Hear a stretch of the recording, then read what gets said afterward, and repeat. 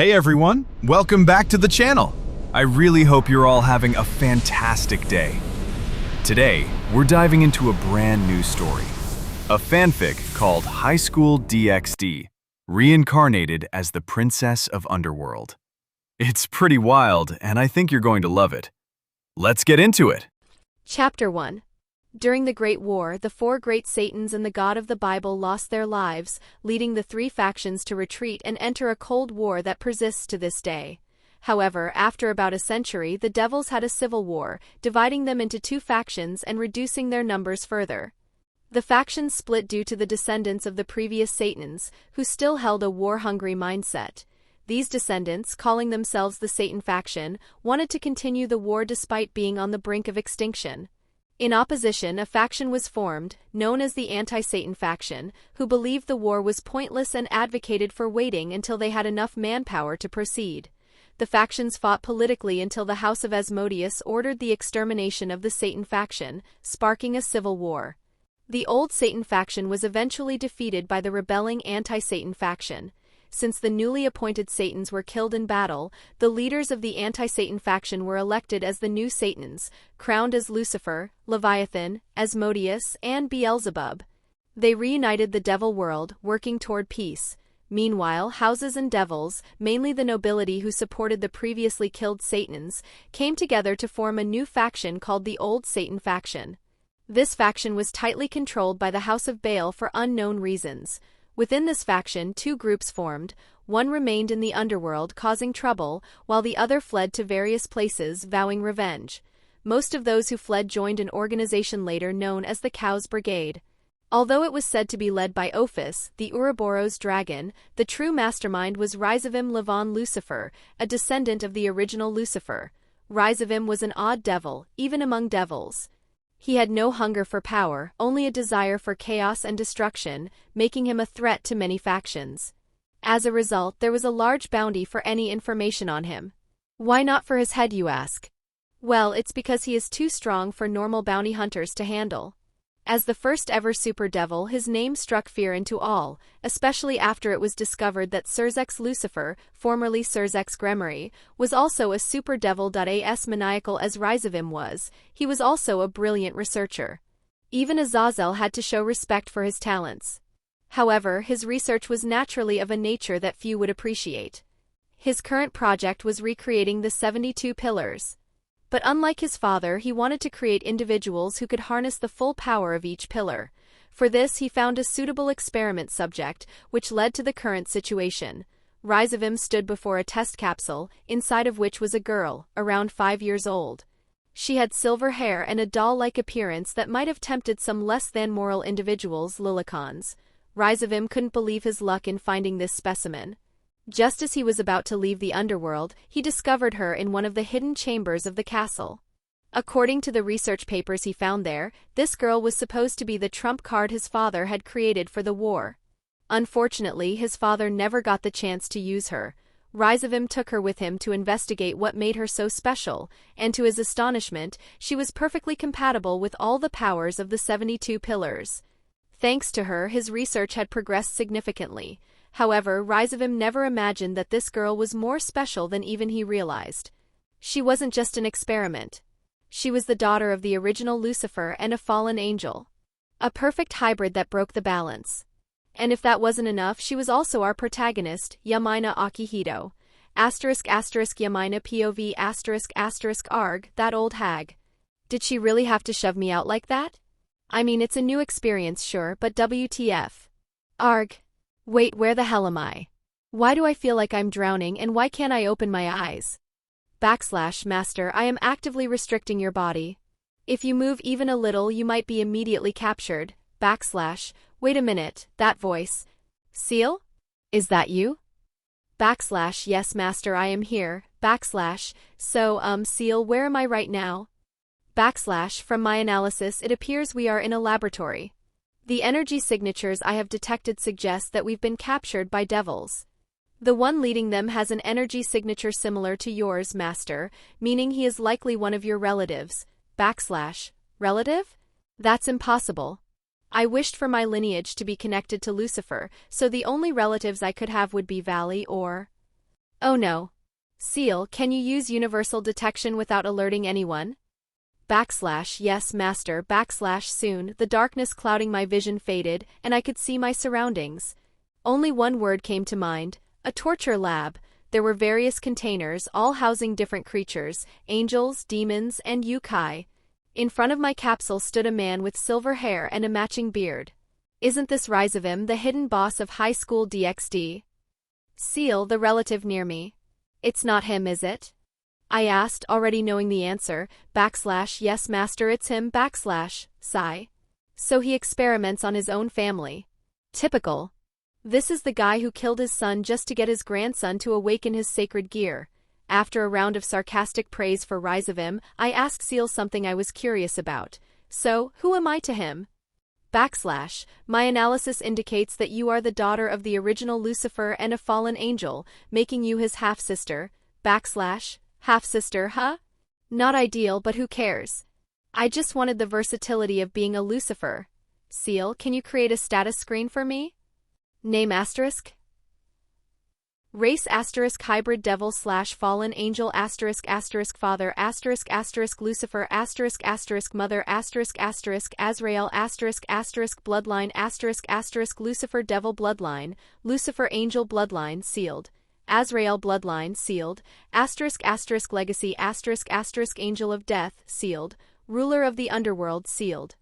Successor to the God of the Bible sealed. Void Empress asterisk magic asterisk death magic sealed, demonic magic, holy magic sealed, asterisk skills asterisk power of death sealed, soul seer sealed, weapon creation, void god Azathoth, Mana seal, heaven's system administrator sealed, asterisk mana asterisk ultimate class asterisk strength asterisk lower class asterisk connection asterisk lucifuge, sealed due to restraint. Wow. I'm a lot weaker than Rimuru thanks to that goddess messing with me, but with void god Azathoth I should be able to survive anything. Still, I'm Sue. Reprised, I'm the daughter of the Angel of Death. She was never mentioned in the novel or anime. I guess she died during the Great War. What the hell is up with my magic stat? I know the Lucifer bloodline grants a lot of demonic power, but this is ridiculous. Hey Ciel, what does that legacy thing mean? It refers to the titles you'll inherit from your parents. Since your father, Lucifer, was the first angel God created, he was the successor to him. Additionally, due to your Lucifer blood and your high affinity with souls in the void, the underworld has chosen you as its ruler. Your mother, Azrael, was the angel of death before she fell. With her position vacant due to the Great War, you are her successor as well. Ciel, what does that connection section mean? It indicates that the Lucifer house has a soul contract with the Lucifuge house, so as a Lucifer you naturally have a Lucifuge by your side. But I thought the Lucifuge household was destroyed. Negative, master. It appears there are 3 remaining members of the Lucifuge household, and only one is compatible with you. Wait a minute.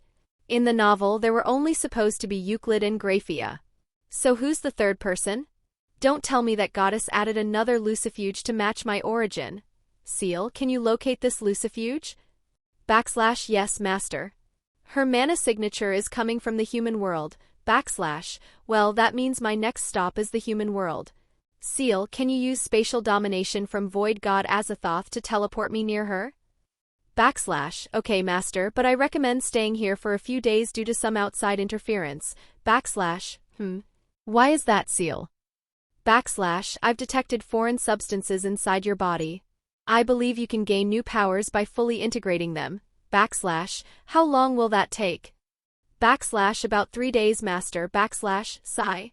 Looks like I'm stuck here for a while, I thought to myself, wondering what to do for the next 3 days.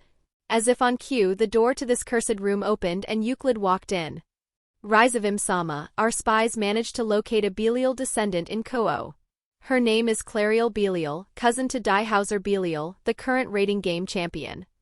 Rizevim turned around, a wicked grin on his face. Oh, that's good news. I was just thinking of searching for some materials. Euclid asked, glancing at his notes. How is the experiment going so far, my lord? Rizevim hummed in thought. For now she's very stable, even after we infused her with the bloodline abilities of the power of destruction, the power of time and hellfire regeneration from the Phoenix, Kronos and Baal clans. If my estimates are correct, our test subject may ascend to the Super Devil rank without any training. And if that happens, my other project will also be completed. Euclid nodded. She should be a fine prototype, but Rizevim-sama, would this girl even survive? It would be a huge waste if we destroyed her by being too hasty. Rizevim considered this and agreed. Yes, it would certainly be a waste. I'll hold off on more extreme experiments until we find a replacement. Changing the subject, Rizevim asked, So, how's my grandson doing, Euclid? Did he die fighting a wild animal or something? Euclid chuckled at his lord's dark humor. Sadly, no. He didn't encounter any wild animals, just a foolish fallen angel. That idiot thinks he's free just because Azazel took him in. Shall I finish him off? Rizevim waved his hand dismissively. Don't bother. Let him live. Who knows, he might produce some fine specimens if he ever gets laid. Euclid nodded, about to leave, when he suddenly remembered something. Ah, Rizevim-sama, the Teeps faction has agreed to ally with us. Will you go there to finalize the deal, or shall I handle it? Rizevim thought for a moment before answering. No, I'll go personally. I have some free time before we capture the Belial. And it would be easier for us in negotiations if I were there. Euclid bowed. Then I shall prepare for your departure, he said, and with that he left. Chapter 2. Chapter 2. 3 days later, Yamina POV, Master, the utilization is finished. Great, finally, I was getting bored doing nothing. Hey Ciel, can you show me my stats? Okay, Master. Name? Race, Hybrid Devil / Fallen Angel Bloodline, Lucifer Devil Bloodline, Lucifer Angel Bloodline sealed, Azrael Bloodline seal. Weakening. Title, Princess of Lucifer Legacy, Angel of Death seal weakening, Ruler of the Underworld sealed, God of Bible sealed, Void Empress Magic, Death Magic sealed, Demonic Magic, Holy Magic sealed skills, Power of Death sealed, Soul Seer sealed, Weapon Creations, Void God Azathoth, Mana seal, Heaven System Administrator sealed, Power of Destruction, Power of Ice, Sea Serpent of the End. Dark Light, Time Manipulation Mana, Ultimate Class Strength, Lower Class Connection, Lucifuge. Sealed Do Restraint. Looking at my stats, I have so many questions, but most importantly, how the hell are they able to give this many bloodline abilities that I dread thinking about the day when this technology will be leaked. I'm pretty sure every other faction would hunt down devils for research purposes. As much as they despise devils, one couldn't underestimate how absurd the growth of the biblical faction is. If one is just born as a low-class devil, no problem, just live another 400 years while training a little bit and boom, you have a high-class devil. And putting that aside, how the hell does this guy possess this much research material for giving me this many bloodline abilities? One must know that this is changing a person's DNA on a whole new level. I'm no scientist, but from what I know, to be able to pull off such a thing you need a lot of references and test subjects. I think this guy went corpse hunting during the Great War. What Yamina didn't know was that Rizevim didn't have any previous test subjects, as her body absorbs the bloodline abilities without any rejections. What Ciel did was just make the absorption speed faster after all. Shaking my head internally, I threw those disturbing thoughts aside. First I must escape this place and then create a base for me. Ciel, would you please use spatial domination, please? Okay, Master. No one's POV. Then a black portal appeared under the girl's feet inside the capsule, completely engulfing her. The only thing that was left from it were the chains that were used to restrict her, not the tea they thought it was needed. There was no reaction to this scene, since in this room all that was left were the capsules that contained various corpses. And since Rizevim doesn't allow anybody to enter his laboratory, the disappearance of the Lucifer Princess is not noticed by anyone, and it will be like that till Rizevim comes back. Kuo Town was the usual city that you could find everywhere in Japan. That is, if you were just a normal human. In the supernatural world, this city acts as an embassy for the devils, yokai, and the Shido gods. That's all it was worth for now, unlike in the future where everything happens in this city. A portal appeared in one of the many alleyways in Kuo City. From that portal, a little girl with silver hair appeared while wearing a rag-like cloth. Despite her attire, one would undoubtedly agree that she is cute. When the girl opened her eyes, there were two ruby-like eyes which showed intelligence not normal for a girl her age. She then looked around, observing her surroundings, and then sighed. Thank God. Ah, ow, the girl stopped speaking as she received backlash from Heaven's system. While rubbing her head cutely, she complained, "Yeah, forgot about can't say that man's name. Anyway, Ciel, how far is this Lucifuge? She is about 1 kilometer away from the city, and it looks like she is chased by a group of exorcists. So how many are we talking about? Will I be able to fend them off?" she asked with a bit of excitement, as she wanted to try out her new powers. But the reality is often disappointing. It is highly unlikely to master since you have yet to adapt to your new body, so I advise you to just use space domination to run away. All right, fine, let's do that, she said as she couldn't argue with that logic. With a wave of her, another portal appeared and the girl disappeared from everyone's sight. In the middle of a forest near Kuo town, a silver-haired girl with red eyes can be seen running from a group of exorcists. The girl has various cut marks on her slender body while a major one is in her stomach. Despite these wounds, she used all of her remaining strength to flee. But it seems today fate is working against her. As she was running, she fell because of tree roots and exorcists that followed her and caught up surrounding her. "Surround her, don't let her escape, use your strongest blow and finish her off," shouted the leader as he and his team surrounded the helpless girl. And so, like he said, the group fired off their strongest attack. When the attacks came close to her, she closed her eyes. Boom, there was a huge explosion that left a deep hole in the ground. The leader surveyed the surroundings and nodded. After that, he left with the others. After they left, a devil appeared next to the hole and looked down at it and began to search for something, and the only thing he found was the destroyed maid's clothes. He then clicked his tongue and left the area by teleporting. In the middle of the forest, quite far from the explosion, we can see 2 silver-haired people resting on the ground. One is a woman in a bloody maid outfit and the other is a girl with rag clothes who is currently panting for air. These two Yuma and her Lucifuge. "Ciel, can you heal her?" the girl asked as she looked at the woman with her tired eyes. Using her powers is more taxing than she thought. "Yes, master, using Void God Azathoth to extract the holy essence." "Complete." Then using time manipulation to reverse time on her body. "Complete." As she was speaking, the wounds on the woman's body began to heal and she was now in top shape. "Wow, Devil's bloodline abilities are so OP, the girl thought. "Ciel, can you find a nice place for us to rest?" "Master, I have found a cave about 200 meters from here. Will you allow me to use teleport?" "Okay, Ciel, do it." "You have my full authority." Then Ciel used space domination, and they disappeared and reappeared near a huge cave with trees covering its entrance. The little girl somehow dragged the unconscious maid with her and put her down near the wall. She then sat cross-legged and closed her eyes to meditate for a bit to calm her mind. These days she was quite distressed after all. After calming her mind down, she finally asks a question. "Ciel, why are some of my bloodlines, especially the fallen angel bloodline, sealed?" "It is likely that your mother sealed it due to you being the target of extermination since the fallen angel and devils were on the opposite sides." "But Ciel, why do I have an angel bloodline?" "Well, master, when Lucifer was cast out of heaven, he was not turned 100% devil, so he retained 50% of his angel bloodline. That is why he was immune to holy attacks. So doesn't that mean all the other Lucifer families have that immunity?" "No, master, while the descendants have a slight resistance to holy magic, it is only a little better than a normal devil. But due to the master having more fallen angel bloodline, your resistance can also be called as immunity." "So it's like I'm a fallen angel with devil powers." "Yes, master." "Master, would you like me to release your Azrael bloodline?" "Oh, that's good, but Ciel, why only one? Can't you just unseal all of them?" "Master, your fallen angel bloodline lock is weakening, so it is possible to unseal it, but your other bloodline is too strong for your current body to handle. If unsealed, you would explode due to the excess holy energy."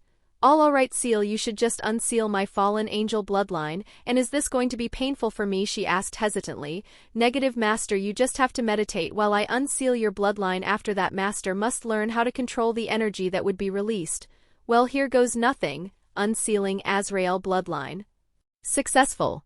Integrating to host's body, 10%. 15%. 4 hours later, the silver-haired maid opened her eyes and the first thing she saw was an unfamiliar ceiling, so got up quickly, took a combat stance, and looked at her surroundings warily. She saw a small child about 5 years meditating in front of her, and she somehow felt a connection with her, like they were destined to be together. While she was observing the little girl, she suddenly heard a sound of chains breaking and a dense aura of death covered the girl's body. Her hair turned black and she manifested 3 pairs of unique black and dark blue fallen angel wings. After a while, the aura around her began to slowly disappear and she opened her ruby lee. Hello, it's nice to see you awake. Well, since you are on guard, let me introduce myself first. My name is Roxanne. Roxanne Lucifer, the daughter of the original Lucifer and the fallen angel of death Azrael. As soon as my name was said, I began to feel another connection. The legacy angel of death has been unsealed. Ciel, show me my status. Name: Roxanne, Lucifer race, hybrid devil/fallen angel bloodline, Lucifer devil bloodline, Lucifer angel bloodline sealed, Azrael bloodline title, Princess of Lucifer, Angel of Death. Princess of Death legacy, Angel of Death, ruler of the underworld sealed, God of Bible. Sealed, Void Empress magic, Death magic, Demonic magic, Holy magic sealed, Light magic skills, Power of Death, Soul Seer, Eyes of Annihilation, Weapon creations, Void God Azathoth, Weapon creation, Mana Ciel, Heaven's System Administrator, sealed, Power of Destruction, Power of Ice, Sea Serpent of the End, Dark Light, Time Manipulation, Death Manipulation, Soul Manipulation. Mana. Ultimate class weapon, the Scythe of Death sealed, strength, lower class connection, Lucifuge pending, looks like I got my mother's job. But hey Ciel, when did I have a weapon? It is a soul weapon, master, that was given to you by your mother when she sealed your bloodline, but due to the master's body being physically weak, it is temporarily sealed. Hey, why did you save me? I looked at the maid and said, well, you see, I woke up not too long ago and I felt the connection with you, so I saved you, and it's rude to not introduce yourself to your savior. Forgive me, my name is Luciana Lucifuged, so tell me.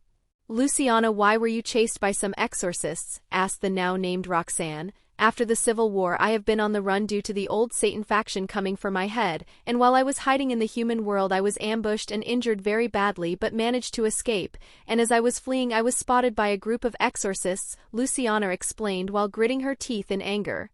Well, you have it rough, huh? But why didn't you go to your family? I heard the queen of the Mal Lucifer is a Lucifuge, Roxanne asked curiously. Well, I can't, since I am technically a criminal in their eyes, and the Devil Council will do anything to get hold of me, so I simply ran away from the Devil Nobles, and from what I heard, my sister's position is not very stable, Luciana explained with a wry smile. Well, if you put it that way, I can't disagree. Anyways, will you tell me about the connection we have? Said Roxanne, trying to change the subject. Luciana then explained, well, it is a tradition that every Lucifer must have a Lucifuge as their servant and create a blood bond with them. It is also said that Lucifuge will become their eyes and ears and slightly increase their attack power when fighting with their servant, Roxanne intrigued asked. So in short, it is like having a power-up with the bond of friendship, although I don't know what that implies. Yes, it is like having a power-up. So you want to have a bond with me? I can tell that we are most likely going to get into trouble sooner or later, asked Roxanne. Well, it's not I don't mind, but are you sure you could make a bond with my sister? You could be more powerful, asked Luciana unsurely. Roxanne looked at her like an idiot. Although that might be reasonable, but I have a feeling that I will be just fine with you. Also, is your sister really just gonna say yes to a child, and much less a bastard of Lucifer?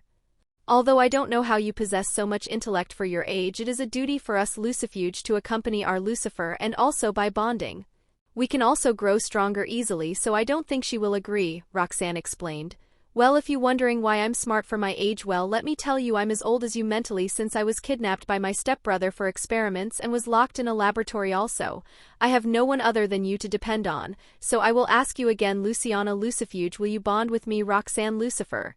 Luciana closed her eyes, contemplating what to do for a few seconds, and opened them. She then looked at me with a determined expression and went on, I knew, and took my hand and I kissed it. She then said, I, Luciana Lucifuge, daughter of the late head of the Lucifuge household, hereby swear that I shall stay with my mistress Roxanne Lucifer till death separates us.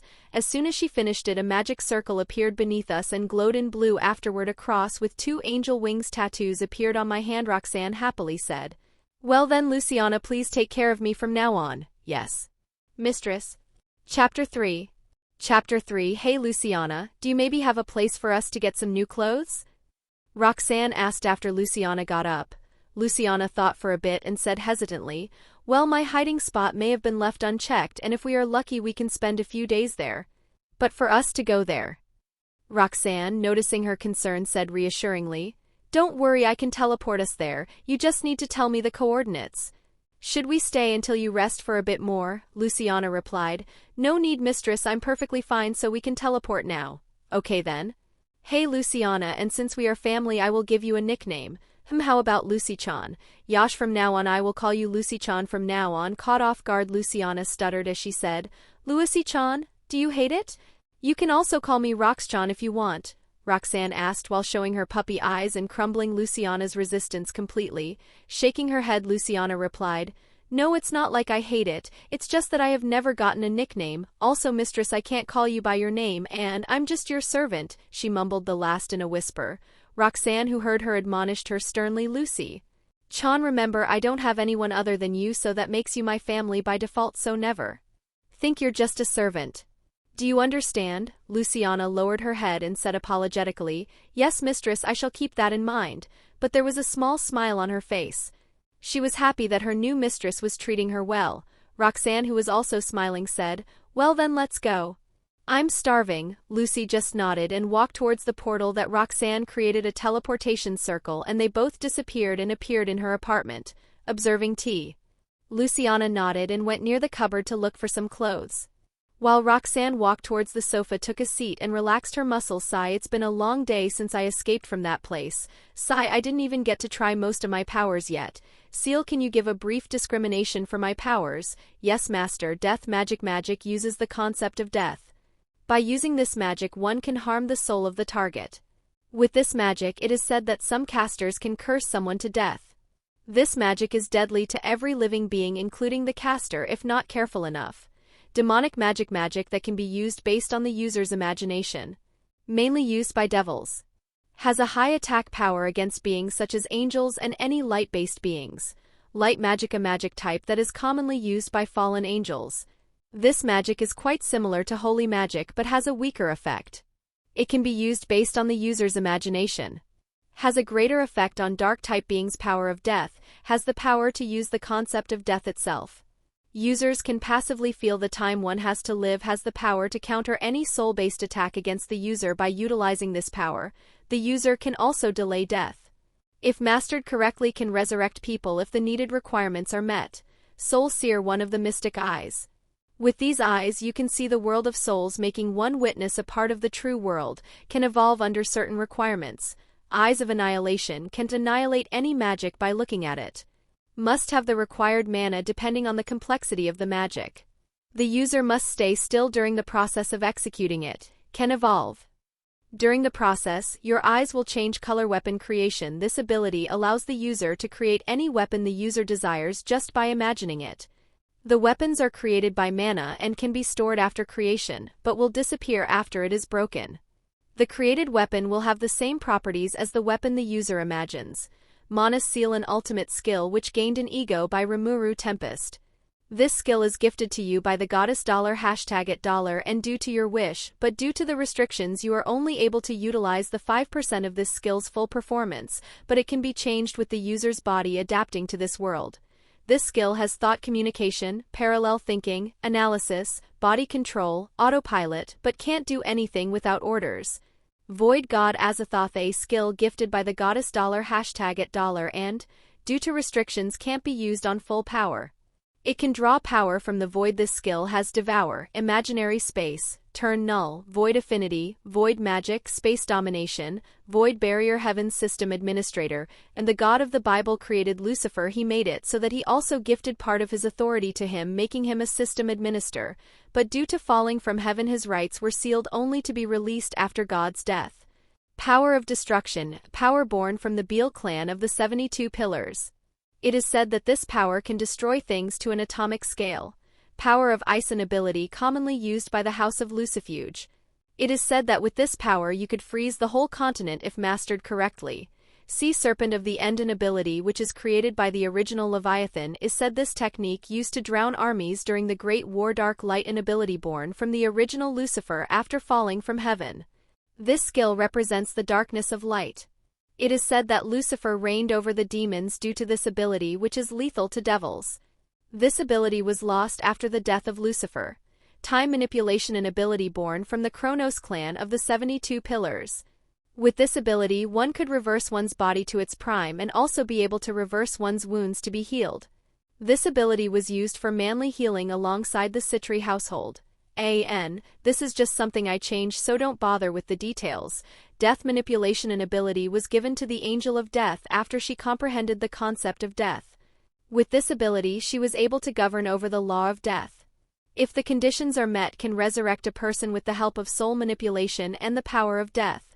Soul manipulation and ability to manipulate one's soul. If mastered correctly, can inflict wounds on souls or can heal souls. This ability was born due to the comprehension of souls. Wow, I am pretty op, but what's the use of powers if you cannot use them efficiently? Ciel, can you find a place for me to train my basics, please? Okay, master. Searching for an area for training, founded. Searching for the other supernatural, found. Calculating risks. Complete. Master, there is a mountain near Kuo, and in that mountain master can train with a risk of 19% by being found by another supernatural. Yeah, that's good enough for me. Ciel, can you restrain my aura so I look like a human? Okay, master. Soon the aura of death that was still lingering over Roxanne completely disappeared. Making a sigh in relief. At that moment Luciana came out of the room wearing a casual outfit.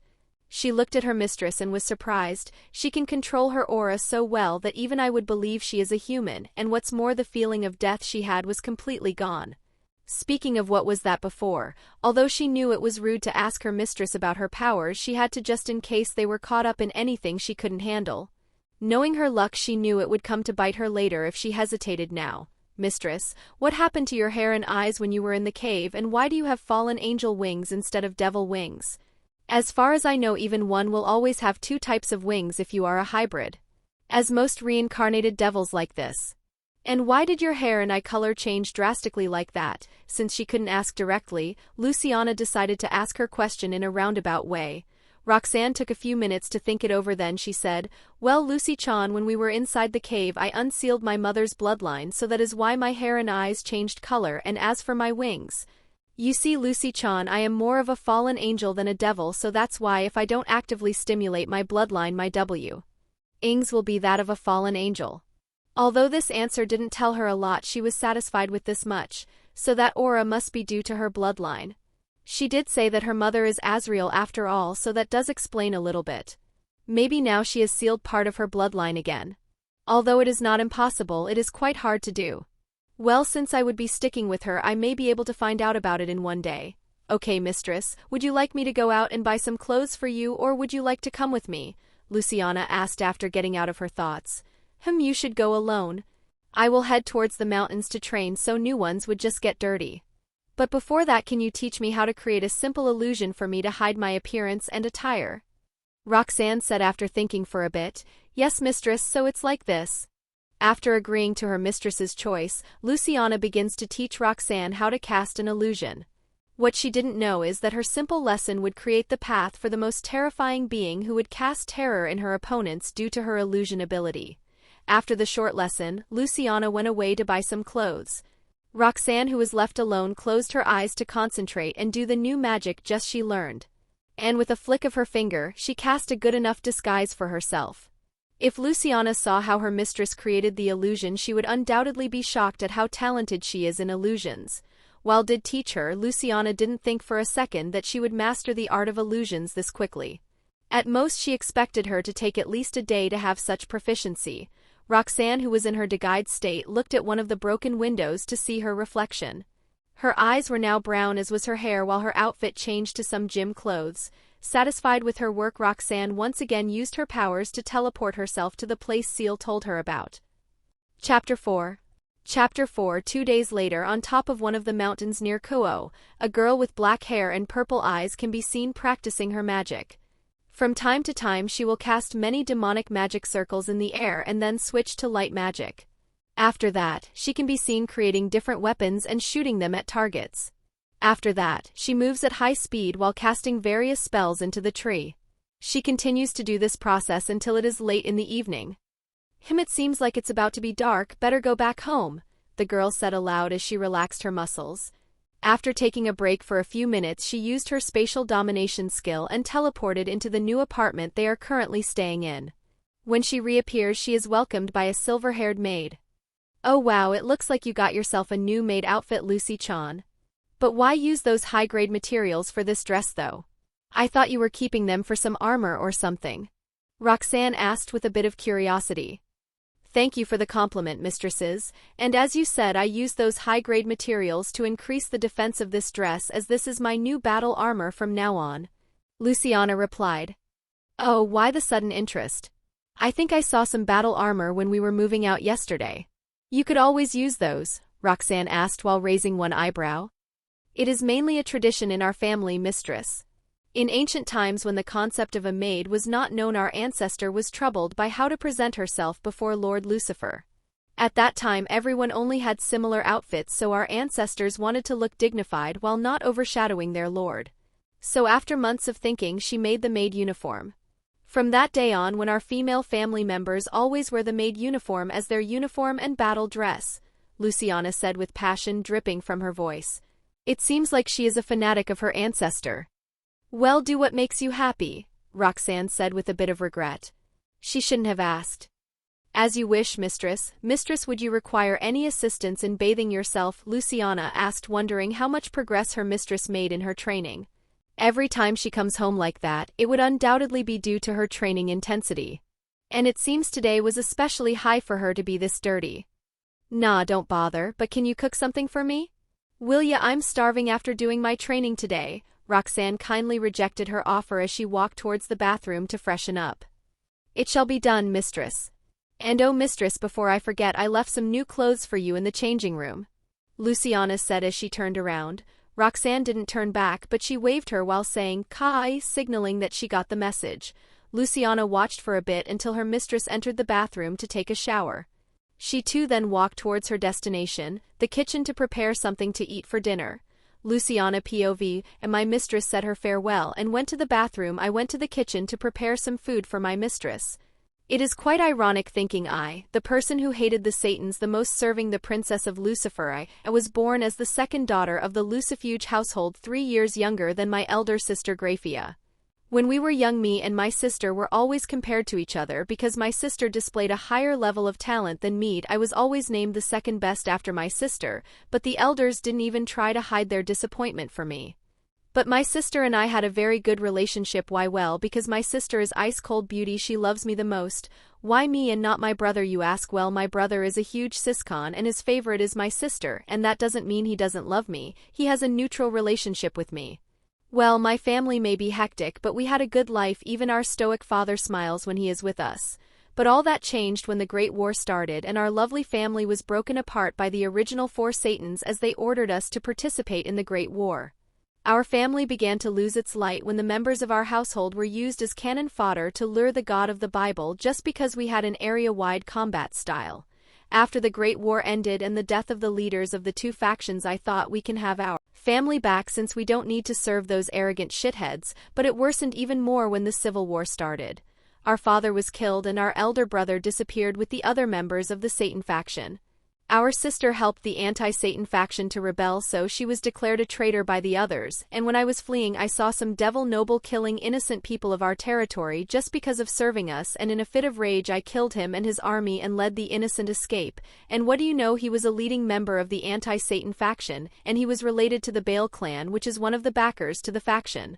So they labeled me as a criminal and put a bounty on my head. I then escaped to the human world to lay low and succeed for a few years by moving away from place to place. But as luck would have it, I was ambushed by the Extra clan, which is a servant clan to the Baal clan. They even managed to injure me with a sacred weapon. Luckily, I was able to kill them all and left the area to hide. But I unfortunately met with a group of exorcists. They then tailed me to the forest until I was stumbled upon by tree roots. They surrounded me and launched their attacks to kill me. At that time I deeply regretted not seeing my sister for the last time.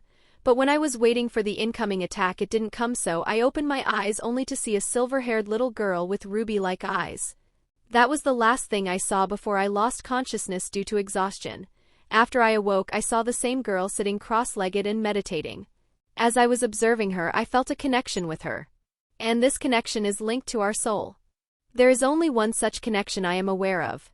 A connection I only heard about from my father. It is said that when Lucifer made the soul bond, he chose my father due to having a connection with him at their first meeting. From this connection, my father was able to unlock our secret bloodline ability, Ice Domain, and became the head of the family. So at that moment I realized in front of me was a Lucifer, the very family I disliked the most. But if that isn't enough, the girl began to release a black aura which gave off a feeling of death, and then her hair color began to change into black, and when she opened her eyes they were not the red-like eyes I remember, they changed into a purple color.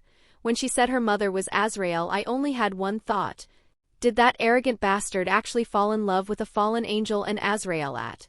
That she may not know, but Azrael is one of the most innocent and nicest angels out there. She is only second to Gabriel in beauty. And imagine my surprise when that angel had a child with the most arrogant being in the planet. Yeah, he must have raped her. That's the first thought that came to me. And I can't say this might be the truth.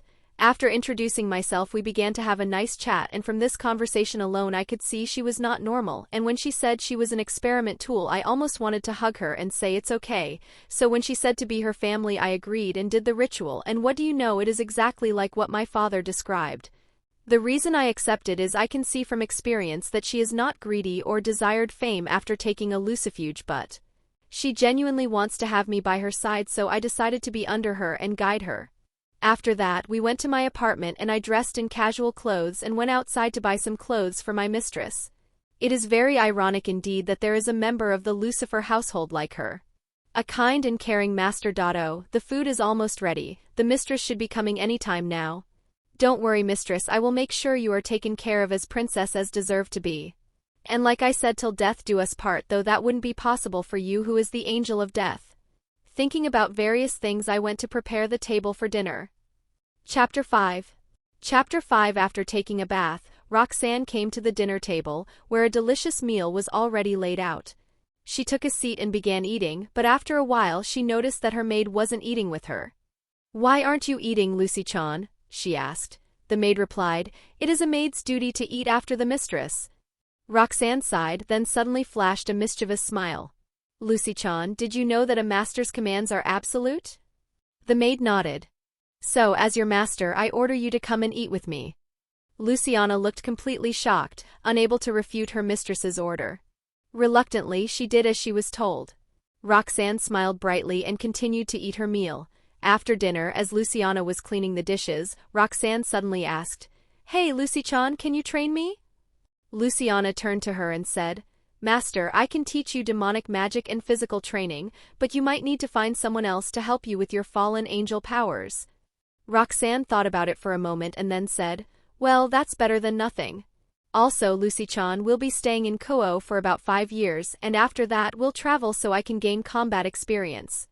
Luciana nodded. "Yes, master. Now will you go to bed? It's not healthy for a child your age to stay up this late." Roxanne gave a wry smile, thinking, while this body may be that of a child, I'm still an adult at heart, you know. But despite her thoughts, she went to bed without further argument. Roxanne found herself standing in an empty white space, devoid of any living beings. Normally she would be freaking out, but by now she had grown used to it. "So I'm here again, huh?" she muttered to herself. "Exactly. I summoned you back here to talk," came the melodious voice of a woman from behind her. As Roxanne turned, she was enveloped in a warm hug. "I'm really sorry for not giving you the loving childhood you wished for. You see, the God of the Bible made an offer, one that's actually beneficial to you," the woman explained gently. Roxanne melted into the hug, her voice softening. "You know, it was scary, waking up in a laboratory and finding out that I was kept by my own family." The being said nothing, simply patting Roxanne's head, comforting her in silence. After a while they separated and 2 chairs appeared, seemingly out of thin air. They both sat down. Roxanne looked at the woman, her expression Rias. "Amy, tell me, why did my mother die? According to my wish, I should have had a mother and my childhood should have been with her." Amy sighed softly. "Do you remember the time I found you in the void when you were just a soul?" "Of course I remember," Roxanne replied. Flash back into the beginning, a teenage girl with black hair and blue eyes could be seen walking toward the bus stop. Her name was Yamaina Akihito, a college student with an art degree, but most of all an otaku. Due to her hobby, she had even started a career as a manga and illustration artist. She stood at the bus stop ready to head to her friend's place. While waiting, her phone rang. It was her friend. As they chatted, she noticed the bus nearing the stop. She was about to hang up and board, but then she realized the bus wasn't stopping. Her eyes widened as she saw it speeding directly toward her. At that moment she noticed a little girl nearby, chasing after a balloon that had blown onto the road. Instinctively, Yamina ran toward the girl, managing to save her, but was struck by the bus herself. Oddly, she felt no pain. When she awoke, she found herself in the void, unable to move her body. Surprisingly, she didn't panic. Why? Well, she felt a strange sense of calm, as if she were home. Her mind wandered to the anime and manga she loved, entertaining herself with the thought that a higher being might appear to grant her a wish. Fortunately, she didn't have to wait long. Suddenly, she was transported to a white, lifeless room. This sudden change made her panic slightly, as she missed the familiar, comforting sensation of the void. Oh my, to think the void would actually choose someone to rule over, a melodious voice echoed. Yamina turned her head and saw a stunning woman with golden hair, blue eyes, and impressive assets. Yamina blinked and looked down at herself, surprised to find that she could move again. I made it so your soul can manifest a body similar to your physical one, the woman explained. Thank you. But who are you? And why am I here? Wasn't I in the void just now? Yamina asked. Impatient, are we? The woman smiled. Well, let's start with introductions. My name is Amelia, the goddess of reincarnation. I brought you here when I detected a missing soul from the natural order. So what am I supposed to do now? Yamina inquired. Amelia grinned playfully. Well, since you're here, why don't we play some video games? It's not often I get a playmate. Okay, Yamina agreed, a bit caught off guard. The two of them played video games that appeared out of nowhere, and over time they became close friends. Yamina was surprised to discover that the goddess of reincarnation was also an otaku like her. After a while they were sitting together, sipping tea. Amy, now comfortable enough to let Yamina use a nickname, asked, As much as I enjoy this, you do need to be reincarnated. But since you've entertained me so much, I'll grant you 3 wishes with some limitations. Yamina smiled slightly. Can I reincarnate into any world? Amy nodded. Yes, but don't worry, that part won't count as one of your wishes. Consider it a freebie. Yamina thought for a moment. I want the skills of Rimuru Tempest. Amy shook her head. That's way too overpowered, but I'll let you pick 2 abilities with some limitations. Then I want the Void God Azathoth and Manus Ciel, Yamina said. Granted, though they'll be limited at first, but the restrictions will gradually lift as you grow stronger, Amy agreed. For my second wish, Yamina continued, I want the ability to create any weapon, whether sacred, demonic, or even noble phantasms. Granted. But you'll need to supply mana for their creation. Once made, they'll be permanent, and you can store them in an imaginary space. And for my last wish, I want a Lucifer bloodline, a fallen angel bloodline, and a beautiful childhood with my mother. Granted, Amy said, smiling. Now, which world would you like to go to? Highschool DxD, Yamina replied without hesitation. Well then, here you go. Amy pulled a string that had magically appeared, and Yamina was suddenly sucked into a whirlpool. You old hag. Yamina's voice echoed as she disappeared. Flashback N, you old hag. You flushed me like that scene in Arifureta. Roxanne exclaimed. Oh, come on. Amy said with a playful grin. I always wanted to try that at least once. You. Arg, whatever. Just tell me what happened to my sweet childhood, Roxanne demanded, her tone exasperated. Well, you see, Amy began, when your soul was placed in that world, the God of the Bible thought you were an invader and tried to kill you. So I had to intervene. Long story short, we came to an agreement. After his death, you'll become his successor, but only once you unlock all your abilities. So that's why I have an angel bloodline and system administrator rights. Roxanne asked, raising an eyebrow. Exactly, Amy confirmed. Once you're strong enough to release your angel bloodline, you'll gain access to those skills. And what about being the ruler of the underworld? Roxanne questioned. Oh, that's something you earned, Amy explained. You have the highest affinity with the underworld, so it naturally began to serve you. With that legacy, you'll know everything that happens down there. Think of it like Odin's all-seeing eye. Sigh. So basically, I just need to get stronger, right? Roxanne muttered. Yep, that's the gist of it, Amy nodded. And what about my mother? Roxanne asked, her tone softening. Well, her soul is actually inside your scythe, Amy revealed. How? Roxanne asked in disbelief. She somehow figured out you were a reincarnated soul. To protect you, she used her soul manipulation skill to split her soul in two, Amy explained calmly. Half went into her weapon, which you will inherit, and the other half went into you. She also made a deal with the God of the Bible to give you her angel seat. Afterward, she fused her soul with yours to hide your bloodline. So she basically turned herself into a sacred gear? Roxanne asked, trying to process the information. Exactly, Amy confirmed with a nod. Don't worry, you'll be able to awaken her eventually. Roxanne was about to respond, but then she noticed she was slowly disappearing. Oh, looks like your time is up, Amy said with a sigh. See you later? Oh, almost forgot, you have a present from Yahweh. Before Roxanne could reply, she completely vanished. Amy stood alone, her smile fading slightly. Well, Yahweh, I did what you asked and informed your successor, Amy said quietly to herself. But why did you go so far to choose her? She chuckled darkly. This certainly is interesting. But if anyone dares to harm my friend. Her blue eyes glowed dangerously. They'll know my wrath. Just because I oversee reincarnation doesn't mean I'm any less the goddess of origin. Chapter 6. Chapter 6. Roxanne, who had been sleeping comfortably, woke abruptly. She looked toward the window and saw that it was early in the morning. With a sigh, she muttered, "Looks like I spent the whole night with Amy. At least her explanations answered most of the questions I had." Stretching, she called out, "Ciel, can you show me what's inside my imaginary space?" "Yes, master," Ciel's calm voice responded. The executioner, sealed, a scythe once wielded by the Angel of Death. After absorbing part of the first Angel of Death's soul, it became a sacred gear bound to Roxanne Lucifer. In its balance breaker form, it can supply an infinite amount of mana by converting the fear and death aura of its target. The true Longinus incomplete, a copy of the true Longinus, the spear that supposedly killed the Son of God. This weapon can transform into any form desired by its wielder.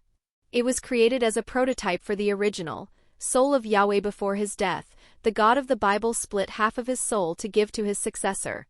By devouring it, any devil can use holy magic and gain the right to command his domain and wield his name. This also grants access to any holy or sacred gear. Wow, Roxanne muttered, her eyes wide in wonder. So, with Yahweh's soul, can I use holy magic freely, Ciel? Yes, master, Ciel replied. But you must first build a foundation to withstand the holy aura. It's also recommended to use it only after unlocking your angel side. Well, that's a bummer, she sighed. Anyway, time to get some training in.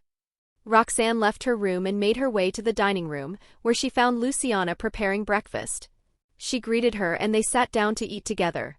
After their meal, they teleported to the mountains for training. So, Lucy-chan, what will you train me in today? Roxanne asked. Master, since you're still young, we'll begin with your magic and stamina. First, you must learn how to supply mana to your spells efficiently. After that, I will apply a simple gravity spell to your legs, and you'll run around the mountains. Luciana replied. Yes, that way I can learn how not to waste mana while also increasing my stamina. Well then, Lucy-chan, let's get started. Roxanne said excitedly. Luciana nodded and began teaching Roxanne how to cast magic circles and measure the amount of mana required for each spell. Once she learned the basics, Roxanne used gravity magic to double the gravity around her body. She then ran across the mountains while maintaining the spell. Thanks to Ciel's help and parallel thought processing, it was easier than expected. Meanwhile, Luciana began her own training, focusing on magic that had been amplified due to her connection with Roxanne. Both of them trained until noon, after which they returned to have lunch. Afterward, Roxanne mentioned that she wanted to walk around town. Though Luciana was reluctant, she eventually agreed. Now Roxanne, disguised as a black-haired lowly, could be seen strolling the streets, humming a cheerful tune to herself. Roxanne had always been curious about the town where Issei lived, so she took the opportunity to explore. She visited many places that were featured in the anime, including the abandoned factory, the school, the arcade, and finally the park. While enjoying her walk, Roxanne noticed two children playing together and instantly recognized them. They were Irina and Issei. With nothing better to do, she decided to approach them. She was also curious to see if Issei had met his pervy grandfather yet. When she got closer, Roxanne decided to break the ice and start the conversation. Hello, I'm Roxanne, what are your names? Irina and Issei both looked at her for a bit and then looked at each other, and then Irina came forward and introduced them. Hey, my name is Irina and his name is Issei, Irina said as she introduced her and Issei. It's nice to meet you, Issei said as he gave a V sign with a wide smile. Hello, you two, I'm new here, so will you two be my friends? Roxanne said as she gave her sweetest smile. Irina nodded excitedly as she took Roxanne's hands. Sure, it's no problem, right, Issei? Yeah, that's cool, Issei nodded. He was just a small kid, so he wouldn't mind playing with a beautiful girl. After that, they all began to play together and became best friends. From that day on, Roxanne would train in the morning and come to play in the evening. Luciana initially thought this was odd, but after realizing that her mistress was just a child, she let it be. 5 years passed in this manner. During these years, Roxanne was able to defeat high-class devils without difficulty. She also discovered that the leader of Ku was involved with an exorcist, leading her to conclude that it was about time the church made its move. She created a temporary domain around the city. Using her spatial domination skill, this allowed her to use her skill Azazoth to absorb anything within it. She planned to save the couple when they were on the brink of death, thus ruining another of Rizevim's plans. Roxanne informed her maid about this strategy and gained her cooperation to monitor the spies Rizevim or the church might send. After much preparation, tonight was the night they would take action. A couple can be seen running from a group of exorcists. A group of devils first ambushed them while most of their peerages were out on missions. The couple consists of Cleria Belial and the exorcist Masaromi Yagaki. Both of them have various wounds on their bodies, but Cleria is the most injured, with a large wound on her body. They are now in a building surrounded by the church. The worst part is that the one leading the crusade is Masaromi's superior, with whom he had a good relationship. His name is Tuji Shidu and he is Irina's father. Masaromi, come back to us and leave the devil and we will not report this, Tuji shouted as he looked at his subordinate. Masaromi gritted his teeth and said, I will N. Ot Tuji-san, she is my girlfriend. But why are you suddenly hunting us? We didn't harm anyone. Tuji sighed and said, the higher-ups have issued a death warrant to you and her. I am sorry, Masaromi, but I have to do this. Men open fire.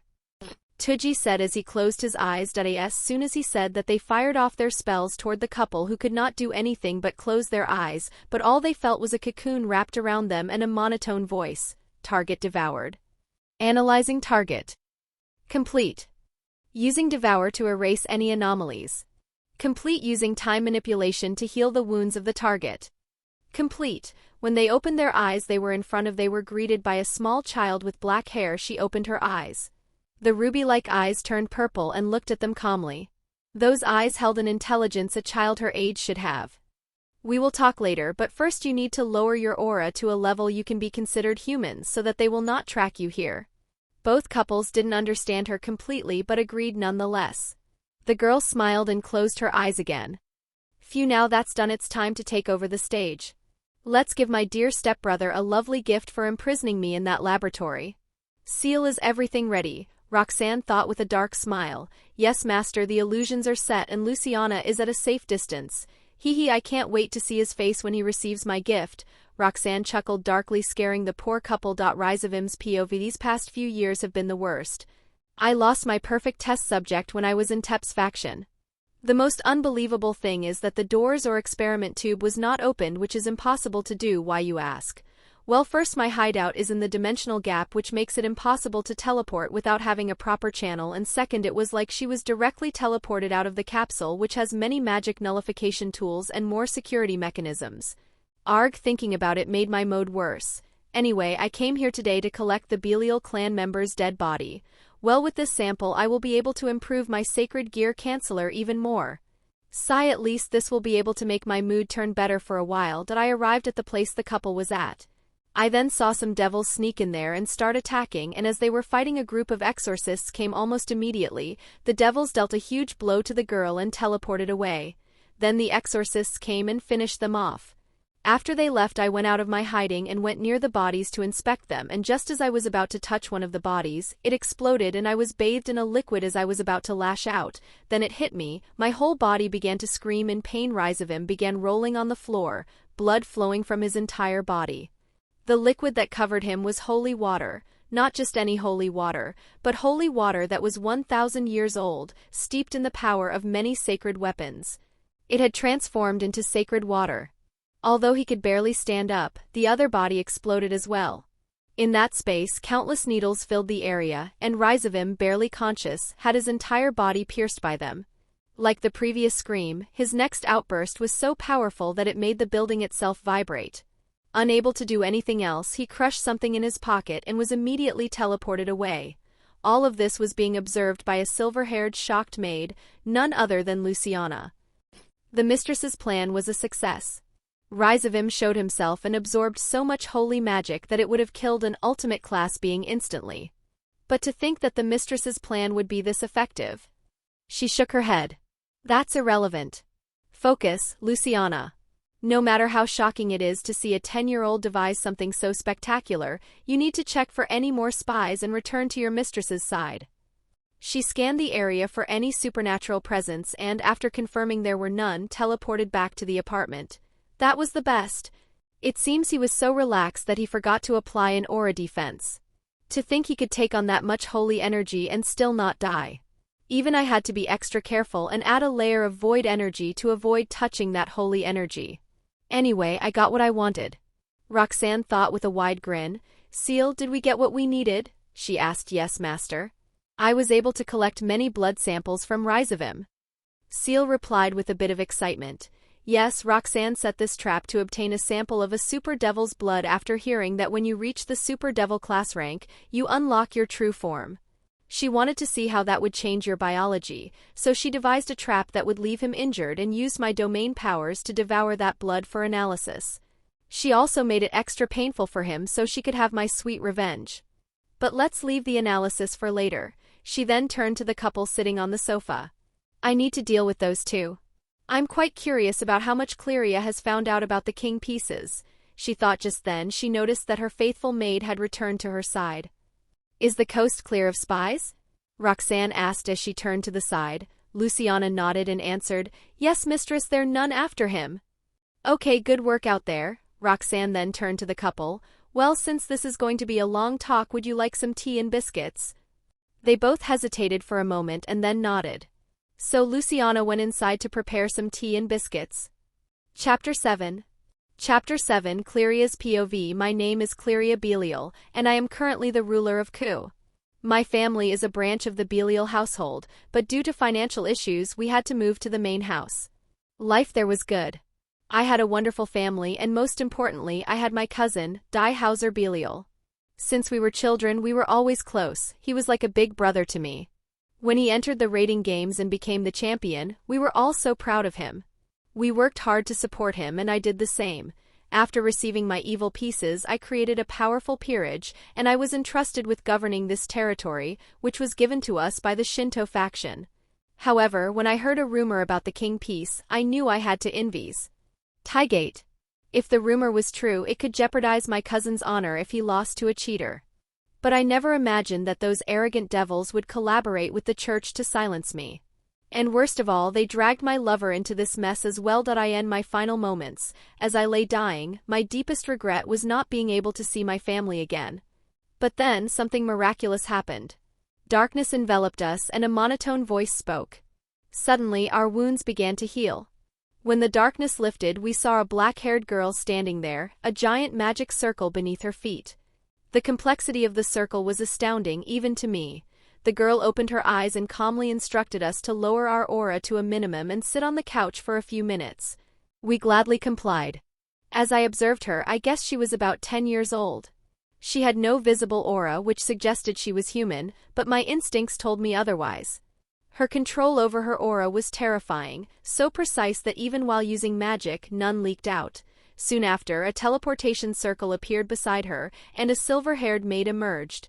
The girl led us to a table and we sat down across from her. Well, let's start with introductions, she said. My name is Roxanne and this is my maid Luciana. Wait, Luciana? That name sounded familiar. My name is Cleria Belial and this is my lover Masaomi Yagaki, I replied. Roxanne simply nodded before speaking again. Do you know why you were attacked today? I have a theory, I said cautiously, but what's the real reason? There are 3 reasons, actually, she began. First, the devils attacked you because you discovered the truth about the king pieces. Second, the church was manipulated by the devils to make your execution appear legal. Lastly, someone wants your bodies to be used for experiments. I was stunned. I knew the council would do something drastic, but to think they would go so far as to involve the church, and that last reason, experiments? Why did that seem like the true motive behind the attack? I can understand the first 2 reasons, I said, but why would anyone want to use me for an experiment? Well, there's a certain lunatic devil who's trying to create the ultimate devil, one who can use the powers of all 72 pillars. I was left speechless. Who would do something so insane? Roxanne must have noticed my expression. No, I can't read minds, she said with a slight smile. But your emotions are easy to read from your face. How embarrassing. Anyway, let's put that aside for now. What are you 2 planning to do? You're basically dead as far as the world is concerned. What she said was true. It would be better if everyone believed we were dead. I looked over at Masaromi and we exchanged a glance, silently agreeing. Then I turned back to Roxanne and Luciana, who had appeared beside us with a tray. We'll leave Ko and go into hiding, I said. Roxanne nodded. I won't tell you how to live your lives, but a small warning, don't think true peace can be achieved without bloodshed. You should always be prepared for a fight. And if you have a child, don't hide the supernatural world from them. It will only make them weak, and the weak always suffer at the hands of the strong. We both nodded in agreement. I would have to become stronger. Now that the serious talk is over, Roxanne continued, get some rest tonight. Leave tomorrow, Luciana, and I will also be leaving this town soon. We bid them farewell and retired to the room we were shown. Roxanne POV, with my talk with the couple over, I closed my and have a talk with Ciel. Ciel, tell, how did the analysis go? Master, it seems when super devils release their true form, they condense their aura and give that aura some properties corresponding to their bloodline and let it flow through the whole body without leaking anything. That is why when Surzex releases his true form, he destroys everything in his path without any resistance. So, in short, I have to hold my aura flow like blood in my body, I asked just to be sure. Yes, Master, but I advise you to do that when all of your bloodlines are released. Ciel nodded as she agreed to her shortened explanation. Well, Ciel, add that to the list we have to experiment on after releasing my angel side, I said as I opened my eyes. I could feel Lucy-chan coming towards me. I smiled wryly at her and said, sorry about not telling you that we are going to leave tomorrow, but I didn't expect Rizevim to come here personally, and since his pride was hurt he most likely would come to hunt me down tomorrow. Luciana just shook her head and said, don't worry, mistress, where you will go I will always follow you. Ah, thank you, Lucy-chan. I then hugged her tightly. I really scored big when you managed to convince this girl to become my maid. Time skipped the next day. We were currently bidding farewell to Cleria and Masaromi, exchanging contact information in case we ever needed to reach each other again. Once that was settled, Luciana and I made our way back to the apartment. We quickly packed our belongings and carefully erased all traces of our stay. We even went as far as creating a fake memory of another family who had supposedly lived there. Isn't this overkill? Luciana asked, glancing at me as we worked. Nah, I replied, shaking my head. In this world there are people who can even search for memories, so it's necessary. We can't leave anything to chance. Now, with everything in place, Luciana and I found ourselves in a car, driving toward the exit of the city.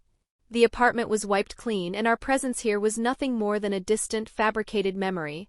Mistress, now how will you do your training? Luciana asked as she drove the car. Well, Lucy-chan, I have mastered my magic, so I think I should master my weapons. Also, I think it is time for me to get some real combat experience. Roxanne said as she thought of her future training plan. So mistress plans to fight different opponents while sharpening your skills? Luciana asked as she turned on the signal to the right. Yes, that's the plan. Roxanne nodded. I see then, mistress, I would recommend setting up a base of operations, Luciana said as she turned the car to the right lane. You are right, but don't worry, we will first travel around the world and become stronger, and after that we will make our base. Besides, I already have a good place in mind, Roxanne said with a smile, as she looked at the car window. Chapter 8. Chapter 8. 7 years later, on the outskirts of Ke, a sleek black car drove toward the city. Inside sat 2 women whose beauty could make entire countries go to war. These women were none other than Roxanne and Luciana, returning to Ku after a long time away. Mistress, is it really wise to come here, where the territory is managed by the two sisters of the current Satans? Luciana asked, her voice laced with concern. Don't worry, Lucy-chan, Roxanne said confidently. We should be fine. And it's not like there are many beings that could kill us even if they wanted to. It's true, but I'm still worried about your safety, mistress. Ah, don't worry, my dear Lucy-chan. No one will be able to harm me. Didn't you remember? Even she said she would help me if I called. Yes, that's why I'm so worried. What if that horny bitch uses it as an excuse to take away your innocence? Luciana grumbled. Roxanne smiled wryly. Only you have the guts to say that about her, Lucy-chan. Luciana averted her eyes and changed the subject. But are you sure it's fine to enroll in that school, mistress? Won't the two heiresses sense your presence? Roxanne chuckled. Lucy-chan, if there's one thing I take pride in, it's controlling my aura. Don't you remember how I even fooled you by changing my aura's nature to match yours? Luciana sighed, knowing that once her mistress decided something, there was no changing her mind. But still, why Ku Academy? Roxanne's eyes twinkled with mischief. Well, I want to see my childhood friend, who just happens to be the Red Dragon Emperor. At Ku Academy, the day was progressing as usual. Boys flirted with girls, while the girls squealed over a certain blonde boy. Meanwhile, the infamous perverted trio was being chased by the kendo girls for peeking. All of that changed, however, when a sleek black car pulled up near the gate. Out stepped a breathtaking girl with black hair, purple eyes, and an aura that commanded attention. Dressed in the Ku Academy uniform, every eye was on her as she gracefully approached, her footsteps echoing in the now silent courtyard. The first to snap out of their daze was the student council. Leading them was Sona Shurtorai, also known as Sona Sitri, sister of Satan's Seraphal Leviathan. Sona was a bespectacled young woman with a slim figure, black bob-cut hair, and violet eyes. Her body measurements were impressive: B77W57H83 cm, B30W22H33 in, height 166 centimeters, 5 feet 5 inches, and she weighed 51 kilograms. Next to her stood her queen, Tsubaki Shinra, a tall, bespectacled young woman with long black hair and heterochromatic eyes, one violet and one light brown. Sona smiled at the newcomer. I haven't seen you here before. Are you a new transfer student? The girl, none other than Roxanne Morningstar, smiled back. Yes, that would be me, miss. Sona Shurtorai, Sona replied, smiling as she introduced herself. I'm the student council president. My name is Roxanne Morningstar. It's a pleasure to meet you, So-chan, Roxanne said cheerfully. Sona choked on her words, flustered by the sudden nickname. Wait, what? So-chan? Roxanne grinned and gave her puppy eyes. Why, don't you love your nickname? Caught off guard, Sona found herself answering subconsciously. No, it's fine. Roxanne's smile brightened. Great. So-chan, can you tell me where I can get my schedule? Still trying to regain her composure, Sona quickly turned to her vice president. Tsubaki, can you take her to the student council room and give her the schedule? Tsubaki nodded. My name is Tsubaki Shinra. I'll accompany you to the student council room. Roxanne turned to her, flashing a sweet smile. Well, I'm in your care, Tsu-chan. Tsubaki's cheeks flushed a light pink as she nodded, slightly flustered by the cuteness of the girl before her. Definitely not because she liked the nickname. Definitely not. As Roxanne and Tsubaki walked off together, the students in the background began murmuring among themselves. Ing on how the new girl's cuteness even broke through the serious demeanor of both Sona and Tsubaki. Roxanne's POV. After getting my schedule, I found myself standing in front of Class 1B. The class where he is. My childhood friend. I couldn't help but smile, imagining his reaction when he saw me. I knocked on the door and after a moment the teacher came out. I explained that I was a new transfer student, and she asked me to wait a few minutes before she returned to the classroom. Come in, I heard. No sooner had I stepped inside than the entire room went dead silent. I walked to the front, grabbed a piece of chalk and wrote my name on the board. Hello, it's nice to meet you.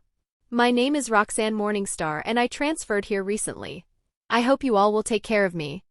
The moment I finished speaking, the room erupted in a frenzy. Whoa, another girl.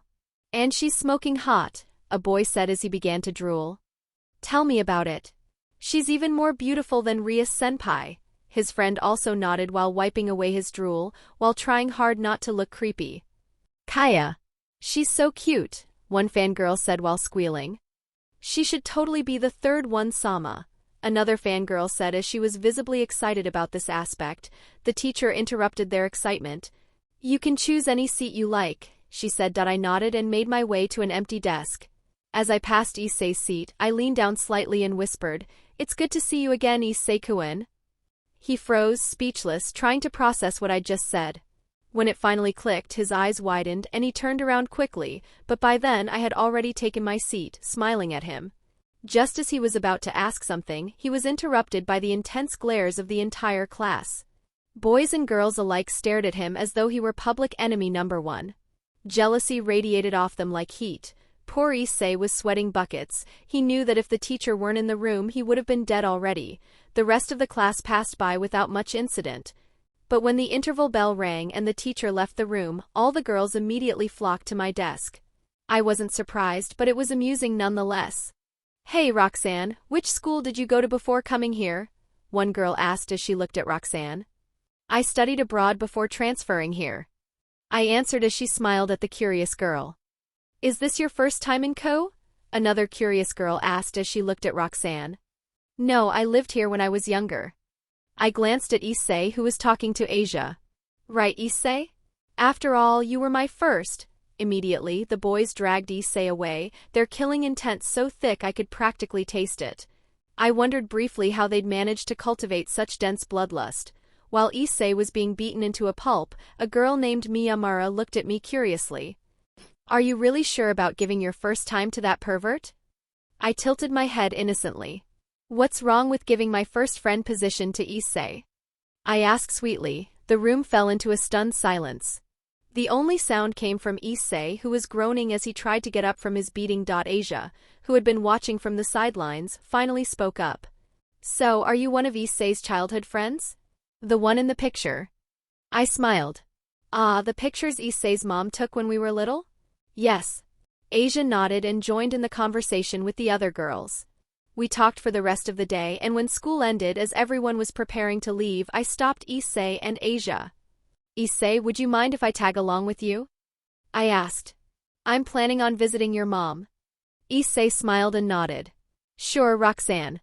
As we neared Issei's house, I noticed that both Issei and Asia had stiffened. Curious, I extended my senses and quickly realized the source of their tension: holy energy.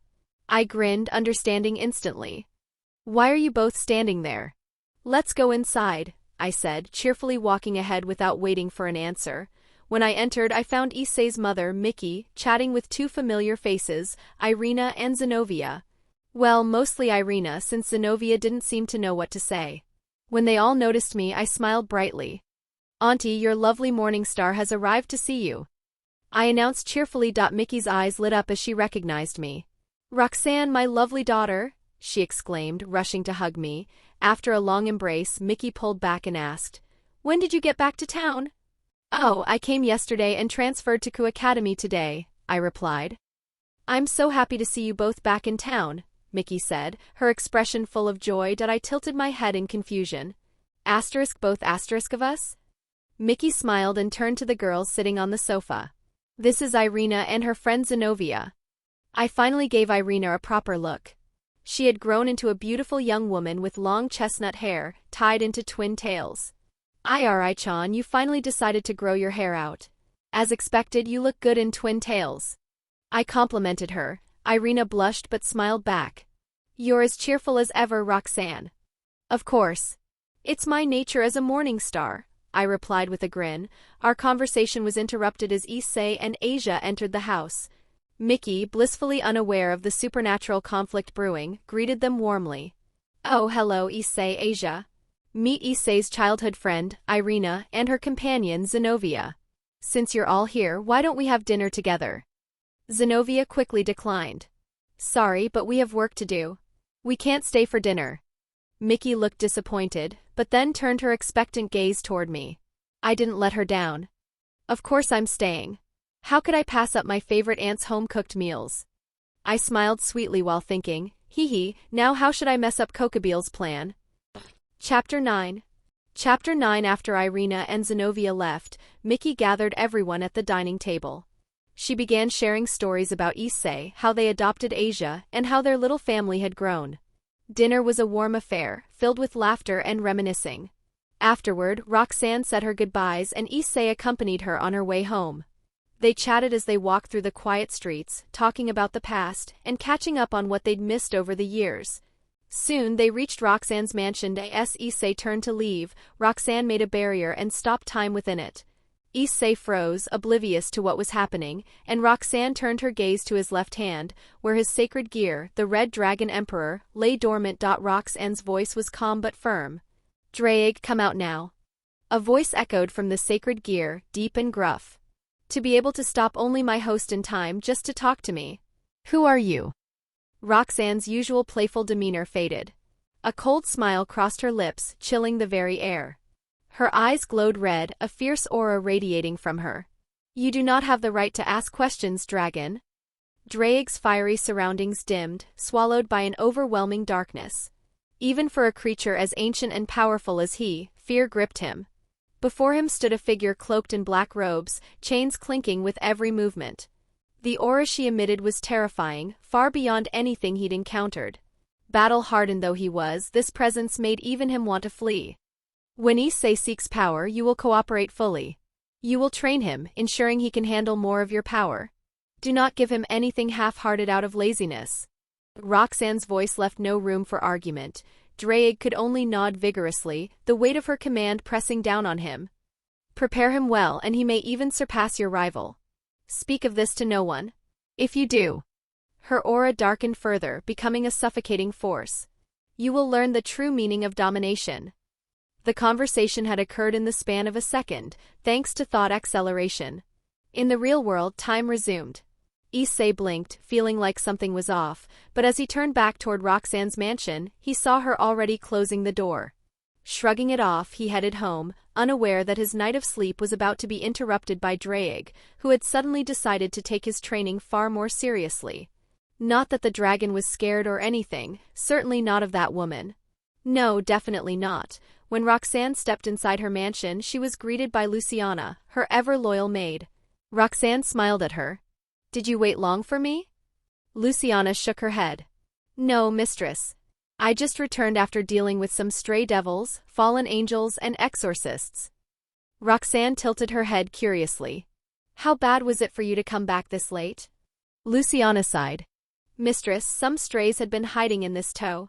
And for almost a year doing shady business. I had to put in extra effort to clean them up." Roxanne blinked in disbelief. "You mean to say strays were hiding in plain sight, undetected for that long?" Luciana nodded. Roxanne rubbed her forehead in frustration. "Geez, I knew the town was managed poorly, but this?" Luciana remained silent, but Roxanne could sense her agreement. Roxanne sighed again before perking up slightly. "Hey, wanna play some video games?" Luciana nodded but added, "All right, mistress, but remember, you have school tomorrow." Roxanne waved her off with a grin. Yeah, I'll be fine." Clearly, she wasn't taking the warning seriously. Time skipped tomorrow evening. In the Occult Research Club room, Rias and her peerage were gathered to welcome their guests from the church, Irina and Zenobia. After returning home, Issei had informed Rias about their presence, and a meeting was arranged. Issei, Asia, and the others stood quietly in the background while Rias led the negotiations. Zenobia stepped forward, introducing herself with a firm tone. "It is a pleasure to meet you, sister of the Crimson Satan. My name is Zenobia, wielder of the Holy Sword of Destruction, Excalibur Destruction." She revealed the sword, still wrapped in cloth as she spoke. Irina followed suit. "Hey, I'm Irina, wielder of the Holy Sword of Mimicry, Excalibur Mimic." She held up a sword that transformed from a bandage. Rias remained composed, her tone regal. "It is a pleasure to meet you. My name is Rias Gremory, heir to the House of Gremory. So, what do the followers of God want from a devil like me?" Irina didn't waste any time. "Out of the 6 swords under the church's protection, 3 have been stolen by fallen angels." Rias raised an eyebrow. "And what does that have to do with us?" Zenovia's response was direct. "We don't want any interference from devils. This is a matter between the church and the fallen angels." Rias's aura flared in response. "Is that an accusation? Are you implying we are siding with the fallen?" Zenobia met her gaze without flinching. Aren't the holy swords detestable to you as well? Your intentions could align with theirs. Rias's anger grew, her demonic energy surging further. Zenobia pressed on. If any of you interfere, we will annihilate you without mercy. Even if you are the sister of a Mao. Rias ceased releasing her energy, her voice calm but firm. If you know that much about me, then let me make something clear. There is no way I will align myself with fallen angels. I will never tarnish the name of the House of Gremory or the Satans. And let it be clear, I have no intention of siding with you either. Zenobia nodded in understanding. Of course. It is enough for us that you promise not to interfere in what happens in this town. Rias nodded once more. Zenobia and Irina rose from their seats. Thank you for taking the time to listen to our request, Zenobia said politely. Rias offered, won't you stay for some tea before you go? Zenobia declined quickly. No, thank you. We're not here to make friends with devils. She turned to leave with Irina, but after a few steps she stopped and looked at Asia. I've been wondering, aren't you Asia Argento? Asia, startled, answered softly, yes. Irina's memory clicked and she added, oh, you're the former saint who turned into a witch, right? Asia nodded, her expression clouded with sadness. Irina continued without remorse. I heard you were banished from the church because you healed fallen angels and devils. But I never thought you'd side with them. Asia remained silent, her head bowed. Zenovia's tone grew harsh. To think a former saint has become a devil. You've really fallen to your lowest. Tears welled in Asia's eyes and Issei, seeing this, couldn't hold back. Hey, that's enough. Zenobia ignored him, her focus on Asia. Do you still believe in God? Irina, shocked by the question, interjected. What are you asking, Zenobia? There's no way she has any faith left. Zenobia remained calm, unwavering. I can tell when someone still has faith in God. And she's one of them. Asia, her voice trembling but resolute, replied, yes. I still believe in God. Zenovia's eyes sharpened as she pulled a dagger from her pouch. If you truly have faith in God, then take this dagger and execute yourself.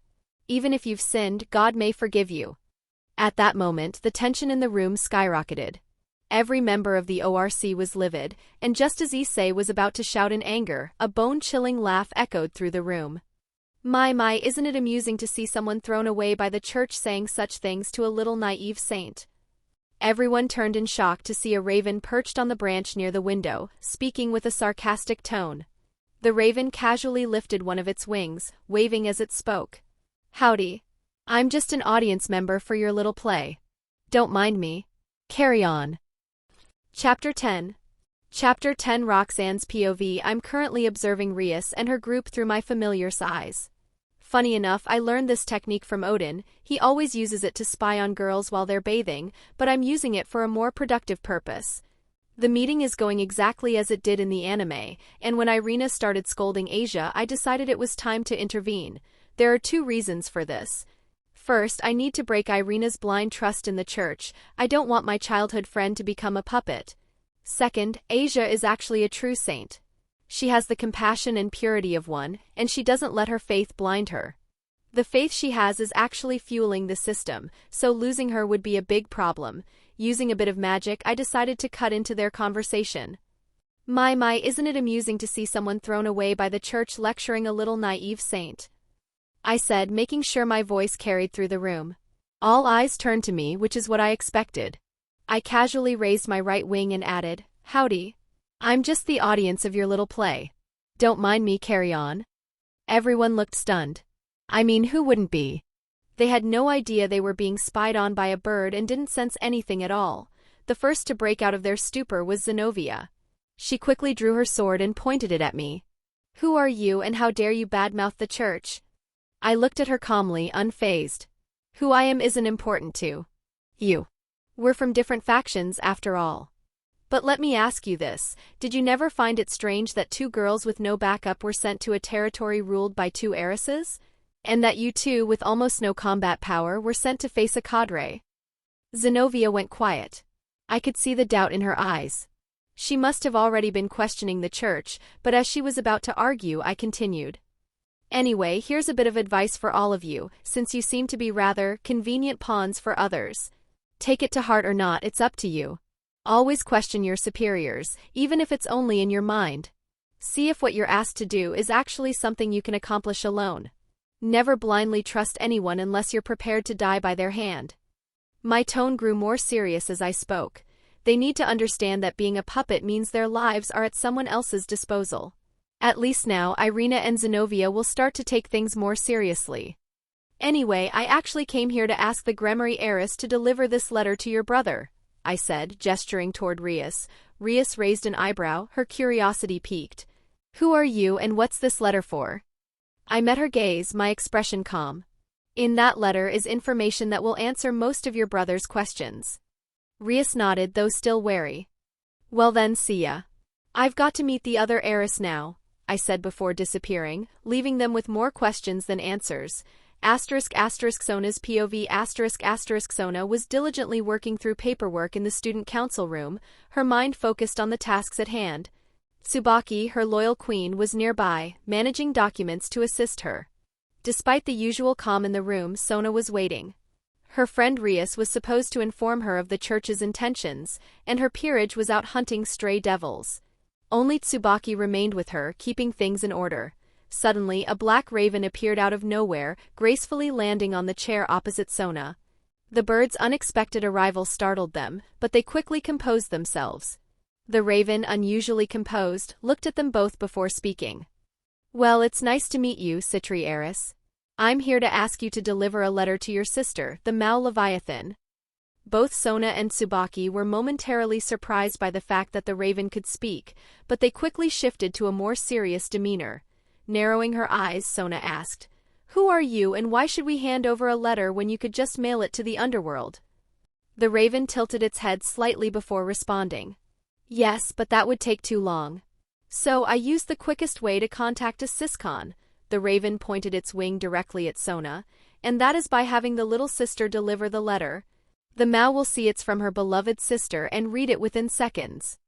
Both Sona and Tsubaki were left speechless at the bird's blunt reasoning.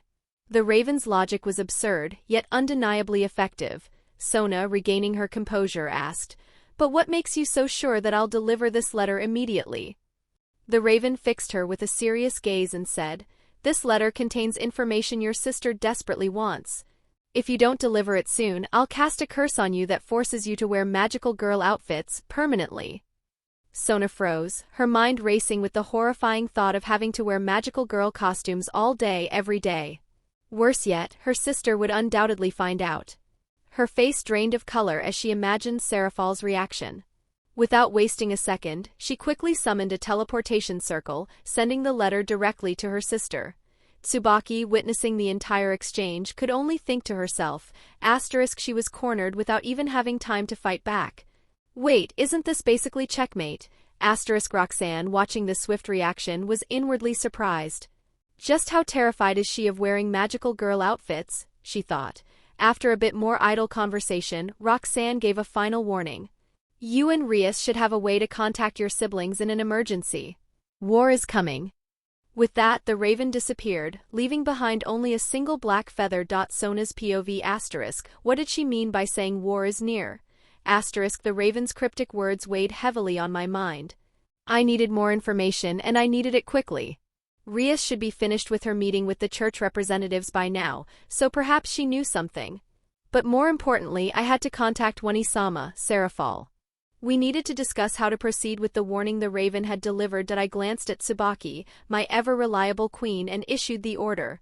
Contact the others and tell them to come here immediately. If that warning is real, we'll need backup. Tsubaki nodded without hesitation and moved swiftly to contact the rest of my peerage members. Her efficiency was always a relief, but even her calm demeanor couldn't quell the growing unease inside me. What a day, I thought, rubbing my temple. First, we've had an increase in stray fallen angels and exorcists, and now this, an ominous warning of an impending war. If there was even a sliver of truth in that raven's words, we needed to be prepared. I groaned internally, already dreading the conversation I'd need to have with One-sama. She would no doubt want to take charge in her usual overzealous way, but this was no time for magical girl theatrics. Sigh. What is happening to this town? Seraphal's POV*. Sigh. What's with this much paperwork? Asterisk I slumped over my desk, glaring at the endless stack of documents. My mind drifted to my adorable Sotan. Asterisk I wish Sotan would come and console her big sister. Ugh, I really miss my Sotan.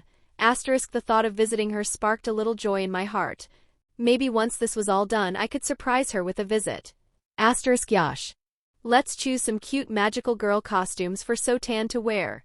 Asterisk just as I was about to dive into daydreams about dressing up my precious little sister, a teleportation circle materialized before me, and a letter dropped onto my desk. Isn't this Sotan's magic circle? My heart fluttered. Did she miss her older sister that much that she wrote me a letter? With excitement bubbling up, I quickly tore open the envelope, imagining all the cute things Sotan might have written. But as I began to read the letter, my excitement shifted into serious focus.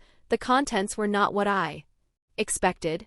Asterisk what is this? Asterisk Seraphal's POV asterisk. I read the letter again, trying to wrap my head around it. Shaltier, or no face, huh? The way she casually threw all that information at me made me feel a mix of emotions, relief, confusion, and a bit of frustration. Asterisk Invild Leviathan, recruited by Nightshade. Asterisk I frowned at the thought. That meant she was involved with something bigger than just the underworld's politics. But Shaltier made it sound like she was doing me a favor, saving Invild from terrorists. That part at least I could appreciate if it was true. Still, I had no idea what kind of group Nightshade really was. The letter had such a nonchalant tone, but the implications were huge. Especially that bit about assassinations. I really don't need this stress right now. And then, of course, Shaltier had to throw in something about the council members making a fuss. Great, more paperwork and politics. I sighed heavily, feeling a headache coming on already. But the worst part? She knew exactly how to get me away to black cough convince Sotan to wear my magical girl outfit? That was dangerous knowledge for her to have.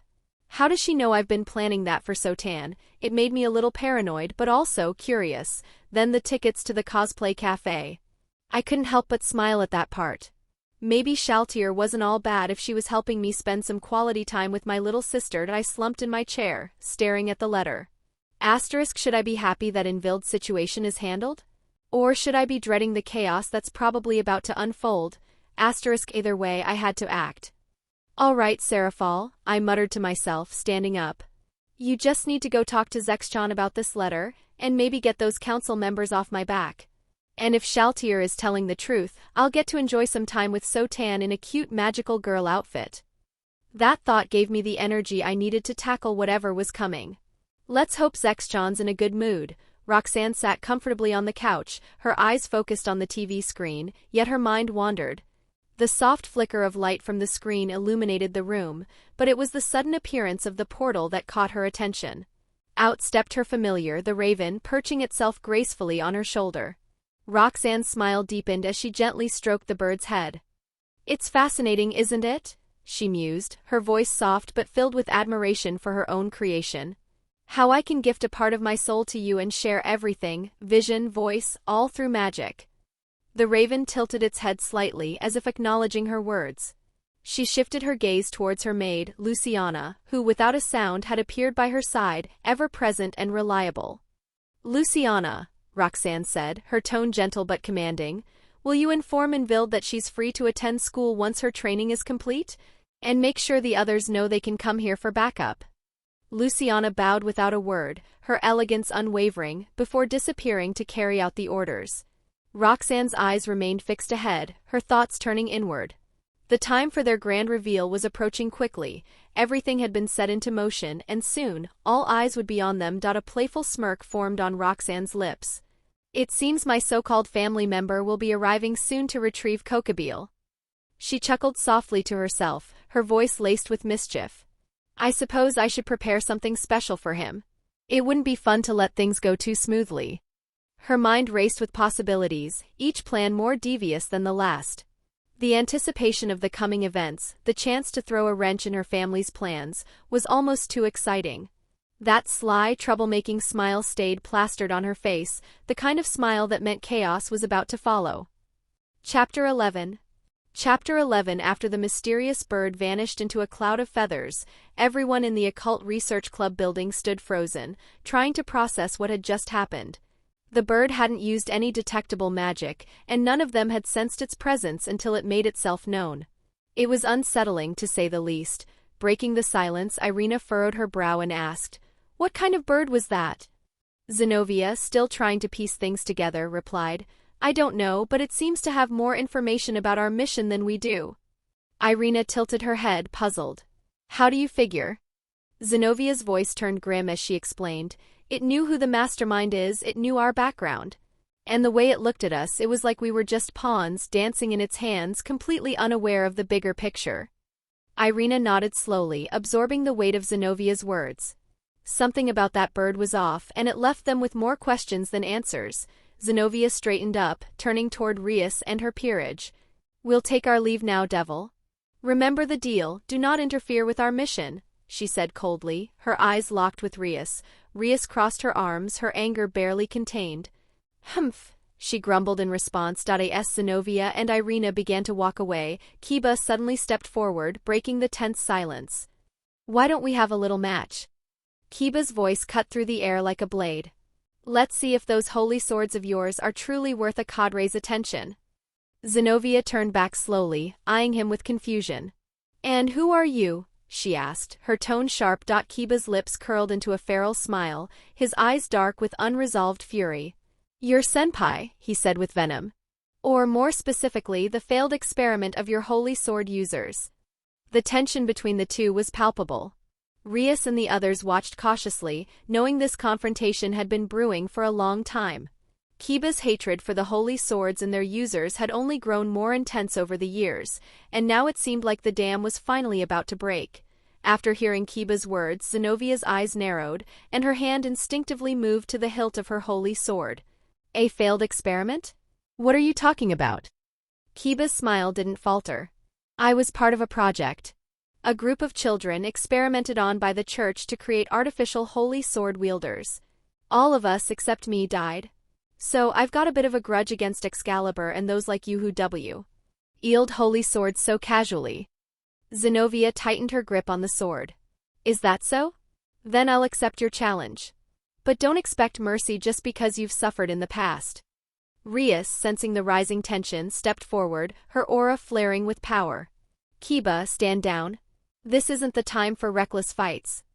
But Kiba, fueled by a deep-seated hatred, refused to listen. "No, President.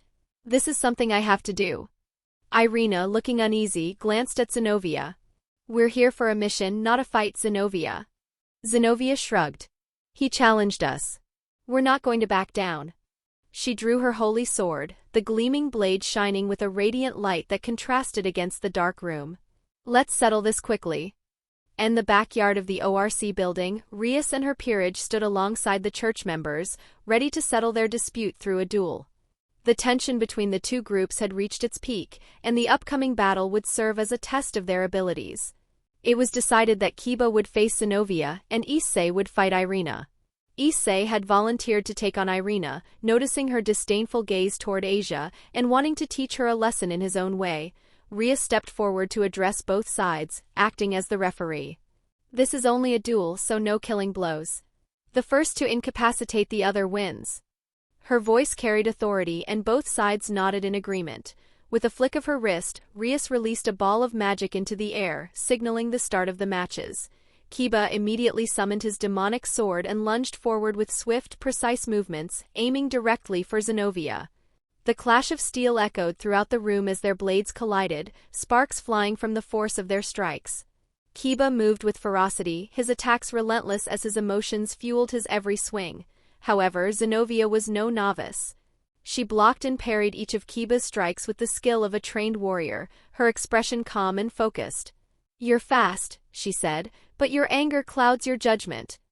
Kiba gritted his teeth and pushed harder, his demonic sword pulsing with energy. "I don't care.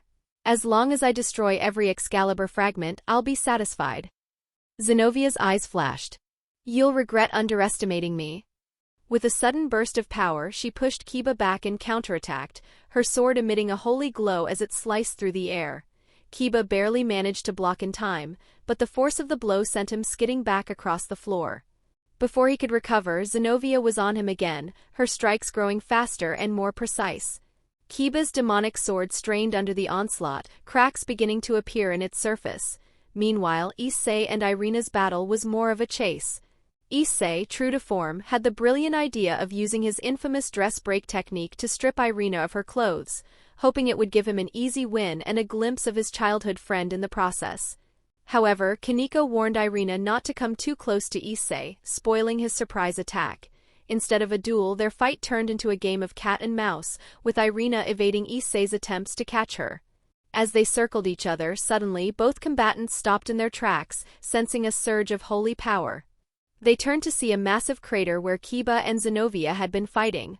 Zenobia stood at the center, her holy sword unraveled and radiating an overwhelming aura, while Kiba lay bruised at the edge of the crater. Seizing the distraction, Issei made another attempt at dress break. Just as he was about to reach Irina, her sword transformed into a bandage-like material and wrapped around his wrist. With a swift motion, she threw Issei toward Kaneko and the rest of the girls. Issei crashed into them, and his dress break activated upon impact, destroying their clothes. While Issei admired the unintended results with a perverted grin, Kaneko, thoroughly unimpressed, delivered a powerful punch to his face.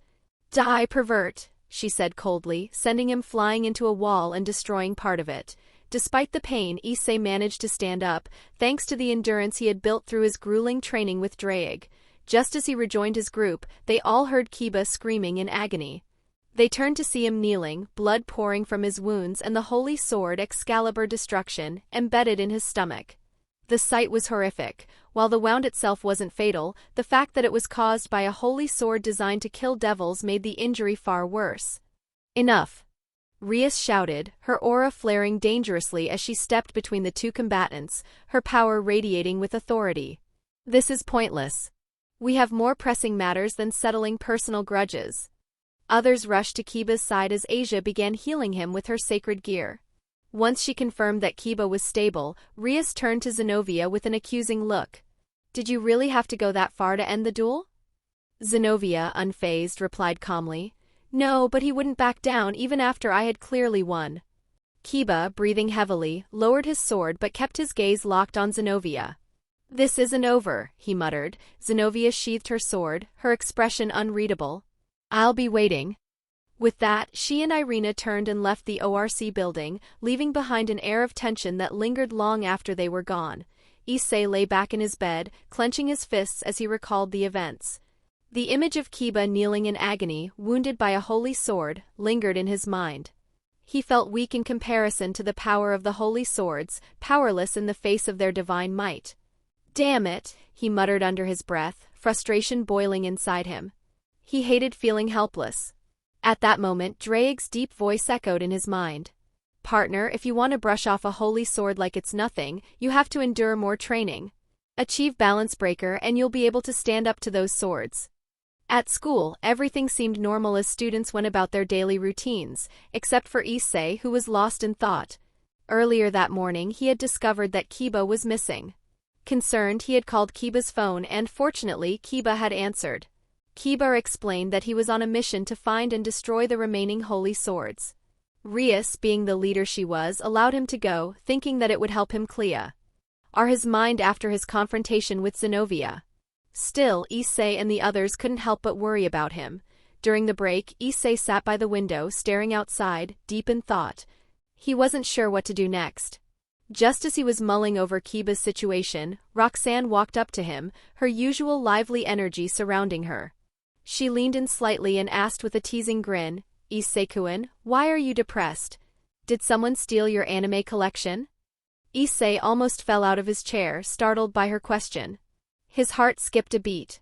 How did she know about his secret love for anime? Ever since entering high school, he had kept that side of himself hidden, especially from the girls in the occult research club. Not even Rias, who lived in his house, knew about his hidden stash of anime merchandise. If someone ever stole it and tried to blackmail him, he'd likely cave in immediately. His devotion to anime was just as strong as his love for other things. Still recovering from his shock, Issei glanced at Roxanne, who was watching him with an innocent expression. Just as he was trying to figure out how she had discovered his secret, she interrupted his thoughts again. "So, it's not your anime collection, huh? Then what's bothering you? You have such a gloomy face, Issei-kun." She gave him a determined look and puffed out her chest. "Don't worry, I'll help you to the best of my abilities," she declared with confidence. Issei couldn't help but find her enthusiasm cute, but he was conflicted. Roxanne was a childhood friend, and as far as he knew she was just a normal human, unaware of the supernatural world he had become so entangled in. Could he really involve her in all of this? After a moment of hesitation, he decided to keep things vague. He'd tell her a version of the story that left out the supernatural elements. After some effort, Issei pieced together a story that explained Kiba's disappearance without mentioning devils, holy swords, or anything otherworldly. Roxanne listened intently, nodding in understanding, though inwardly she was less convinced. He needs to learn how to tell a better story, she thought to herself, suppressing a small smile. "Well, Issei-kun," she said after he finished, "I'm not sure I understand everything, but if you need help, you know you can count on me." She smiled brightly at him, and for a moment, Issei felt a bit of the weight lift off his shoulders. "Thanks, Roxanne," he replied, managing a small smile in return. Even if she didn't know the full truth, her offer of help meant a lot. Chapter 12. Chapter 12. After hearing Roxanne's words, Issei nodded absent-mindedly, still doubting how much her advice could help with Kiba's situation. But then Roxanne said something that made him sit up straight, suddenly taking her more seriously. "Issei, when someone is consumed by revenge, their mind often can't tell friend from foe. They can end up taking out their anger on the wrong things, and when they finally get their revenge, they can lose their sense of purpose. But that's what friends are for. Friends can give silent support and stand by them, helping them find their way back. Even if what you do seems small, it might be the key that frees him from his hatred." Issei listened carefully, surprised by how profound her words were. He nodded thoughtfully, but inside a curious thought nagged at him. Why does this advice sound like it's coming from personal experience? Before he could dwell on it further, Roxanne's demeanor shifted completely. The serious, almost melancholic atmosphere that had surrounded her moments ago vanished, replaced by her usual bright and bubbly self. With a wide smile, she added, "That's what I saw in a movie." She threw a thumbs up, looking completely proud of herself. Issei nearly fell off his chair, stumbling at the sudden change in tone. He stared at her, speechless. How does someone switch moods so quickly? He wondered, bewildered. But despite her casual dismissal, something inside Issei told him that her advice wasn't just from a movie. There was truth in her words, and even if she tried to play it off, Issei felt like he had just glimpsed a side of Roxanne she didn't often show. He decided to keep the advice close, knowing deep down that it was more valuable than she let on. Time skip at end of the school, Issei walked toward the Occult Research Club, ORC room, his mind still replaying Roxanne's advice. He had decided that the first step to helping Kiba would be to ask Rias for permission to aid in his search for the missing holy swords. He knocked at the door and heard Rias' voice respond, "Come in." Entering, he saw Rias seated at her desk, sorting through paperwork with Akino by her side. Kaneko, as usual, was relaxing on the sofa, eating sweets. Rias glanced up from her work and greeted him. "Issei, are you here for your devil duties? If so, you'll have to wait a little. I'm finishing up some paperwork." Issei shook his head. "No, Rias. I came to ask for permission to help Kiba search for the missing holy swords." Rias paused, her expression one of surprise. "You do remember that we agreed not to interfere in that matter with the church, right?" Issei nodded. "I know, but this isn't about the church mission. Kiba's got so much hatred toward the holy swords, and I can feel it too. I just want to help him, to make sure he doesn't do something he'll regret." Rias sighed, clearly torn. "Issei, do you remember when I mentioned that Kiba has a history with holy swords?" Issei nodded again, prompting her to continue. "Kiba was an orphan raised by the church. During his time there, they conducted an experiment to create more holy sword wielders. It was called the Holy Sword Project, and it involved torturing and experimenting on orphans like Kiba. The children who couldn't survive the experiment were poisoned and killed to cover it up. Kiba only survived because the other children helped him escape, but he lost everything he held dear. When I found him, he was barely alive." Rias' tone softened with a deep sadness as she added, "To this day, Kiba seeks revenge on the holy swords that destroyed his life. That's why this matter is delicate. We can't intervene recklessly. If you do find him, tell him to come back." Issei nodded, though in his heart he had already made up his mind to help Kiba, even if it meant going against Rias' orders. He just needed to figure out how. After leaving the ORC building, Issei was unaware of a hidden presence watching from the shadows of the nearby trees. A fox with eyes glowing with mischief observed the exchange. It stretched lazily, a smirk forming on its face. Looks like my watch wasn't wasted. Since Roxanne tends to keep this pervert in high regard, this little tidbit should earn me a nice reward from her. And with that, the fox faded into the atmosphere, vanishing without a trace, leaving the scene as though it had never been there. Roxanne sat comfortably in her room, focused on her video game. The clicking sounds of the controller filled the air as she immersed herself in the virtual world. Then, a soft voice interrupted her concentration. "Sweetie, you've been playing video games for hours. Maybe it's time to take a break and clear your head." If anyone else had heard a voice coming from their cross-shaped necklace, they might have panicked.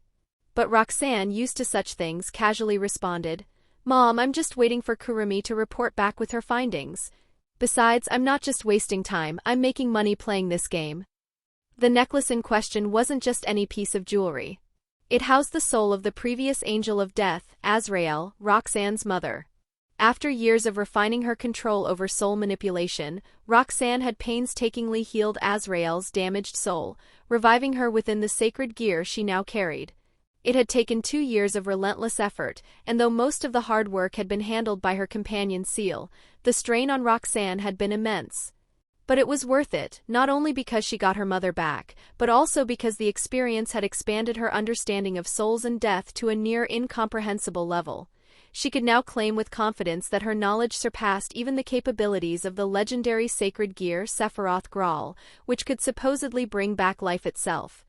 When Azrael had first awakened, she had been confused but overjoyed, crying tears of happiness as she reunited with her daughter.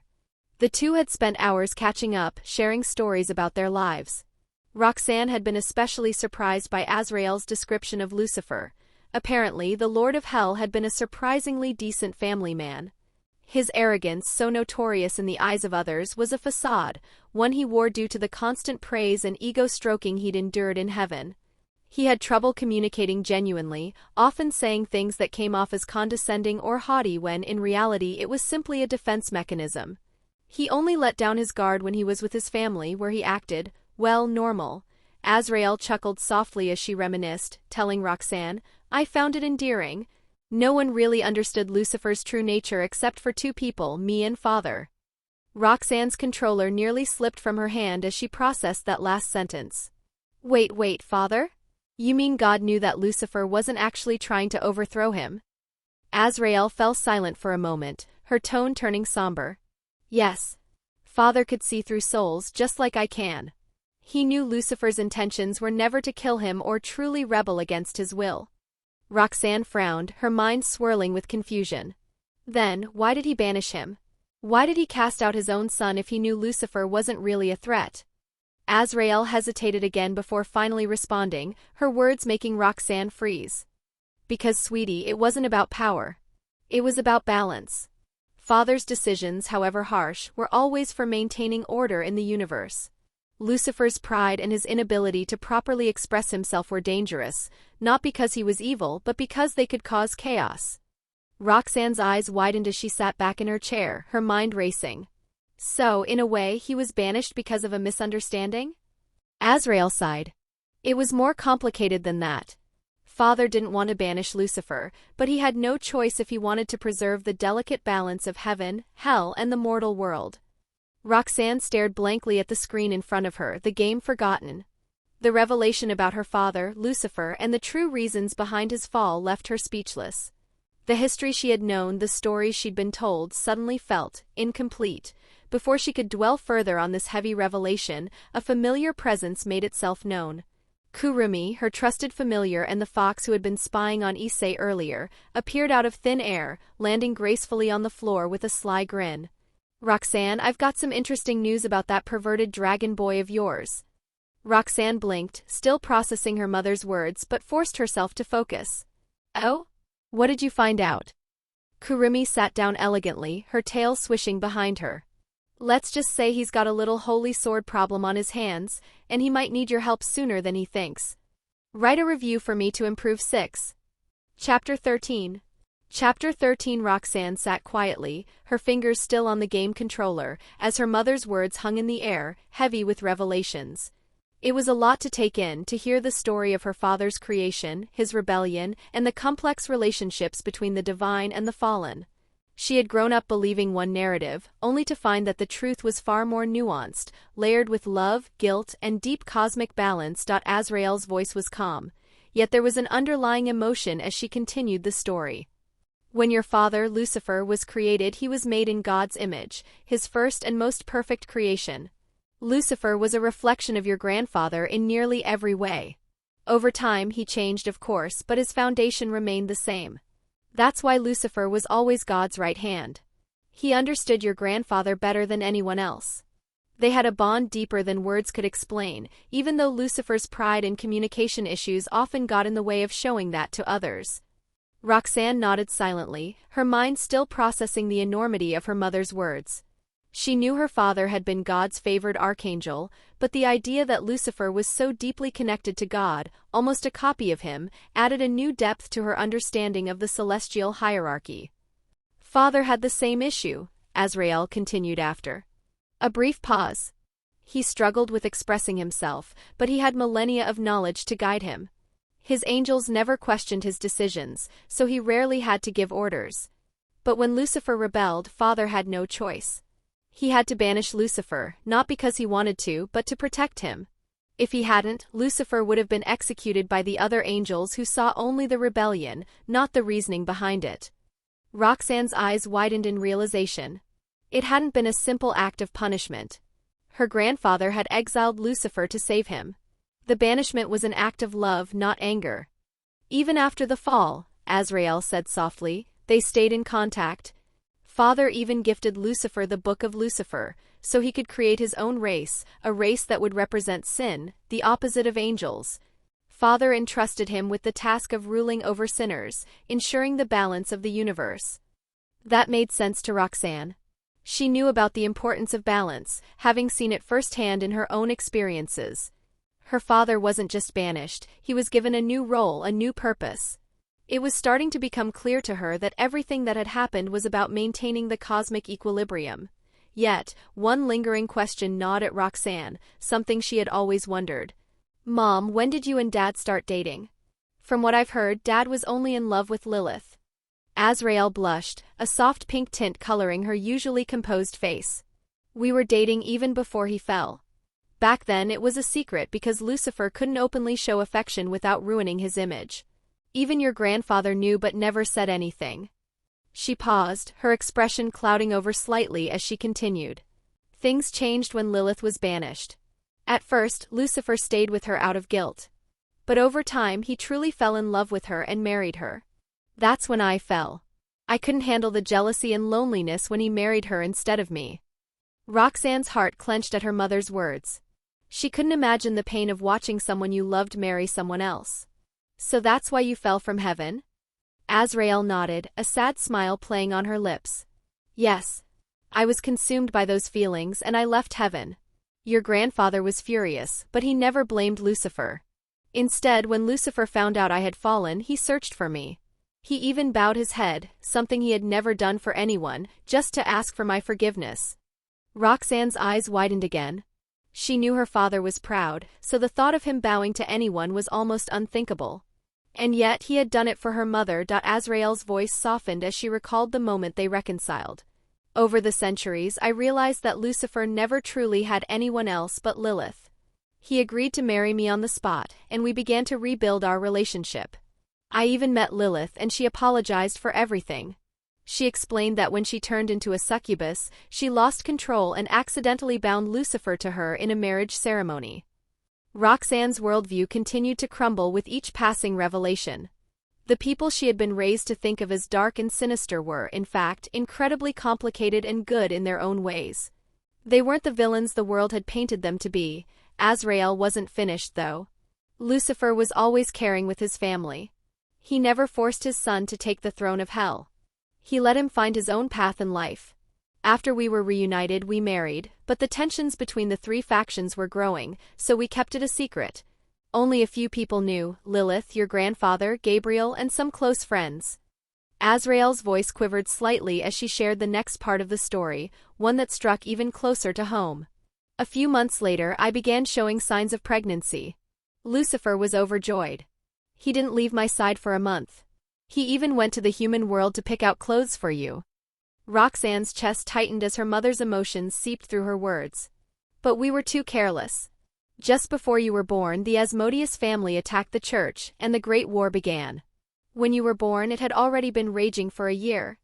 Azrael sighed deeply, the pain of those memories still fresh. I thought we were safe, but our home in the underworld was attacked. I managed to fend them off, but I was gravely injured protecting you. A sneak attack aimed at you poisoned me with soul poison. Roxanne felt a chill run through her. She knew how dangerous soul poison was, deadly enough to kill gods. Her mother had survived, but at a great cost. In my weakened state, I couldn't remove the poison.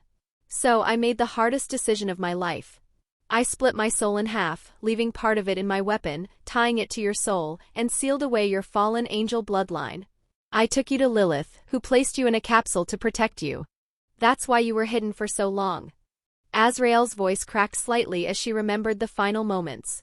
Afterward, I went to heaven to see your grandfather and secure your future.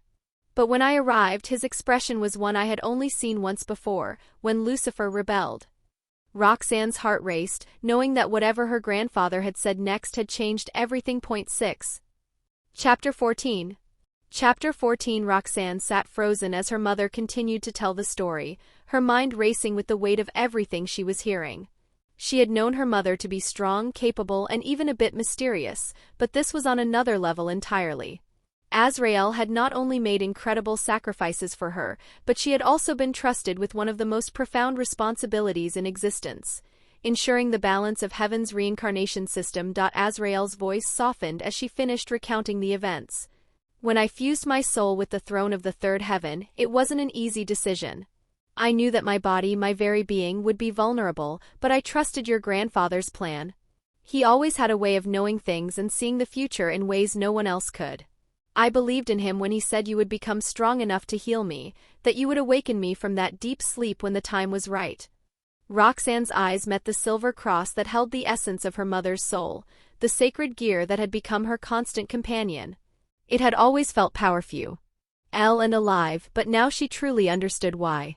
Her mother's very soul had been bound to it, tied to her, for her protection and the protection of heaven's system. I never imagined Father would see you as his successor, Azrael continued, her voice thoughtful. The idea that you would take over heaven one day, it was so far-fetched to me. But I see now why he thought you were perfect for the role. You have a unique lineage, Roxanne, part fallen angel, part devil, and part archangel. You carry within you the blood of both the rulers of heaven and hell. That balance, that duality, is what makes you special. Roxanne's heart pounded as she considered what her mother had just said. Her bloodline, something she had always viewed with a mixture of pride and confusion, now seemed to have a much larger purpose. Her destiny was tied not just to her own ambitions but to the very fabric of heaven itself.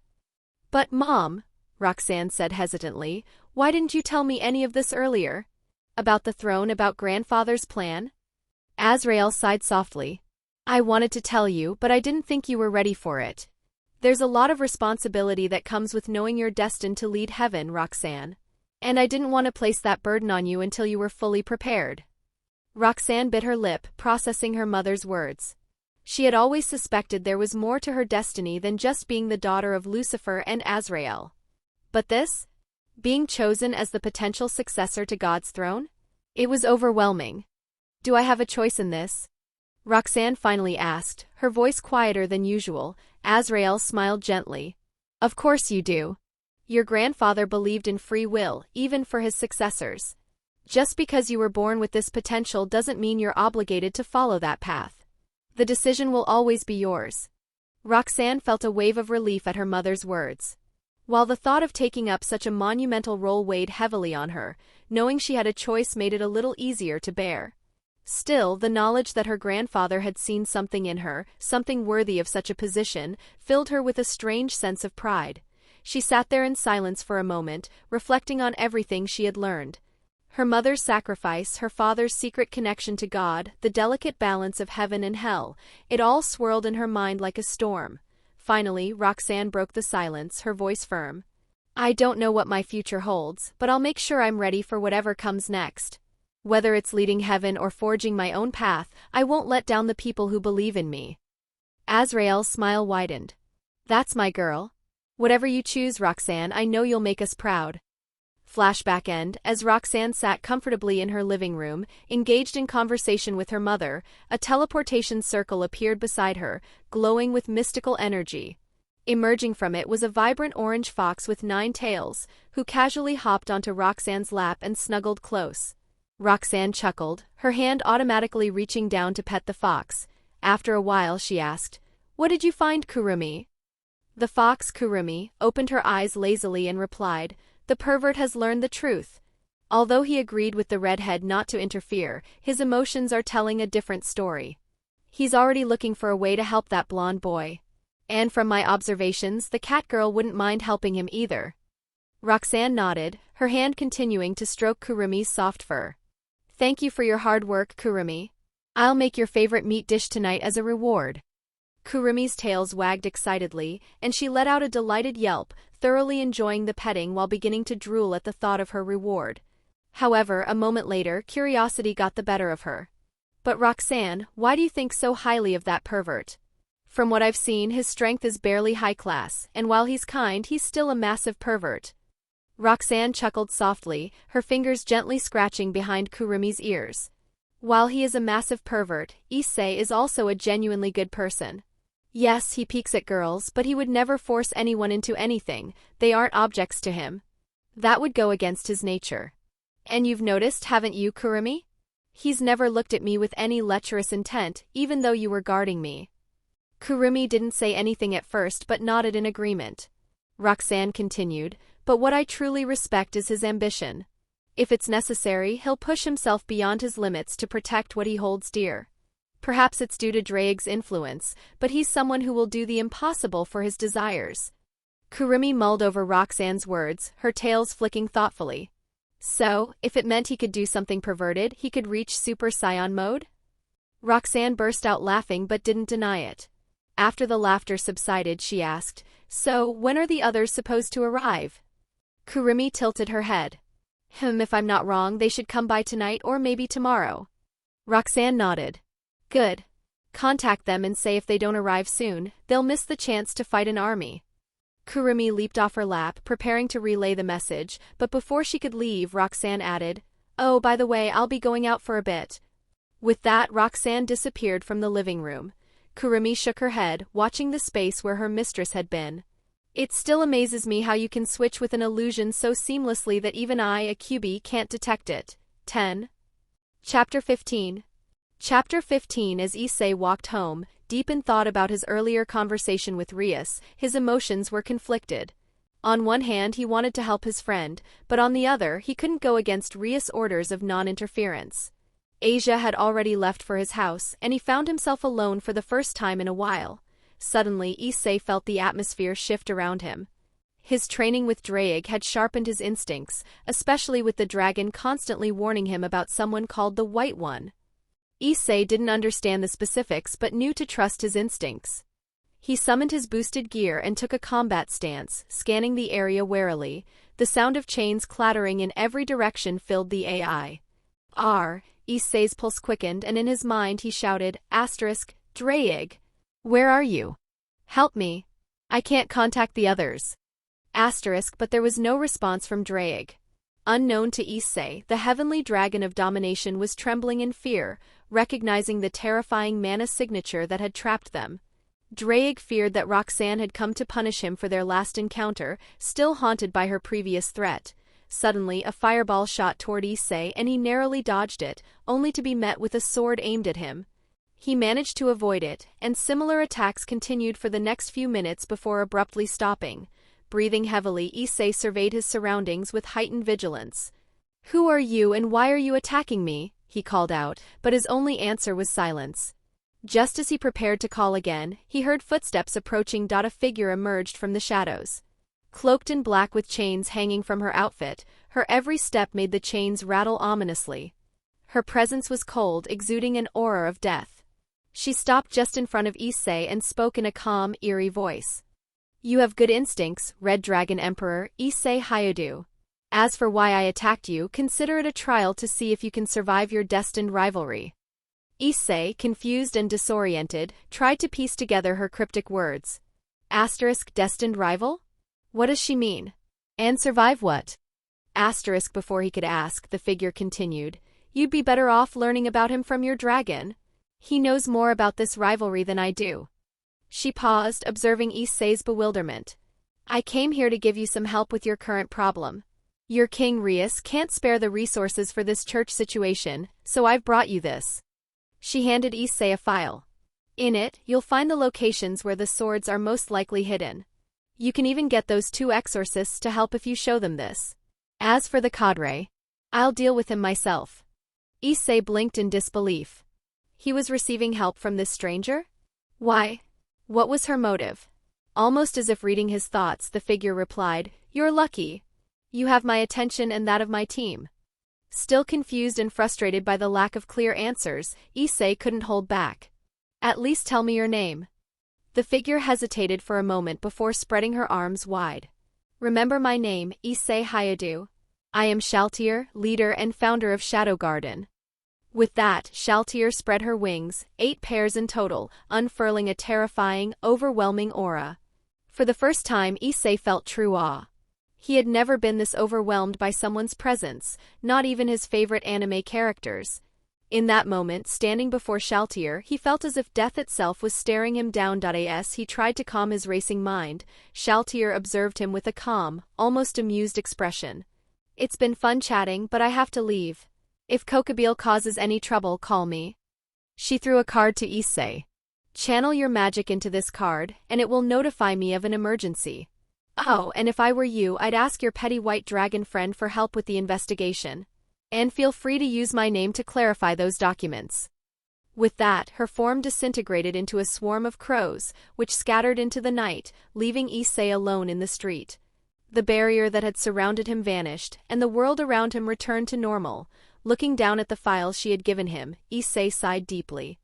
He began to make his way home, trying to contact Draig, who remained eerily quiet. Little did Issei know Ciel was watching him from a nearby rooftop, her gaze following him as he disappeared into the distance. Roxanne Pov, as I watch Issei walk away, I can't help but be impressed. For someone of his level, dodging my attacks purely on instinct is no small feat. Most low-ranking devils would have been lightly injured or worse, especially without the benefit of a knight's speed. Ciel, did you handle that dragon? Yes, master. I put him through at Tsukuyami and gave him a stern lecture, threatening to inform Tiamat of his whereabouts. I smirked at the thought. While I was talking to Issei, I had sealed deal with Draig. That dragon didn't seem to take my previous warning seriously. What I learned was amusing. He's absolutely terrified of Tiamat. Apparently, Draig has nightmares about her taking the boosted gear for herself, claiming it as her treasure. So Ciel, how's our plan shaping up? Master, everything is proceeding smoothly. All that remains is for Kokabeel to make his move, and that will give us the perfect opportunity to draw attention to the upcoming peace talks. Everything is going according to plan. Over the years of my travels, I realized that the best way to reveal myself would be as a worldwide mercenary. So I created my own team, Shadow Garden, and built a global spy network, which Ciel manages expertly. With this network in place, I have eyes and ears in every corner of the world. Thanks to that, I've earned the reputation of being the one who knows all. As Ciel, the leader of Shadow Garden, I've made contact with various pantheons, becoming someone they can trust for accurate information and secret deals. My influence is solid, and the intel I provide is invaluable. Helping Issei in his current situation is just another step in ensuring I'm in a prime position for the peace meeting. After all, stopping a war before it starts practically guarantees my invitation. Master, what should we do about the White Dragon Emperor? He's likely to interfere at some point. Let him be for now, Ciel. He's bound to come for Kokabeel, so clashing with him is inevitable. Besides, I chuckle, my eyes gleaming with curiosity. I'm rather interested in meeting my family member. 5. Chapter 16. Chapter 16, Roxanne's POV. Master, I recommend using Tsukuyami on Valley Lucifer without inflicting any injuries. Wait, Ciel, wouldn't that be overkill? Tsukuyumi is powerful enough to cripple someone mentally, and with Vala's personality he would fight even in the genjutsu. The more someone resists it, the more powerful the backlash it will inflict on them. I asked in disbelief. Yes, I created this technique as a way to punish Euclid, since he prided himself on being able to defend against any mental attack with his magic. This is the perfect coup. For him because, unlike in the Narrativeverse, beings here don't use the method of disrupting mana flow or chakra. So, it is a very useful technique in my arsenal. However, unlike Itachi's Tsukuyumi, I modified mine so that the more chaotic one's mana flow is, the more draining it is to escape the genjutsu. Usually, people don't bother to keep their mana flow in check during a fight, which further makes my Tsukuyumi deadly for such hot-headed individuals. I also discovered that while you cannot die from it, you can be mentally crippled if you exhaust your spiritual power to the limit. Then would you allow me to customize Induku to immobilize the target? Ciel asked immediately. She planned this, didn't she?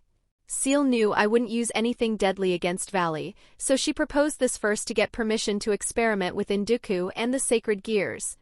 Sigh, Ciel, you can do that, but don't go too far with your experiments. I said with a defeated sigh. I have no idea what you're talking about, Master. I only follow orders. Ciel replied with a not a disbelief tone. Yeah, I know that. I said sarcastically. It was already confirmed when she said those familiar words. Sigh, I really wonder if it was wise to create Induku. I only made it because I thought it would look cool if I had the Gate of Babylon. Well, no use crying over something I don't entirely regret. Putting Induku and Valley aside, Ciel, has anything notable happened with our spy network? I asked to change the subject. As we predicted, the number of rogue magicians defecting has increased. There is also movement in Grigori. The number of stray fallen angels has also risen.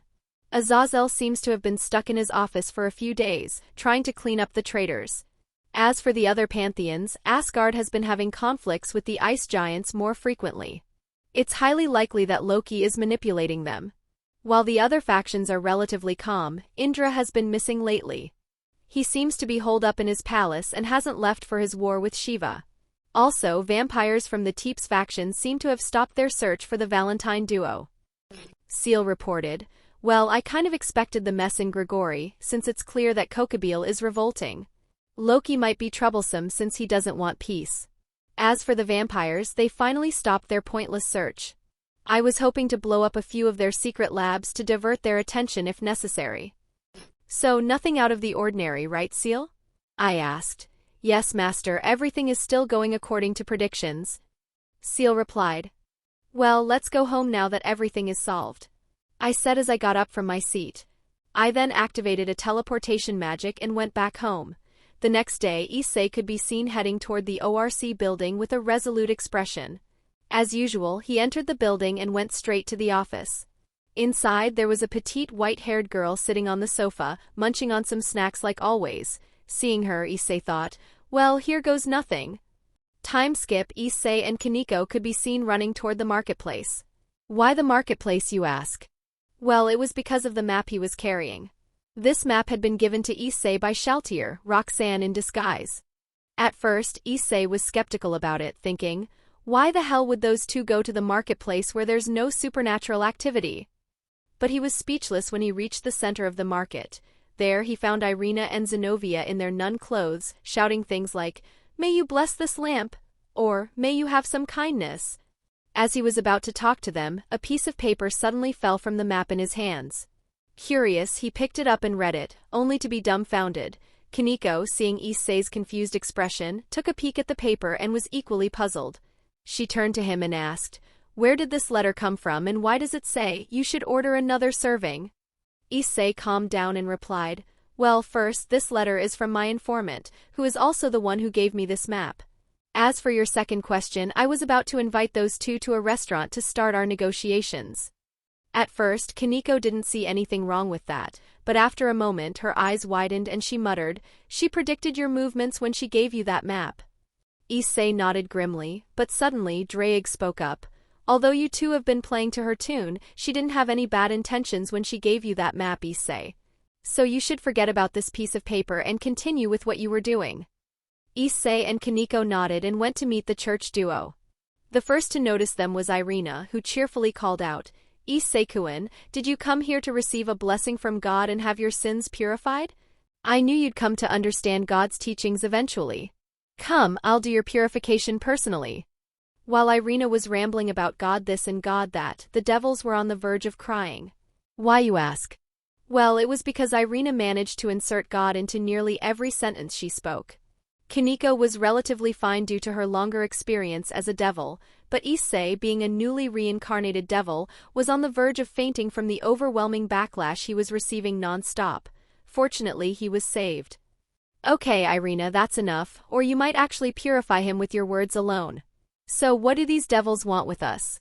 Zenobia interrupted. Before Issei could answer, Kaneko asked an important question. Why are you two begging in the streets? For Chapter 17. Chapter 17. When Kaneko asked the question, both Irina and Zenobia blushed a little. While Irina was about to say something, Zenobia quickly jumped in with a question. Why does it look like we are begging? We are obviously trying to spread our religion in this country as part of our duties. At this, all three looked at her in confusion. Issei and Kaneko were puzzled because they couldn't see how this was linked to their mission, while Irina was confused because they had come here to make some money. Seeing that her attempt to shift their awareness from the problem had worked, Zenobia continued, Since I can sense the faith people have in God, I can tell that the faith here is very weak. By increasing that faith, we can identify the people with the strongest belief. Learning about Excalibur automatically strengthens your faith.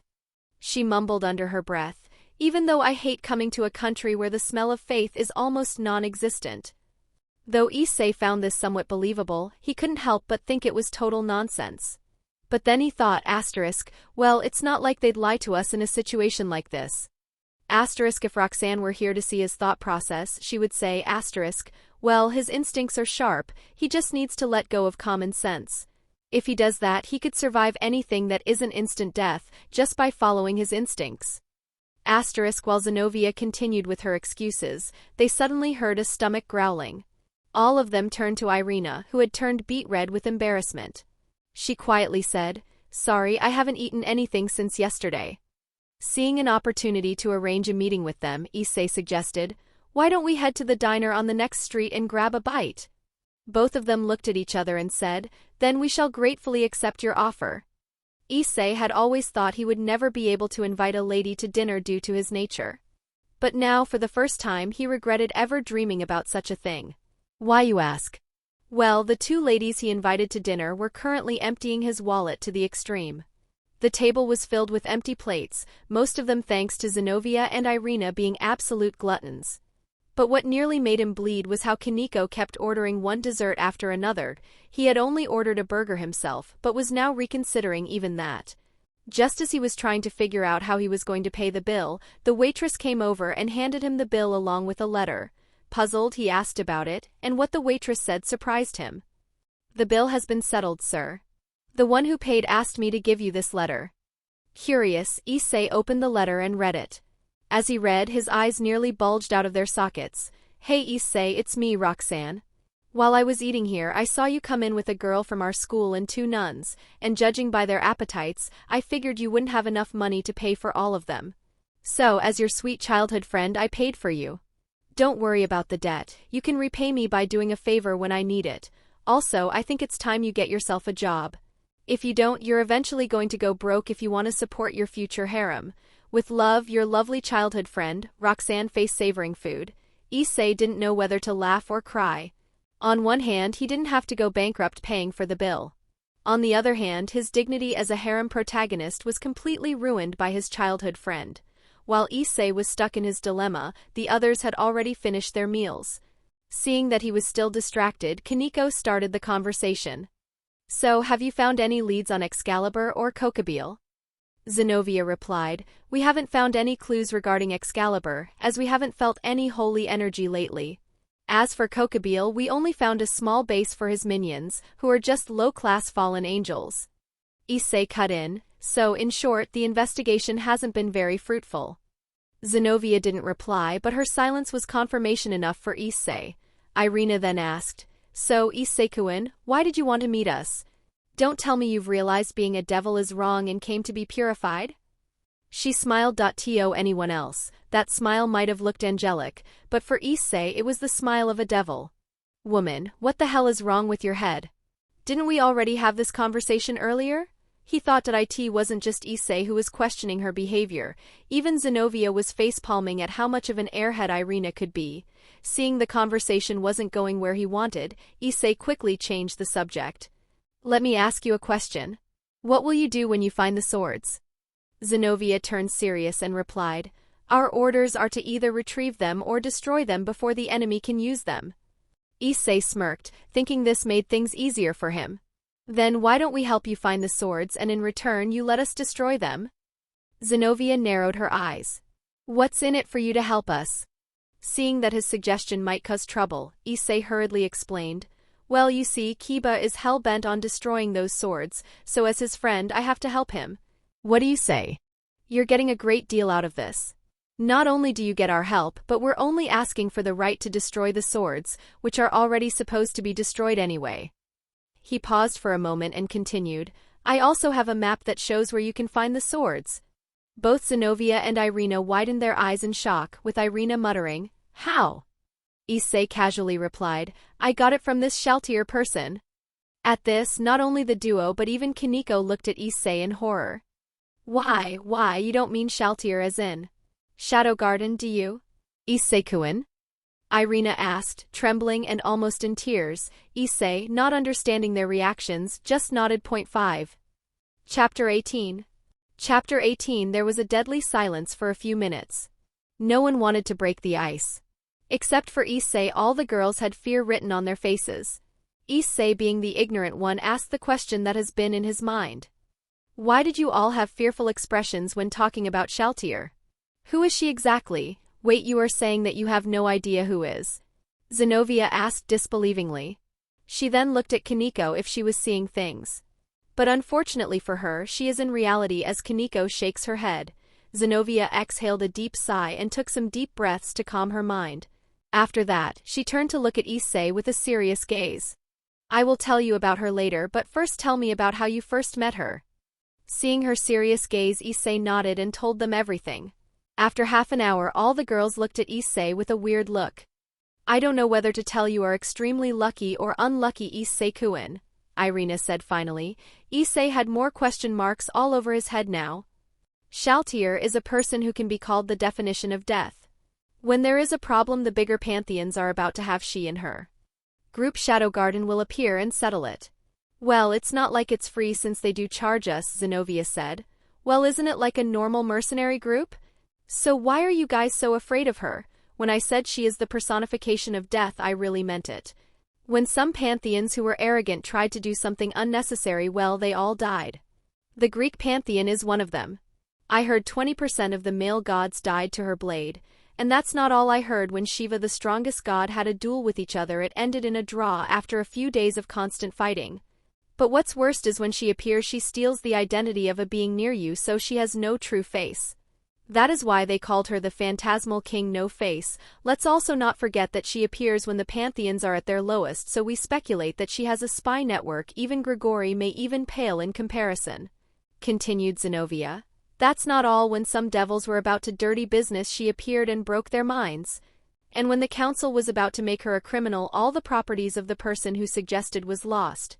Even their family business, as some mysterious company bought them all when they were about to be broken. It's also rumored that when some devils in Satan's class went to capture her, all the members of the group they beaten to a pulp. And their minds were broken. It was speculated that they were crucified with holy weapons and were bathed in sacred water due to the huge amount of holy energy they were emitting. Since that day she was called the Sacred Devil, which was one of Lucifer's titles due to how he handled the disobedient devils, Kaneko added.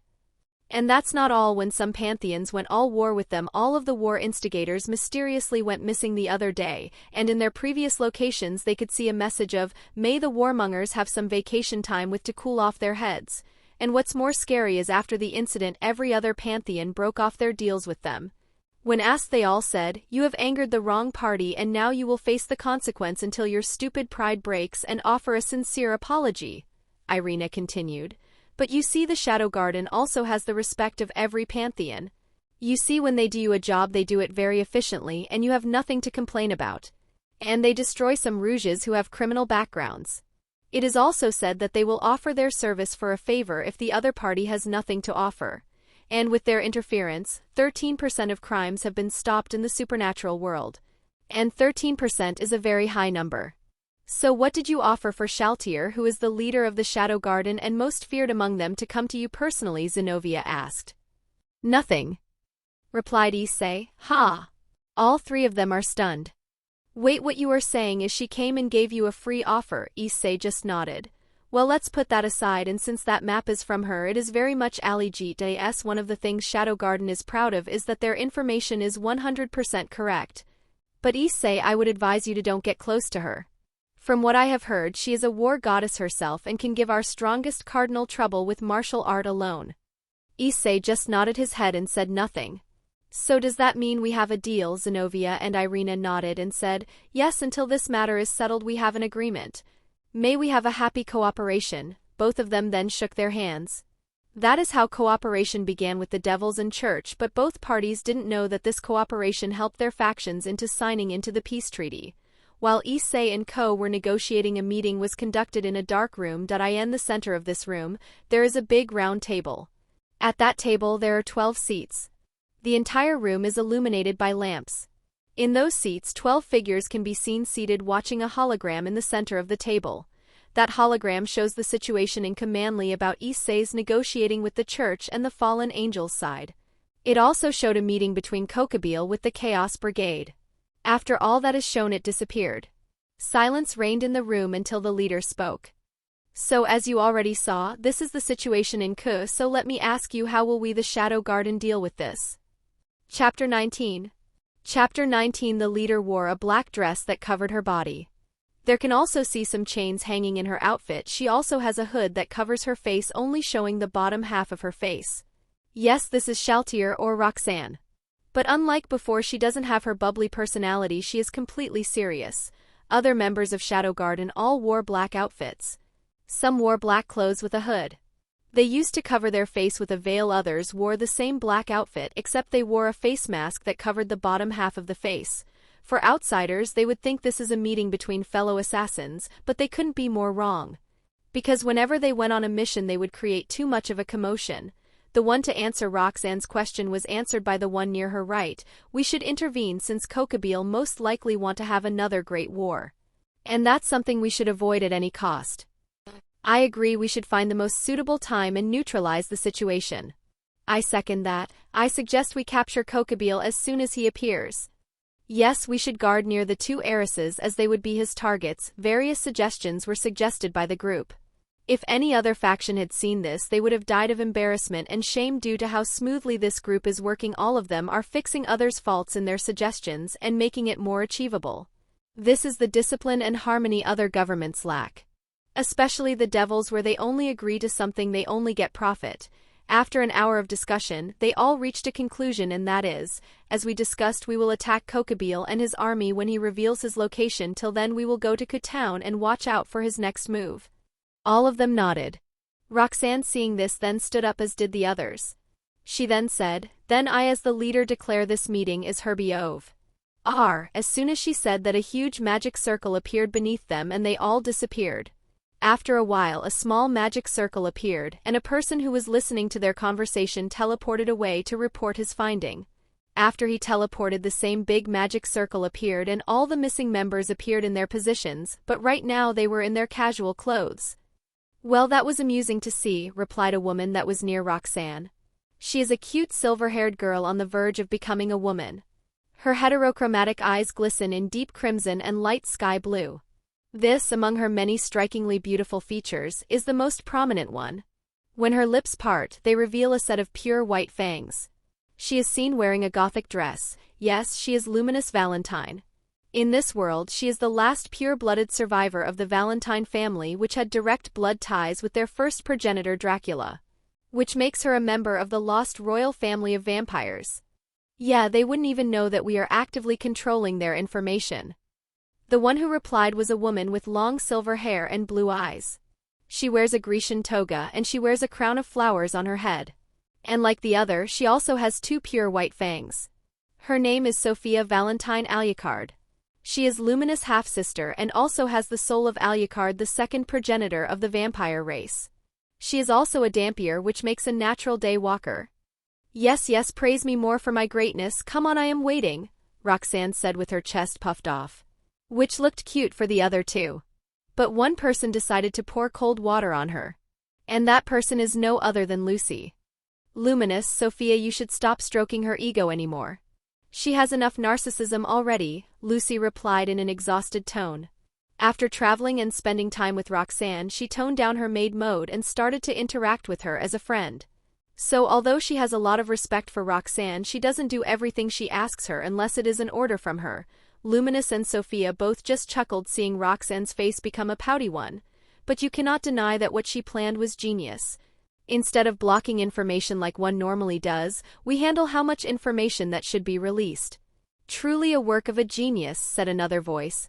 All of them turned to the person who spoke. She wears a robe woven with the finest fabrics, though he still looks modest, her long hair appearing with the colors of the rainbow under sunlight. This person's name is Merlina Ambrosius, and no, she is the reincarnation of the flower mage. Speaking of information controlling, I wonder if I spread some news about Merlin's whereabouts, would she be hunted by her enemies or by her former lovers who she met when she was disguised as a male, said a seductive voice. The voice belongs to a young woman with long blonde hair coupled with a crown and a veil covering her face. She seemingly wore a black dress that exposed her navel and abdomen. Her name is Morgana Le Fay, student of the flowery mage Merlin, also the sister of the King of Knights, also hailed as the Queen of Witches. As much as I would like to see his face when run from his lovers, that's too much, sister, even for him, replied another girl near Morgana. The girl has the appearance of a young girl in her early mid-teens with a slender physique, soft skin and green eyes. She has finely textured blonde hair that seems as if sprinkled with gold dust. Her face shows some signs of naivety and displays elegance. She wears shining armor with an old-style dress, made from old-fashioned blue cloth underneath. Her name is Astoria Pendragon, sister of Morgana Le Fay. All three of them are reincarnated souls of the original. Well, you see, when they died their souls were pulled to be reborn. Both Astoria and Morgana were born as children from the head of the branch family of the Pendragon household, and Merlina has been reborn as a cousin of them. But they awoke their memories when they were about 10. But at that time the shit had already hit the fan. It was due to them having an unusual talent in their respective fields. They were treated as pawns for the main family and was about to drive a slavery seal on them, but all that was busted when Roxanne came knocking on their door and kidnapped them. While a little different, the Pendragon family worked like the Hyuga family in Naruto. They have a branch family that exists to protect the main family. However, unlike the main family, they didn't choose the names of their ancestors as they were not worthy. So for geniuses like Astoria, Morgana, and Merlin who can even defeat the main family, it means a lot of shame to the main family. So they commonly make them obedient by placing various curse seals. Now Morgana, don't that now. We can't have her going into hiding in a time like this, but don't worry, I'll help you with this for free. Chapter 20. Chapter 20. A women with black hair and ruby-like eyes which can be mistaken for vampire eyes calmly said to Morgana. She wore a business suit with a black tie. She had a calm and calculating aura around her. If one looked at her, he would think this is the person who would make their life a living hell. She looked at Merlin with much amusement in her eyes. Merlin is sweating buckets now. Now that Morgana has given this woman this idea, she would definitely use it to blackmail him, so he had coaxed her somehow. Just as he was about to speak, a voice stopped him. My dear Charlotte, stop bullying Merlin, or authoritative voice do you want to be punished again? Roxanne asked with her eyes shining gold while emitting a cold aura. I'm sorry, mistress, I won't do it again. Her calm aura disappeared and her breathing became rough. She had literal heart shapes in her eyes. She even had some wet places. This person is Charlotte Eveningshade, a half-vampire and devil. The Eveningshade household is a devil nobility household that was meant to serve Lilith, the mother of demons. But this household is a little special. Why, you ask? Well, the females of this household are succubus and the males are incubus. This household is the only house that has the subspecies of devils, succubus and incubus. So they were shunned by the other devils. In the Great War, they all were almost wiped out because of the devils using them as cannon fodder due to their mastery over illusions and dreams. but Charlotte is special even amongst the Evening Shade household. Her father is a vampire noble with a bloodline of sound attacks. And with her inheriting both bloodlines, she was a force of nature. She uses her voice to enchant any being to dream world and makes them her mindless puppets. Due to her existence, the already few members of the household went into hiding, fearing for their lives. But as fate has it, she was abducted by the old Satan faction and was forced to work as a slave. Since she came into contact with various criminals in that time, her mind quickly adapted to choose the most optimal option for her gain. When Roxanne came crashing into this place, she was already made into a sadistic psychopath who would do what she wanted and get what she wanted.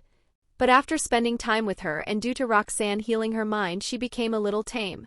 After that, a few things happened and she became Roxanne's pet. "Hey Kaguya, you have been quiet for a while, is everything okay?" asked another woman who had been staring into her phone while this discussion was going on.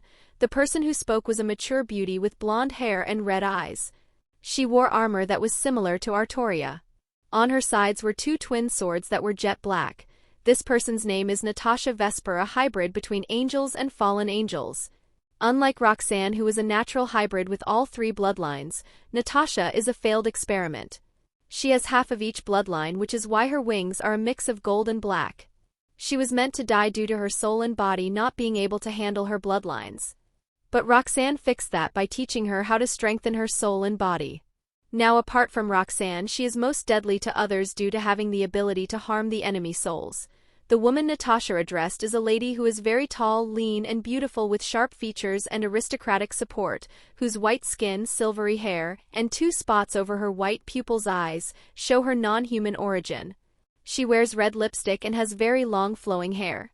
She also had two horns which resembled rabbit ears. This woman's name is Kaguya Otsutsuki. Kaguya wore a modern outfit that clung tightly to her assets. She also had a pair of sunglasses on to hide her eyes. After she was sealed by her grandson's reincarnations, she as a last-minute effort transported her seal to the void. After thousands of years, she was found by Amy, the goddess of reincarnation, and after removing her madness from the chakra fruit, she was sent to live with Roxanne. After arriving in Roxanne's world, she went to find her while encountering many things like how much technology progressed and how humans live in peace. She also saw how supernatural beings live their lives with humans without any problems. After a few days, she found Roxanne and as an airhead, she kidnapped her to talk. Something happened and when they both came back, she was full-time neat. "It's just that I have been introduced to a party by the company where I published my novel, so I'm thinking about whether to decline or not. Did I forget to mention that she is a famous mangaka too?" "Well, normally I would tell you to go since you need some fresh air, but this time I want you not to go to that party, Kaguya," replied Roxanne with some sadness. "Oh, why is that, Roxanne? You know, even if some supernaturals come, Kaguya can handle herself," asked Luminous, intrigued because Roxanne never restricted them. "Well, it's simple. Politics." At that word everyone understood, since they all had their fair share of troubles with it. But two people didn't. "How so, Roxanne?" asked a beautiful woman. She had long silver hair that seemed to shine like the moon above our heads. She wore a stunning dark blue kimono that accentuated her beauty and made her light color hair stand out even more. On the side of her head she had a pair of fox ears and at her back were 9 long silver tails. Her eyes were golden. On the side of her head there is a fox mask that is hanging on her head. "Well, you see, Luna, Kaguya's book is quite famous. You see, so many companies want to see her downfall. And what's worse is that they have connections to the supernatural mercenary groups. So if by chance they saw her face, they would send people to bully Kaguya even though she can pummel them to the ground. So put simply, it will be annoying." Luna nodded her head in understanding. "Yeah, plus having someone leak your photo to the public and making your fans come to you for autographs for every hour is annoying," continued a woman who is identical to Luna. But instead of having silver hair, she has orange hair with 9 orange fox tails. She also wore her fox mask on the side of her head. This girl Kurumi's human appearance. And she is the twin sister of the moon fox Luna. She is a sun fox.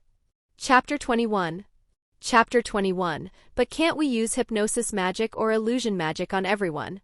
I mean, that is Kaguya's specialty if we take into account her eyes," asked Artoria curiously. "Yes, in normal cases it would be fine, but from what I heard, Azazel will be attending there with his team since that party is a business opportunity for them. And knowing his genius brain, I can say he will notice it immediately. And we don't want a curious Azazel coming to find who has such talent in illusions, replied Roxanne. Yes, I can relate to that. Even when we know the dangers, a researcher never backs down till his curiosity is killed, spoke Merlin. So I'm sorry, but Kaguya, you shouldn't go to that party. But trust me, I would make it up to you later, said Roxanne. Kaguya shook her head and said, Don't worry about it, I wasn't even interested in it after you mentioned there is politics. Yes, to Kaguya, who had to once deal with politics her whole life, is tired of it. Roxanne nodded her head with a smile. Hey, Roxanne, when can we come to Ku to have fun? Morgana asked with a battle-hungry smile. If I have to estimate it, I would give Issei and the others 3 days to find Kokobile. So you guys can come tomorrow in disguise to my house, said Roxanne. But what we'll do when we are alone at home when you go to school, asked Artoria. Well, why don't you guys clean up some cannon fodder while you are at it? I mean, Morgana is perfect for it. With some necromancy you can even confuse the enemy, said Lucia after a bit of thought. I mean, do we have to? It's boring to just clean them up, Morgana whined and started to complain. Hey, who said you just have to clean them normally? You can do anything unless it harms our original plan. Oh, and Merlin, can you erect a barrier around Ku if by chance Kokobile tries to escape? Okay, leave it to me, replied Merlin. Now girls who want to have a sleepover at my house, asked Roxanne excitedly. Sorry, sweetie, but not today. I agreed to train with my kin that we saved today, said Sophia. It's same for me too, continued Luminous. I have to write my manga since the deadline is coming, replied Kaguya. Me and my sister have to go to Kyoto for some business, so sorry Roxanne, we can't join too, said Luna while Kurumi nodded. While I would certainly love to join, my research is entering its final stage, so I would have to decline, replied Merlin with much difficulty due to how many lewd things she would miss.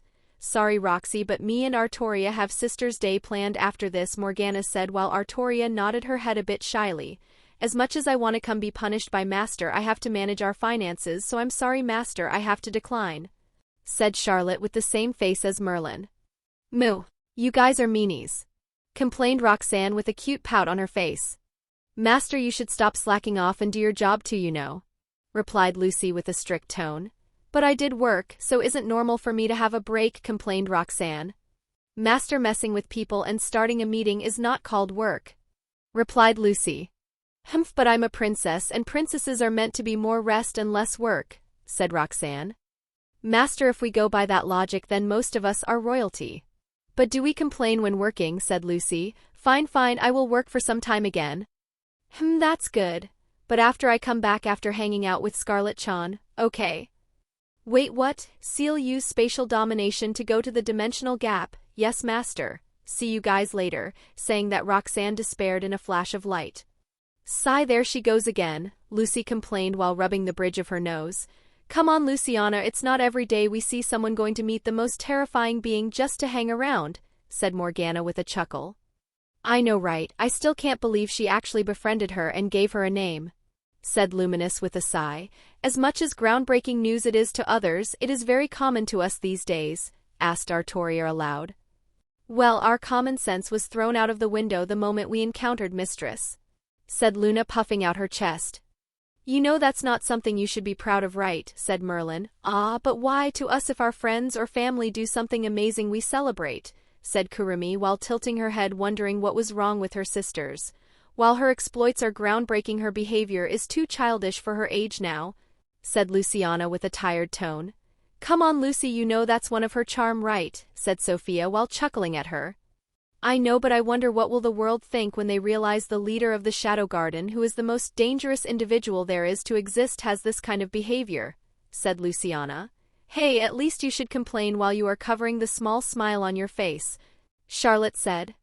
Come on, Charlotte, you know as much as Luciana complains, she is the one who loves Roxanne's behavior the most, said Luminous while smiling. Yes, Lucy, is it Sundara, said Luna.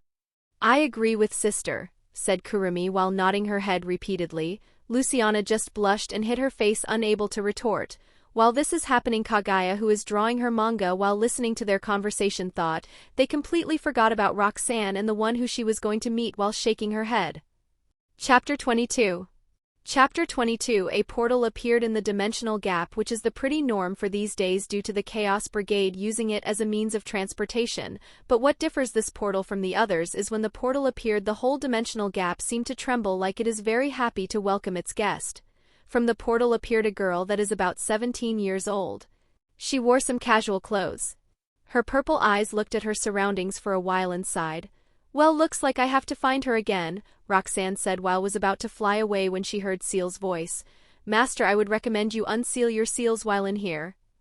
Why is that, Ciel? Wouldn't that normally inform everyone of my presence?"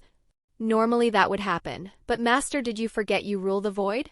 If you order it, no one can enter or leave this dimensional gap. So it is very easy to contain your aura from leaving this gap." "But why would we go to the trouble of unleashing my aura?" "Well, Master, you never released your aura even once for these past few years, so it is very unstable. So while you are in this gap you should release the excess energy." "But wouldn't we alert someone who is already in this gap?" "No, Master, when you release the energy would be transformed into void energy the next moment it is out. Also, we can absorb this energy to make nihilistic energy by compressing it in your imaginary space." "Okay, Ciel, I will do as you say. Now would you be kind enough to release my seals?" An enormous amount of pressure began to leak out from Roxanne. Her 8 pairs of wings began to materialize behind her. While, unlike the other fallen angels, her wings have a shade of dark blue mixed in them, which is a characteristic of the Azrael bloodline, which represents death. When her wings finished metallizing, she flapped them and began to move deeper into the dimensional gap to find the person she wanted. She began to move at a level where she could go toe-to-toe with a train. While she was moving, her wings seemed to suck the energy of the void, which is exactly what it is doing. The dimensional gap is a special space where there are only a few laws unlike Earth, and one of them is the ruler's authority. And having the ruler's authority which Roxanne had received when her soul was wandering in the void, she directly has the ability to command the void. So in short, Roxanne is using the void to convert her aura into nihilistic energy. While this is happening, Roxanne flew in the dimensional gap for about 20 minutes until she came across a barrier made out of a rare type of energy.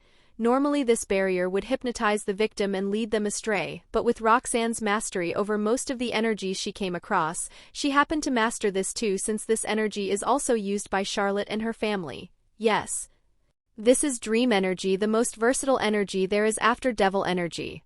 In dreams, anything can happen, any reality can be rewritten, and any action can be undone. This energy is only used by a few races that had been mostly extinct. The succubus race, that is Charlotte's family, is one of them. But nowadays the most powerful being in this universe was born with this power and perfected to the extreme by obtaining the concept of dream. And that being is named Great Red, also known as the Apocalypse Dragon, the True Red Dragon, God Emperor, True Dragon, and the Dragon of Dragons, and the dragon recorded in the Apocalypse. The being who made the dimensional gap its territory. Roxanne manipulates the dream energy to create a hole in the barrier for her to pass through. When the hole was created, a terrifying aura began to seep out from the inside of the barrier. Not minding the aura that can even make a Satan-class being kneel, she went through the hole. After she passed through, the hole automatically healed itself. After Roxanne passed through the barrier, she came across something that would be impossible in the dimensional gap. She came across a 3-story house with a garden near it. There is also a garage with various motorcycles, cars, and stunt vehicles. Roxanne went straight to the door and rang the bell and waited for a few minutes. After 3 minutes, the door opened and a woman with scarlet red hair with stilted eyes came to answer the door.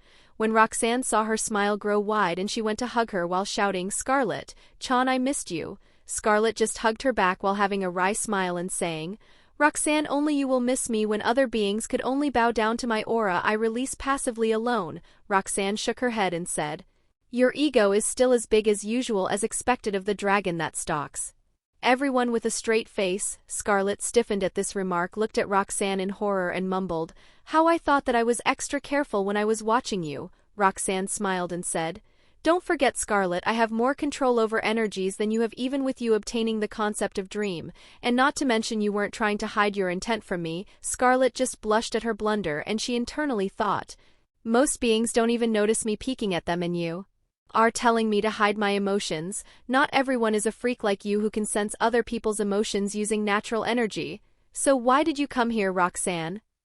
Chapter 23. Chapter 23. So why did you come here, Roxanne? Just as she said it, she saw Roxanne was about to cry. In a panic, she hastily asks, Wait, why are you crying? Did I say something wrong? Am I such a bother for you that you want to chase me away as quickly as possible? Scarlet, who was flustered after hearing this, regained her calm and said, irritated, You know your acting is so good even I have to be serious to notice it.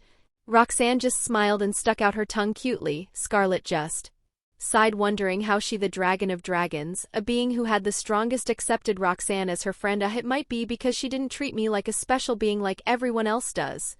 So tell me, Roxanne, why did you actually come here? Roxanne hummed a little and said, Well, I came here mainly because I have some time to hang out with you, but I do have another reason. Scarlet raised an eyebrow at her words and let her continue. Well, you should know that we are going to make a big move against Ophus's little group this week. Normally I would just ruin their plan and be done with it, but I found out that they are targeting Ophus's power. Scarlet was dumbfounded at these words and couldn't help but ask, Are they dreaming too much? As it hurts me to admit it, Ophus is a being that is similar in power to me. And what's more terrifying is that Ophus is a being who was born out of the concept of infinity, so even if they try to kill her, she can just spawn back to life. And as for taking her power for themselves, that's impossible, as the concept of infinity would kill that being without any hesitation. Roxanne nodded her head and said, Yes, Ophus, who was born from the concept of infinity itself, is not killable, but it isn't impossible to separate her source. Scarlet narrowed her eyes and asked dangerously, The relationship with Ophus and Scarlet is a very complicated relationship. While Ophus sees Scarlet as her enemy since she invaded her home. But both of them respect each other. If not, Ophus would fight her with her every day just to annoy her. And that goes the same for Scarlet, who can just manipulate Ophus's subordinates without her even knowing. It's just that Ophus is just throwing a tantrum and finding something to do in her boredom. After all, only they understand each other after living in solitude for thousands of years. So when one is threatened, the other would move to protect her. Rizevim Livan Lucifer, the leader of the Cryptic faction in Ophus's little group, said Roxanne. The aura around Scarlet begins to intensify, indicating that she is very angry. Looking at this, Roxanne shook her head and said, Calm down, Scarlet. You know this guy has the brain power to outsmart you in a battle and escape, while taking some of your power samples that can be used to cause more destruction to us. Scarlet closed her eyes and began to calm down slowly due to Roxanne's reasoning. Yes, she knew how powerful a little of her blood or power sample would be. If the right person gets it, many new discoveries could be made. That's how broken is a sample of a powerful being who embodies a concept. So what do you want me to do, since you seem to be scheming something again? Asked Scarlet. Roxanne's smile grew evilly and she said, I want you to monitor him through your dream reading, and if possible monitor those close to him as well. You know, even if you didn't bring Ophus into this mess, I would have helped you. You, if it is that much? Well, to be honest, I told you about Ophus is actually the reason I want to spy on him. If my hypothesis is correct, he will use Samuel's poison to weaken Ophus, and then separate her source by using the Holy Grail. That old light bag and his mess again. I really want to punch that guy for not cleaning his mess even after he dies, said Scarlet, irritated, recalling how many times she had to clean up the mess he left. Tell me about it. He even almost made me his own granddaughter slave labor for that seed of his. Roxanne complained while nodding her head repeatedly. Scarlet looked at her weirdly and said, Well, only you will say that being the successor of the God of the Bible is slavery. What, isn't that what it means? You have no free day, no bonus, no pay, no relaxation, only paperwork and managing the system, said Roxanne, annoyed. But isn't it being a ruler makes you the most richest in the faction? Asked Scarlet curiously. For other pantheons, yes, but for this one, no. Did you know that he didn't even have a budget fixed only for him? And he made that system so he can only manage it, which is very troublesome. And I don't doubt after I became the ruler I would have a ton of paperwork to do. And I hate paperwork. That I can agree on. While I don't have any experience doing it, I've seen the nightmares of many beings who have done paperwork and saw its horror, Scarlet said, shivering, remembering the looks on the people's faces when they do paperwork. And mind you, they are all strong people who are either rulers of the pantheon or their secretaries. Once a wise man said paperwork is the enemy of all, and it's not without reason. Well, enough of that Gramps' nonsense, since I don't plan to play by his rules. Will you help me monitor that stepbrother of mine? Asked Roxanne. Scarlet hummed and nodded her head, indicating that she would do it. Well, I mainly want you to find out about Chapter 24. Chapter 24. After talking and hanging out with Scarlet for a few hours, Roxanne came back to the human world in her disguise as Chaltered. It is because she finally found a lead on Kokobile since he stopped hiding his aura for a moment, and that moment was not even a second long. For another supernatural beings, they won't even notice the change if they are not near him. That is how amazing Kokobile's control over his own aura is, which is why he is able to survive during the Great War. But all of that is nothing in front of Ciel's overpowered detection capabilities, which was enhanced by Roxanne's spatial domain that she created when she lived here in the past, which was used to torture Rizevim and to save Cleria Belial from the church. Roxanne came near a flat that is near Kiba's apartment, looked at the 5th floor, which is also the highest floor in the building, and used her Eyes of Truth, which is the upgraded version of her Soul Seer. Her purple eyes turned golden and her vision changed. Now she can see through walls, illusions, and so on. And what's more shocking is that now she can see through every kind of energy that exists in this world. With these eyes, she can say that she observes the world as it truly is. Peering through the thick walls, she could see a frustrated Kokobile sitting on a throne, and in front of him was the corpse of a fallen angel who seemed to have been killed by Kokobile due to him having some blood on his hands. That bastard Michael, what the hell, is planning to send 2 useless exorcists here? Because of him, my plan to create conflict between the 3 factions is almost ruined. Do I have to kill everyone to make my declaration of war clear to them? And to make matters worse is that Azazel is trying to use me as a bargaining chip for his peace plan, complained Kokobile to no one. Roxanne, seeing this, smiled slightly. It seems Kokobile just got the news that the church has sent someone to find the swords. And Kokobile went on with his rambling about how his plan failed and started cursing the faction leaders while he was at it. Roxanne even heard some useful information from him, while most are his complaints about Azazel. Well, Roxanne can't blame him for that, even though she couldn't fathom how Azazel made Grigori and ruled it till this day with his behavior. After a few more curses, Kokobile finally made up his mind to become extreme and murder the rulers of Ku. After seeing that the plot has not been changed, Roxanne went home, not before placing a tracking rune on Kokobile in case he suddenly started to flee.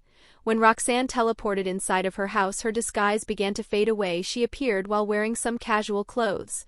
She then went inside the kitchen since she was a little hungry. But she was surprised to sense someone was already there. At first she thought it was Luciana, but dismissed it after finding her aura was different. Curious, she went inside to see who her guest was. And she was certainly surprised to see her guest. She is a beautiful foreign girl who appears to be in her late teens with a whimsical aura. She has long purple hair and orange eyes. She wears a white dress typical of female noble devils that exposes much of her large breasts, with high slits and long sleeves. She also wears a black miniskirt. Her name is Ingvild Leviathan, one of the descendants of the original Leviathan. She is the possessor of the Longinus, Nereid Kyrie, a new Longinus that would be named in the near future. While Roxanne was surprised, Ingvild, unaware of anything, continued to hum her song. Well, this is certainly a surprise, said Roxanne to her voice. Ingvild turned around to see Roxanne. She smiled sweetly at her and said, "Well, I thought I would come to visit you since it has been a long time since we met." Roxanne nodded her head and came towards her and wrapped her in a hug to welcome her arrival. Ingvild also returned the hug. Both then separated. Roxanne then turned her head to see what Ingvild is cooking. "Oh, this certainly looks delicious," she exclaimed after sniffing the dish she prepared. Ingvild said nothing but puff her chest in pride and thought, taking that cooking lesson is the best thing I did. After the dish was ready, they both went to the dining room to eat their dinner. Luciana, who was a little late due to some work, also came back and helped them prepare the table. After setting everything up, they sat together while happily eating the food and complimenting Ingvild for her cooking. After they were done eating, the talks began. "So Ingvild, did you come here to go to school with us?" asked Roxanne excitedly like a child. Ingvild smiled and nodded her head and said, "Yes, that was the plan, but I first have to perform in a concert which is near Ku." "Oh, a concert near here?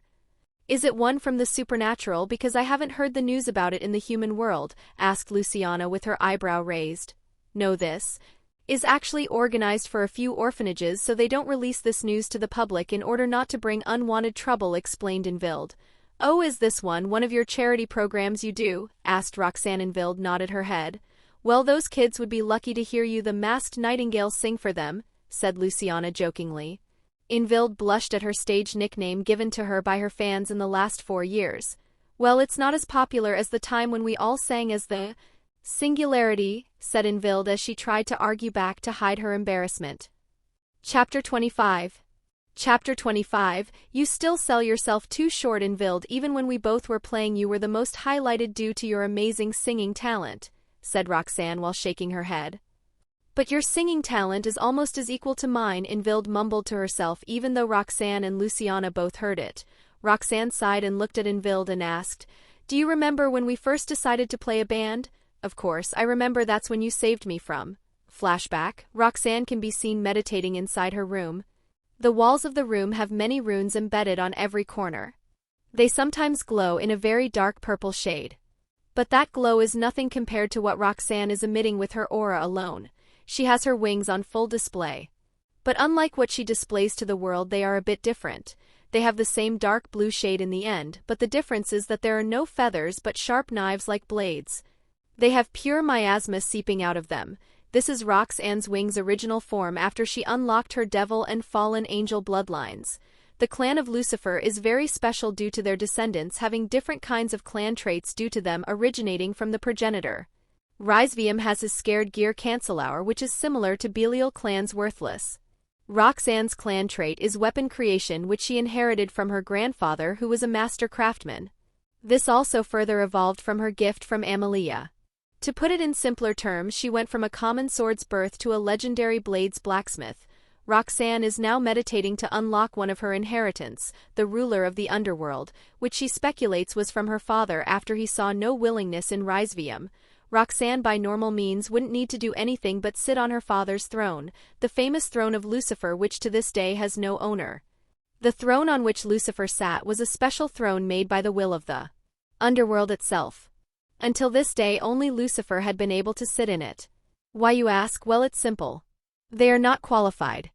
The throne is a part of the will of the underworld, so it denies every person who does not qualify. This includes the present Mal Lucifer, as even he in his true form was rejected. But unlike others who could only stand 30 meters away from the throne, he actually manages to come about 5 meters close, which was then later turned into a record.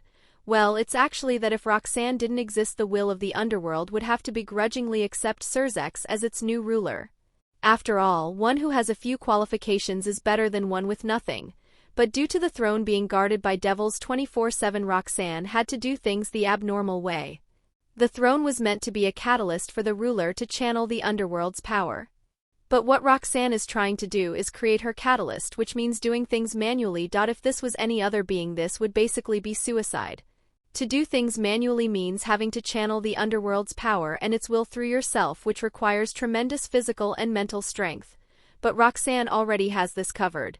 She was basically born with the power of an ultimate class devil. Until this day, after she was freed, she had no limits she couldn't break. She can proudly say she can kill a Satan-class being with her physical strength alone. As for mental strength, she has Ciel, who is the ultimate evolution of a skill, which proves how much mental strength she has, since using 10% of Ciel's powers can be very draining. But Roxanne didn't have that much mental power when she was freed. That's why Amelia had to seal some of Ciel's and Azathoth's power. That was a problem until now, Master releasing restrictions placed by Goddess Amelia. Complete. Now Master can freely use my skills and void God Azathoth without any drawbacks. So does that mean I can use my skills unlimitedly? Yes, as Master has released Void God Azathoth and Manus Ciel, you can use their skills with full power, and with the energy that was collected in imaginary space you can use them unlimitedly. Yes, Roxanne mentally did a gut pose. Master shall release your inheritance. Oh right, almost forgot about that. So what do I need to release it? Master doesn't need to do anything. Just keep meditating and carefully try to adapt to the power. I shall handle the excess energy. The sooner Master adapts to its power, the better. If Master can gain the will of the underworld's recognition by adapting very fast, it may be very cooperative with Master in the future. Okay, then let's show them how we work. Ciel, preparing to release inheritance. Closing off the surrounding space. Releasing inheritance 25%, 45%, 56%, 87%, 99%. Connecting to underworld. Connection failed. Retrying error. Retrying error. Detecting resistance from the will of the underworld. Initiating protocol brute force. Success. Commencing trial in 3, 2, 1, 0. Roxanne, who was in deep meditation, suddenly felt her conscience being pulled towards somewhere. Recognizing it was time for her trial, she let her conscience get dragged towards the trial area. Her vision began to turn black. When her vision was returned, she was standing in a sea of flame. Yes, but strangely she didn't feel any heat. Curious, she touched the flames and felt her hand touching nothing but air.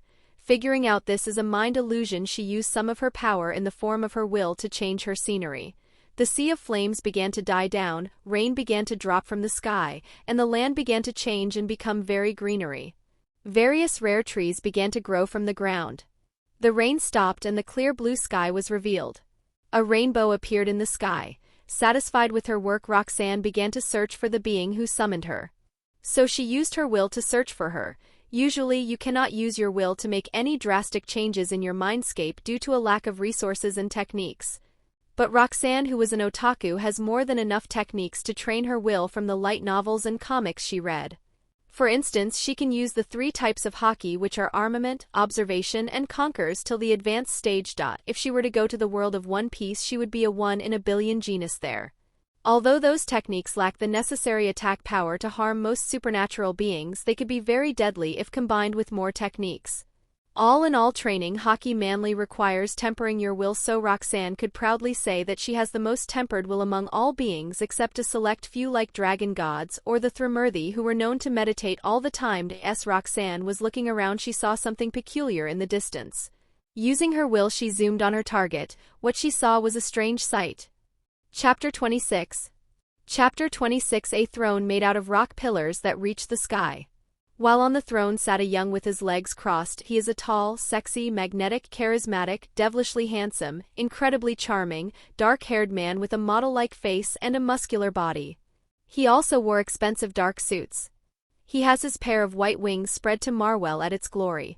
Curious, Roxanne materialized her own 4 pairs of wings and flew towards the man, and appeared in front of him.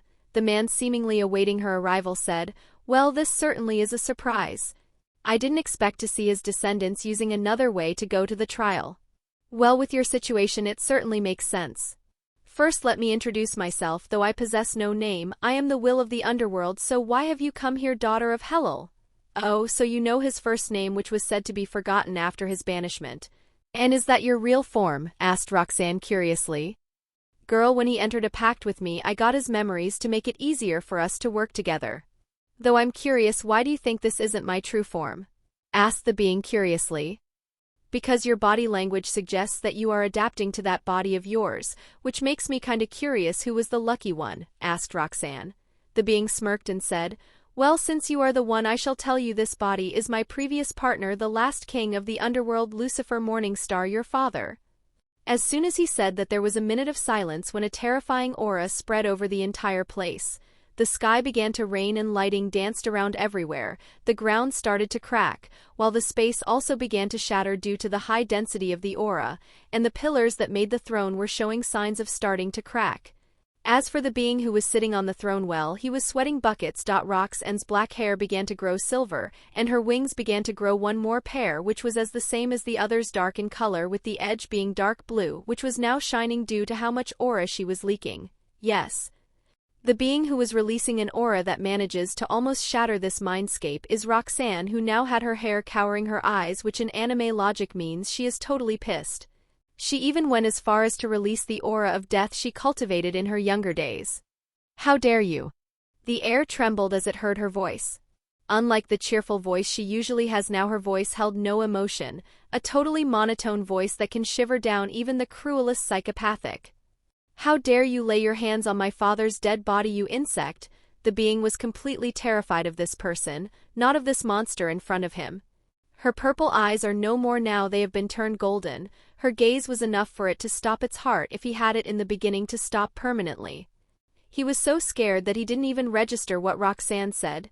"Die, you insect." Saying so, Roxanne unleashed a wave of demonic energy with the properties of destruction and death. Sensing the incoming attack, the being came out of his stupor and quickly dodged by flying away to the side. The attack hit the throne and destroyed it into a billion pieces. The last thing the poor throne thought was, what has he done to deserve such punishment? The being was stunned, his mind couldn't process what had happened in front of him. He was sure even when he was in Lucifer's body he was sure that attack would be fatal. He felt cold sweat appearing on his back and for the first time in his whole being he felt fear. Roxanne wasn't even disturbed that her attack had been missed. I mean, if it actually hit in the first try she would be very cautious. She created dark spikes that came out of her shadow and fired them towards him. The being narrowly dodges her attacks while trying to gain some more distance between them. Roxanne, curious about what he was about to do, fired her attacks while letting him gain distance, while she also created some extra spikes in case he actually tried to do something stupid. But even she didn't expect him to do that. When he got his distance he raised a white flag that materialized from nowhere and began to wave it. This is simply him saying, "I surrender." Roxanne was dumbfounded. I mean, weren't old people very prideful and won't back down even after being beaten black and blue? She stopped releasing her aura since she had calmed down and had no pleasure in intimidating people who had no will to fight. But make no mistake, she is still furious as her golden eyes still have their coldness. "You have 5 minutes to tell your reason why I shouldn't kill you," Roxanne said in a monotone voice which is strangely similar to the way Ciel talks. It being nodded repeated. And said, "Although I have no name, as I said earlier, I am the will of the underworld, or the system that runs the underworld. My purpose is to control the souls that were being sent to the underworld and maintain the barrier that separates the realms from the dimensional gap.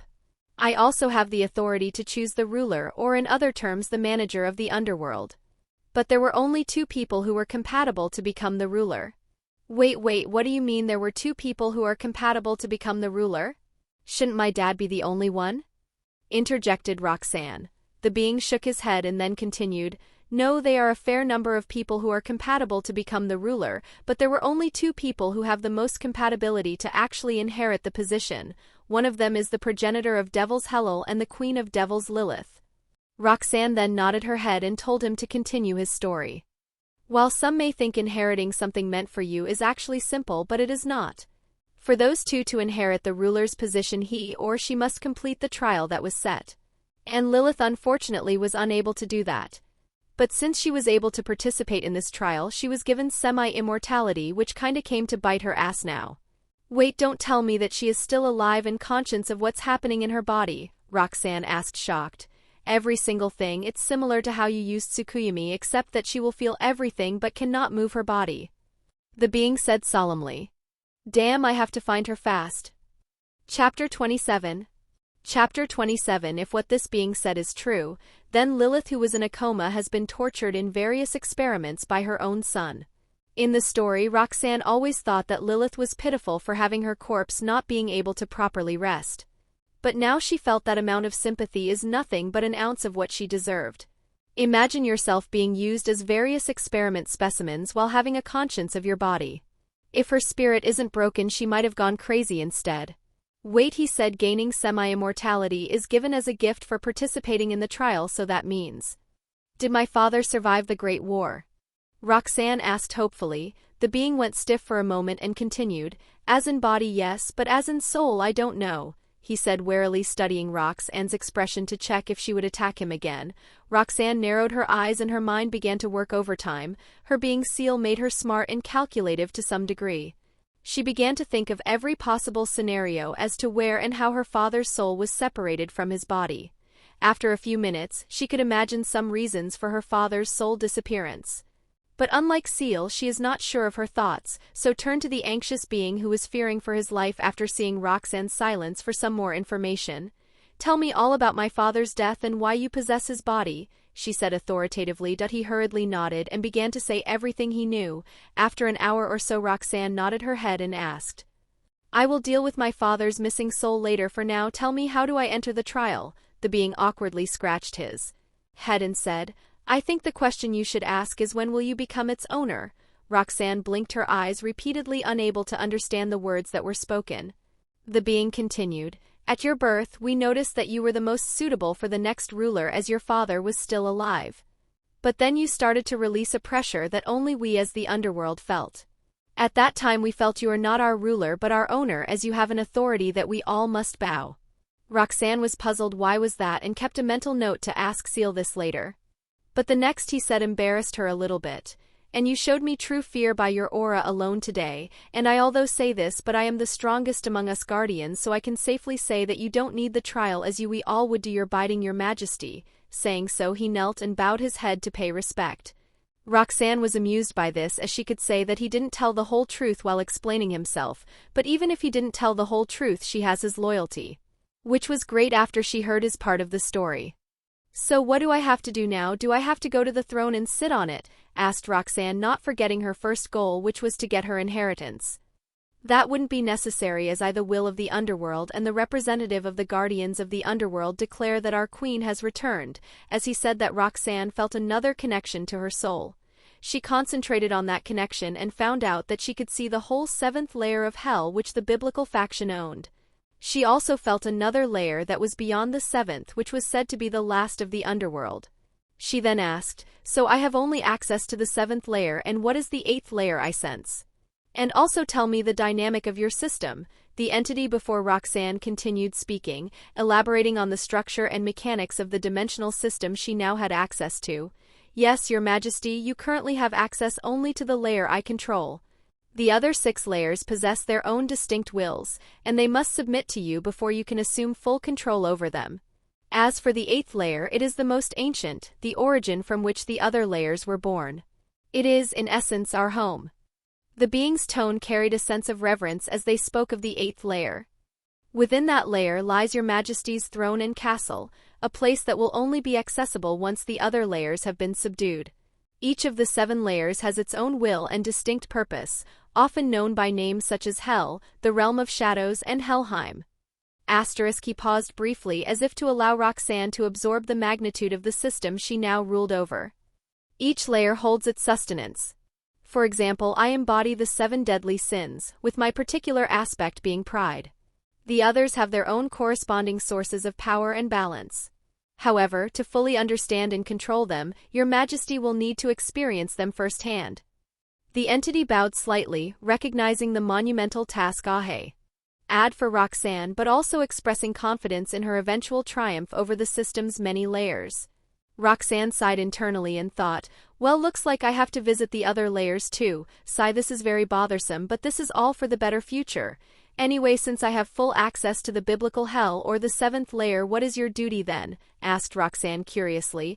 "I mean, since she basically got him fired from his job since he bought no control over his own layer now." "Well, I will be giving your majesty all the assistance you need, and I still have some control over my layer since it's still basically my own body. Your majesty can also temporarily hand over your authority to me for me to manage the realm."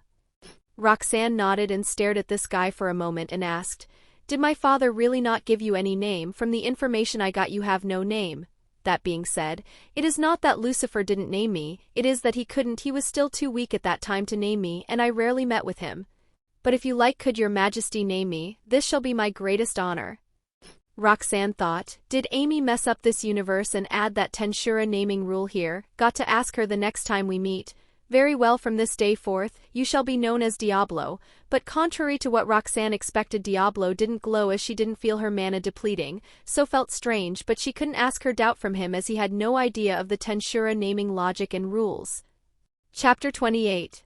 Chapter 28. Diablo, you shall do your duties like usual, but I will make adjustments in the future for the system to run more smoothly. Diablo bowed and left to do his duties. Roxanne nodded and closed her eyes. When she opened them again, she was in her room, which was full of runes that blocked her aura from flowing elsewhere and isolated the space. She stood up from her meditative position and stretched a bit. Sounds of bone breaking could be heard, which was strange from a 10-year-old girl. Well, it's not too surprising since she didn't move a muscle for the last week and kept on meditating. And she probably has to go do it again since broke through the next barrier that made her a Satan-class devil. And she broke through it because of her anger. Well, she heard that the 7 deadly sins are directly linked to devils, but she didn't think that having control over her wrath was the key to breaking through the barrier that separates ultimate class beings from Satan-class beings. How interesting, thought for later research as she has a job to do. "Ciel, can you hack the security system and hospital records in the underworld with my new power?" Roxanne asked Ciel. "Affirmative, master. I can now control everything in the biblical hell and things that have been linked to the system of the underworld." Roxanne nodded her head and said, Good, then find me the location of Envild Leviathan, who, if my memory serves correctly, is still in one of the hospitals in Citri territory. I wonder what would Anjuka think when he knows that we are hacking into his security system, because of the connection he managed to find to the underworld system and made a user account which has less than half the authority a ruler has. Connecting to underworld system. Connected. Entering biblical hell government security system. Hacking to the database of Citri household. Connection successful. Searching for Envild Leviathan in every hospital database. Target found, setting teleportation location. Complete. Master, it is complete. Would you like to go there now? Yes, let's go there now, since I somehow have this feeling that it will be more troublesome if I was late, said Roxanne after a magic circle appeared beneath her feet. After a flash of light, she disappeared from the room. The biblical hell is roughly the same size as the human world, but with a much larger landmass, as there are no oceans, just lakes. The sky was originally purple during both the day and night, but the current 4 great Satans adjusted the flow of time to match it in the human world for the sake of the reincarnated devils. They reproduced an artificial moon using demonic powers and made the night's darkness the same as the human world. The biblical hell was originally split into 2 regions, the Devil's region and the Fallen Angels region, which will end after the creation of the peace treaty between the leaders of the 3 factions. But even after thousands of years, it is said that only 45% of the underworld was discovered or roamed to this day. This is mainly the reason for various factions to have a secret hideout in the biblical hell, as finding their location is very hard if you don't have any clue where to search to begin with. But with Roxanne's new authority as the queen of the underworld, she can see every nook and cranny of the underworld. Normally it is very difficult to manage such an amount of information at once, but that problem was negated when she had a Ciel who could do the processing at a speed of 1 billion thoughts per second.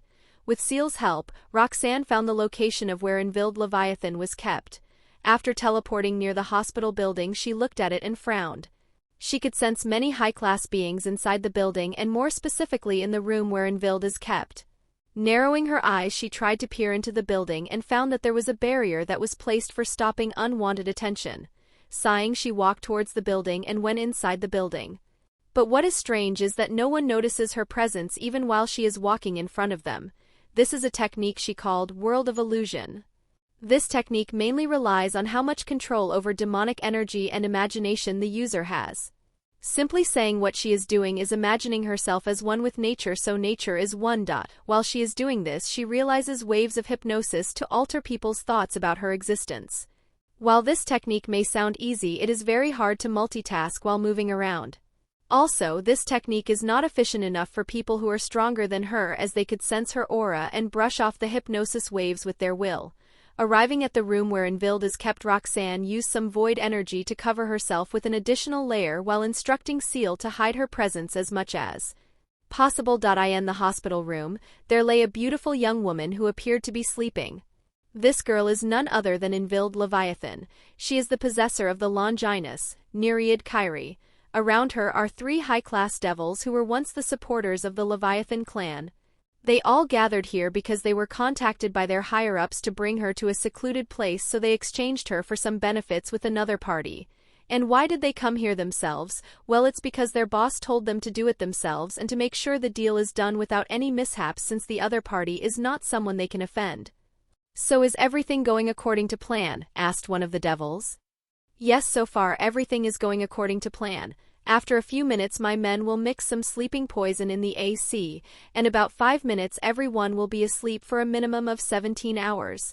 We also will cut the power supply for 5 minutes to disable the cameras, said another. The others nodded and put on some gas masks that they bought. Like the devil said, in 5 minutes everyone minus them and Roxanne was put to sleep. After another 5 minutes the power was cut. The devils quickly came out of their hideout and began to transport Envild by a teleportation circle. Once it was done, they immediately teleported away, not knowing that they brought the wrong person, as near the place where the magic circle was revealed a peaceful sleeping Envild. Chapter 29. Chapter 29. In one of the many forests in the biblical hell, magic appeared. This is a teleportation circle. From it, 3 people appeared while one was carrying another. They looked at their surroundings to check for witnesses and found none, so they dashed toward a certain direction while using magic to reinforce their legs. They kept moving for 10 minutes, going in circles and taking abrupt turns as they were trying to lose someone who was stalking them. After that, they reached a clearing and stopped. One of them started to prepare a barrier to ward off unnecessary trouble. After it was set, the one who was not carrying anything took out a crystal from his pocket and crushed it. After that, a magic circle appeared in front of them. The circle glowed for a minute, then another 3 people began to appear from it. One was dressed like a shady businessman with his pirate hat and huge mustache, while on his side there were 2 muscular bodyguards. Both parties faced each other and the shady guy said, "So did you come with the package?" The others nodded and showed him the sack that one of them was carrying. He then dropped the bag and showed him that it had a person in it.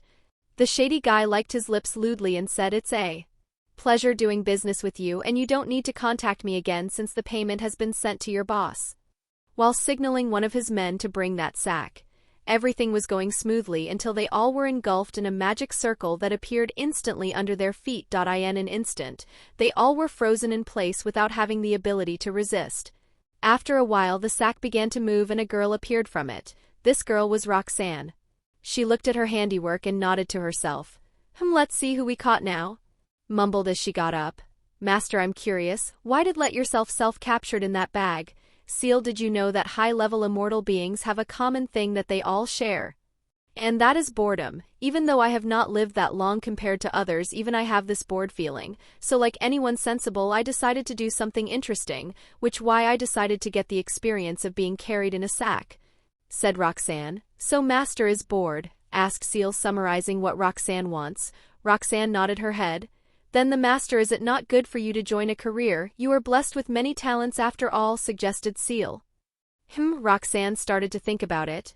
Well, it's not like having some work experience hurt, so why not, she thought.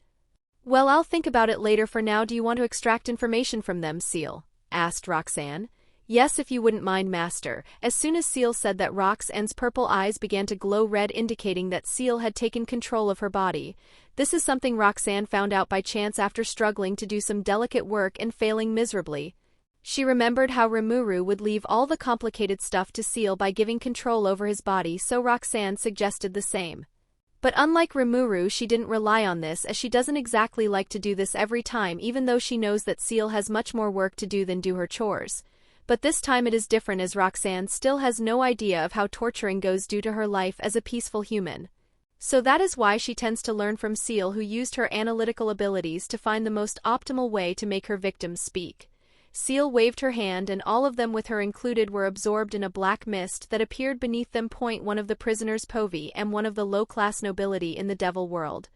Although these days we all came to be as one title as a high class that was only for the commoners, for us not all are in the same rank. Take the House of Baal and the House of Agars, which still retain their ranks as archdukes. Even the houses of Gremory and Citri are considered high rank due to their wealth, military power, and backing. Only the houses of Astaroth and Phoenix and Glaciolabalas are able to be content with them. Well, we the lower nobles have little freedom apart from them, who can go to the human world freely and make contracts and businesses. That's why we all were delighted when we could gain more rights as nobles if we sell that disgusting Leviathan half-breed to our buyer. Ironically, the only descendant that has the original blood of Leviathan is this half-breed. Such a shame. Well, that's why we decided to make some easy money, and that half-breed should be grateful that her existence is actually worth something.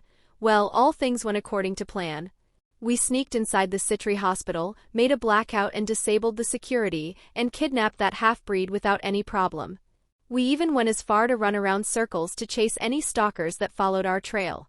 Hell, we even went ND got the deal done without any problem, so why am I in this freaking situation? All around me is darkness, a terrifying darkness that I, a devil with my super-enhanced night vision, cannot see. No, it is right to say that this is a miasma with how my gut tells me. We devils are creatures of sin, so we tend to have more sharp instincts than others and are only second to werewolves. And just now my instincts screamed for me to run away and hide, but that is easier said than done. Why, you ask? Because all of us have our legs frozen in place, and I mean it literally. I even saw some of my teammates were still living ice statues. How did I know they were living? They were moving their eyes frantically and were still in the same way we all were before we blacked out. Suddenly we all heard footsteps echoing. The ones who had their upper bodies unfrozen tried to find the source. Some even tried to use magic to teleport or make a fireball to attack, but that was all useless. As soon as the magic spells appear, they fade. This is simply torture. Soon we saw our worst fear coming. A little girl about 10 to 12 years old was walking towards us. But if it is a normal girl, we wouldn't be so scared. No, the girl has red eyes that have the shade of rubies. Her wavy black hair floated while defying gravity, and most of all the terrifying aura of a monster. We even sometimes see a picture of a dragon behind her. Well, that may be our imagination, but I'm not sure. The girl came near us and stopped. She looked around each one of us. Then she spoke in a voice that sent chills down my spine. Speak, who wanted Envild Leviathan or suffer? Sweat started pouring from our backs and faces. We had a hunch, but now it was proven. We royally screwed. One of the people who came to buy the girl shouted, "Who are you? Do you think you can get away while laying a hand on me?" Although he asked this, the shaking of his head and legs isn't exactly convincing, but as soon as he said that, there was a white flash and there was a sword embedded in his stomach. The guy screeched, clearly in pain. Well, can't blame him, since that sword is clearly a holy sword and a very strong one with the aura it is releasing. Well, I'm kind of curious. I have never seen that sword or heard about anyone in the church who can wield such a sword. So who the hell is this girl? The girl turned to us while showing that the display was nothing and said, "Since you wouldn't talk if asked nicely, let's go with the hard way." She then snapped her fingers and made a sound that echoed in the surroundings. Then portals of various sizes began to appear behind her. From those portals, various weapons began to emerge. Swords, spears, arrows, lances, every weapon that you could think of appeared. But all of them had one thing in common: they were all holy weapons. Do not worry, you wouldn't die probably, and soon the hell for us began. Chapter 30. Chapter 30. Several hours later, Roxanne could be seen sitting on a throne made from ice. She has her jet black wings spread out, showing her superiority over others. Behind her there are holy swords, spears, and axes. Some were floating, some were on the ground, some were even glued to the back of her chair. Right in front of her were her victims, who were now tied to some cross. Some had various sword marks on their bodies, while some had huge holes in their bodies. There was even a guy who had his wings pierced by a huge amount of arrows. They all had more than one fatal injury in their bodies, but the strange thing is that they are not dead or showed any sign of dying, but they would think death is better than what they suffered. Their eyes are proof of that. They all have eyes that are devoid of any emotion. They are broken like dolls. Wow, Ciel, your ways are efficient as always. I mean, first let the victims get into contact with my aura of death, which has a fear manipulation property into it, is actually very creative of you. But why did I feel like it worked way better than it should do? Asked Roxanne curiously, since she hadn't actually cultivated her aura yet. She didn't know its full capabilities. Thank you for your parse, master, but yes, what you speculate is correct. If used outside the imaginary space, your aura wouldn't affect them as much as it affected them like now due to the low density of your aura. I see, Ciel-sensei is very creative. Roxanne praised Ciel, who at every moment came up with genius ideas for her to implement in her fighting style. She can also imagine Ciel proudly puffing up her chest with an expression of saying, "Praise me more." Chuckling a little, Roxanne became serious and said, "So Ciel, what do you suggest we do with the information we got from them?" "Master, if I may be bold, I suggest 3 plans. Or elaborate, please. My first plan is to brainwash these individuals and bomb them so they will enter their base and blow them whole." Interesting, but continue. "My second plan is to leave these individuals and soul bind them and make them living puppets so they could be excellent spies for us." In normal case, I would agree to, but continue anyway. Roxanne was about to say something but decided to say it after Ciel's suggestions. "My last suggestion is that we kidnap Envild Leviathan instead, since they would have to abandon their entire plan without her. But Ciel, do you have a way to wake her up from the sleeping disease?" "From what I heard, it was never reported about someone who woke up from this disease." "I may be able to do that, master. From what I analyzed from Envild Leviathan, she would wake up normally due to her sacred gear manifestation in about 5 or 6 years. "Oh right, I forgot about that. So can you manifest her sacred gear?" "Yes, master, it is a very easy task." All right then, Ciel, we will do plan 1 and plan 3 while using the high-class devils for plan 2, Roxanne declared. "As you wish, master." Nodding to herself, Roxanne stood up from her throne and walked towards the prisoners who were still hanging from the crosses. Ciel, who was still in control, willed one of the swords to come near her, and she made some hand signs and sword broke into millions of needle-size pieces. She then made an equal amount float in front of each of them, and she again made some hand signs, and then the needles began to be liquefied.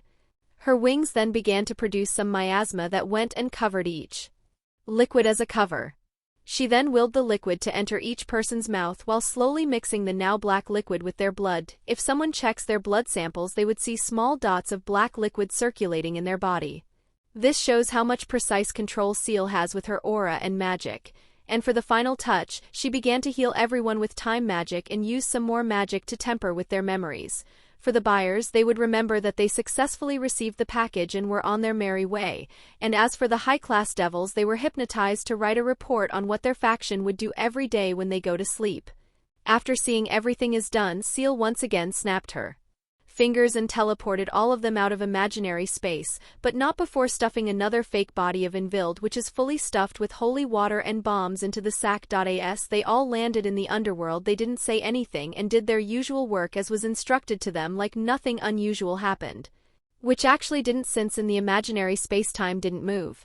So to the outsider who watched all this, they would see Ciel teleporting them, and after a second all of them teleporting again without her. As for Ciel, she teleported back into the hospital and let Roxanne the body control back. Roxanne's eyes began to change to her original purple color. She then used her universal detection to find out about the current situation and found that the staff was almost at the end of fixing the disturbance the devils earlier. Sighing, Roxanne came near Invild while mumbling how she wanted to take a break from this all mess, and once again teleported her just in time before the security system was on and started sounding the alarm. Finally teleporting back to her room, Roxanne carried the still sleeping Invild and tucked her at her bed while telling Ciel to start the analysis of her scared gear and make the necessary arrangements to wake her up. She then walked out of her room and closed the door slowly and started to walk towards the passageway that was ahead. After a minute of walking, she arrived at her lavishly decorated living room with a full HD TV hanging on the wall. She walked to one of the couches and lay down on it while closing her eyes and started to hum a tune. This went around for about 5 minutes, then she said, "Lucy-chan, it's not nice to stare at someone for a long time like that, you know. Even though I know my beauty knows no bounds, I can still feel shy, you know." Luciana, who was standing near her with a tray of biscuits and tea, has her mouth wide open with a look of utter disbelief is written on her face. She is so shocked that she even forgot to throw a tsukuyami at Roxanne for being too cheeky. For the reason for disbelief, well, it is her mistress, who is now laying on the couch lazily. When her mistress went to seclusion to break through to the rank of ultimate, is now at the rank of a Satan, which in her humble opinion is pure bullshit.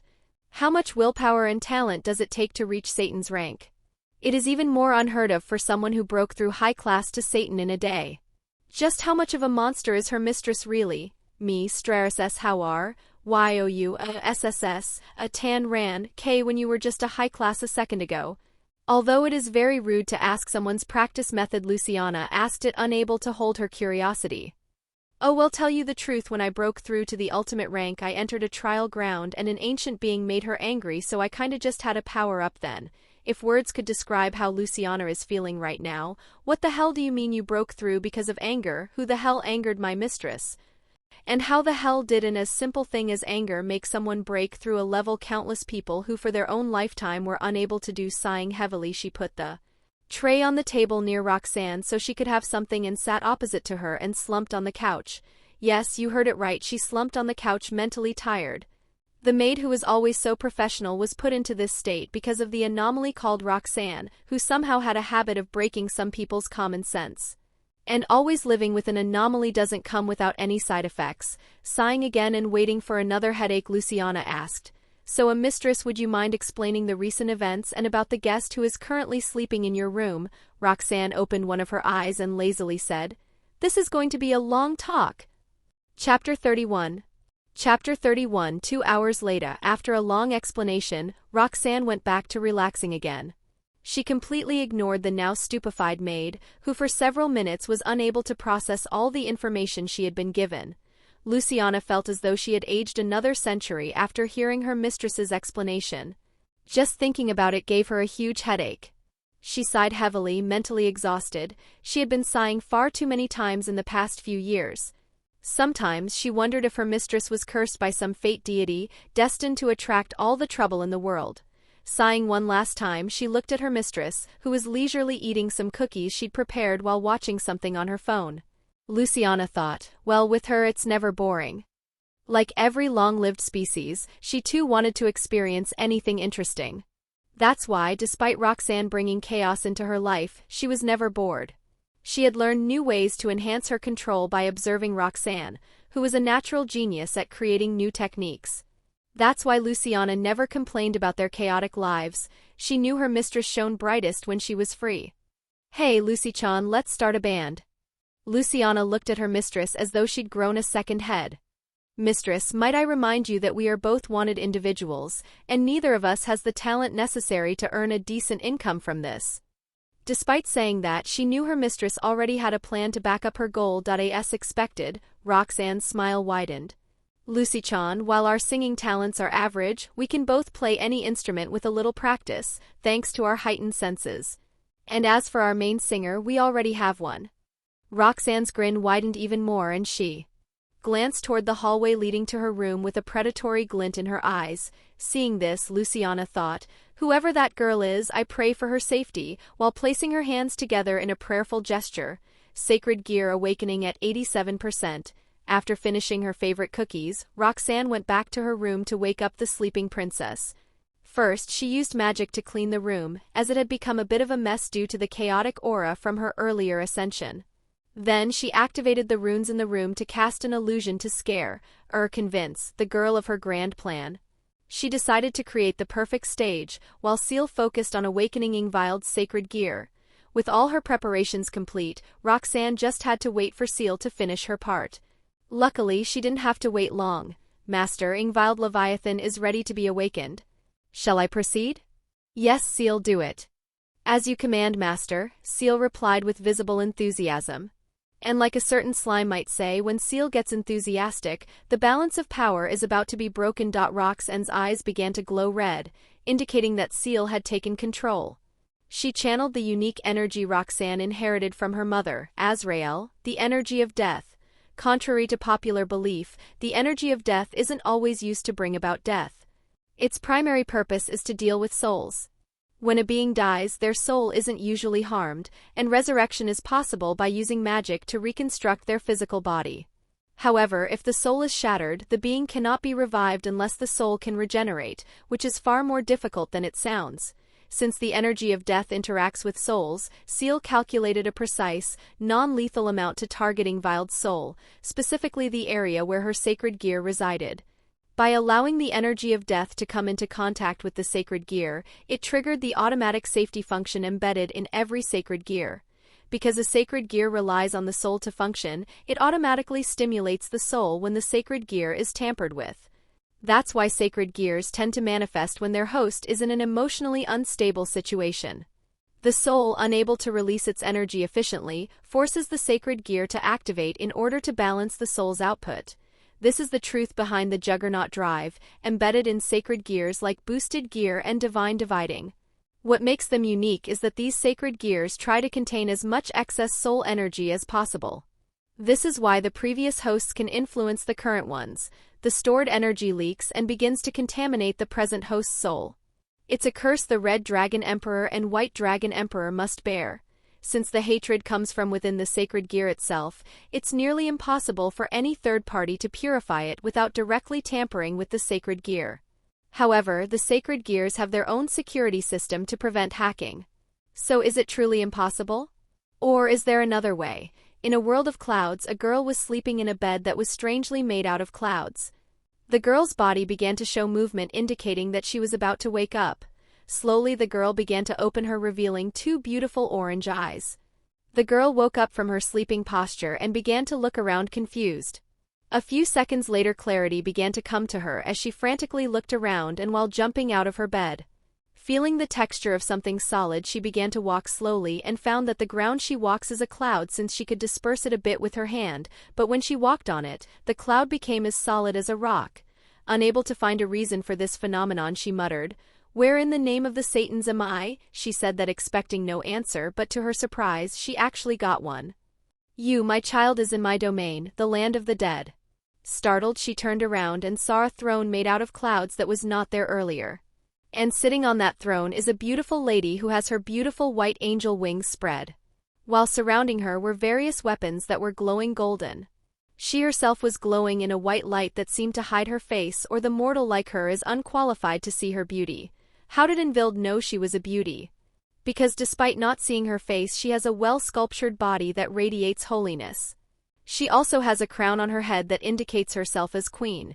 Invild was surprised at this. Despite not knowing much about the supernatural world, she knew that this being is not an angel who is a holy being, because she was then Invild would feel pain due to her aura that she was continuously releasing due to her devil heritage. But no, she even feels comfortable in her aura. Invild then asked, "Who are you?" The girl smiled, which was confusing since Invild couldn't see her face, but she knew she was smiling. The lady then declared in her angelic voice, "My name is..." Chapter 32. Chapter 32. My name is Amelia, the goddess of reincarnation. Invild was confused right now, as she had never heard of a goddess of that name in any mythology she heard. But she didn't ask since she isn't sure 100% of her knowledge, as victors tend to write the history as they wish. "So what will happen to me now?" she asked. "Well, my dear, since you have committed various good deeds, you have a decent amount of good karma, so I will let you reincarnate again. How would you like to reincarnate yourself? Would you like to go to another world and start anew, or would you like to stay in your world and travel the world like you wished?" Invild thought for a while. She really thought for a long time and then finally said, "I would like to reincarnate in my previous world." The lady smiled, and she stood up from her throne, which made her shine even brighter. She then declared, "As per your wish, you will reincarnate into your previous world, but in another era, an era where 100 years would have passed after your sleep. As a bonus, I will even let you inherit a sacred gear to protect yourself. Now open that door. From it you will be transported to your destination, enjoy life as you wish, and I guarantee you, you will never be bored in that timeline, so now go enjoy your freedom." Invild Leviathan. Invild smiled happily while tears streamed down her cheeks. She then turned and walked towards the door that appeared some time ago. She looked at the lady for the last time and she still had the same small smile on her face. She waved at her and opened the door and went through it, clearly excited to enjoy her new life. When the light subsided, all she saw was a wall with a notice on it saying, "Welcome to the future, Invild Leviathan. Please return back to discuss your plans for the future." Winking face. Then she heard a sound of laughter. When she turned around, she saw the dignified lady was now laughing while rolling on the floor. Her earlier nobility is nowhere to be seen. Invild was burning in anger and shame, manly shame. Her thoughts were heading towards somewhere where it shouldn't be. Roxanne, who was laughing, suddenly felt a chill run down her spine, and she stood up abruptly and looked at Invild while cold sweat was pouring in her back. Invild, although was doing nothing, is now releasing a terrifying killing intent directed at her. "Well, I might have gone a little bit too far. Ciel, help me. I fear if I let her be like that for a few minutes, she may actually come to kill me." "Sigh, master, you took your prank too far." "Haha, Ciel, I know I messed up a little bit, so please help me." Sigh. "Fine, I will help you just this once." Saying so, Ciel said a few instructions that Roxanne listened attentively. After it was done, Roxanne had a strange expression on her face. "Hey Ciel, not that I doubt you or anything, but is that really going to work?" "Yes, master, it will work, and I advise you to do it quickly. I detect Invild Leviathan's mental state is slowly becoming unstable." Roxanne, hearing this, gulped and took a deep breath to calm her nerves down. She then, like Ciel instructed, lifted the illusion she created by snapping her fingers. Then she opened a small portal to her imaginary space and took something out of it. Then she threw it towards Invild while shouting, "Here, catch!" Invild subconsciously caught what was thrown at her. She looked at it and all her negative thoughts stopped. Her brain literally stopped. Her hands began to tremble and tears began to come down from her eyes. What appeared in her hand is a necklace. While it may be ordinary to any being, to Invild it was the most precious thing she could ask for. Before she was taken into the Leviathan clan to cure her disease, she was living the life of a normal girl with her human mother and her devil father.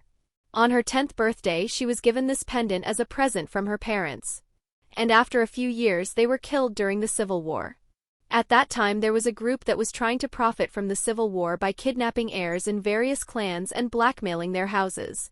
And luck turns out her father is the main heir to the title of Leviathan. And he and her magician mother died protecting her. She was luckily saved by the clan, and due to her father's nature he created a situation where she would live safely without any problem from the Devil Society as a whole. But as luck would have it, she fell into the sleeping disease, and this pendant was the only memento she had left of her parents. She definitely remembered losing it when she was taken that day. How? She asked while her voice shaking due to her emotions. Well, let's just say it was safeguarded by someone, said Roxanne, and she wasn't lying. This necklace was found in the corpses of her parents when the clan went to retrieve them. One of her father's late servants kept it as it emanated a unique aura, which was later found out to be a storage artifact containing her father's and mother's legacy. It also had a function to conceal the wearer's aura, which was the reason Invild was not attacked by a random passerby supernatural. After Invild was hospitalized, the servant put it on her, hoping one day she would wake up and to protect the last remaining item of her parents. And that necklace just happened to fall down when Invild was about to be kidnapped, and it did help her. According to Ciel, Invild is an anomaly for surviving this long while having the sleeping disease. It is said that after one was infected by the disease, one would normally be alive for most 100 or 200 years, even with them artificially delaying the body from decaying. According to the analysis Ciel did, to have the disease meant that your soul is very unstable and is leaking its essence or life force, you call it, to nature, or someone who she still is trying to find.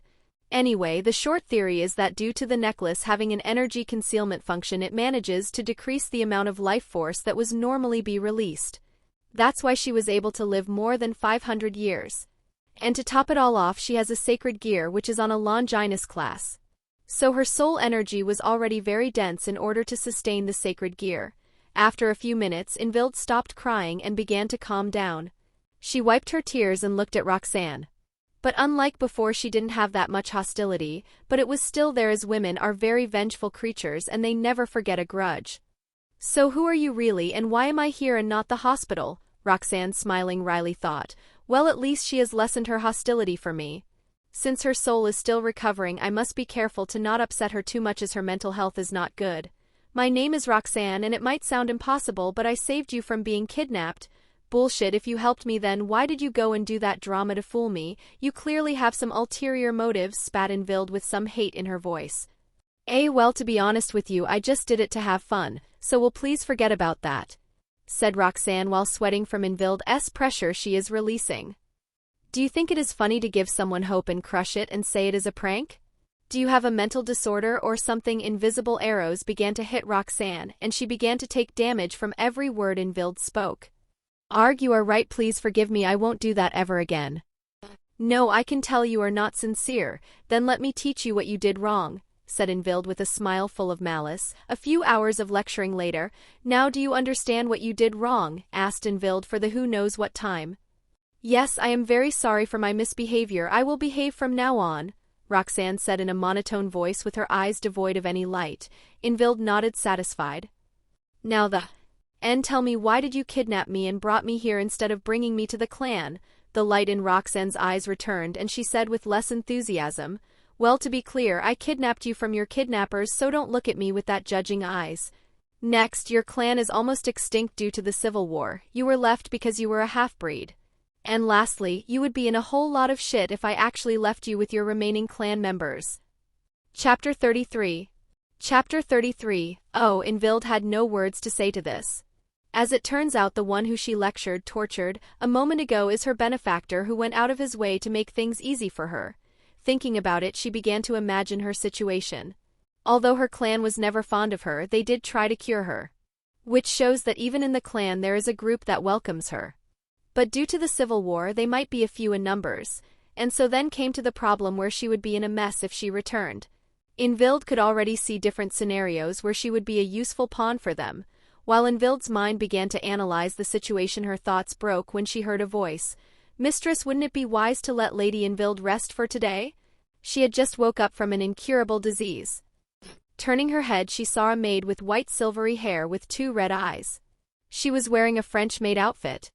Yeah, you are right, Lucy. Hey, Invild, first get some rest since your soul is still recovering from the aftermath of your disease. We will talk tomorrow. I also answer all your questions, so don't think too much. Luciana, would you mind escorting her to one of our guest rooms? Said Roxanne while turning to Luciana. Luciana bowed and opened the door and began and gestured Invild to follow her. If you would, Lady Invild, saying so she bowed. Deciding to rest today, she followed the maid. While internally thinking, have I seen her before? And next day Invild woke up in the morning with a calmer mind than yesterday. She began to dress in some clothes that the maid gave her yesterday. As soon as she was finished dressing, she heard a knock on her door. The door is unlocked, you can enter, she replied to her visitor. When the door opened, Luciana was there. Is there something you want, Luciana? She asked curiously. When she was escorted to her room yesterday, she and Luciana chatted for a bit and became more friendlier to each other. And Invild is not exactly a difficult person to befriend due to her kind nature. She just lost to her cool due to her soul still being unstable. Breakfast would be ready in 10 minutes, so I came to invite Lady Invild to dine with us, said Luciana. You know you could just drop the lady part when talking to me, said Invild, since she was raised as a commoner her whole life. So noble etiquette is not something she is used to. I will try next time, Lady Invild, said Luciana with a smile. Invild was about to. On that then she sighed. Well, they say like master like servant, she thought internally on how both of them have the knack to cause mischief. She then resigned to her fate and went to the dining room under Luciana's instructions. The dining room was like any other room with a big table and many chairs and some more furniture here and there. But what she didn't expect was the one who was presenting the food. It was Roxanne in a cute pink apron. She was holding 2 different dishes in each of her hands. She looked like she just came from the kitchen to unload the food. Invild just froze at this, and she repeatedly looked at Roxanne and Luciana respectively several times just to be sure this is not an illusion. Unable to hold it any longer, she finally asked, Pardon me for asking this, but why are you cooking when you have a maid? Luciana blushed and looked away, unable to hold eye contact with her. She was clearly embarrassed about this matter. Since even in ancient times if one was a maid you must be the one cooking. But let's just say there are exceptions to everything. Well, it's not like Lucy-chan can't cook, it's just that she can only cook one meal. Everything other than that meal might as well be a torture tool, said Roxanne. At this moment Luciana felt that she got injured very badly by some invisible attack. It might be her pride as a maid that was correctly receiving damage. And don't misunderstand, although she can only make one meal for now, she is in the process of learning more, and I didn't want you too sick again after eating it. Although Roxanne told those words to comfort Luciana, she didn't realize that she was inflicting more damage than necessary, but spreading unnecessary details that no one asked for. Well, why don't we all take a seat and enjoy the meal while it is still hot?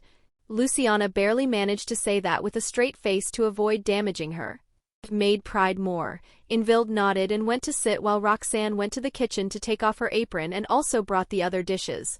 The meal time went without any interesting situations. At least that's what Invild thought as looked at the banter of the maid and her mistress. It all started first with a piece of meat that was left in one of the dishes. Both of them started with a few words which evenly turned into that. But Invild had to say both of them looked like a pair of siblings than a maid and a mistress. At least the maids she knows wouldn't even complain even if they were wronged. After a half an hour all 3 of them were resting in the living room after enjoying their delicious meal. Suddenly Roxanne, who was the most relaxed person, turned serious and said, Okay, that's enough suspense.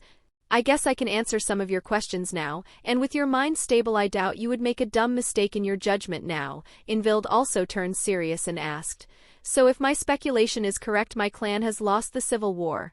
Asked Invild. Yes, all the old Satan families as we call them were killed or went into hiding after the civil war was lost. Now new Satans from Gremory, Citri, Astaroth, Glagiolabala's houses took their mantle.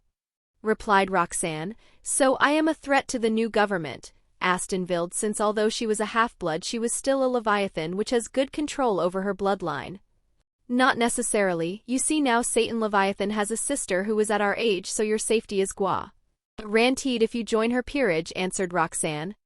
Wait, what's a peerage? Asked Invild curiously since she hadn't heard the term before she was sick.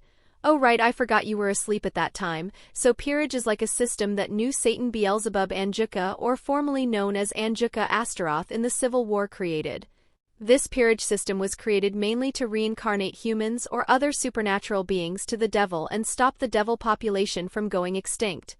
Wait, you can reincarnate other beings to devils, exclaimed Invild. Yes, and as I was saying, Anjuka created peerage pieces to act as a conduct to do the ritual and stuff. And these pieces are made into the shapes of chess pieces. and each piece gives a boost to various aspects. For example, if we reincarnate a human with a knight piece, he would have a massive boost to his agility and reflexes. Saying so, Roxanne completed her short explanation about evil pieces. Wow, that's all that was left of Invilda's mouth. She began to wonder if she really did reincarnate into another world that was similar to her old one. She couldn't believe the gap in technology is that much. Well, enough about that peerage system. You could just find some more details in one of the books in the library if you ask Luciana to show you where it is. But now, saying so, Roxanne's expression turned serious, indicating that she was not playing around anymore. I have a business offer for you, Invild Leviathan, and it involves in singing and being in a band. At the mention of music, her expression also turned serious. There were two things she didn't cut corners or back down from. One is anything related to her family, and the other is music. I'm listening, she said. With this, the talk that would lead to the creation of the most famous supernatural band that broke through many records as soon as their first debut started. The band is known as Singularity. Chapter 34. Chapter 34 Flashback N. Invild, do you remember when we started that band? We mainly did it to gain influence and earn some money to build our business. But unlike me or Luciana, you sang songs with your every being. That's why you earned yourself that title. So please have some confidence in yourself for once, or at least in your songs that managed to break the barrier of any listener's mind. Invild smiled at Roxanne's encouraging words and said, You are right, Roxanne. I should at least have some pride in my own songs. If not, I might as well be telling the world that my fans' reactions are fake. As long as you understand. Roxanne nodded her head repeatedly. And besides, it's not like you can be more prideful than me, she continued. Well, you certainly are right. Even the most prideful being's ego couldn't compare to your pride, laughed Invild. Well, I am a Lucifer. We are the definition of pride, Roxanne said, laughing together with her. After that, both of chatted while catching up with each other for a while and finally went to sleep. Next morning, like usual, Roxanne went to school. But unlike usual where she walked or was dropped to school by Luciana, today she went by style. A roar of a bike could be heard near the school gate. The curious students all turned around and saw a beautiful sight. A high school student was driving a black sports bike. One couldn't see who she was, but the only fact that they know is she is a high school student in her cool high school uniform and her messy black hair that's sawing to the wind. She reached the place where the school parking lot is located. As soon as got down from her bike, every nearby student was staring at her without blinking. They all had the same thought of finding out who this hot girl was. As she took off her helmet, she revealed a face that most if not all students recognized. Hey, isn't that the new transfer student Roxanne? Yeah, I did hear she was rich, but damn, I didn't know she was this rich, whispered two boys who instantly recognized her. Roxanne Morningstar is the sole heir to the Lux Corporation. Her corporation has a wide area of companies under it. They mainly do business in wine, sports vehicles, and entertainment industries. Yes, they have fields that sometimes have no connection to each other. Unlike where if one company makes wine, they also make beer. This characteristic shows how competent they were in their field of work. That was news for the human world, but for the supernatural world, the Lux nightclub is the most highlighted one the Lux Corporation owned. This nightclub is so important that if one accidentally bumped into anyone in there, they would have to swallow their pride and apologize to each other and not cause chaos. This is mainly because if one is found causing trouble, he or she will have to be disciplined. It doesn't matter if you are a devil, yokai, or even a god king, you all have to comply. It was said that Zeus was found causing trouble, and he was detained for about 3 hours by the management, and when he returned he was begging them to not kick him away. It was also said that if one wanted to contact the Shadow Garden, you could go there to issue their request. And that nightclub is also protected by various factions such as Norse, Gregory, and mainly Shinto. These three are the people who have various missions for the Shadow Garden, and each faction leader really liked that place, so it was a tactic understanding that they will protect this place from any other faction. So for the first time in history, the Lux nightclub became a neutral ground in the supernatural world. So Roxanne being the sole heir to the cooperation that founded this is a real big shot in both worlds. But no one knew who she was until her transfer to this high school. But even now they couldn't connect the dots. This is because Roxanne's own magic she invented was inspired by another novel. With this magic, she makes the people around her to think that she is a normal person who has more money than others. This magic is so terrifying that it even affects supernatural beings. This is why neither Sona nor Rias came to invite her to their peerage, as they both didn't register Roxanne as anyone important. And them being devils, they lack anything but wealth. Not minding the stares, Roxanne walked towards to her class. On her way, she didn't forget to greet the student council who came to see why the crowd was gathering. Good morning, Kaicho. Good morning, Tsuchan. Roxanne greeted both of them with her usual cheerful voice. Good morning, Roxanne, greeted Sona as Tsubaki just bowed to her. So will you be coming to school from that now on? Asked Sona as she eyed the sports bike with interest. Yep, I had it shipped here yesterday, so I will come to school on my bike from now on, said Roxanne while thinking, and this leaves me a good way in case I had to chase someone. I see, then I would have to arrange a place for you two to regularly park it, and also inform the security about it, said Sona while sighing since she had more work now. Roxanne just scratched her cheek while smiling wryly. She clearly forgot to inform the school of her vehicle, as it is customary to park in an arranged space instead of changing the place they park the vehicle. Thanking both of them, Roxanne continued her walk towards the classroom. While on the way, she greeted the other students with who she was acquainted. Upon entering her classroom, she found Issei, who was usually having a cultural discussion in the early morning, was now having two big dark circles under his eyes and was almost sleeping. His two friends, worried about him, were trying to make him fess up to what happened to him. Well, it's not like he can tell them that he was up all night searching for holy swords, Roxanne thought. Shaking her head, she went near the trio to have a little talk. Hey Issei, why do you look like you haven't slept all night? Did you have to wash dishes to pay your debt? Didn't the waiter tell you that I paid for you guys? Asked Roxanne, having a worried expression on her face. Issei, who saw her worried, quickly replied, No, it's not like that. Thanks to you I did manage to avoid that situation, so once again thank you for the big favor you did for me, Roxanne. I promise I will repay you somehow. Oh, don't worry about that. The restaurant you ate at was one of the branch businesses that my family owns, so if you are ever going to have a big date, go there since can get a special discount. But why does your face look like you are very exhausted? Oh, don't tell me you went somewhere with all those girls. Issei, I know you want to be a harem kid, but you must take care of your health first. Roxanne said something outrageous at the end that made Issei sweat. The whole class, who had some moment, started listening to their conversation and gave Issei the look.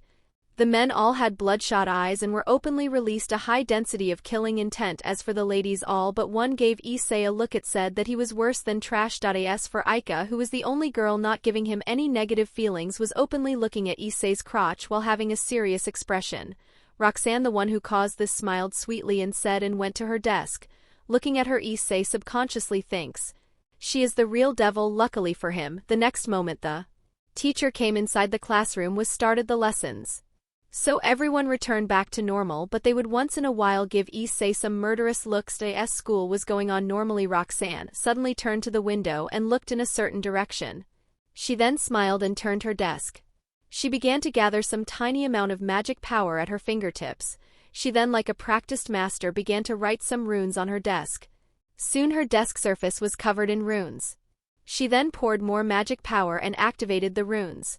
Soon the illusion of Roxanne sitting and paying attention to class was shown instead of the real her. Seeing her illusion is not faulty, she nodded to herself at her work and once again turned to the window. But unlike before, her eyes began to glow golden. Soon her vision began to zoom in on one direction till it reached a villa. This villa is the current place Roxanne is living. Her vision began to go deeper into the house and reached until a room. In the room's center there is a magic circle that is almost 5 meters. The circle began to spin, and then from it appeared a group of girls that were dressed in black masks and black various outfits. At the forefront of this group are Morgana, Astoria, and Merlin. Sensing someone's gaze, they all turned to Roxanne's direction. They both held a staring contest for a while, and then a rune that was on the wall began to glow. From it a screen appeared showing Roxanne, who was still sitting on her chair at school. She smiled, then swiped her hands a little, and a sound on notification was shown on the screen at home. Hello guys, welcome to Ku.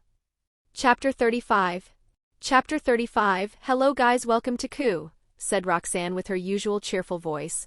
All the people in the room then kneeled and said in unison, "We greet Lady Shaltier." Roxanne blinked for a few seconds and then she pouted and said in a dissatisfied tone, "HMP, you guys are bullying me. You guys know that I hate this stiff etiquette, right? Ha ha ha ha." Morgana and Merlin burst into laughter.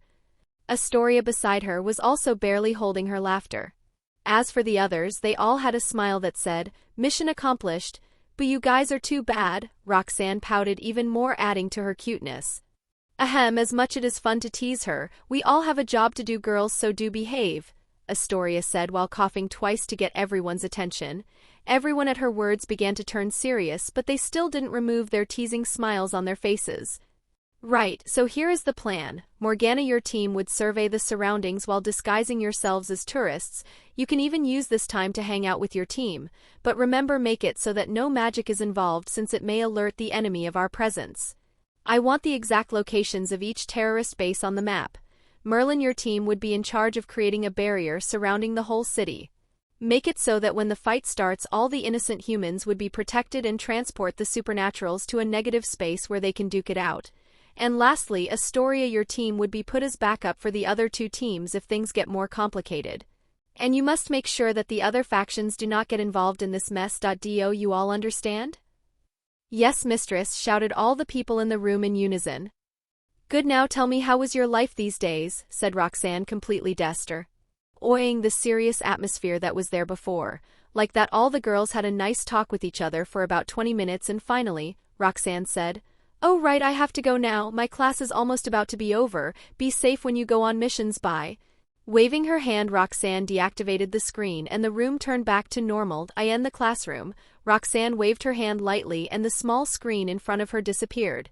She then snapped her fingers to dispel the illusion she created to hide what she had done earlier. She then started to listen to a teacher like nothing happened. While secretly thinking, well then let the show begin. Issei and the others were like the usual separated into teams and went on the patrol to look for the holy swords, but unlike the prior days where they didn't find anything, they actually found not one but two holy swords. But like the usual, everything is not without a price, and that is a crazy psycho priest who wants revenge. Hee, how you like my new toys, little devils? Do you feel despair? Come on, don't be shy, tell me. Tell me, or would like to talk when I cut you into tiny pieces, he, said Fried while dancing around showing the swords he had in his hand. You bastard. Kiba gritted his teeth in anger. He for all his life has two things he despises, one the holy swords, two someone who tries to harm his family, and for his bad luck the guy in front of him fulfilled those two conditions. As he was about to dash at him, he felt someone holding his shoulder. Turning around, he saw Zenobia in her battle outfit. You devils cannot get near the holy swords, so we will be the vanguard. You guys assist us by being the rear guards. Telling him as she began to walk towards Fried while unwrapping the great sword that she was always carrying. Fried Selzen, you are under arrest for violating church order and being a suspect of holy sword disappearance, she said while aura began to grow stronger. Oh, and why should I listen to a little bitch like you? I can just kill you and get the holy sword too. Oh, that might be a good idea. I'm sure the boss would be very happy for my gift, said Fried as he started to emit his bloodlust. Then all of a sudden he vanished and appeared in front of Zenobia about to slash at her neck when he suddenly dodged to the side. He then saw Irina standing beside Zenobia while holding a whip-like sword. Oh, another holy sword, it might be my lucky day, laughed Fried while completely ignoring the danger two holy swords represent. But then his expression changed when he saw a familiar brown-haired youth. Kiba, are you guys okay? We came here as soon as we felt the magic power here rising, said Issei as he and Irina came running here to act as backup. I'm fine, the fight just started. Where is the rest? Asked Kiba as he created some demonic swords. Kaneko and Sanji would be coming here now. Let's just beat this guy and get those holy swords, said Issei as he summoned his boosted gear. You filthy devil, I couldn't kill you earlier because of that red-haired bitch, but now I kill you and make you see despair, shouted Fried as he used Excalibur rapidly to appear near Issei to decapitate him. Bit strangely, Issei was able to dodge and even fire back a dragon shot to Fried. Fried just dodged it and was about to continue his assault when he was attacked by another two by the sides. You have the nerve to ignore us in a battle with all of us. Saying so, Zenobia brandished her sword while continuing to attack him relentlessly. Irina was also helping her by attacking Fried from his blind spot. Issei and Kiba also followed suit, making the former exorcist curse while barely defending himself. Finally, having enough of this farce, he waved Excalibur rapidly in a circular manner and made everyone get some distance from him.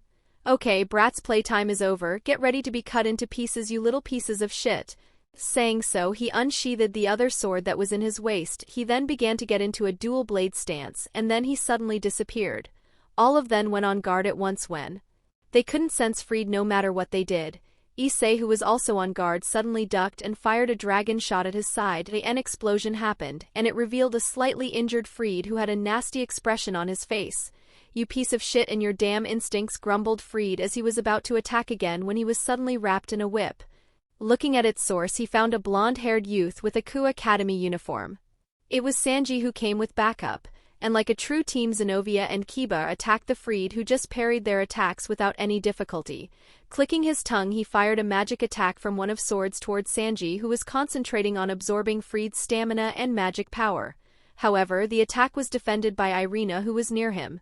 It still managed to slip Sanji's concentration for a few seconds. A few seconds Fried used to break free from his binding and activated a smoke bomb. He decided that retreating was the better option as he was greatly outnumbered. "Stop!" shouted Zenovia as she and Irina ran after him. Kiba also followed them. Issei and the others were about to join them when they all commanded voice. "Enough, all of you, stop." Chapter 36. Chapter 36. Enough, all of you. As soon as the Issei and Kaneko heard that voice, they instinctively shivered and stopped in their tracks like statues. Like a robot, they both mechanically turned around to see a very angry Rias, who is emitting a very scary aura. As for Sanji, well, as soon he heard Rias's voice, he turned in a random direction and tried to escape. Well, he was caught in the ear by a very scary Sona, who is also emitting a dangerous aura. This moment both Sanji and Issei had the same thought. "I'm done after a torturous lecture, so tell me, why did you come here, and most importantly, why were you with those exorcists? If you come clean, I might lessen your punishment," said Rias to the kneeling duo. "Well, the thing is..." As Issei nervously explained their situation, both Rias and Sona, who heard everything, had a headache. Especially for Rias, since her knight seemed so hell-bent on destroying those swords that he even teamed with exorcists who he hated as much as the holy swords.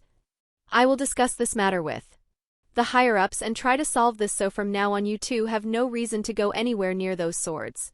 I will make Kiba understand, so you can let him go for now. Now it's time for your punishment. Pages." Pun.isham, stuttered Issei as his face went pale. Kaneko just looked down on the floor, obediently waiting for her punishment. "Put your hands onto the wall and raise your butt here. You shall receive 1,000 spankings as your punishment," said Rias. "It will be the same for you, Sanji, so all of you get ready." As Issei was trying to find a valid excuse, he heard Kaneko say, "I'm mainly at fault for this too, so I shall receive half of his punishment." Rias just raised her hand and then *slap*. "Ah," Kaneko moaned as she was spanked. That's all for your punishment since you volunteered, but no more snacks for 3 days." Kaneko just nodded. Issei and Sanji were having hopeful eyes. "Why, because they can bear the pain if it was from this much, but like the devils they are, their kings crushed their hopes." "Now then, Issei, you would have only 999 since Kaneko is generous enough to take some of your punishment, so you should be glad, and don't worry, I will finish this faster. And since you guys are boys and we can't spend much time here, we will hasten the punishment." Saying so, Rias casted a magic circle that would be used to torture the poor Issei's butt. "Yes, you could count as 5 spanking earlier to 1 spanking form this," said Sona as she also deployed the same magic circle. "We are sorry," that was all the boys could say when they were spanked so thoroughly that they almost awakened the legendary fetish. But luckily they didn't, or they would surely be on a specific priestess's radar. "Ow, ow, ow," Issei groaned on the sofa in his house. Beside him there was Asia, who looked worriedly at him, and Rias, who still had an angry expression. Asia turned to Rias and asked, "Is it really okay not to let me heal him? He looked in so much pain." He should have thought about it when he went and did that stew. Rias couldn't continue her words as the atmosphere suddenly changed. The sky turned red and normal people who were doing their own business disappeared. When they were panicking and looking around, they felt it. A presence who is much stronger than them all combined. All of them quickly went outside to see an injured Irina at their doorstep. "Irina," Issei shouted as he dashed towards her. Asia followed and started to heal her immediately. "Do you like my gift, Red Dragon Emperor?" said a voice that for some reason made Issei very angry. They all looked up and saw a man who had the appearance of a tall, pale man with long black hair and narrow, blood-red eyes. He has 5 pairs of fallen angel wings that are proudly shown. He has pointy elf-like ears. He wears a black robe with detailed accessories and purple shoulder pads with gold streaks on the side. He has a savage grin that almost splits his face. "Greetings, heir to the Gremory. I took the liberty to deliver this fly who came near my place, so do take care of this pest." Why are you here, Kokabeel, one of the cadres of Gregory? Do you know this the territory of the Gremory and Citri? Are you not afraid of war? Asked Rias angrily for finding another fallen roaming in her territory without her knowing. War, huh, isn't wonderful? I can show those bastards that we the fallen are superior. We couldn't show in the Great War because of that stupid Azazel's orders, but now I will show our superiority from here on out. I will start a war. I will take your heads as a gift. Even if it's only me, I will continue from where we left off. I'm going to show Surzex and Michael that we, the fallen angels, are the ultimate beings. Ha ha ha ha ha, Kokabeel laughed madly. You are a madman, exclaimed Rias as she finally found the reason he came to her territory. He just wanted a catalyst to start the war. Prepare yourself, Gremory, try to entertain me at least, ha ha ha. Saying so, he teleported himself away. Kai Cho, Issei asked worriedly, looking at Rias. We must contact Sona, Issei tells the others to come to the school building. We are barricading it as our base. Rias said as she teleported away. Issei nodded and carried Irina to his house and then ran towards the school with Asia. As they both disappeared into the distance, a white fox appeared from a nearby wall hiding under a box. She then made some hand signs which are quite cute for the creature, and then in a puff of smoke girl appeared in the same place as her. So he is finally moving, gotta inform the others, muttered Luna as she took a talisman and chanted a few words and it burned. Then from the ashes a projection of Luciana appeared. So I presume that Fallen is making his move. Yes, you guys can set the plan into motion now, and tell Roxanne that I will take care of the girl named Irina so she doesn't have to worry about her, said Luna. I shall deliver your words to the mistress, and be careful, Luna. From what I remember, Kokabeel is not in the right mind these days, so he may do something stupid, warned Luciana as her projection disappeared. Oh, and that would be a welcome gift if you ask me, Luna said as her eyes glowed with a predatory light. Chapter 37. Chapter 37. Today, the usually cheerful Ku Academy was eerily quiet, despite it being a school day. The entire school ground was now surrounded by a barrier. This barrier was maintained by the student council, who remained on constant alert for invaders. Sona, who was supervising the barrier, turned to the side and spoke. Rias, are you certain you can handle Kokabeel? Remember, he's a cadre for a reason. It's not too late to ask your brother for help. I could say the same for you, Sona. Why don't you ask your sister for help? Rias rebuked. You know my sister handles foreign affairs. Right now she's heading to Gregory to manage the aftermath, Sona replied. Before Rias could say anything further, they heard Aquino's voice as she came out of the building. I've already informed Lord Surzex about this matter. He should be here in about an hour or so. Aquino, why the hell did you do that? We could have handled this ourselves, Rias said, clearly frustrated by Aquino's actions. Rias, normally I wouldn't say anything, but this is a time when we need all the help we can get. After all, this is a cadre we're talking about. We're too weak to defeat someone at that level. So even if you don't like bothering your brother, we have to do this. It's an emergency, Aquino replied with a serious gaze. Rias sighed. Fine. What you did is right anyway, so I won't argue. Did the others come back? Yes, Issei, Asia and Kaneko are inside the building trying to come up with some battle plans. But Kiba hasn't returned yet. He seems to be busy, as he didn't even answer my calls. Do you think he's in trouble? Aquino asked worriedly. Rias took a deep breath, closing her eyes for a few moments as she tried to sense Kiba's situation. After a while, she opened her eyes and said, No, he's not in any danger. I can already sense him coming this way, so his safety is guaranteed for now. Let's head inside and discuss our strategy to buy some time. As they were about to head inside, they heard Sona's warning. Rias, it appears you're too late. The barrier has been broken near the school gym. I suspect that Kokabeel is already there, waiting for us to attack. You guys buy time as much as possible while we handle the barrier so the human world doesn't get affected by this fight. Rias and Aquino nodded to each other before running toward the school gym. Along the way, they caught up with the others and finally arrived at the gym. Upon arrival, they saw a man who had the appearance of a short, bespectacled elderly figure with gray hair, a mustache and black eyes, wearing a priest outfit, performing a ritual. They knew it wasn't anything good, as they could see numerous magic circles rotating around what looked like a sword in the making, which instinctively made them take a step back when they looked at it. Beautiful, isn't it? They heard the familiar gruff voice and looked around to find its source. They saw a throne made of some otherworldly material floating in the air. Kokabeel sat cross-legged on the throne wearing a bored expression. "What the hell are you doing, Kokabeel?" shouted Rias, her aura leaking. Kokabeel, unfazed by her aura or presence, responded in a bored tone. "He is Valper Galilei, a former priest who was in charge of the Holy Sword Project before being banished. He's now merging all 4 Excalibur fragments that we collected to create a stronger one. Isn't it beautiful?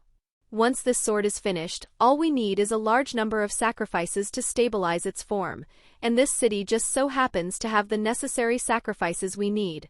Ha ha ha ha ha. Kokabeel laughed maniacally. Rias and the others clenched their fists, horrified at the thought. Before they could dwell on their dark thoughts, they were interrupted by a voice. "Do you think I'll let you do that, you bastard? Do you think human life is something you can just toss aside like trash? I will never let you hurt anyone, even if it's the last thing I do," shouted Issei, as his sacred gear manifested and began to glow. "Ha ha ha. Why don't you try, Red Dragon Emperor? Show me your pointless struggles and entertain me a bit," Kokabeel taunted, his grin widening into a ferocious smile that nearly split his face.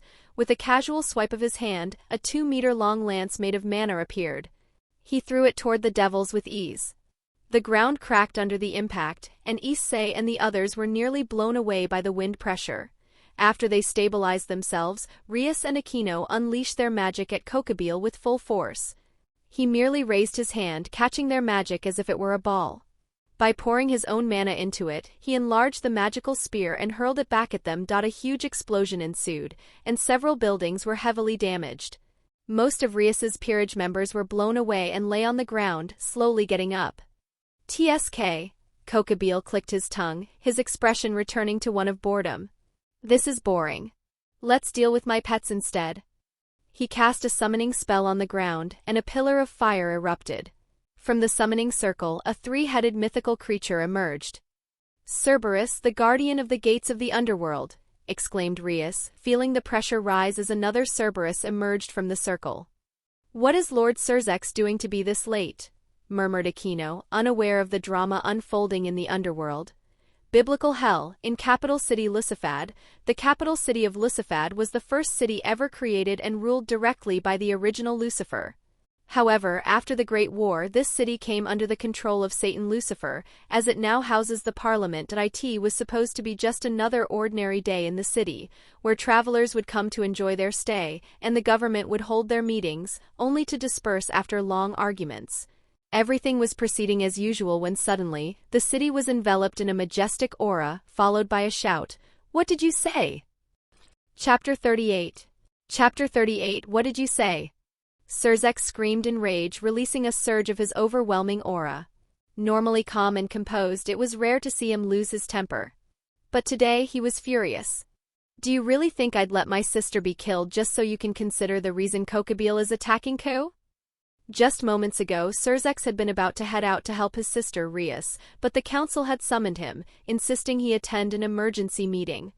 They had told him not to interfere, suggesting that his presence could jeopardize the delicate peace with the fallen angels. But Cerzex knew better. It was nothing but an excuse. The real reason was far more insidious. The council feared the growing power of the Satans.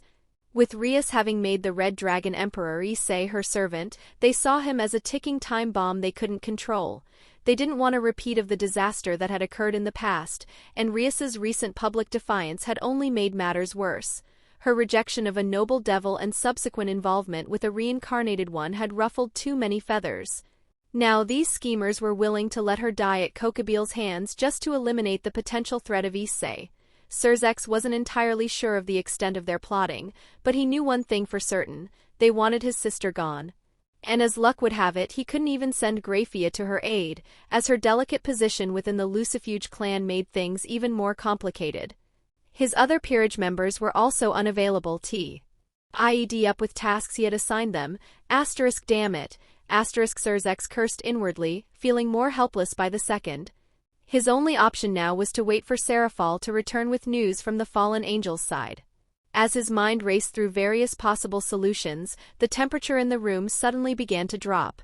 Feeling a familiar presence, Cerzex turned to Grafia, who also looked puzzled. A thick mist began to form, frost creeping over the furniture as the room's temperature plummeted. Panic spread among the council members, most of whom were shouting for their guards. However, strangely enough, no one entered the room. It was as if the guards were completely unaware of what was happening. Just as chaos threatened to break out, a melodious voice cut through the air. My, is this how the esteemed council members react to the unexpected? I must say I'm quite disappointed. A woman, clad in black with a veil covering her face, revealing only her piercing red eyes and silver hair, suddenly appeared near Graphia. Her presence was so subtle that even Graphia, a top-tier devil, hadn't sensed her approach. Yet there was something oddly familiar about her aura.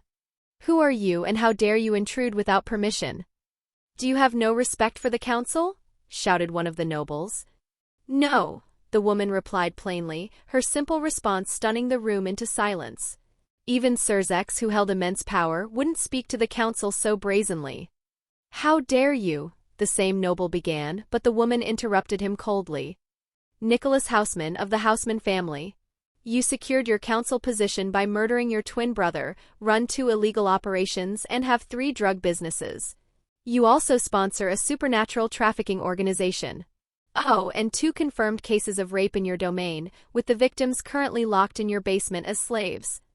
The more she spoke, the paler the noble became. Those are baseless accusations, he stammered. You have no proof. The woman said nothing, merely snapping her fingers. 3 thick files appeared on the table in front of him. Here's your proof, she said icily.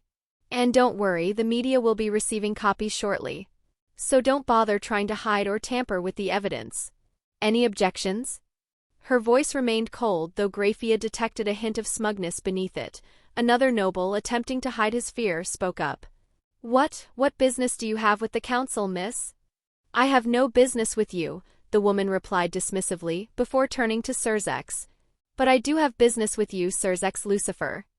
Despite her cold, calm demeanor, Graphia could sense the faintest flicker of dissatisfaction when the woman said Lucifer. What can I do for you? Cerzex asked, raising an eyebrow in curiosity.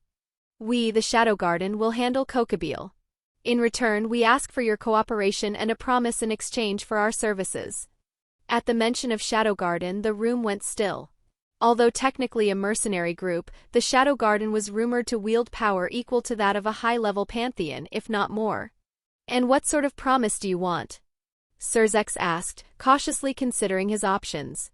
Having the Shadow Garden's assistance would be ideal.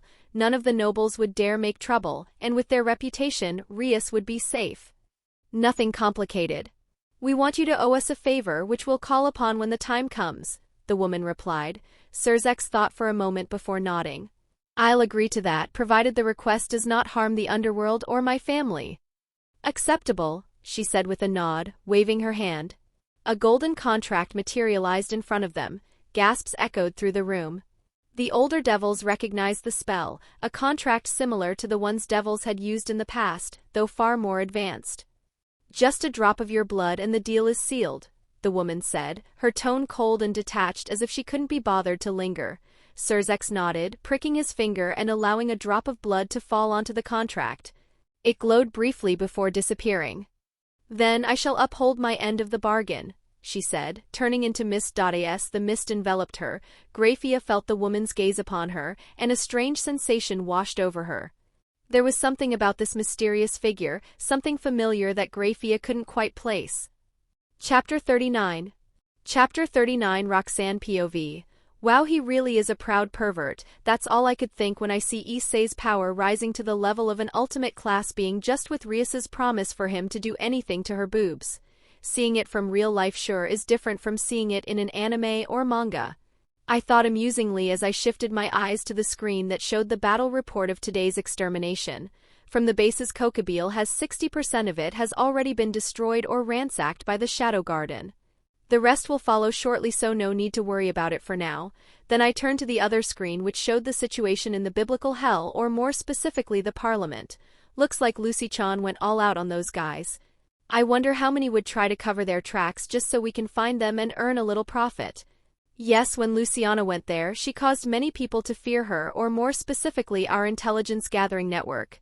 And when a being with high pride gets a taste of fear, he will do the irrational. So he will go and check everything that he hid was clearly hidden. That's when we will strike. I will mark all the evidence and teleport everything to our base, as the whole biblical hell is my domain, so I can freely manipulate it. That way we can have a little blackmailing evidence in case of an emergency, or to simply take some legal actions. As for why I didn't try to investigate the clues myself, why bother trying so hard when all I had to do was monitor the person and he would do my bidding? As I was in my thoughts, a magic circle appeared next to me and Luciana came from it. She bowed and presented me with the contract Surzek's side. I looked at it and my grin widened. Haha, now with this I have a legal authority to interfere. This makes things easier. Luciana looked at me questioningly and asked, Mistress, are you all right in the head? When did you even bother having a legal authority when you decided to interfere in something? I froze for a moment. I can't be that bad, right? Even I would not interfere in others' business, right? Luciana sighed, looking at me, and she tiredly said, Mistress, you interfered in one of the wars in the Norse pantheon just because you thought it was interesting. You broke into the land of shadows just so you could meet someone there. You infiltrated the Pendragon household just to see a sword. You kidnapped 2 vampires from the Vampire King's castle and beat up all of his men. You destroyed half of the Greek pantheon and castrated almost every male god.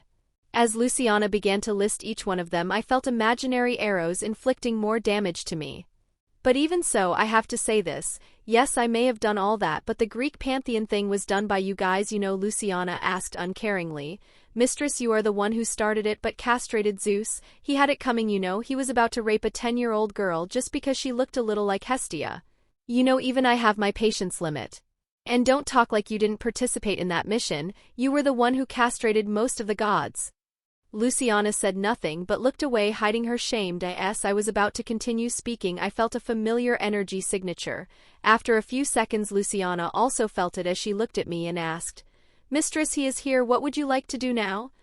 Let's just act according to plan. Try to persuade him not to interfere with this. And if he doesn't comply, just use this. This will hold him even when if he uses a balance breaker. Saying so, I gave Luciana something I crafted just for my fellow clan member.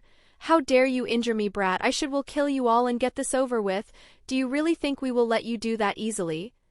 Your arrogance knows no bound. Fallen. Kokabeel looked at Zenobia and had a very deep urge to rip of her tongue, but he suddenly had a great idea and said with sadistic smile, Hey priest, tell me, why do you fight so hard like a group of losers even when you lost your master? This news shook Zenobia. Even she didn't why she felt that. She felt a foreboding feeling when looking at the fallen angel now, but despite that she questioned the fallen. What do you mean, Kokabeel? Explain. Kuhahaha. But all she got was his sadistic laughter. He then looked at her with a more sadistic grin and shouted, Haha, I see you have no idea that he is dead. Well, since I am starting this war with your heads, I'll be kind enough to tell you the secret that 3 factions kept for so long. In the Great War, like the 3 devil kings, the god of the Bible also passed away. Ha ha ha, like a dam that had broken. Kokabeel began to laugh like crazy. As for the other side, no, it can't be. Where will our love for him be given? Said Asia while tears coming down her face. Zenobia just felt her world shattered. She kneeled on the ground due to her legs giving up. Kiba was also shaken despite not showing it. He was a firm believer in his childhood. Haha, Michael sure did a good job running the system, but he is just an angel who has no authority over it.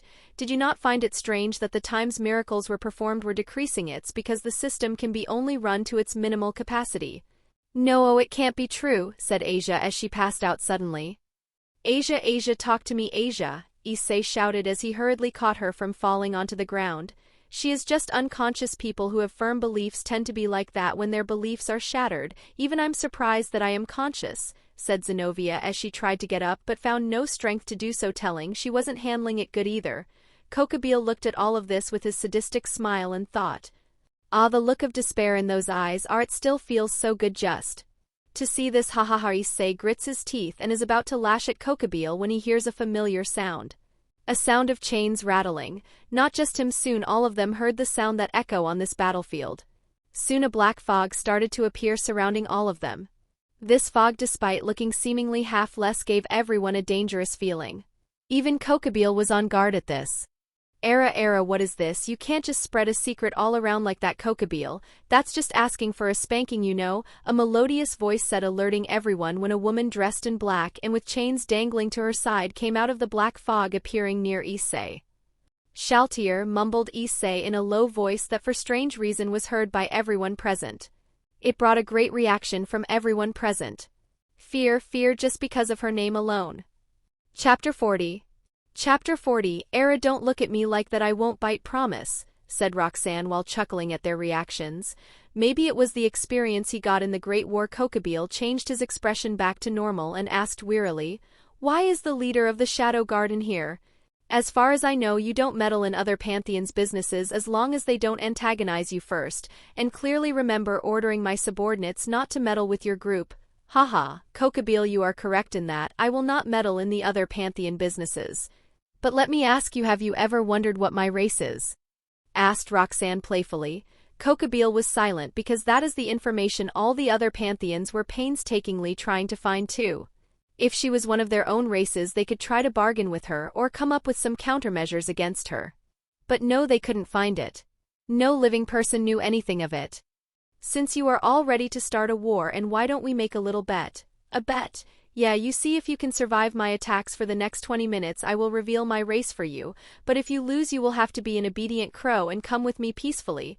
Kokabeel was very tempted. Although he was very cautious, he prided himself in running away and stalling for time, and with his strength. He doubted even if Surzex was here he could survive and injure him badly.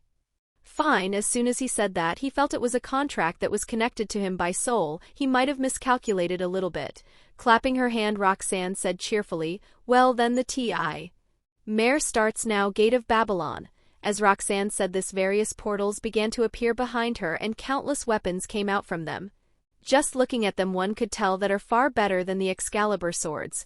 With a wave of her hand, these weapons launched at Kokabeel with unbelievable speed that they almost skewered him. Kokabeel quickly created 2 lances and tried to parry the weapons, but there were too many for him. He then used his wings to lift into the air to dodge, but he was still overwhelmed.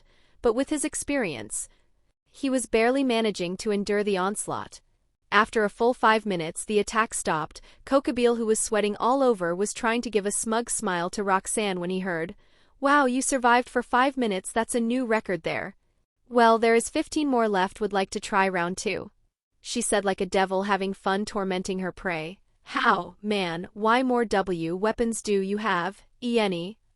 Oh, you are talking about these, they are just prototypes or common weapons I created, so they are just a minority, and for now round 2, how about I use some weapons I grade as C quality for the test?" Everyone was dumbfounded at her words. You must that she pulled a whole arsenal of weapons non-stop for 5 minutes. And the quality of these weapons are similar to the Excalibur fragments. Shin tells them these swords are basically trash to her. Is making strong weapons easy like plucking fruits from trees? Wait, didn't she say Gate of Babylon? Isn't that the name of the treasure collection of the King of Heroes Gilgamesh?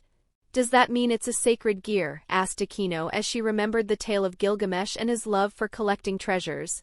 Sorry to burst your bubble, but I don't have any human aspect to me, so I can't have a sacred gear. And I named this technique Gate of Babylon 'cause it's just me trying my toys. And I bet my collection is way more larger than his one. Because unlike him, all these weapons are made by me in my free time," said Roxanne smugly. Kokabeel felt that he was scammed big time. He wanted to protest at the unfairness. "At least if you are beating me, do it in a fight and let me die like a warrior and not be humiliated like that." Roxanne, as though hearing his thoughts, said, "Well, now that you have rested enough, let's start the next round." Saying so, she started the unsought Agam. Kokabeel could only just dodge all of them while cursing Roxanne and her 7 generations internally. Another 10 minutes later. "Wow, you really have vitality like a cockroach," said Roxanne, a little surprised. While looking at now Kokabeel, his previous arrogance is no more. He has various blood trails on almost every part of his body. His wings were now in a sorry state, defending some weapons. Fear could be seen in his eyes. "Well then, let's end this." Saying so, Roxanne waved her hand, and the weapons that were launched by her and the ones that were floating beside her all went inside the portals that appeared near them. She then walked towards Zenobia, who was near her. She then picked up the sword Durandal that was beside her on the ground. "I will be borrowing this for a while, so don't mind it too much, okay?" Roxanne said as she tried to pick it up. "Wait, don't try to pick it up. Durandal doesn't allow anyone other than its welder to wield." She trailed off as she said that, Roxanne picking up Durandal and doing some light stretches. Decent enough, should be better if I polish it a bit," mumbled Roxanne. "Well anyway, Kokabeel, since you survived this long, I thought I'd give you a little reward. If you can remain conscious after this, I will tell you my race." Saying so, she poured magic power into the sword and it glowed with mystic light. The holiness in that light made all the devils shiver. Kokabeel felt nostalgic about that light. He had seen the previous owner of that sword, Vasco Strata, the violence of heaven used on him in their previous battle. But Kokabeel felt that even he wouldn't be able to do it to this extent. What a monster, thought Kokabeel as he prepared himself when he saw Roxanne slashing at him. The slash was nothing difficult. She just slashed at him, not too slow but not too fast either. But the aftermath of that attack is terrifying. The ground beneath them was a huge crater, the space itself was broken, and the barrier that was covering them all was broken to shreds as soon as the attack was launched. Kokabeel, who was the receiver of this attack, was barely holding. 2 of his wings were gone and 1 of his arms was missing. He was all bloodied. But strangely enough, he still held his consciousness even when it was sure that in another minute he would collapse. Oh, congratulations, you were able to stay conscious. Since you have worked hard, I shall give you thy gift, but first let's patch you up, shall we? Saying so, Roxanne pointed her finger towards him, gathering some energy Kokabeel was most familiar with. It was light magic, the magic that fallen angels use. She then fired a beam that enveloped him. Slowly his injuries were being closed and his regeneration was doubled. He estimated it would take a week's rest for him to get back up. But that made him question, how did she use light magic and heal injuries that Gregory required experts or healing sacred gears to heal in this short while? But then he saw an unbelievable sight, a sight even if he was Azazel would tell you it's bullshit. Chapter 41. Chapter 41. 7 pairs of fallen angel wings began to materialize behind Roxanne. Unlike the usual black color, hers had a striking blue tint. The most eye-catching feature, however, was the overwhelming death energy that passively emanated from them. Kokabeel stared in disbelief, his mind struggling to comprehend what he was seeing. Someone with 7 pairs of wings? Even Azazel, the strongest fallen angel, only had 6. In this world, the number of wings directly reflected one's evolutionary standing. For example, someone with the magic power of an ultimate class being but the physical strength of a high class would only have 3 pairs of wings, marking them as stuck in the high-class evolution stage. Even if they possessed immense power, their body and soul could only manage spells and feats within that class's limitations. There were, of course, exceptions.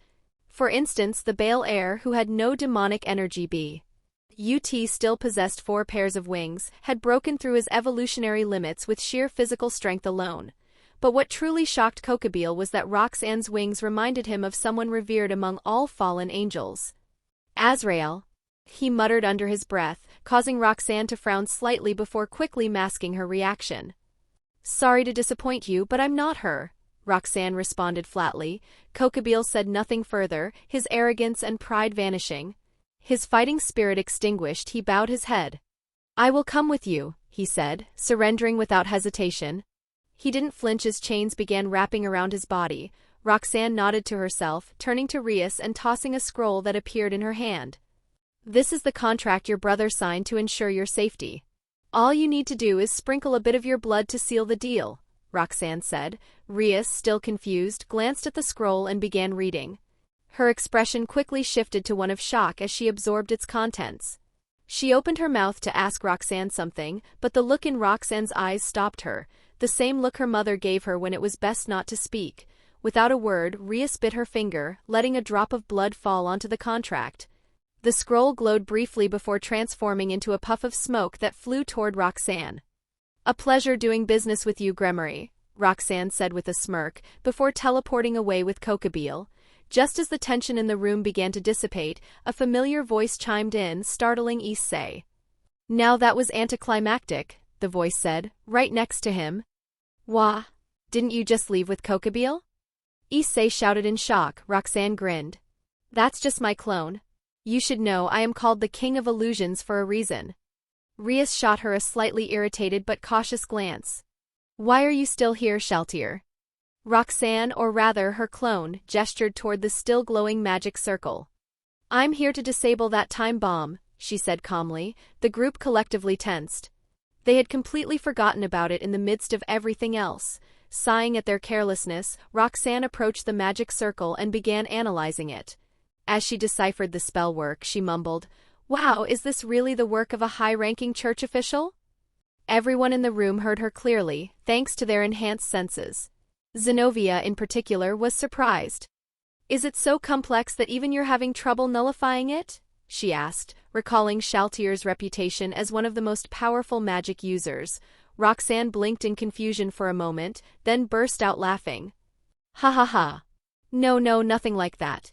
In fact, this spell is so amateurish, I'm questioning the church's education system." She shook her head in disbelief.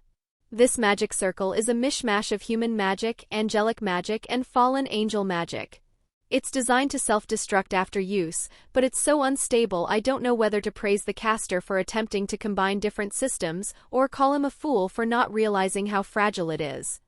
With a casual swipe of her hand, Roxanne tore a rift in space. From it she pulled out a sword, an elegant black rapier adorned with golden runes that pulsed with divine energy. As Roxanne slowly drew the sword, all the sacred gears in the room began to react, glowing softly. "Hey Dreig, why is my gauntlet shining like this?" "It's kinda creepy," Issei muttered, staring at his boosted gear. "This is not me," Dreig rumbled in response. "The sacred gear itself is reacting.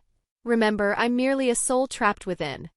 Ignoring the commotion behind her, Roxanne finally unsheathed the entire sword. It resembled a rapier similar to a certain holy knight's, but the rainbow-colored runes, shifting and pulsing like a live wallpaper, captivated everyone's attention. Is the sacred gear's reaction because his authority is fused with it?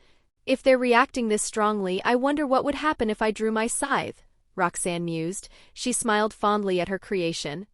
The sword was called Miracle Breaker, a blade embodying the authority of miracles once held by the God of the Bible. Crafted from a combination of various powerful artifacts, such as the noble phantasm rule breaker and the moonlight rapier of Hinata Sakaguchi, it was a weapon born from Roxanne's curiosity, though its final result had even surprised her. Like the original rule breaker, it could bend the rules to its will, sealing off regeneration. It also held divine authority, allowing it to heal and perform miracles fueled by the wielder's desires. Without further hesitation, Roxanne stabbed Miracle Breaker into the magic circle. The instant the blade made contact, the circle shattered like glass. "Unbelievable," Aquino murmured, amazed by how effortlessly Roxanne had dismantled the spell. As a magician, she knew how difficult it was to destroy a magic circle without triggering an explosion. With her task complete, Roxanne returned the sword to its place and turned to the rest of the group. "Well then, I'll take my leave. And one last word of advice, Rias Gremory, govern your territory more seriously next time. We had to clean up your mess because of your incompetence." As she turned to leave, she heard something unexpected. Well, not really. Chapter 42. Chapter 42. "Wait a minute, what about my prize? Give me back my prize," shouted Issei as he cried tears of blood. Roxanne looked at him strangely before an understanding look appeared in her eyes. She then turned to Rias and said, "You might want to cool his fire, or I really pray for the safety of his sanity." Saying so, she disappeared, leaving an embarrassed Rias. Rias turned to Issei and said, "Issei, as punishment for ruining the image of our peerage, I forbid you from touching us for a week." Nu, Issei howled in despair. "So, what do you think of your rival, the White Dragon Emperor?" Roxanne asked, still in her Shaltier disguise. Next to her stood Luciana, holding one end of a chain that bound a kneeling figure encased in white armor. The armored figure, Valley Lucifer, didn't respond. He struggled fiercely against the cursed chains, attempting to break free. Roxanne sighed at his defiance and approached, flicking his armor with her finger. The moment she touched it, the armor began to disintegrate, revealing a handsome young man with dark silver hair and piercing hazel eyes.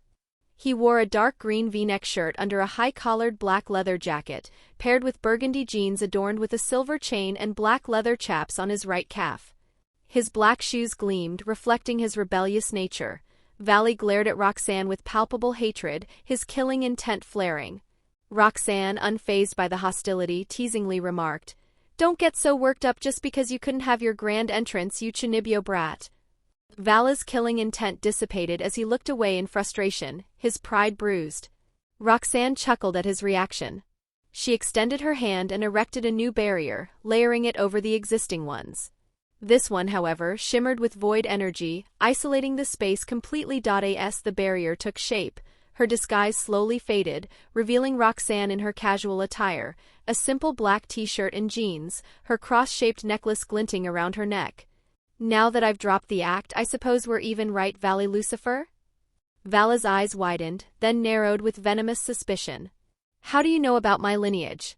Did that bastard send you? His voice seethed with hatred.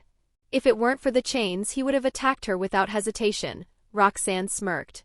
Why do I know? Well, isn't it only natural for elders to know about their juniors in the same clan? As she spoke, Roxanne mentally commanded, Ciel, release the seals on my devil bloodline. As you wish, master, Ciel responded. In that instant, something extraordinary began to happen. Valley POV, today was supposed to be another boring day. You know, sneaking out with my team, annoying some gods, trash-talking fallen angels, and gathering dirt to blackmail the old man. The usual. But Kokabil? That guy snapped and went rogue. Not that I care, I never liked him. Though it's surprising that 15% of the fallen angel population followed him. Loyal fools, well, that's Azazel's headache, not mine. He's probably faking his concern anyway. Despite being a perverted nerd, the guy is annoyingly observant. Wouldn't surprise me if he already knew I've been sneaking out. But does he care? No. His research always comes first, even before Gregory. Then I got a message to meet the old pervert himself. With a sigh, I figured I might as well get this over with. So, Azazel, this better be good, I said as I entered his office. Azazel grinned like an idiot. Haha, come on, Valley, shouldn't you start with, hey dad, how was your day, or something? I rolled my eyes. How many holes did you fill today, Azazel? His smile twitched, but of course he said nothing. His shamelessness was, as usual, impressive. Sighing, he leaned forward on his desk. Kokabil's been spotted in Kuo town. I need you to retrieve him. No thanks. Send someone else. Too much trouble. Azazel's grin widened. What if I told you the Red Dragon Emperor is in Kuo town? My interest piqued. Go on. Azazel's eyes gleamed with mischief. The current Red Dragon Emperor is a reincarnated devil of the Gremory household. And since Kuo town falls under the jurisdiction of the Gremories and the Citrus, they'll be handling Kokabil's mess. A grin spread across my face. Is he strong? Hee hee, the kid's interesting. Why don't you find out for yourself? Fine, I'm heading out. Without another word, I teleported to Kuo town. Eager for the fight. As I unfolded my sacred gear, divine dividing, I flew toward the school where Kokabil's aura emanated. After a minute or two, something strange happened. Hey, Albion, are we in a separate space? I asked. Now that you mention it, yes. We've been transported to another dimension, and judging by the energy signatures, we aren't alone. Well. This just got interesting, I muttered, preparing to crash the party. But before I could make a move, mist swirled around me, obscuring my vision. I'm sorry, but I cannot allow you to interfere with our mission, White Dragon Emperor, said a woman who suddenly appeared before me. Oh? And who are you to give me orders?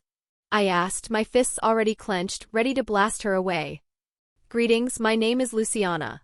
I'm here to deliver a message from my mistress.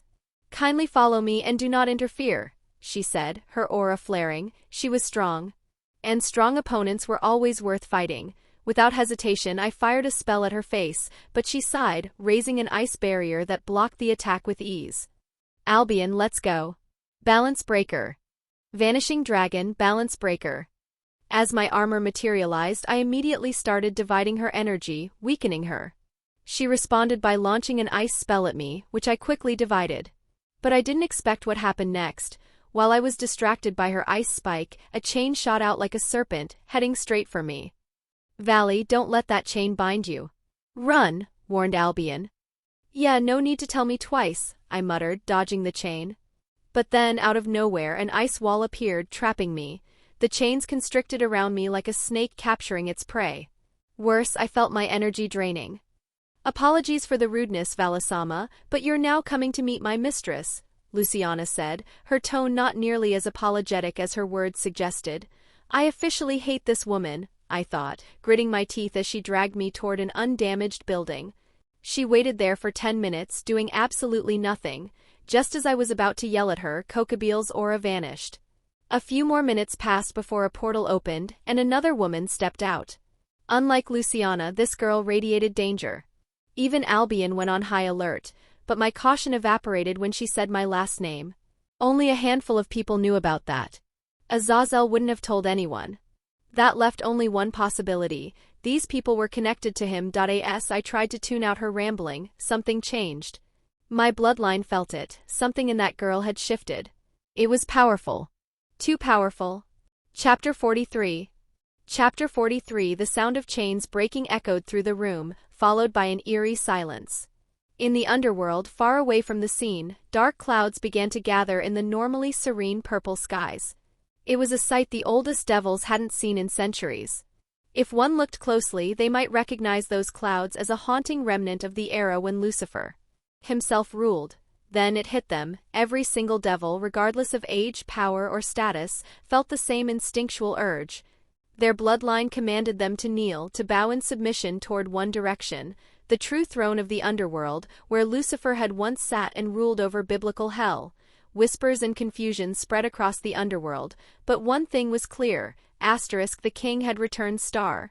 Not just any king, but the true king of biblical hell had come back. While the devils were overcome by this primal force, Valley Lucifer felt something more personal, something far deeper. It was that same familiar feeling he got when facing his father and that despicable grandfather of his. Blood ties. They ran thicker than water, and even now Valley could feel it coursing through him.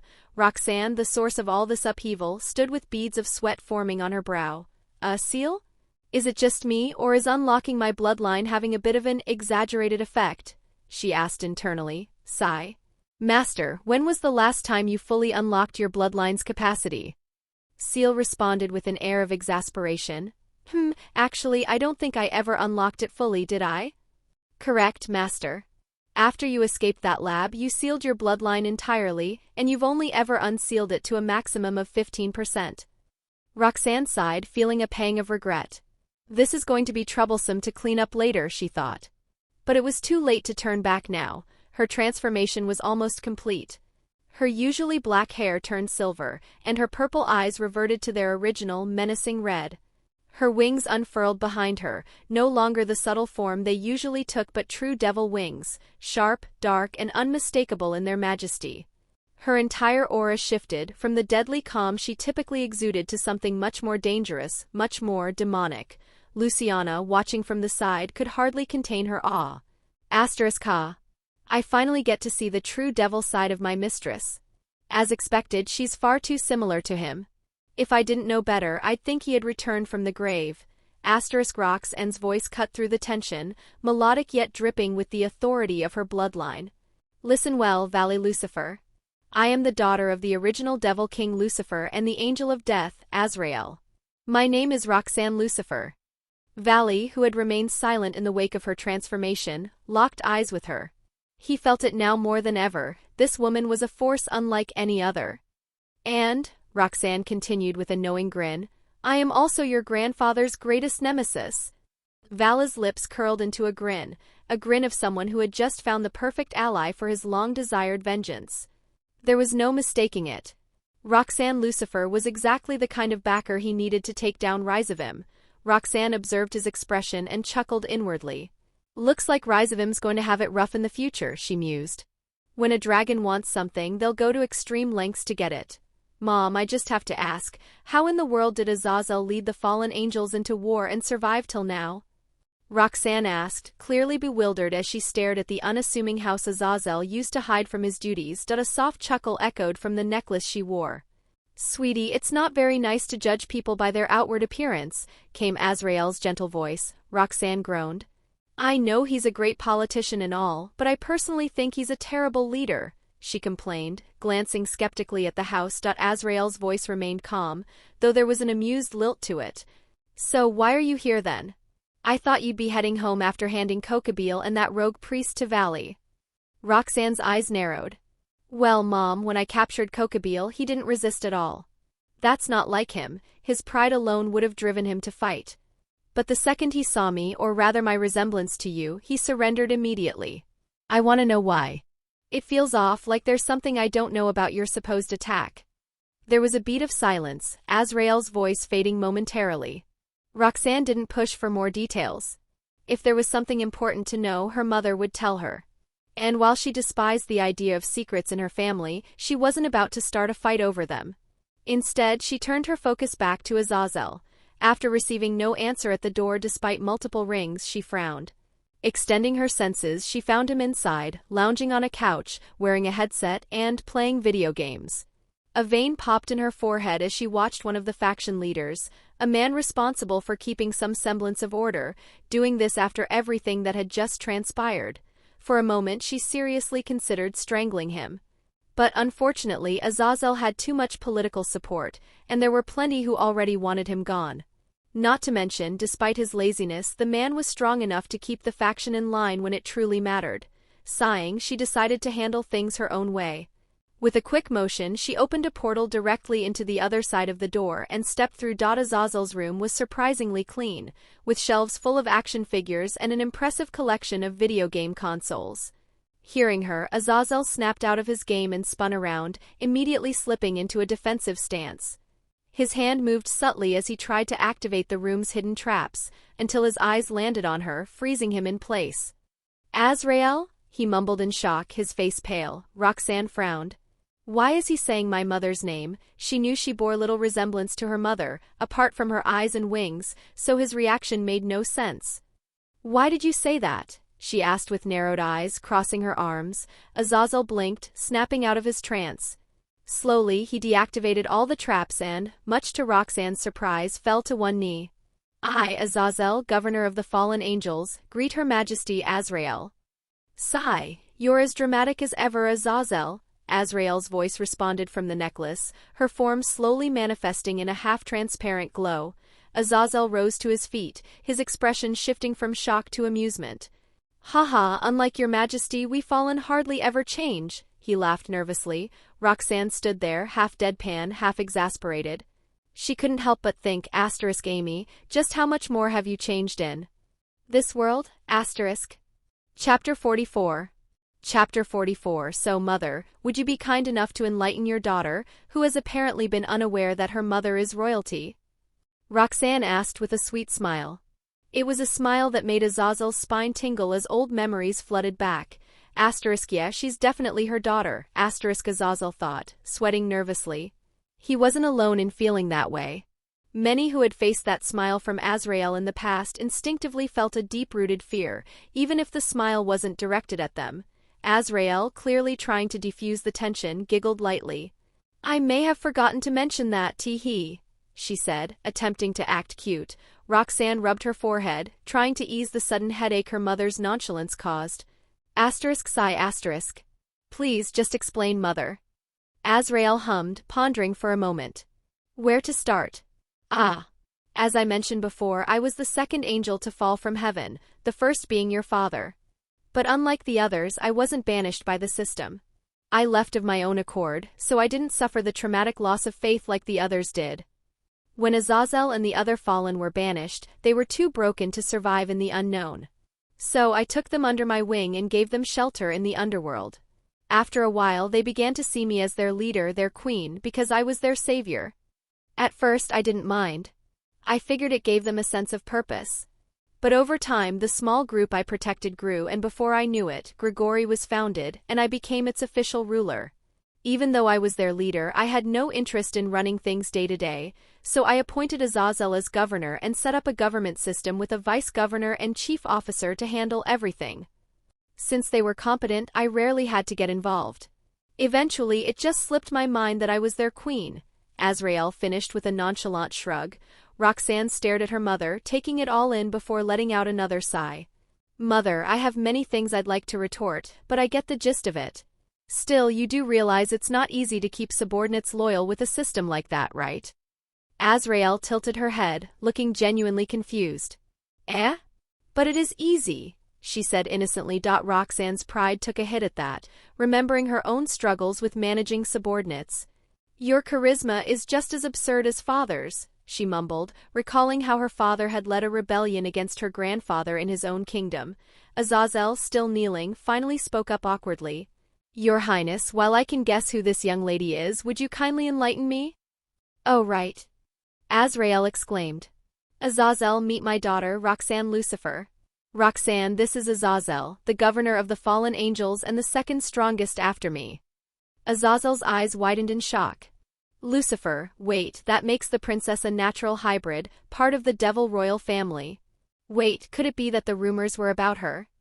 He mumbled the last part to himself, but both Roxanne and Azrael heard him clearly. Azrael's voice turned icy. What kind of rumors? Azazel gulped nervously. Well, a few years ago we got intel that a Lucifer was spotted in Japan near Ku. At first I thought it was Valley, my adopted son, but after questioning him he denied leaving his home. It remained a mystery until now.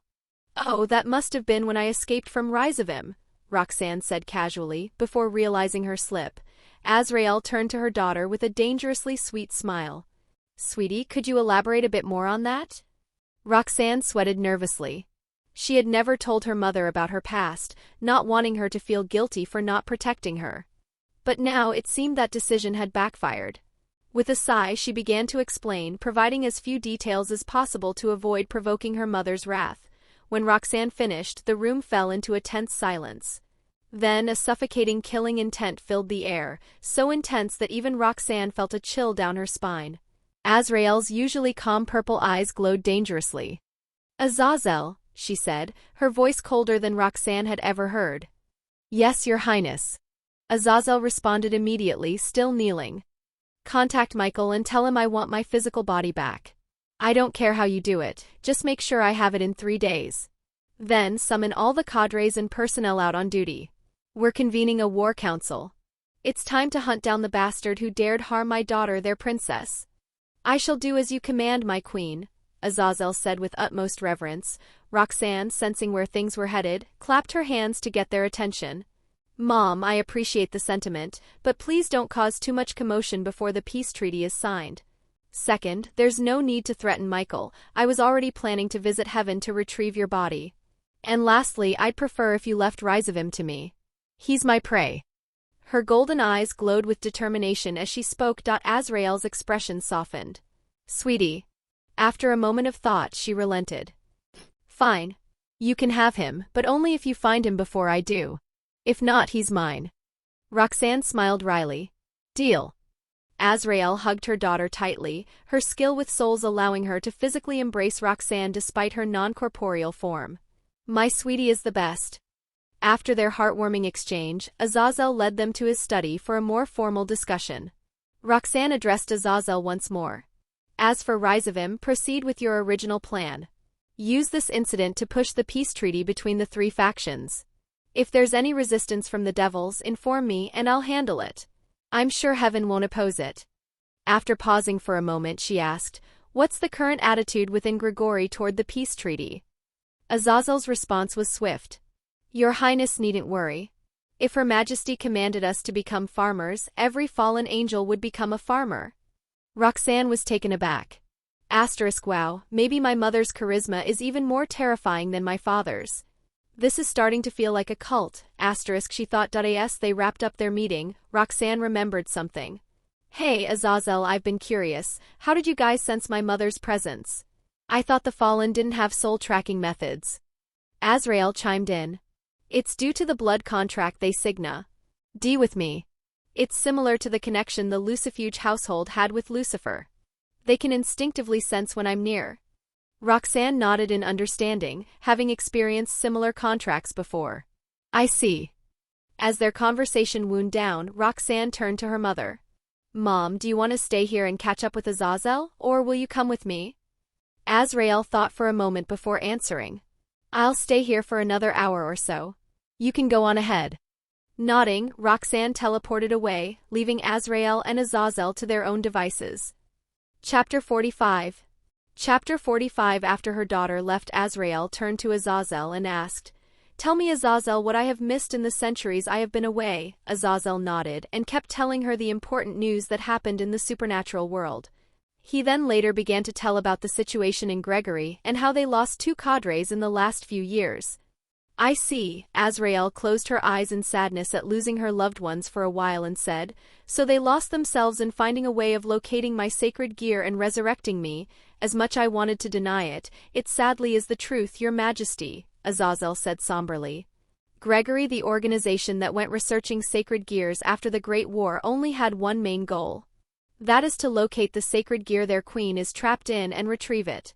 If possible, find a way to resurrect her. At first, they tried finding her sacred gear location, but that ended in failure as the heavens system didn't have any data on it. Then they opted to create their own sacred gear as they found a trace of her soul in heaven. They opted to make sacred gear because it was the most reliable and safest option they could think of rather than making a golem or puppet. They got satisfying results in these years as they were able to create an artificial sacred gear that managed to hold the soul of Fafnir, a dragon king. They even got some good data from observing how Canis Lycaon is projecting its avatar. Even during the peace treaty, they were thinking about negotiating with heaven for Azrael's soul. But all that work went to shit as their leader returned with her daughter. But there won't be anyone complaining as they value Azrael more than their research. Your Majesty, if I may ask, the necklace on the princess's neck, is it the sacred gear you are sealed in? Asked Azazel hesitantly as he was very curious about this. Calling it a sacred gear isn't actually wrong, but it isn't correct either. What my daughter has is the weapon I had during those days. But with a bit of Father's help I created my own soul weapon, but unlike the sacred gears which have a bit of Father's authority, mine is purely made from my authority. That's why even when you searched for it you couldn't find it in the system because it was never registered there, and besides my weapon is more like a divine construct. So unlike sacred gears it cannot respond to the user's desires and be passed down after one's death. Explained Azrael. Oh, that does explain many things, said Azazel, seemingly satisfied at her explanation. But I'm curious, why did you all think I am trapped in a sacred gear? As far as I remember I never brought up any topics of sacred gears. Asked Azrael curiously. But that's what Father said though in his last breaths. His last words were, find the Azrael's sacred gear, then you will be able to meet her again. It is because of those words that we retreated from the war quickly, explained Azazel. Well, Father's words are not a lie, as I said before, my weapon can be called sacred gear in one sense, said Azrael while smiling wryly. So, Your Majesty, about the war council, should I summon it? Asked Azazel hesitantly. Azrael nodded and said, yes, you should summon it, but don't worry, I will not go after that guy for now. But follow my orders to find any traces of him. Also, when you gather the council you should relay these orders, as I spend too much energy to sustain this form. So for a few days I will be recuperating. Do you have any recording devices? Azazel nodded and went to the one that he remembered lying around in this house. After that they recorded a video that Azrael wanted to convey. Azazel was tasked to show up in the upcoming council. With her work done, Azrael said goodbye and her connection to her weapon as a beacon faded away from Azazel's view. Is this all we could get from them? Asked Luciana as she read the report of the interrogation the captured fallen angels went through. Right now everyone from the Shadow Garden is relaxing in the sofas in Roxanne's mansion.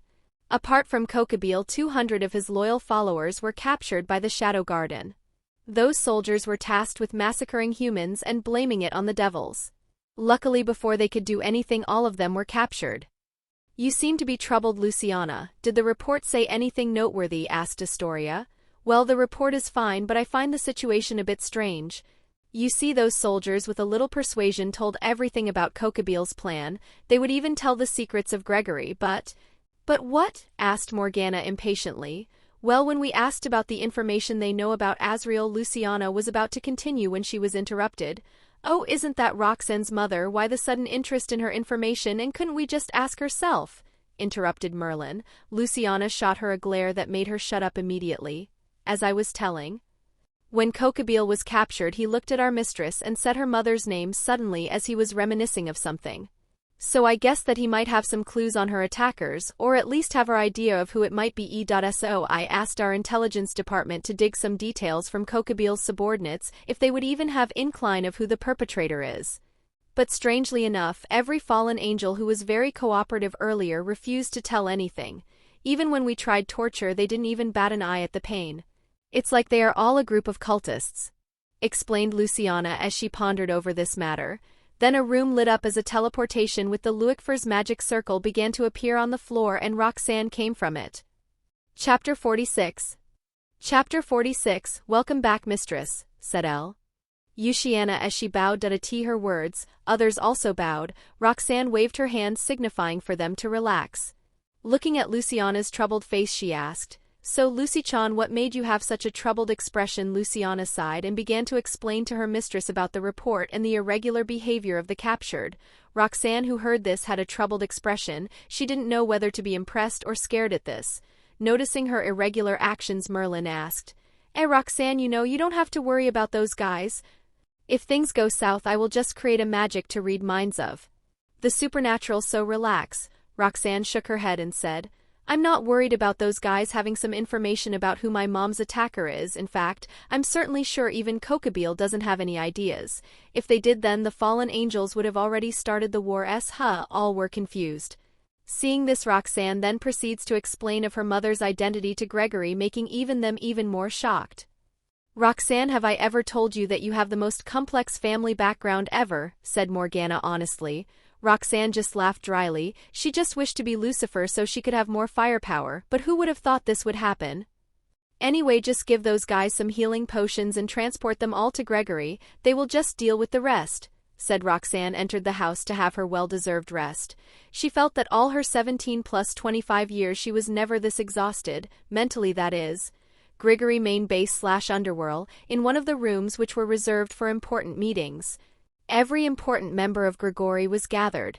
When I mean everyone, I mean everyone. One must know that every single one of the fallen angels who are not full-time researchers are quite busy. So in most meetings, about 50% of the requested party was missing. But today their Governor-General ordered every single one of them to attend. He even went as far as to say that if they didn't attend, they would be labeled as rouges and be hunted down. Even the ones who were on missions were ordered to abort the mission and come here. And it's safe to say that Azazel managed to piss off more people than usual that day. Especially the researchers. If they could, they would team up to cut Azazel into pieces, as no one wants to be disturbed when they are researching. The door to the room opened, and everyone turned their attention to it and was surprised. Azazel was wearing his usual V-neck maroon long coat with a wide, open high collar that opens up at the hem. The long coat also featured 2 black belts around the waist and 4 black bands on each arm, 2 of the bands at the wrist and the other 2 near the elbow. He also wore gray slacks and brown shoes. Everything about him was the same except that his usual aloof attitude was nowhere to be seen.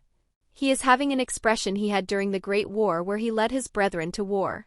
Right now in front of them is not Azazel, who was the greatest slacker in Gregory. No, now in front of them is Azazel, the Archangel of Doom and the Governor-General of Gregory. "Sorry for the delay, I had to patch up some things," said Azazel, went to his seat that was in the middle and sat back. "So Azazel, what is the reason you called us all here?" asked a handsome man in his 20s with silver white hair and purple eyes. His outfit consists of a purple beret hat, a purple trench coat over a black vest, white pants and black boots. This is Shemhazai, the vice-governor of Gregory, assistant of Azazel. Normally when Azazel summons a meeting, he would always inform Shemhazai. But today's meeting agenda was something even he didn't know. First let me ask you, is everyone here?" asked Azazel instead of answering the question. "Yes, Azazel, everyone you summoned is here, and please be quick about this. I was on a very important mission," said a man who had the appearance of a middle-aged, gruff-looking man with black hair, a matching beard and a muscular body. This Barakil, father of Akino Himejima, and is one of the remaining cadres of Gregory. Azazel nodded and took a device from his pocket. It looked like a crystal of some sort. Then without warning he crushed it and scattered the dust into the air. All were puzzled at his actions, then they felt it. The atmosphere began to change. A unique aura surrounded the room, sealing it completely. "What's the meaning of this, Azazel?" asked Shemhazai. "Don't worry, this is just a sealing device. From what I was told, this barrier would isolate us from the outside world, completely cutting off any spying devices that would be placed here," explained Azazel calmly. "Wait, you said from what you heard, doesn't it mean that this is not one of your works?" asked a woman who has strong-looking eyes with long purple hair and large breasts. "She is the chief secretary of Gregory Penemu." Chuckling, Azazel continued, "Haha, sadly no, as I never managed to have such an honor," said Azazel. "So did you order us here to talk about this item's creator?" "As much as it would be important to have that person on our side, I don't see this that important to gather us all," said another fallen angel. "He wears thick glasses and a white lab coat." Sahariel, one of the fallen angel leaders whose position is the researcher of the moon. "No, this item is just a safety precaution, so what we discuss would not be leaked to the public." Saying so, Azazel put a familiar recording device on the table. From it a holographic screen appeared. All the attendees minus Azazel stood up in shock. They couldn't believe what they were seeing. Some were even thinking they were in a dream. But as to vanish their doubts, the figure in the hologram spoke. "Hey there everyone, it has been a long time. And no, this not a dream. I've heard how you guys were researching about sacred gears for my resurrection. While I'm very happy for your effort, sadly it was not needed, but don't be too disappointed about it. Your research may help Grigori in the near future, so by my orders you can research till you are satisfied. Oh right, you can proceed with your usual plan with the peace treaty, and I'm totally fine with it. Alright, before I forget, you don't try to find me since I still don't have a physical body. Ahem, anyway, I decided to leave this massage because I have 2 good news and 1 bad news to say to you all. So what would you like to hear first? Is what I like to say, but as I currently can't hear you all, I will just say the good news first. Point 1 is I have a daughter, and she is the one who helped me heal my soul. So she ever decided come by, treat her nicely. Second, my daughter's birthday is around the corner, so I'm thinking of putting a surprise party for her. I will personally come and discuss this with you all after the peace treaty, so this is heads up for you. And lastly, the bad news is my daughter was imprisoned in her childhood by her stepbrother. Fortunately, my daughter escaped, but she couldn't find him yet. So the culprit is still living peacefully. My orders are for all of you to hunt him down. I want his head for harming my daughter. This is the first order that I give you after a long time. I hope you have some good progress when we meet again. You can ask Azazel for the details of the mission. So I once again say it is very nice to meet you guys again. A deadly silence was all there was after the hologram massage was over. No one spoke. No, it was like they couldn't believe themselves. Their brains were overloaded with how much of big news this was. Their queen is still alive. Granted, she still does not have a body, but it's better than being dead. And before they knew it, they had a princess. It is worth saying that every single fallen angel here has a great respect for Azrael, which includes her offspring. Even in the Great War, they made it sure that she was uninvolved in the Great War due to her pregnancy. So when they hear that a person who captured their princess and is still living to tell the tale, they were beyond furious. Especially the fathers like Barakiel, who had felt how it is to be a father.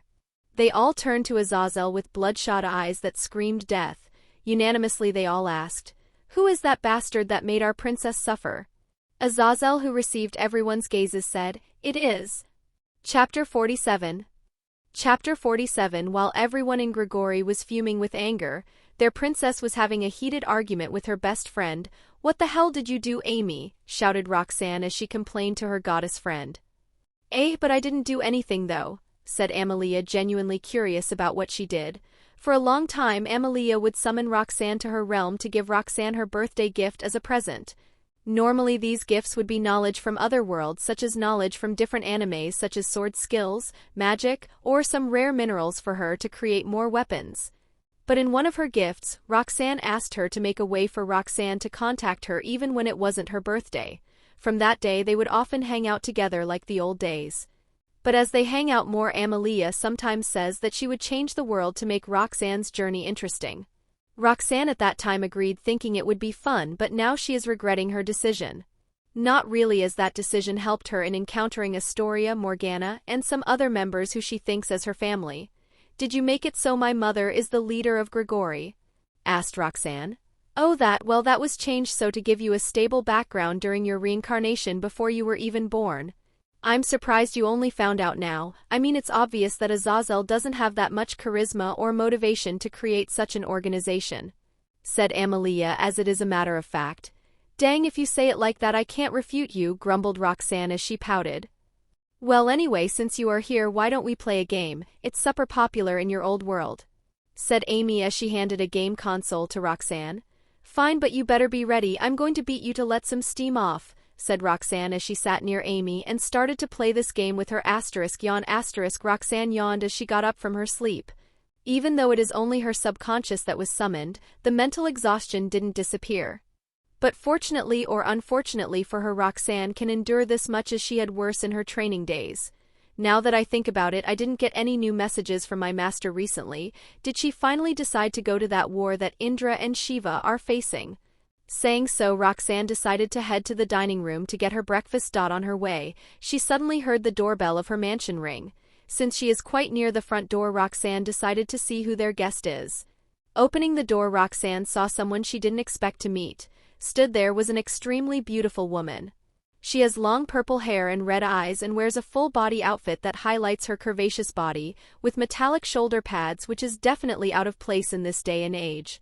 But if one seasoned warrior gazed at her, they would instinctively feel the presence of a predator. This woman is Scathach, the female warrior queen from Celtic mythology. The queen of the land of shadows. Teacher of many brave warriors. And lastly, the master of Roxanne Lucifer. Master Scathach, shouted Roxanne as she was surprised to see her master who she was just reminiscing about. Hello my dearest disciple, it's good to see you too, said Scathach in a melodious voice. Come in master, let's have a seat. Saying so, Roxanne gestured for her to come in. Smiling at her disciple, she went inside and sat on one of the sofas that are in the hall room. Roxanne, who also sat opposite her, asked, Well, I'm very happy that you came. Master, but is there a reason for you to come here without informing me about your arrival? Chuckling, Scathach said. Why should there be reason for me to visit my most talented disciple? Roxanne shook her head to the side and said. Not that I'm minding it, master, but you rarely go out from the realm of shadows. And please don't say such things casually. If Kuchularin heard this, he would throw a tantrum. Scathach just shrugged her shoulders and answered. But it's the truth though, not even my best disciple Kuchularin managed to master all of my teaching in just 5 years. And from what I heard, you even managed to improve my techniques even further. And so what if his ego would be hurt? I never backed off when telling the truth. Roxanne looked at her and smiled wryly and thought, Yes, you are so frank that you even cursed at Luff in front of his face. She still remembered how the chief god of Celtic mythology just smiled wryly at her words and didn't refute or argue back at her. Why? Because Roxanne's master is the god-slayer Scathach.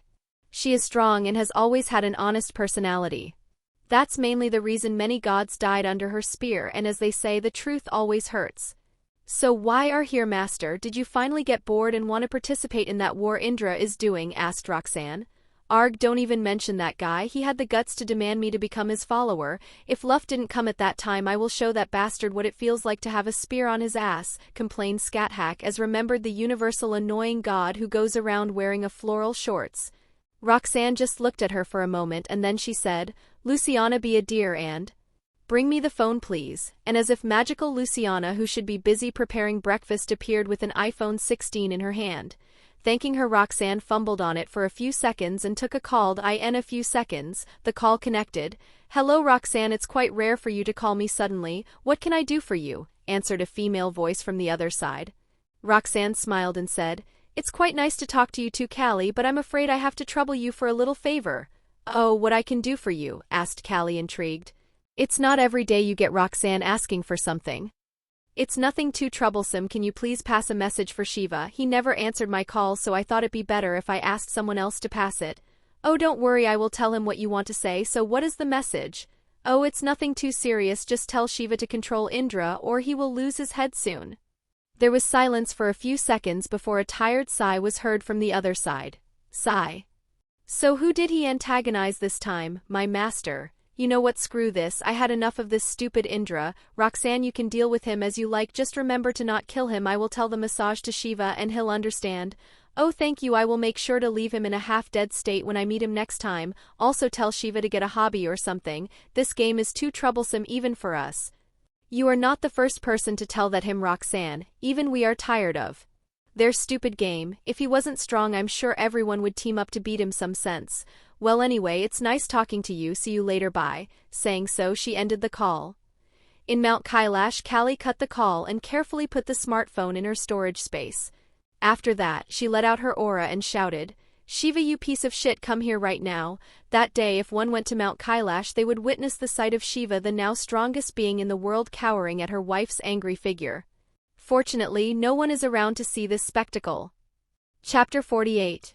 Chapter 48. There was silence for a few minutes, and then Luciana sighed and asked, Mistress, should I inform others to find out about Indra's recent activities? You don't have to try that hard, Luciana.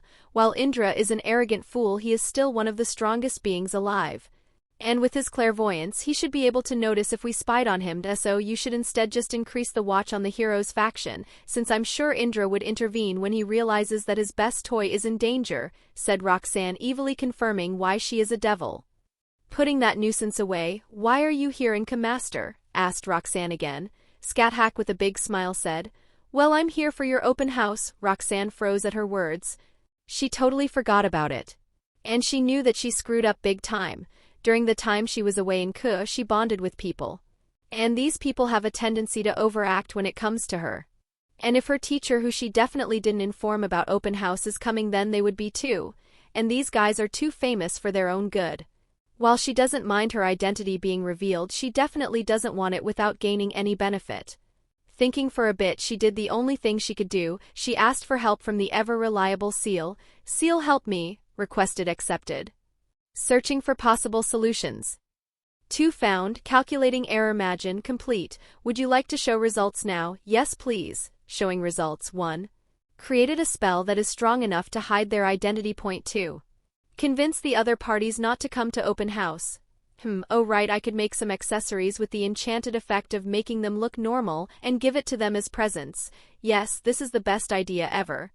Thanks, Ciel. It's a pleasure, Master. Coming out of her thoughts, Roxanne asked. And Master, do you know who else will come to open house? Scat grinned and said, everyone. Roxanne stood up and then said, well then, excuse me for a moment, Master. I just remembered that I had a project to finish today. If you want any assistance, please just ask Luciana. They help you to the best of their abilities. Oh, and Luciana, I will have to skip breakfast, so don't mind me when eating. Saying so, she dashed inside in a flash, disappearing from everyone's sight. Luciana, who was silent the whole time, sighed. While she had no idea what is on her mistress's mind and why she was in a hurry, she could think of a few guesses. But, I wonder what would my disciple's face would be if she remembers that open house still has 2 weeks to go, said Scat with a smile. Looking at her smiling face, Luciana thought, sigh, my mistress tends to forget it due to it being us, but every supernatural she is acquainted have a quirk or two. Breakfast will be ready in 5 minutes, Madam. Scat, would you like to go to the dining room to eat right now? Nodding, Scat stood up and followed Luciana to the dining area. Roxanne POV, if I forget, open house is in 2 weeks. When I rushed towards my workshop, I happened to find a calendar and remembered another important detail. Open house is still far away and my guests won't be coming this early probably, so I was never actually in a hurry, as making an enchanted item is not that hard. Especially if it doesn't need to be durable. But, let's just get this done. I may as well go overboard with this. My pride as a creator would not allow me to be satisfied with a half-baked product. With this thought, I opened the door to my workshop by pouring some of my demonic energy to an unsuspecting wall. Yes, in this mansion we have everything. When I mean everything, I literally mean it. Training rooms, weapon room, dungeon room, shadow garden, secret base, workshops, and studio are all but a portion of what is here. Having control over the void is useful if you want to hide things, and a dimensional gap just happens to have enough space for everything. So with the help of Ciel, I molded part of the space and created pocket dimensions that are connected to every unique door. Some doors may be out in the open, while some would be hidden like the workshop. In those hidden ones, one had to know exactly what they wanted to expect, or they would all see a different room that is meant as a distraction. So if anyone other than me tried to break in without any knowledge of what to expect, all they would see a completely white room.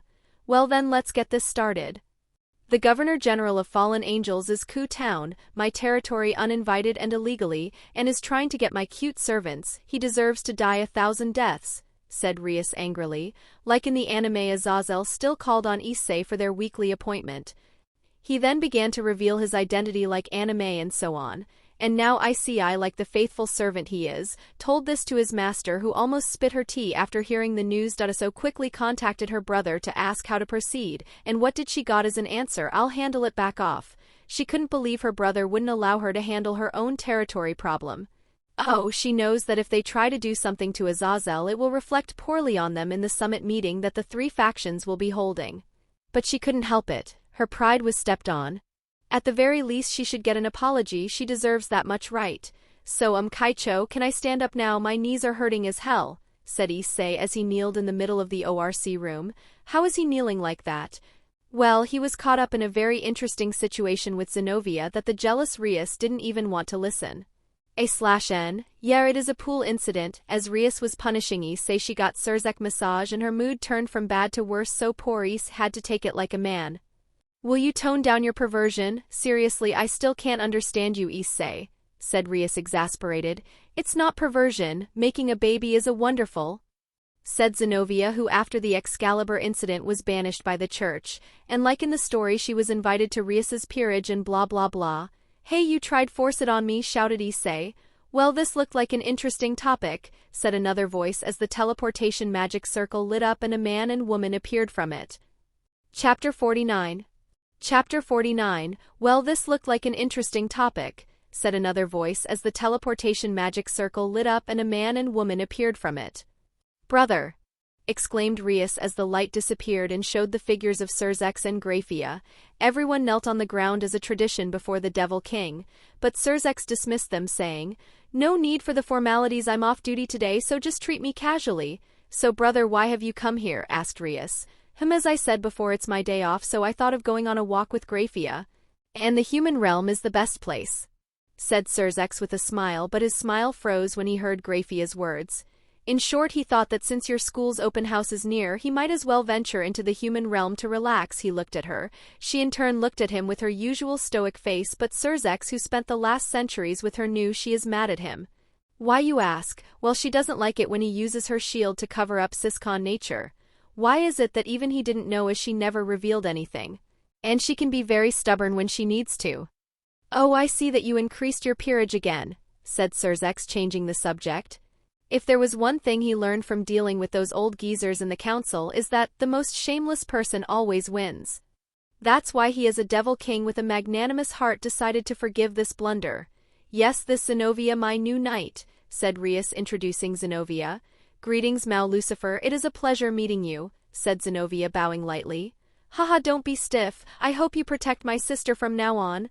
She can be a handful, but please take care of her, said Cerzex. Yes, I will protect my king at all costs, said Zenobia with determination in her voice. Well, I will take my leave now, I wish you all the best, said Cerzex as he and Graphia were about to leave. Wait, brother, where would you stay for the next week? Asked Rias, as open house is still far ahead. Haha, we will find a hotel in Ku, so don't worry too much. Saying so, he left. So, Graphia, do you have something in mind for our little vacation? Asked Cerzex as they exited the school grounds. We should go to the arcade first, I heard they have a new game installed in there, said Graphia. Well then, to the arcade, said Cerzex while doing a pose. Sigh, Master, would you please not act like a weirdo? Even if we are on a vacation, you are still a Satan, said Graphia, disapproving of his actions. Cerzex just chuckled wryly at his wife's serious behavior. They discussed, both of them walked towards the arcade. When they got there, they were surprised at the crowd was gathered near the building. Curious, they asked a passerby and found out that an author is doing a signing. And what surprises them the most is that the author is the one their son loves the most, the author of the now popular light novel Naruto, and the genius mangaka of the story of One Piece, who writes on the pen name of Kaguya Hime. It is said that this author was awarded many prizes for just these 2 books alone. Some even say that she is the mysterious writer of the worldwide famous Ika Paradise. Hey Graphia, why don't we go and get one of our books signed? I remember you have a spare lying around in your inventory, said Cerzex. Understood, Graphia said as she materialized a copy of One Piece and Naruto. She always carries these as they are. Very interesting to read in her spare time. The couple then went to the back of the line and waited for their turn. While waiting, they enjoyed each other's company. When it was finally their turn, they spotted a row of burly guards guarding a beautiful woman who was having a conversation with her earlier fans. This person is the legendary author and mangaka Kaguya Hime. Telling her goodbyes to her fans, Kaguya looked at the couple and was surprised. But as a professional, she quickly hid it. Well, there was nothing to hide that anyway, since her face still lacked many emotions. Yes, this person is Kaguya Otsutsuki, the rabbit goodness. Even though she doesn't like to partake in any battles due to her previous world, she is quite well informed of the leaders and important figures of each faction by Roxanne herself, so she wouldn't get their immediate attention. So she was quite surprised to see one of the Maos coming here himself, but she composed herself seeing the books his wife was holding. Be it a god or a devil, if one is enjoying her work, then they are her fans, and she never dismisses a fan. Hello, my dear reader, she said with a smile. Hello, Miss Kaguya, can we trouble you to sign these 2 books for our son? He is a great fan of your work, Cerzex said politely. Of course, if my fan wants an autograph, who am I to decline it? Saying so, she took the 2 books and signed them both. She then handed them back with her usual smile, but her eyes had a hidden mischievousness in them. Thank you, Miss Kaguya, then we shall take our leave.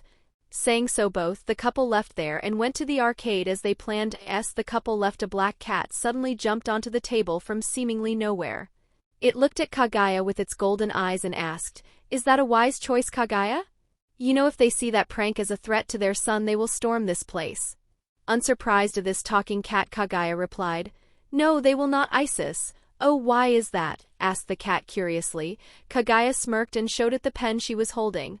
Despite it looking like a normal pen, when Kaguya did some movements in a strange manner, the pen began to move like a snake and came down near her wrist and coiled around it, and turned into a bracelet. Isis, seemingly shocked, said, "Wow, your mastery over your weapon is as absurd as ever. But if you use that, then I can believe they wouldn't open the book before going to the underworld." The snake-like bracelet is a weapon that Roxanne created for Kaguya, inspired by Veldora's ultimate skill. This weapon is quite similar to Telos Karma as it can manipulate causality. But the main principle for this weapon is to be like a snake that never stops and evades its obstacles. And as Kaguya is a hand-to-hand combat expert, this weapon is the best suited for her, as she can manipulate her strikes to be fatal or make them faint, etc. But these days she mainly uses the reality manipulation part to make sure her life is uninterrupted by anyone annoying. As they entered the arcade, Surzex looked around excitedly. Grafia also had her eyes shining despite trying hard to be professional. They both looked at each other and smiled knowingly. They are going to have a lot of fun today. Chapter 50. Chapter 50. In a mansion in Ku, in a hidden room that is dedicated for training, sounds of metal clashing together could be heard. In this specific room, two females were clashing against each other. One with her infamous spear and the other with two pairs of katanas. Scathach, living up to her fame, skillfully handled her spear, trying to pierce a hole into her opponent. But her opponent Roxanne dodges all these attempts by a hair's margin and retaliates with her twin swords, to which Scathach blocks with her another identical spear. Seeing her second spear manifesting, Roxanne couldn't help but ask, Master, I thought this is friendly spar, not a death duel for you to summon both of your spears." "Fufufu, my student, why are you so surprised? This is just our usual friendly spar, and beside, do you really think every time I fight with two spears is when I'm serious?" It isn't," asked Roxanne innocently. "No, my dear student, if I'm totally serious, I'll just use my runes and also use my bloodlust if necessary," said Scathach. But didn't you always have your bloodlust loose when we were training in the Land of Shadows?" asked Roxanne in doubt. Oh, that's because I don't want any interference from anyone when I'm teaching. But enough talking, let's continue our fight." Saying so, she attacked with her two spears. Roxanne, also not be outdone, attacked with her swords. Sparks flew due to their weapons colliding. After a few exchanges, both parties suddenly gained their distance from each other. The first to move was Roxanne, Death Strike. Her twin swords began to covered by a black miasma, making it pitch black. She then waved both swords in an arc that traveled towards Scathach. Scathach, gripping both her spears tightly, began to draw runes at a frightening speed. Sacred Judgment. The runes glowed in a scared light and blasted a sacred beam towards the incoming attack. Both attacks collided, but against everyone's expectation, the sacred beam swallowed the death energy and continued to advance towards Roxanne. Roxanne flicked her sword and another rune began to materialize in front of her.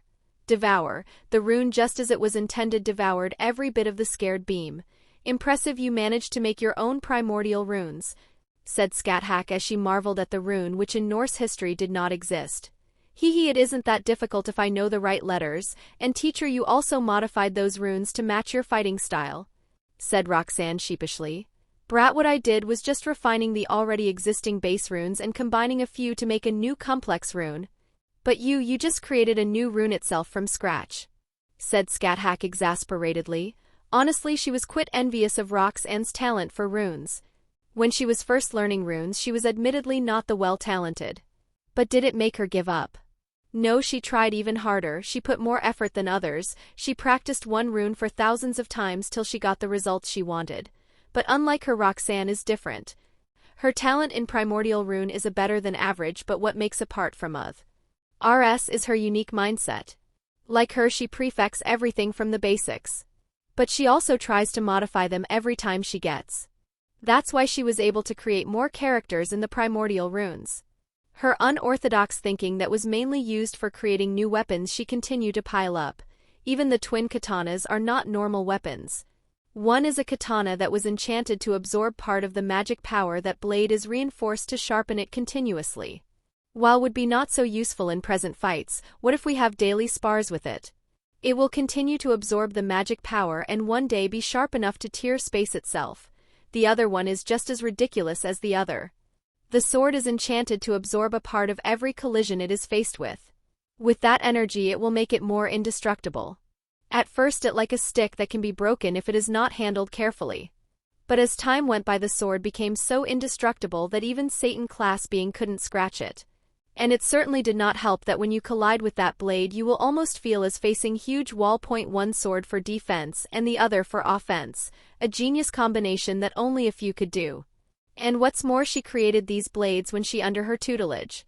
So now after all those friendly spars these blades may even be able to rival most legendary weapons that are known to history. After that exchange both of them again clashed with each other.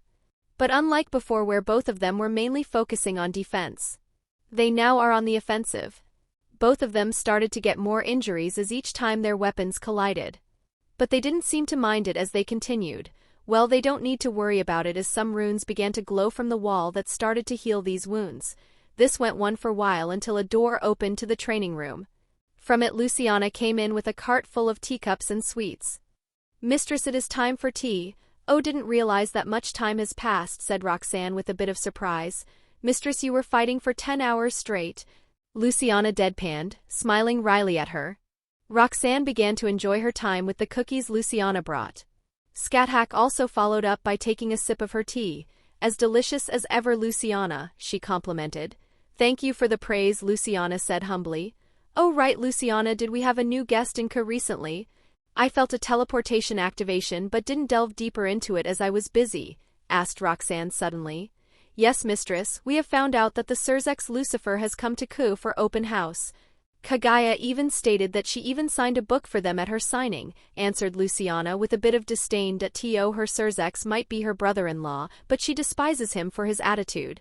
Sure, being kind is a good and all, but he is too naive. Devils never obeyed his orders, and what does he do? Nothing. He does nothing, thinking that a civil war will happen. If every faction decided to kill all the devils due to them running around causing chaos, there won't be any people to launch a coup. He is the perfect cardboard leader. He has so much power, but he let others control him. Hell, even when his sister was in danger, instead of running here he was arguing with a bunch of old men who has too much pride. So what if your move would be politically disadvantage? Your title matters little if you have no family." "Oh, this would be interesting. I wonder would I able to fight him," said Scathach offhandedly. "I wouldn't do that, master. While Rizevim is a top powerhouse, he is not a warrior who relies on martial art. But if you really wanted to fight someone, I can always introduce you to a group of battle junkies. I'm sure they wouldn't mind the company," said Roxanne, making Scathach eyes shine. "Oh, who might this group be, my dear student?" asked Scathach, visibly excited. "Well, they are a part of Ophus's little group, the Chaos Brigade. Their team is called Team Valley, led by Valley Lucifer, the White Dragon Emperor, who is also from my clan. Although their group is weaker than the top powerhouses, their potential would greatly make you interested," said Roxanne with a smile. Scathach's smile grew wider like a predator. She then laughed loudly. "Ha ha ha ha ha ha, you are the best, my student, you know me so much. Very well, I shall find these brats as soon as open house is over." "Of course, master, we who are similar know each other's feelings the best," said Roxanne with a smile that didn't lose to Scathach. Looking at these two, Luciana shakes her head, sighing. Well, at least they are contained. One might find it hard, but when Roxanne was under Scathach's tutelage she began to change. She started to find the enjoyment in battles. And like the famous warrior said, "Let's dance to our heart's content." Instead of battling for survival like what other students of Scathach did, she began to enjoy the fights. That's why she was the fastest person to end Scathach's training. She fought to enjoy, and when someone enjoys something he does it with full concentration. She began to feel the flow of battles. That's why she was so feared by the masses. She takes control of the entire battlefield as soon as she arrives, making her opponents die without knowing how. That's the mainly reason Roxanne still locks her bloodlines, as they seal her overall power. But make no mistake, she is deadly even when she is still sealed. As Roxanne could be said to be weapon master, who mastered countless number of weapons. But above all she is a grandmaster at scythe and twin swords, so even gods are wary of her martial prowess, as being a grandmaster mean that you have reached the pinnacle of your ability, that they can bend the laws of the world. A sword grandmaster is said to be able to cut space-time that gods who even were known for their best defense wouldn't take a blow from them. And Scathach herself is a grandmaster at the spear, that when she aims her spear it always hit its target. She was also known for her grandmaster mastery over ruins, which makes her worthy of the title God Slayer. So, Lucy-chan, did we have any messages from Gregory? Asked Roxanne suddenly. Yes, Azazel came here with a woman named Penemu today. They told us that Gregory would gladly assist Shadow Garden in the future. He also said that the peace meeting would be held in High School and wondered if we would able to handle security of the venue, said Luciana. Chapter 51. Chapter 51. After thinking for a bit, Roxanne agreed to guard Ku Academy, which would 100% be attacked. And so she sent a contract that should be signed by the leaders of each faction to ensure that her team will only be in charge of security and not the treaty itself. Like that, days passed by until something interesting happened with our friendly Epee dragon. Issei was walking to school like usual, but unlike other days he was alone today since he woke up a bit late. But he didn't mind it that much since he had a great service yesterday in the bathtub. And even though he passed out with a nosebleed, he still remembered those sexy boobs. As he was reminiscing about those heavenly boobs, he suddenly felt it. A jolt of pain erupted from his left arm where the boosted gear is. He could swear that he heard Drake's roar. Looking around, he found that there were strangely not many people here except a silver-haired boy who was leaning against a wall. The boy turned to him and started to walk towards him. With each step he took, Issei's hand reacted more strongly. It is the first time we have met Ici Hayato, this generation Red Dragon Emperor. I am Valley, the White Dragon Emperor. As soon as he said Ici, I swore that he saw an image of a white dragon hovering behind him. This isn't the time to think about such stuff, thought Issei as he looked at the boy and asked, So what do you want, White Dragon Emperor? Chuckling, Valley replied, Nothing really, I just heard my fated rival is here and came to take a look. But this sure is disappointing, he finished while giving Issei a mocking smile. Huh, what does that mean, punk? Asked Issei as grit his teeth in anger. Normally he wouldn't get this angry for just anybody that looked down on him. But for some reason he wants to punish this guy in the face. Maybe him having a punchable face is one reason. How do you not understand what I said? You are weak, Ici Hayato.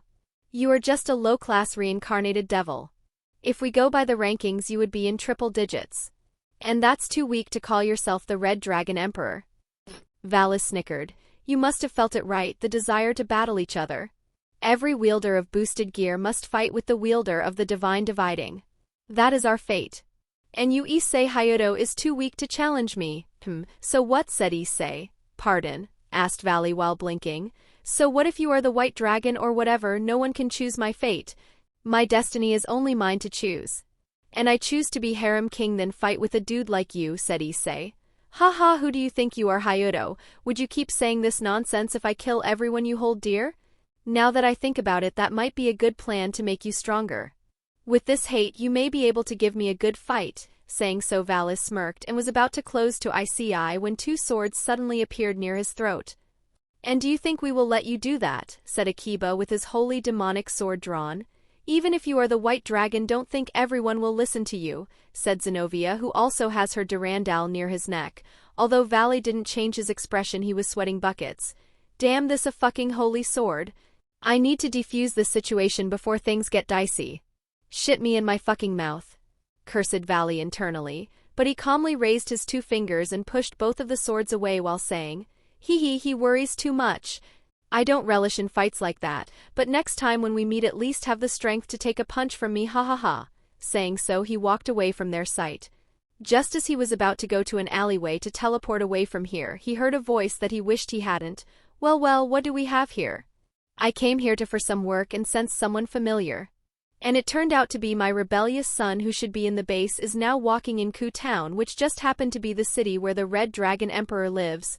Oh, didn't I also order him to not have contact with him until this mess is cleared? Asked Azazel, looking at Valley. I was going to the supermarket and got lost, Valley said while hoping this excuse would work. Azazel looked at him for a while before sighing. Sigh, I'm too tired for this shit.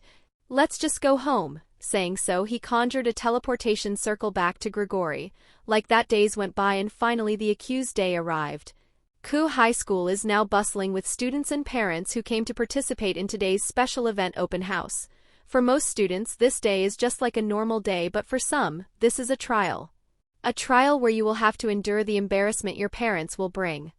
But like they say, there is always an exception. In the Fates classroom of 2B, the students were trying their hardest to sculpt something to their liking. And interestingly enough, Issei managed to sculpt an exact copy of Rias, totally nude.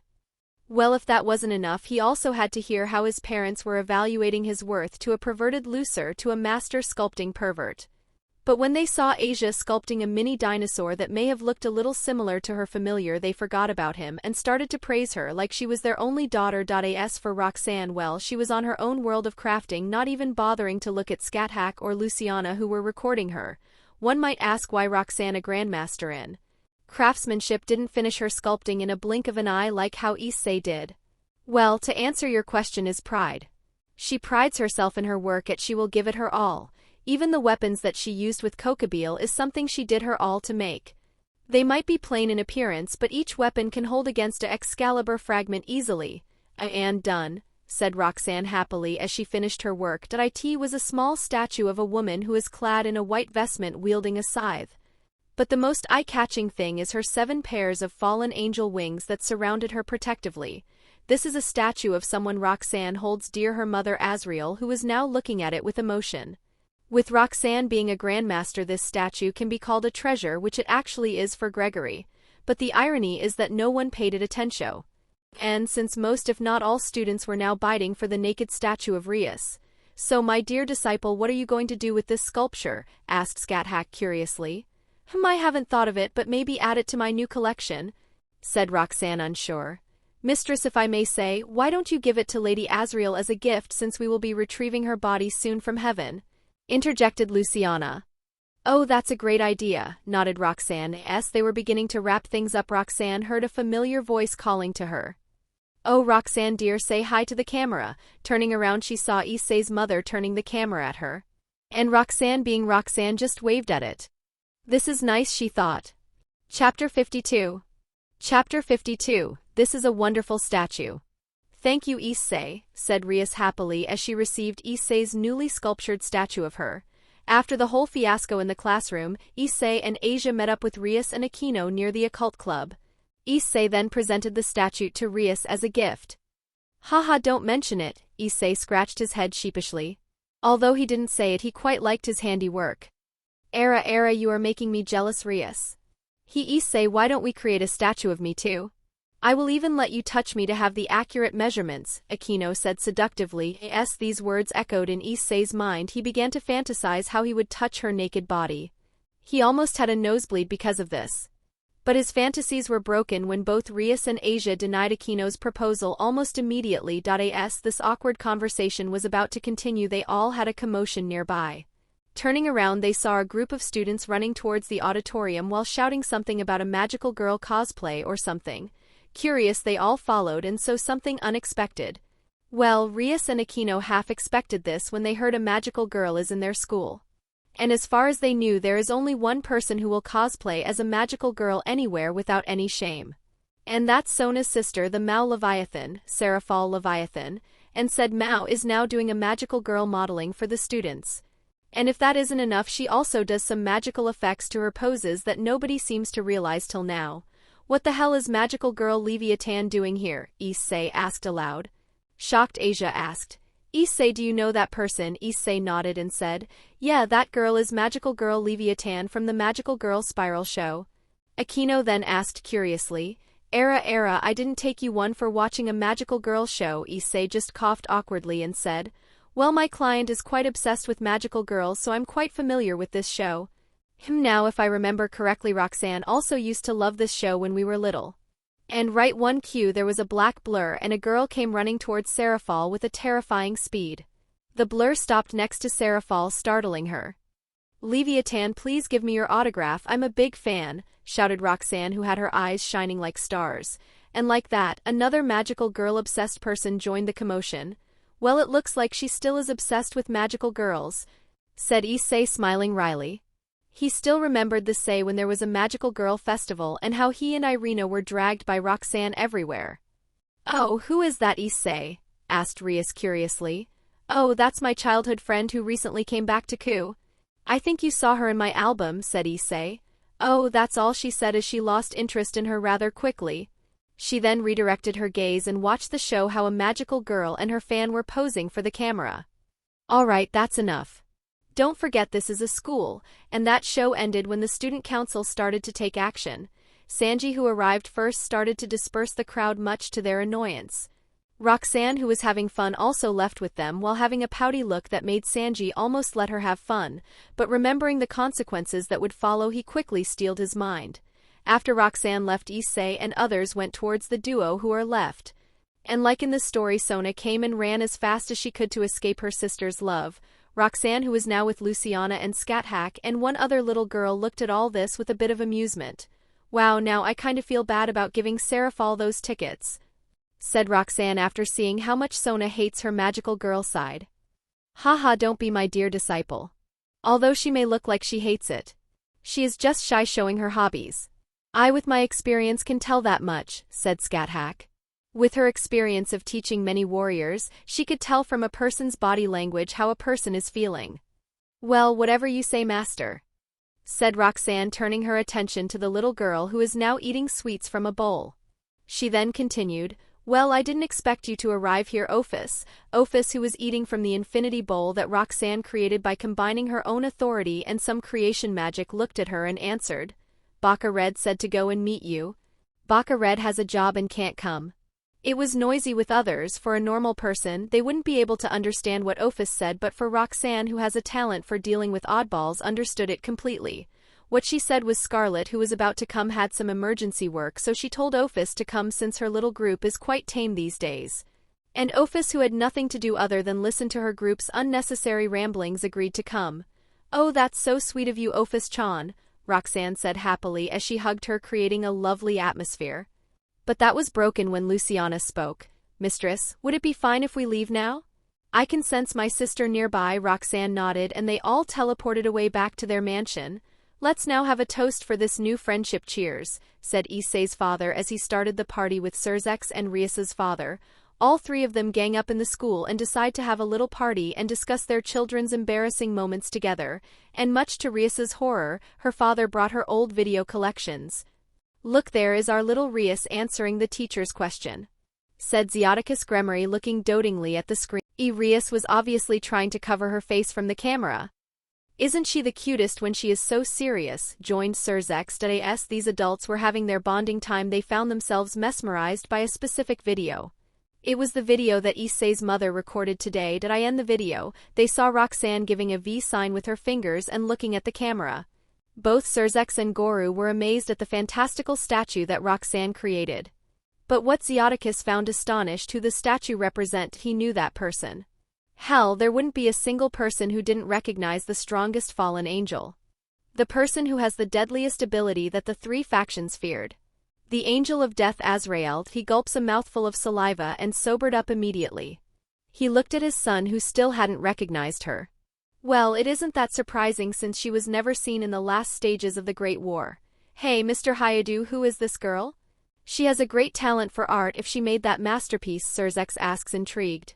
As a person who loves art, he is genuinely curious. Oh, that girl? She is actually a friend of Issei. That lad's name is Roxanne Morningstar. A great kid who used to live in this town when she was just in her elementary grade, but had to leave town because of some family issues. I think she came back to Ka recently," Goru replied while remembering the girl whose cuteness rivals even Asia. Chapter 53. Chapter 53. I see Morningstar. That's a nostalgic name, said Surzex as he remembered a musical band that was popular a few years ago. While he was reminiscing, he didn't see the pale face of his father.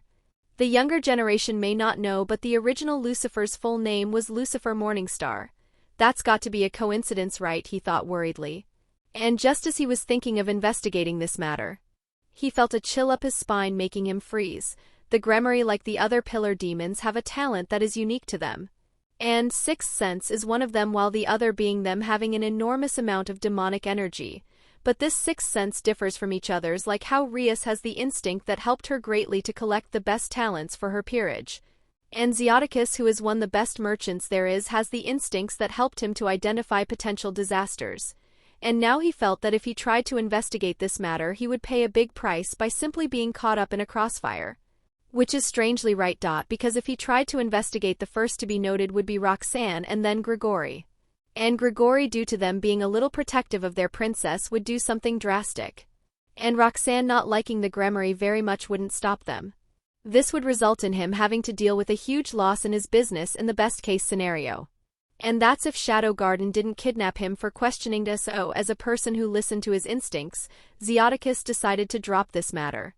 Besides, his instincts also told him that it is better to leave the sleeping dragon undisturbed. No, Luciana, no means no. You can't delay this any longer, Roxanne said firmly to her oldest servant, who was making an uncomfortable face. But mistress, your identity may be. Luciana, stop with this excuse of yours. We both know that my secret will reveal itself whether we like it or not. Especially after being able to hide it these whole 7 years. And besides, with the resurrection of my mother happening, we will have to enter the frame whether we like it or not. Roxanne continued. Mistress, wouldn't it be fine if we do this after the peace conference? Luciana pleaded. Roxanne looked at her for a long time before heaving a massive sigh. Sigh, Lucy-chan, why are you so afraid to talk to your sister? I'm not afraid, it's just that I don't want to burden her anymore. If I came out of hiding, those old geezers would be able to pressure her position. Luciana mumbled. Having a wry smile, Roxanne patted her shoulder and said, Luciana, do you truly believe that I'll let those old men do as they please? You of all people should know what I'm capable of. But mistress, if you meddle too much with devil politics, you will undoubtedly be pulled towards their political games and will lose the peaceful life you so desired. Haha, Luciana, it seems like you are still underestimating me. While I may be young, but you forgot what I have gone through. That I am the Roxanne Lucifer, the princess of the underworld. And unlike Sirzex, who cares about noble blood and stuff, I don't care if the whole noble bloodlines go extinct. Those guys were just lucky people who got their positions in the early days. So I wouldn't mind killing a noble or two to reign them over. Roxanne said, smiling. Mistress, Luciana spoke with emotion, while some tears came to her eyes. There, you should know you are not alone now. You have friends and mostly me to ask for help, so don't worry. Just go see your sister, I know you miss her too, consoled Roxanne. Wiping away her tears, Luciana nodded and said, Okay, mistress, I will meet my sister, but I still believe our meeting should be after the peace meeting. Very well, have it your way, but remember, if you tried to chicken out at that time, I tell Merlin to interfere, okay? Said Roxanne, making Luciana freeze. Merlin can be very annoying when she wants to be, and that bastard will undoubtedly do some crazy methods to convince her. That's why Merlin is in charge of negotiations despite Charlotte being there. And even the Dream Demon had to say that Merlin is very good at her job. Ironically, was the reason he was stabbed by some random girl he seduced. Luciana nodded and left the room to collect some blackmailing material just in case things go south. As soon as Luciana left, a barrier that is made out of void energy began to cover the room. Roxanne, who was smiling, lost her smile and created a summoning spell on the ground. Come, my demons. Soon 4 figures began to materialize while kneeling in the circle. Each one excluding an aura comparable to Satan-class devils. Point 1 was Diablo, who is now in his true form after Roxanne ordered him to abandon her father's body. His true form is very similar to how Diablo looked like in Tensura. He wore a butler uniform unlike earlier. Beside him were 3 beautiful females and 1 male. The male also wore a butler-like uniform that perfectly matched his short black hair. His looks perfectly match what Sebastian looks like in Black Butler. The 3 females were quite identical to how Rain, Misery from Tensura. And both of them were also wearing maid outfits. These 4 are the guardians who manage biblical hell. Their main purpose is to manage the souls of the dead and recycle the damaged ones. But these days they also have the duty of supplying some energy to the heaven system. How that is done is a story for another time. We have answered your call, mistress. How can we be of service to you? Asked Diablo with a tone of absolute respect.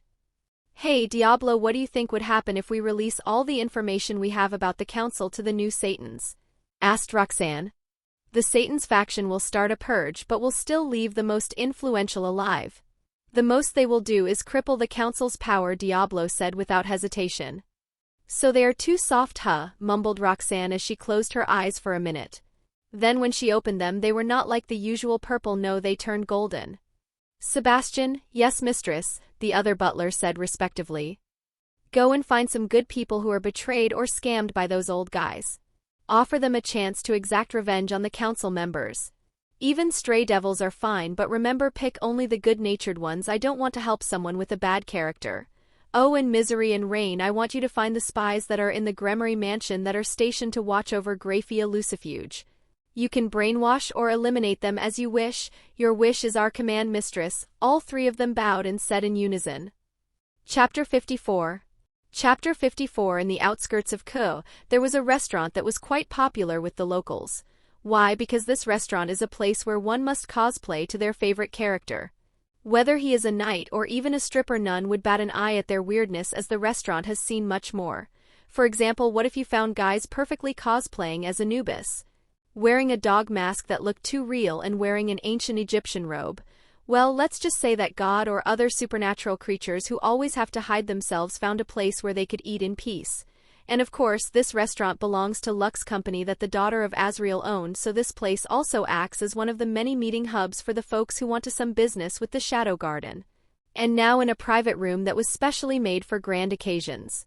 The owner of this restaurant was sitting and having a light dinner with a friend/bodyguard who is devouring the sweets like her life depended on it, while surprisingly graceful. I'm surprised they sent you on guard duty, Artoria, said Roxanne with a bit of surprise, as she knew how much this girl hated the church and angels for tainting her sword honor. Oh, I was convinced by Merlin, and besides, this place is one of my favorite restaurants, so I'll definitely protect it if a fight broke out, Artoria said with determination. Ha ha ha, I can see how Merlin convinced you, said Roxanne as she eyed the sword that is on Artoria's waist. You have no idea, thought Artoria as she remembered how the flowery mage convinced her thoroughly. Flashback. So can you tell me again, why am I here with you? Asked Artoria as she chewed some sweets that Luciana made, even though she begrudgingly couldn't secure an infinity bowl. She managed to create a bracelet that holds a pocket dimension, and next to her is Merlin, who has a rare serious expression on her face. Lily, do you remember the deal we all had a few days ago? Artoria tried very hard to remember what Merlin is talking about. Well, you can't blame Artoria, unluckily has a habit of daydreaming when she is eating, so most of the time her body would be like on autopilot mode. And Merlin just had to talk to her at that time, so she is trying to remember what they discussed. Seeing her oblivious look, Merlin sighed. She couldn't believe this girl used to be the same one she taught how to become a king. Well, she blames Roxanne for spoiling this girl with food that her eating habits resurfaced.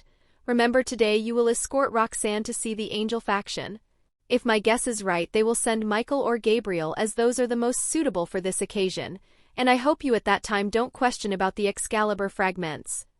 Merlin said, looking at Artoria's eyes seriously. Artoria stopped eating and looked at Merlin. Merlin flinched at Artoria's gaze but didn't cower. She knew how much Excalibur meant to Artoria. To others it may be a sword that is powerful, but to Artoria it is a symbol. The symbol that she will bring victory to her country. And to find that the sword was broken, and what more, forged to create swords that may as be called demonic, is like slapping her face. If it was any other person who spoke these words, Artoria would argue and worst fight the other party, but since it is Merlin, who she considered family, that told her this, she decided to comply. Fine, I will hold my silence for now. But remember, Merlin, I don't practically like seeing those fake near me. Ha ha ha, would you change your mind if I gave you this? Saying so, Merlin took out a sword from his pocket dimension. It was a typical Western sword with a length of 90 centimeters and a width of 12 centimeters, and it had fairy letters inscribed on it to show that it is not the work of mankind. But Artoria recognized this no-named sword at a glance. How could she not, for this is her sword, the sword of promised victory, Excalibur. What surprises her is how her scabbard Avalon is bound to her soul and resonates with it. How, she couldn't help but ask aloud. Ha ha ha, this all that girl's work. Seriously, even I have to bow down to her craftsmanship. She for the past few years analyzed every single fragment and created the original that managed to fuse with your myths. And to top it all off, she went to the Avalon to do the finishing touches. Well, now that you have your sword back, do we have a deal, Artoria? Merlin asked with a cheeky smile that he does when the negotiations are done in his favor. End of flashback. So when are they arriving? Asked Artoria to Chong. The subject. From what I can sense, Michael is still talking with Issei, so about 20 minutes give or take, said Roxanne as she used her domain ability to survey the situation in the shrine where Issei and Aquino are. "Hey, I'm not someone to question you, but is it wise for you to go to heaven without any disguise? From what we have in our database, there are some angels who are secretly selling intel to the other supernaturals. So doesn't it raise the chance of your identity being exposed as very high?" questioned Artoria worriedly. There was a reason why Roxanne hid her presence even when she could fight the world itself. Her past trauma hunts her unconsciously. Roxanne, knowing her thoughts, smiled reassuringly and said, "Don't worry, I know what I'm doing, so just trust in me." She knows that deep inside her she still feels a little scared to face her brother, but that fear is abysmal at best now. Why, you ask? Well, she destroyed countless hideouts of his that her trauma was long forgotten. Now she even relishes in the expressions her half-brother would make when he realizes how his well-crafted plans fail one by another. And as for the worries of Artoria and the rest, she will leave it at that. Even if she explains it, they will not understand. Her mind used to have a human mentality that made her trauma was no more. Now she is the king of illusions, leader of Shadow Garden, princess of Gregory, queen of hell, and the soon ruler of heaven. Chapter 55. Chapter 55. Michael POV. Well then, I shall take my leave. It has been a pleasure meeting you, Red Dragon Emperor. Saying my goodbyes, I departed from the shrine Barakiel's daughter owned. It's quite ironic that a devil still does her job as a Miko, even if the gods don't listen to her prayers if she does any. We are not one to talk to since we are in a similar situation too. After father's death, it was hard to control the system each passing day. And it became worse these last few years. And in father's name did I try everything I can to fix every error I can fix. But with my limited authority there is not much I could do, and it could be worse if it wasn't for Azrael. With her help, we managed to hold the souls of mortal worshippers from scattering to other pantheons. Even though I hate necromancy, I have to face the fact that it is only because of Sister Azrael's corpse that we managed to hold ourselves. But even with this, souls of stronger humans began to reincarnate on their own, that if Azrael was still alive things might be a little better. That's why I even agreed to Azazel's plan to create a sacred gear to house the remaining remnants of her soul. If it succeeds, we may be able to manage situations better. But imagine my surprise when I heard from Azazel that she is still alive even though as a soul. And what's more, she has a daughter. Well, this makes things easier. Since with her alive I can also fix some more errors with her authority. And it just so happened that we are thinking of having a peace conference. Since heaven is acting as an invited party, we have to prepare some gifts for each faction to show our goodwill. For devils, we decided to give Ascalon to the Red Dragon Emperor, and for the fallen, well, they specifically asked for Azrael's body, so we decided to give it back. But imagine my surprise when Azazel contacted me and asked me to take Azrael's daughter to heaven. Despite it being absurd for a fallen angel to enter heaven, I for some reason agreed rather easily. Whether it is because of my instincts saying that this will bring nothing but good or my way of satisfying my curiosity, I don't know. So now I am at the front of our meeting place, which is a restaurant where the supernatural gather without any disguise. And I must say this place is quite lively. Well, I hope our meeting will go well for both parties. POVN, Mistress Archangel Michael has arrived, said one of the waitresses who worked in this place. Okay, would you please escort him here and please bring some refreshments for us, said Roxanne. Yes, mistress. The maid bowed to do her duties. Soon the door opened, revealing a man that has the appearance of a handsome-looking man with long blonde hair and green eyes. He had 12 wings growing from his back that are colored gold, further symbolizing his position as the chief of angels. He wears a red robe with a gold cross on the front of his white alb. He has golden shoulder plates with a white sash and a golden halo set above his head. Looking at Michael's, Roxanne was surprised a little bit. Wow, this guy sure knows how to hide his power. If my estimation is right, he has the raw power of a super devil. With her mystic eyes, she can analyze everything at a glance, so she can clearly see that Michael was hiding most of his powers. For why, she could take a guess or two, but that's something to think about later. It is a pleasure to see you, Chief of the Angels Archangel Michael, greeted Roxanne. No, it is my pleasure to meet you, daughter of Azrael, said Michael with his usual humble tone. Roxanne nodded and gestured to Michael to take a seat, and as soon as he took a seat, waitresses began to come with some refreshments. After arranging the food, they all bowed and left. Michael, who was still having his smile, asked Roxanne, "So who is this companion of yours?" gesturing to Artoria, who had yet to introduce herself. "Greetings, my name is Saber." "It is a pleasure making your acquaintance," Artoria replied, bowing a little bit. She kept her distance from him. Just because Merlin convinced her to give up her hate for the swords does not mean she will stop disliking the angels and the church. Thank goodness Michael couldn't see her face, as she was wearing her Shadow Garden uniform, which hides most of her features, or sense her emotions, as some senjutsu users could. Otherwise, he would be surprised how much she dislikes him for whatever reason. Women are always complicated creatures after all. Well, Archangel Michael, what is your reply to the deal we proposed? Roxanne interjects quickly to change the subject. Please, just Michael is enough. As for your proposal, we all have agreed to it, but I can't help but ask why. Why are you, a fallen angel, interested in coming to heaven, a place where you will undoubtedly be weakened?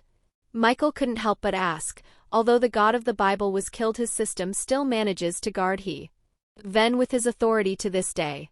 That's why when an angel falls, he or she will quickly evacuate from heaven, as they will weaken each passing day due to the pressure the system is giving.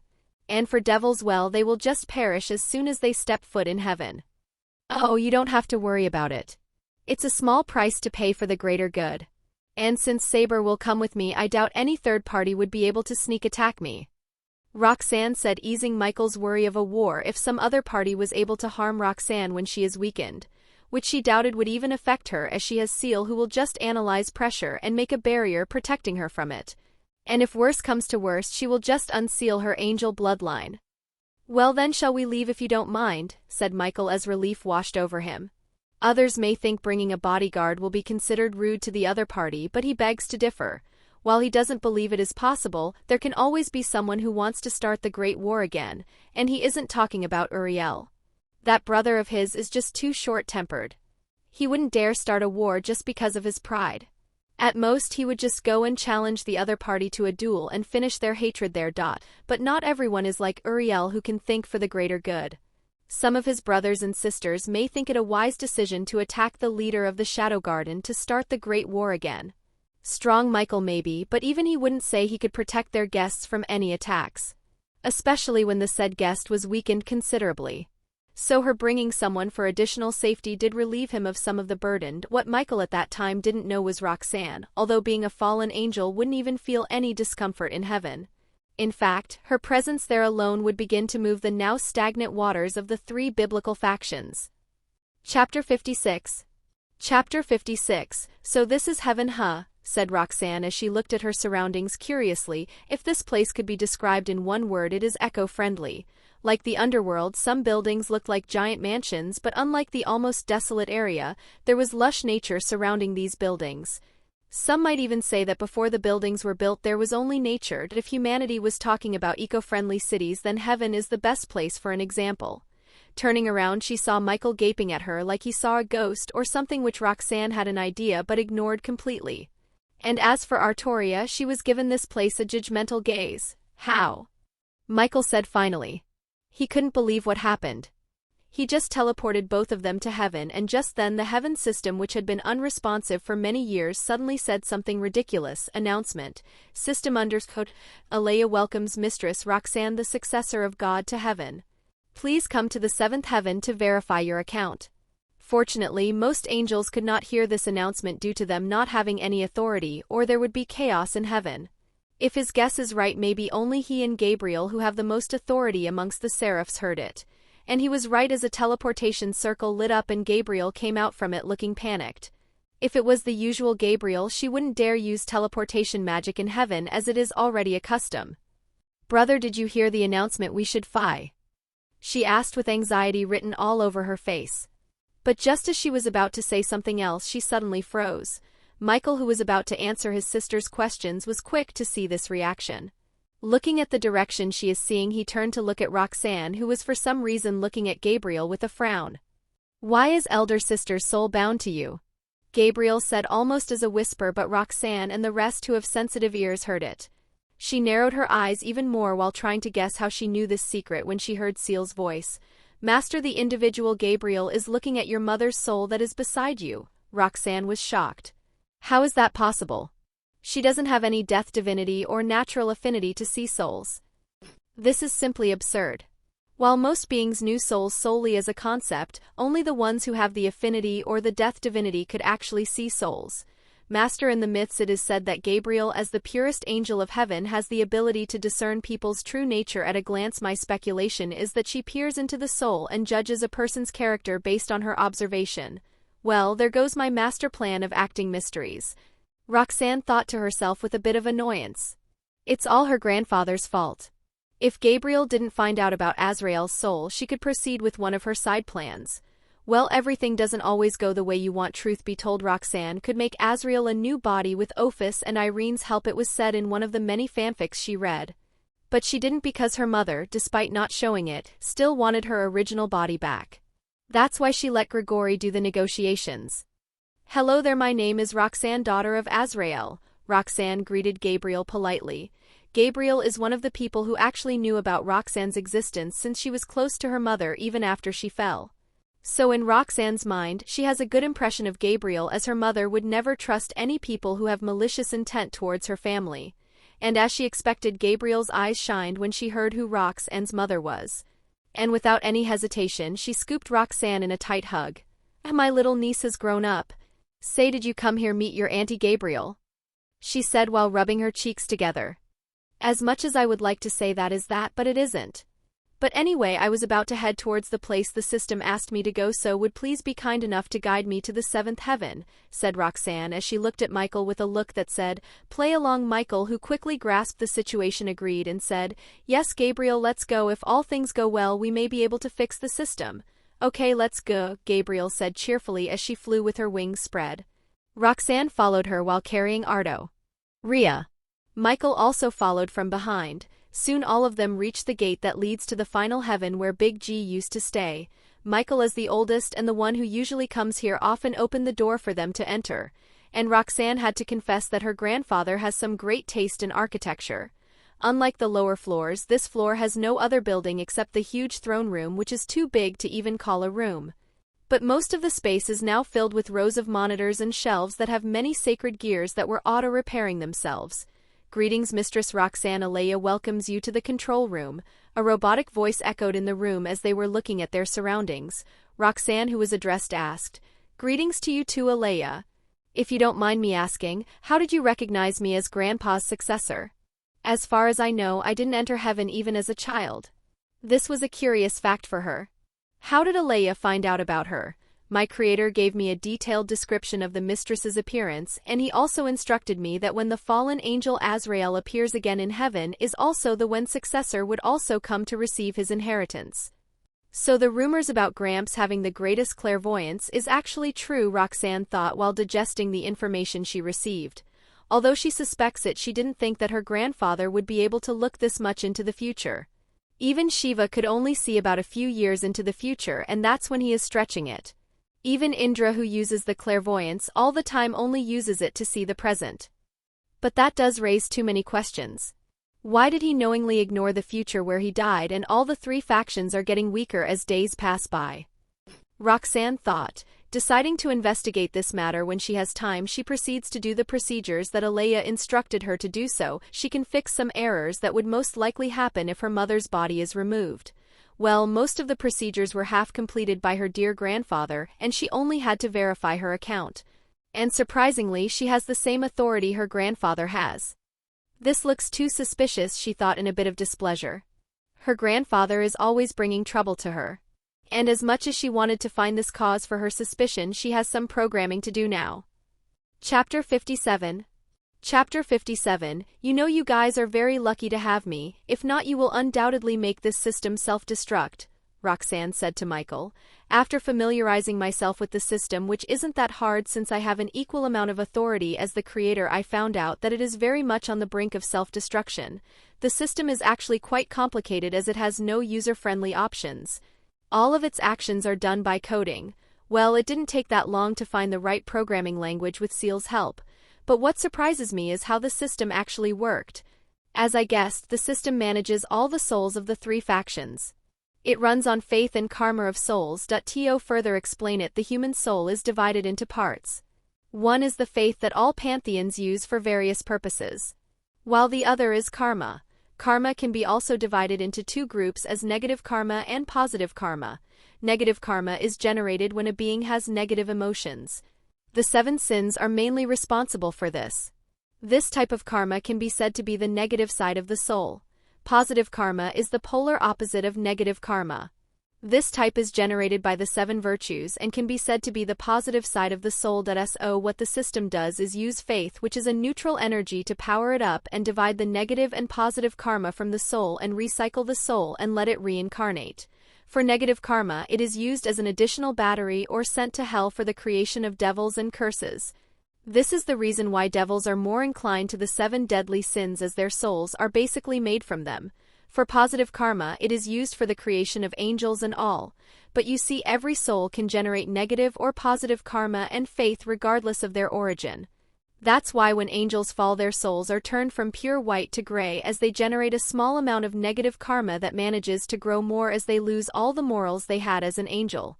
And lastly, the faith or the neutral energy is also used for creating miracles. If you could look at it from the perspective of a businessman, you could say it is an investment.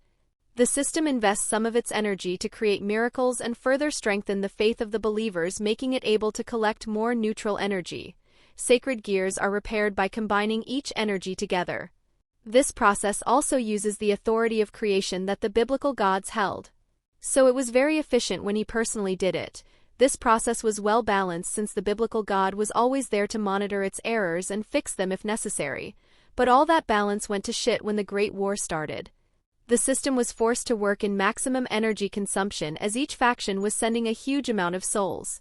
And it began to worsen when the biblical God had to borrow some energy from the system to complete the seals that are placed on trihexa. Forbidden seals need a power source after all. And to make matters worse, the biblical God died without leaving any instructions for the system. Even though the system now has a relatively simple AI, it still lacks the necessary means to make decisions by itself. In fact, the system normally can't attract the souls of the dead. This is where my body comes in. As the person who is responsible for governing death in this pantheon, she has a passive skill of attracting souls. So what Grandpa did was very simple. He created an artifact that would enhance her passive skill and connect it to the system so the flow of souls wouldn't be stopped.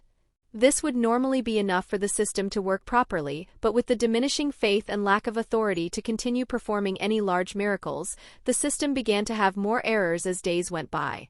But fortunately, it had an additional option of collecting faith from a living being rather than taking it from the soul, so it was able to run even to this day, even though that option has a 40% loss. And with Michael and others supplying it with their positive energy, which can also be called the purest form of holy energy, it was able to do its other duties, which is repairing sacred gears. And with the coming days of more damaged sacred gears coming, the normal amount of negative energy that was supposed to be released for the creation of devils was dropped to about 30%. This is one of the many reasons why pure-blooded devils are almost extinct, as their souls require more negative energy than a normal devil. Hey, Ciel, can you access the system and fix some errors that I may have missed? Roxanne asked. Although she fixed most of the errors, it wouldn't hurt to ask a professional for help. I have already been given access to Master. Would you like me to further optimize the system? Okay, but don't go too far, okay? I don't want to have another great war just because each faction got some benefits, said Roxanne as she left Ciel to her devices. So now that I'm done with my work here, can we go and do the job we originally came to do? Roxanne asked Michael. Michael smiled. This isn't his usual smile, no, this is a smile from the bottom of his heart. How many years was he tormented by this system? Now that burden is lifted from his shoulders, he feels great. Yes, certainly, let me escort you all there. And without any hesitation, he directly created a teleportation circle, which he normally wouldn't do as this place is too sacred, but today is an exception. Soon everyone was teleported directly to the third heaven, where the souls of believers are kept temporarily till the system takes them to the reincarnation cycle. This heaven was ruled by Azrael before she fell. But even after she fell, she still did her duties, which is to act like a beacon to gather the souls. Think of it as a magnet that attracts some iron dust that is in the atmosphere. In front of them was a throne that is quite similar to the one Roxanne had seen in the trial Diablo organized. Which means it's quite like a carbon copy of the throne that is in the underworld. On that throne, there was a fair lady who had her eyes closed. Her usual pale skin was much paler than usual. She had her 7 pairs of fallen angel wings spread proudly for all to see. Even though one's corpse would start to decay after a few years, hers shows no sign of that. This is also one of the passive skills that are associated with death and life divinities. Their bodies retain some of their divinities so no bacteria is able to harm them. This is also the reason why Lilith's body is still not rotten. As the mother of all devils, she needed understanding over life to create devils after all. Roxanne looked at her mother's physical body and said, "It's time to wake up, mother." Chapter 58. Chapter 58 Gabriel POV. In all my existence I have cherished a lot of things. But my love for my family is something I always cherish the most that I first learned to love from my father. He created me as the angel of innocence and patience. But even though all my brothers and sisters think that I'm too naive or innocent, that's not always true. Yes, I do think I'm a bit naive about some things, but I'm not stupid. I am able to see the true nature of any being through their soul as soon as they enter my sight. So I don't need to be guarded against anyone. This is mainly why most of my siblings think I'm naive that I end my whole life. I have seen many different kinds of souls with my unique ability. Some are pure evil on the inside and out, some are evil on the inside but show a facade to hide their true nature, while others actively harbor hatred towards them to protect what's important towards them. But even among the thousands of souls I have seen, the most unique one is my older sister's. Unlike the usual angel, her soul is bright as the sun and dark as the night. As contradictory as those sayings are, that is the truth. If I have to say it in simpler terms, she can be kind as a father and as evil as brother Lucifer. Her whole existence can be called an anomaly. But despite being such an enigma, she wasn't different from any of us. Now that I think about it, she herself might have noticed that her existence is abnormal, as she is well versed in the art of the soul after all. She simply didn't seem to care about it. And I'm very glad she didn't. Unlike my older siblings, I was born as a teenager due to my concepts. And unlike the rest, my concept wasn't complete, so I had to learn it while growing up. I can be considered the first person who grew up in heaven, as one would call. So unlike my siblings, I was free from any duty till I was at age. It was good and all, but I was too lonely at that time. Everyone is either busy or too stiff to play with me. My elder sister could be said as the busiest of us all, but she played with me and took care of me. Even calling her my mother wouldn't be wrong, as she is the second parent after my father. So I was heartbroken when she too fell from the grace. I was there at that time. When me and my big sister were messing with Heaven's telescope, a device that we used to observe the lower worlds. We saw something I wished we didn't. We saw the wedding of Big Brother Lucifer and Lilith deity first. I was confused, but then I slowly comprehended what was happening. Lucifer, the one whose big sister was in love, is marrying someone else. I can still remember the sadness in her eyes, the look of betrayal. Her wings involuntarily spread out. The pure whiteness in them slowly began to turn dark. Miasma began to seep out of them, giving them a dark blue glow. While this was happening, tears began to flow down her cheek. Her soul that was previously white and black turned to gray and black and an abysmal amount of white. And slowly death energy began to cover her body, turning her pure white dress into a black dress with sleeves cut short. If that isn't enough, we heard the system's voice. Warning detected: an individual with impure soul proceeding protocol banishment. Individual Azrael is warned to leave heaven within 3 minutes or security measures shall be activated. And as soon as the announcement was made, a blinding light appeared and Father arrived here. He looked at Azrael's condition with a complex look. At that time I was ignorant and begged my father to stop whatever was happening to my elder sister. But it was too late. Are my father to do anything? He couldn't stop the system as the command was already issued. He could only helplessly escort her out of heaven.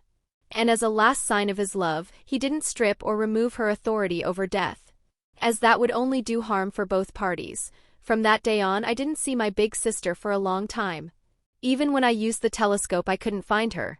It was like she didn't exist in the first place. If not for my father forbidding me, I would have flown off to search for her. But fortunately or unfortunately, I heard news about her when she took in Azazel and the rest, who were just cast out from heaven. And with this action, she was officially hated by the masses somehow. That was the first time I felt anger and disappointment. Did they forget who they pointing their fingers at? This is our big sister, the one who helped almost every angel when she was here. If I didn't have my divinities to help me calm down, I swear that I would make those ungrateful bastards regret it. Finally, when I was old enough to leave heaven, I managed to her after begging Father for a few months straight. From then on, I regularly had contact with her like in the past. It was all quiet for the next few centuries. Big sister somehow got together with Lucifer and got pregnant, and I was quite happy for her. I even went to congratulate her secretly. I became an aunt. I promised to protect my niece from harm till I breathe, but sadly I wasn't able to do that.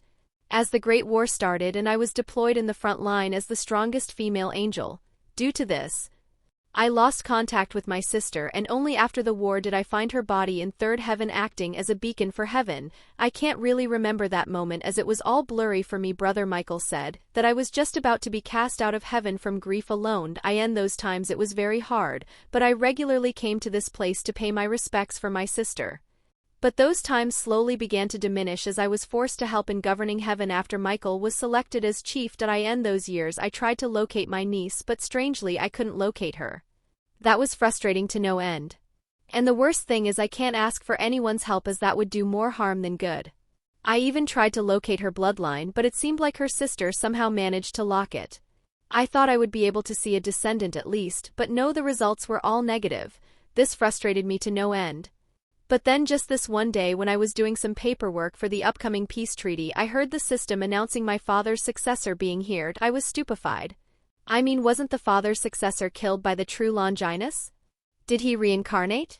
No, that's impossible. From what we gathered, his soul should be the foundation for the spear. So that means this is someone else. I have to warn my brother, or else if he or she orders us to go to war again, we would have to do so, as it is the rule. If we don't, we would be cast out from heaven. So I teleported near my brother, who I felt was back. But imagine my surprise when I saw my big sister. No, it wasn't a big sister, but her soul that is behind a girl that has an aura that is quite similar to her. At first I was perplexed, as I had already given up hope that my big sister's lineage is still surviving. But when I heard her introduction, I was so happy that I wrapped her in a tight hug. I finally found my niece. This day couldn't get any better. Or so I thought, but now I'm reconsidering it. My niece fixed the system that had been haunting us for more than centuries like it was nothing. And what's more, she is now attempting to resurrect her elder sister. Oh Father, this is the best day of my life. Maybe this is why I had to suffer for those centuries. As my father always says, everything comes with a price. Once this is over, I'm going to have a vacation with them. I heard that there is a good place in Kyoto. Gotta get ready as soon as this is over. Chapter 59. Chapter 59. Roxanne didn't immediately approach Azrael, as there were many traps that her grandpa placed just in case. So she first had to defuse them, which barely took 3 minutes with Ciel's help.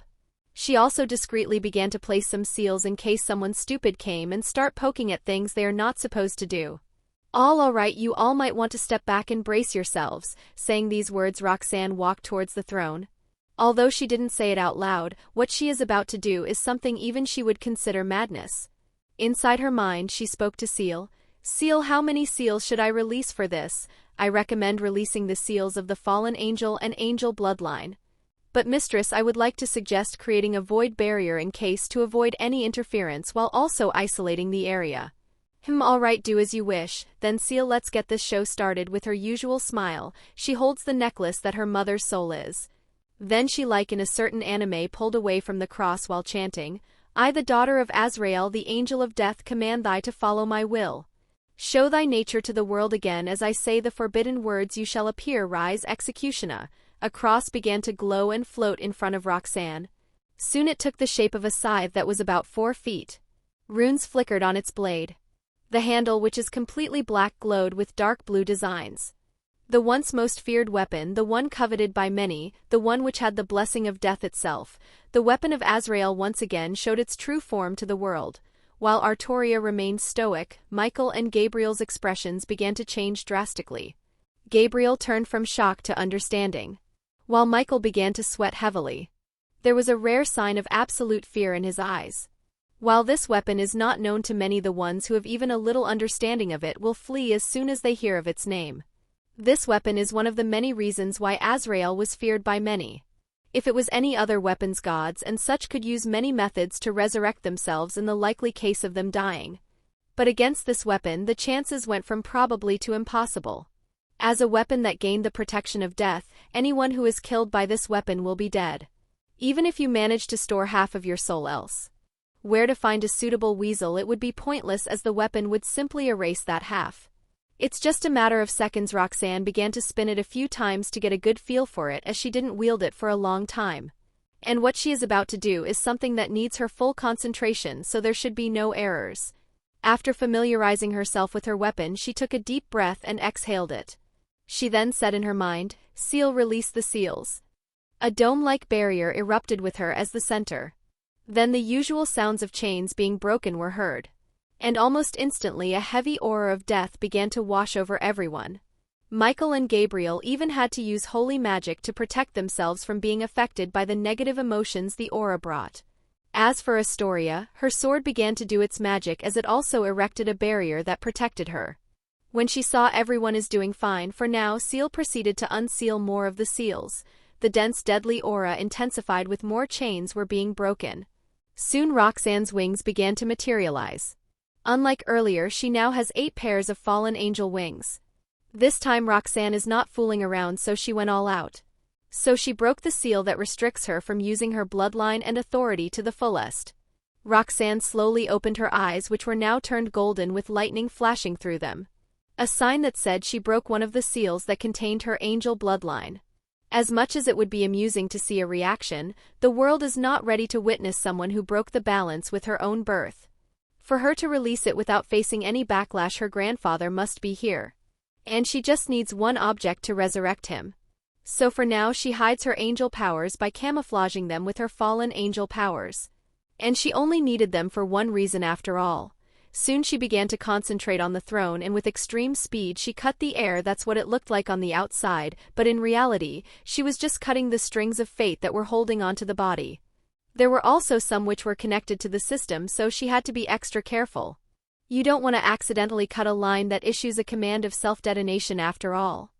Okay, mother, it's time for you to go. With this thought, she plunged the scythe into Azrael's body. Soon a magic circle with gold and black colors was manifested.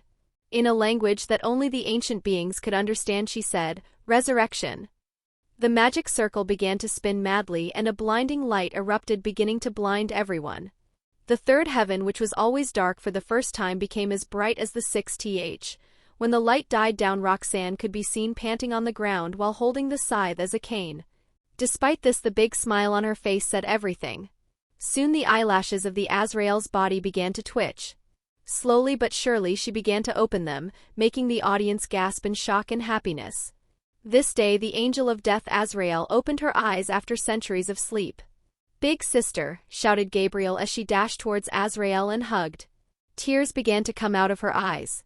She really missed her big sister. "You are still as a crybaby as before." The melodious voice of Azrael rang in the air as she hugged Gabriel back. Roxanne, who was still panting, got up with the help of Artoria. But despite her exhaustion, she still managed to stand up and walk towards her mother. Gabriel broke the hug and made way for Azrael. The mother and daughter duo need this.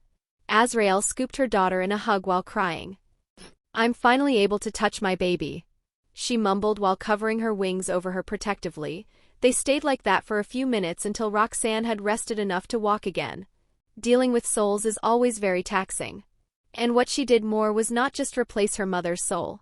She first had to cut off her body from the system's control while substituting herself so it would not break the flow of souls. Then she used her death powers to place the soul from the scythe to the body while also casting a healing spell to heal any injuries she had. And she had to do this in a matter of seconds, as the soul can't exist in the physical world without any anchor, or it would dissipate into nothingness. This is why she had to release her angel powers, as angels are the best healing magic users there are. And to finish this all together, she had to give Azrael her system authority as the angel of death, as Roxanne herself couldn't be one due to the single reason being she has to reseal herself. Well, it was actually the easiest to do since she has access to the system directly. But this is all worth it, Roxanne thought as she began to fall unconscious. It looks like she isn't all that well after all. But before she could fall down, a pair of slender hands caught her. This girl, she is still as reckless as ever. I guess she got that trait from him after all. That's all she could hear before she went into the dream world. Chapter 60. Chapter 60. Azrael's Povey looked at my sleeping daughter with a bit of helplessness and pride. What, this girl was dangerous even for her. If her actions were any millisecond late, the system may retaliate, thinking it is an unauthorized attack. If she just scanned my body with her analysis and using her system authority, she could have easily made a body for me. But no, this girl went the extra mile to restore my previous body while also giving me my system authority. While these options may not be too different, it actually is. For us who are long-lived, our instincts are already honed to the extreme with our bodies. So me inhabiting my original makes me able to fight to my full potential without anything holding me back. And to add that with my years of understanding the concept of death as a soul, I can say I'm way more stronger than I was in my prime. With a few days of sparring with Scat, I can probably break my limits. My daughter's use of death energy is quite interesting. Thinking of her again, I felt a huge headache. Arg, she truly is as reckless as him. If someone decided to attack her or interrupt her during the process, she would be helpless, as stopping there would mean facing the system backlash. What's more, due to her completely holding the strain of managing the reincarnation cycle, her mind was under constant pressure, making her unable to react to any sneak attacks. Sigh, what a troublesome daughter I have. You are just too similar to him, I thought while stroking her hair softly. Ahem, sorry to disturb your moment, but it is nice to see you again, Azrael, Michael said a bit apologetically for ruining this mother-daughter moment. I looked at him and smiled. It's good to see you too, Michael. And from what I heard, you sure have changed. Ahaha, yes, that I might have, Michael said with a low chuckle. Being the chief angel sure did change him for the better. When father was still alive, Michael was much like Lucifer. He did his father's orders to the very end and sometimes overreacted to them. One could say if Lucifer was his right hand, Michael would be his left hand. If it was earlier, he wouldn't be so welcoming to me this much. As I was the first of the fallen, most angels looked at me like I was the traitor of heaven, the same as Lucifer. And Michael, although didn't voice it, didn't actually deny those claims either. If I have to say it in my daughter's words, he was the biggest simp of dad. Well, times do change people whether they like it or not. Hey big sister, let's go to my place to rest, said Gabriel as she looked at the unconscious Roxanne, who was still having a lap pillow from me. I wouldn't recommend that, madam, Artoria suddenly said, interjecting in the conversation for the first time. Oh, why is that, Saber? I asked with a bit of curiosity. As far as I remember, Artoria rarely speaks her mind when she is in public. So anything she speaks must be important for her to object. Although it is my hypothesis, I think as soon as Madame steps out of this heaven, you will feel the suppression every fallen angel feels. At her words, everyone was silent. Yes, this was supposed to be the norm, but everyone here had an exception whenever they visited heaven. Now that I think about it, every time I come here, my father must have intervened so I won't be affected. And even my daughter only had the confidence since she could seal all her bloodlines completely to avoid the suppression. And this barrier must be done to isolate this space, so that even if the system detects it, we won't be affected. Yes, that might be for the best, besides I'm sure she wouldn't be asleep for long, I said as I could feel her regenerating her depleted mana pool at an insane speed. But is it fine to let her stay like this? Gabriel asked worriedly. I smiled wryly at my sister and said, as much as I wouldn't like to say this, but my daughter unfortunately has more experience than all of us in surviving. So to her, sleeping on like this is actually a luxury. Even though I didn't tell my daughter this, while I was slowly regenerating my soul when it was on the scythe, I could sometimes see the outside world.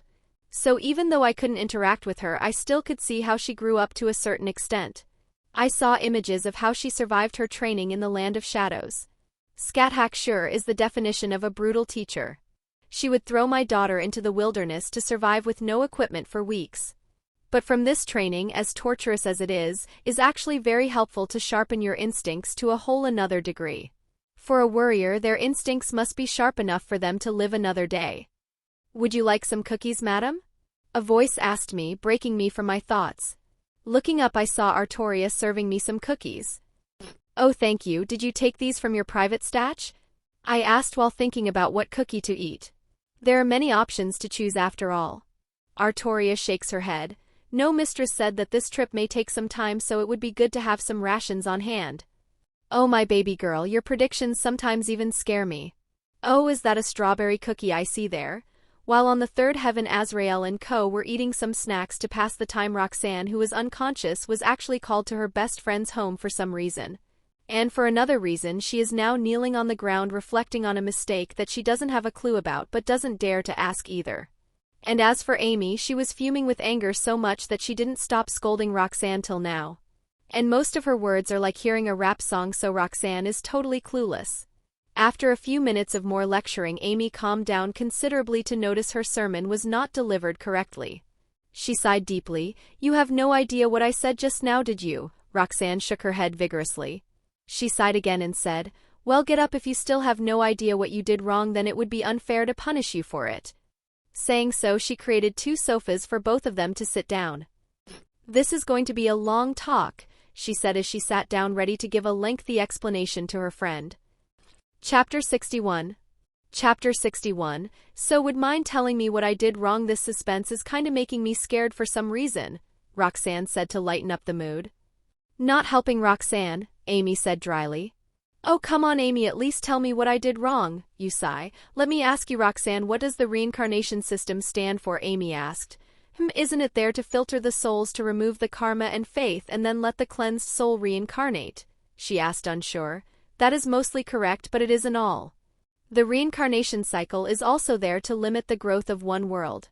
In ancient times there are more trees, but now there are more humans. And if you count it, you would notice that the number of souls are actually the same. And what you did, my dear Roxanne, is making the entire cycle run through you. Do you now get why I am angry?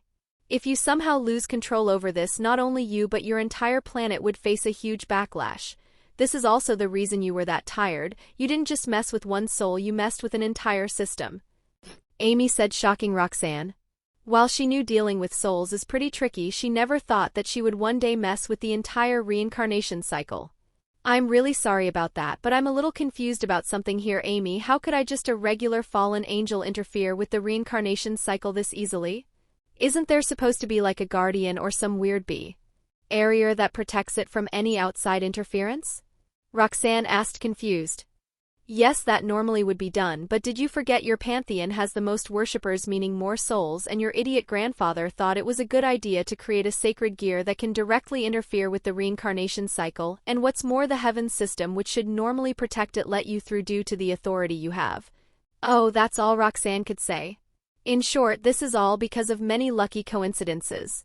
Roxanne slowly opened her eyes and saw something she didn't expect. Everyone was having a nice picnic while chatting happily. She felt a little wronged, though. She was being scolded for many more hours, but all of them were having a picnic. She puffed her cheeks in anger. "Oh, sweetie, you woke up at last, but why do you look so down?" Azrael asked when she saw her daughter waking up.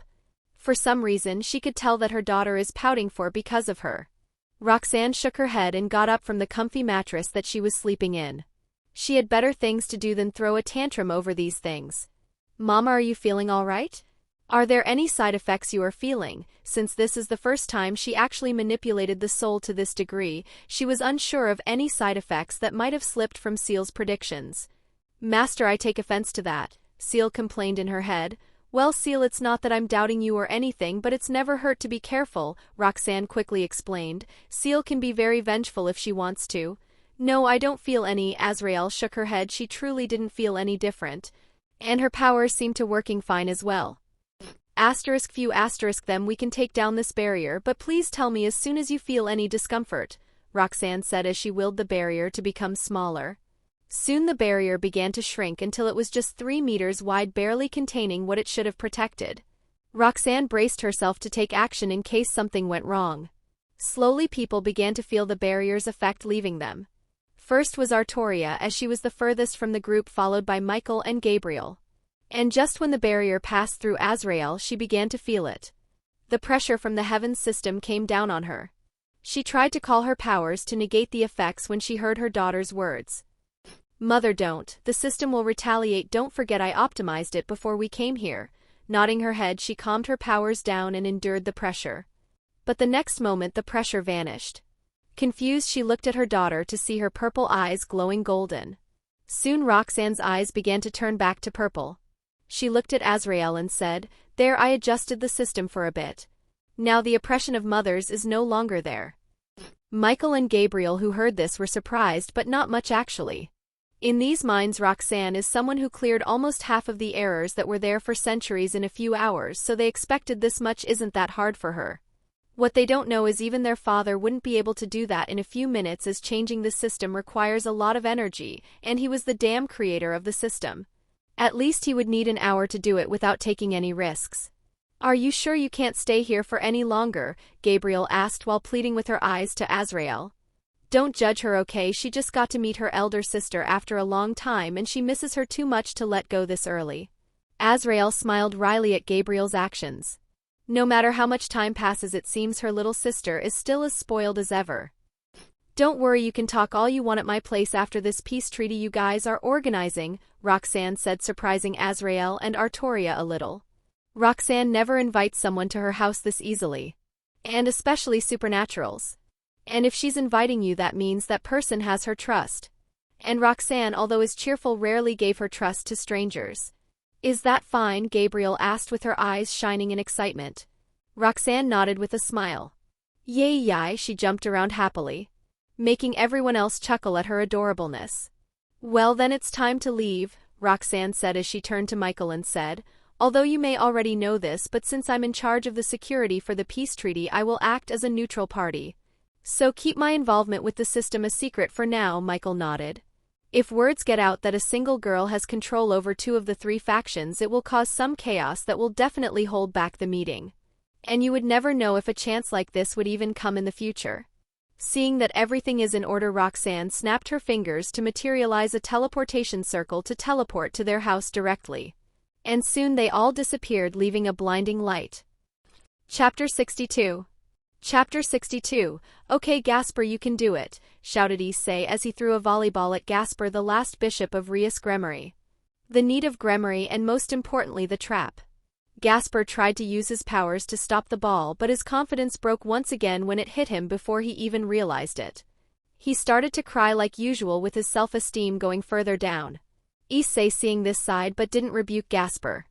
He knew this little trap had low self-esteem, but it seems it is getting even lower than it was before. And he can't motivate him like usual since Asia is with him today. Although Asia might be very kind, she is still a girl, so she will definitely make him promise to give up his dream. And honestly, if she really asked, Issei would begrudgingly accept it. He couldn't say no to her after all. After ransacking for a solution, Issei finally got one, and he did it immediately. Hey, Gasper, remember our dream? You promised me that you will improve so we can have it. Are you going back on it now? He asked with a serious face. Sniff, sniff, but I'm too weak to do anything. I'm a failure at being a vampire and a devil, Gasper said, still crying. Hey, Gasper, I know you have low esteem, but you should still have some confidence in yourself. And if that's too much to ask, have some confidence in the dream we both share. Think of he heavenly feeling of when we get to touch them to our heart's content. Do you really want to let go of that, Gasper? Issei shouted with passion. Gasper, being a little motivated, said, No, you are right, I will achieve our dream. That's the spirit, now let's try this again. Remember our dream, Gasper.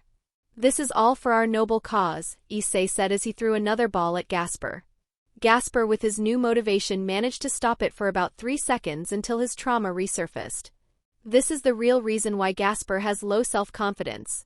When he was just a child, his father, afraid of his potential, broke his confidence in many cruel ways. And Rias, being Rias, didn't bother to investigate about this, so Issei unfortunately doesn't know about it either. So like the usual, the ball hit him hard on the head again, and due to there not being anyone who has a better perception, his progress was never noticed. Issei sighed as he saw Gasper crying again. He wished he could help this little. But whatever he does seems to be pointless. Is my only option just to let him get used to his powers eventually, he thought, but quickly denied it. No, he has one more option. When it comes to giving people courage, there is only one person he could think of. And since he is on his last straw, he might just have to do it. I just hope this doesn't make her get into more trouble with the supernatural world later on, he thought as he took out his phone to make a call. Issei, Gasper, and Asia are now in front of the door of a mansion that is quite familiar for him now. Not only him, even Gasper has a little bit of knowledge of this place, as this house belongs to the person who is the founder of the virtual game Genesis that he used to make contracts. And on the front gate there is a logo saying, Morningstar Household. But even he didn't expect his friend Issei to know the legendary owner of Lux Cooperation. His administration for Issei grew even more. Issei, not minding the gaze of admiration from Gasper, knocked on the door. Although Gasper is a trap, it felt nice. The door soon opened, revealing a maid with white silvery hair and blue eyes. And as Issei, who knew Roxanne, knew who this maid is. "Hello, Miss Luciana, is Roxanne at home?" he respectively. This is a habit he had due to his interactions with Luciana in the past. And at that time her mindset was to become a perfect maid, so she was very strict with others. And I having a perverted mind didn't help them interact better either. "Yes, she is expecting you, please come and have a seat," Luciana said as she bowed and escorted them to the living room.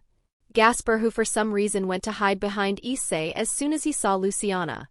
This puzzled Issei, as Gasper now had his paper bag, so he shouldn't be this afraid to meet strangers.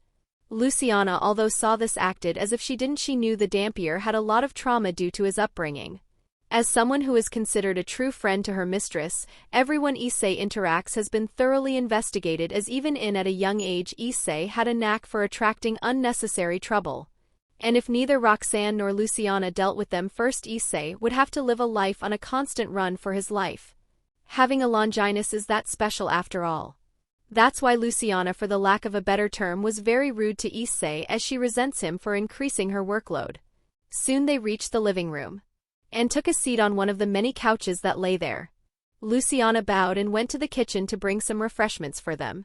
Seeing her leave, Issei turned to Gasper, who was still trying to hide behind him, and said, "What's the matter, Gasper? Why did you try to hide from Luciana?" Gasper, with a voice that was barely a whisper, said in a scared tone, "She has this aura that is similar to Graphia, and she is too scary." He even shivered. Issei, hearing this, frowned. Now that he thought about it, they do have some resemblance. And if he remembered correctly, she hadn't changed a little bit even after all these years. Which is quite natural for a supernatural, but impossible for normal humans.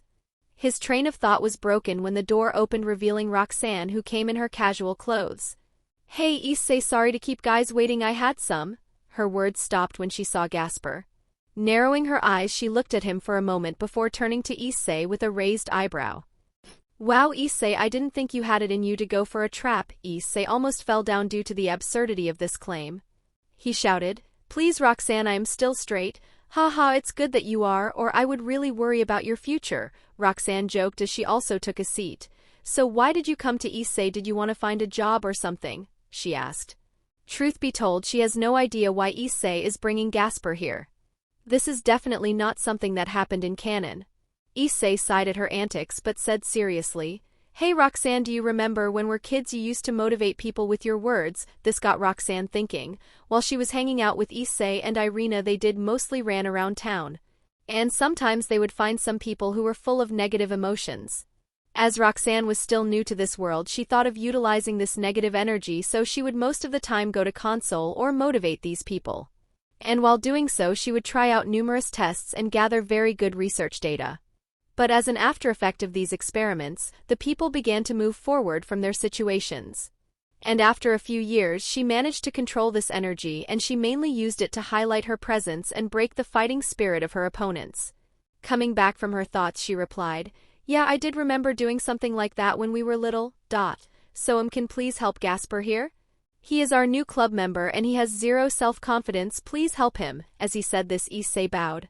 Asia, who was silent all this time, also bowed while saying, "Please help him." Seeing his friends bowing for his sake, Gasper got emotional. Although he was still a bit afraid, he hesitantly took a few steps forward and bowed with them. "Please help me, I want to be of use to my friends, so please help me." Seeing this scene, Roxanne, who everyone was bowing to, stood up. "Right guys, get up, you don't need to beg me to do this, you know. And aren't I your friend too?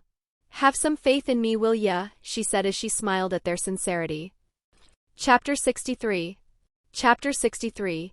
"Okay Gasper, we will go now, but please remember to not accidentally stop time as it might delay the negotiations," said Rias worriedly while petting Gasper's head.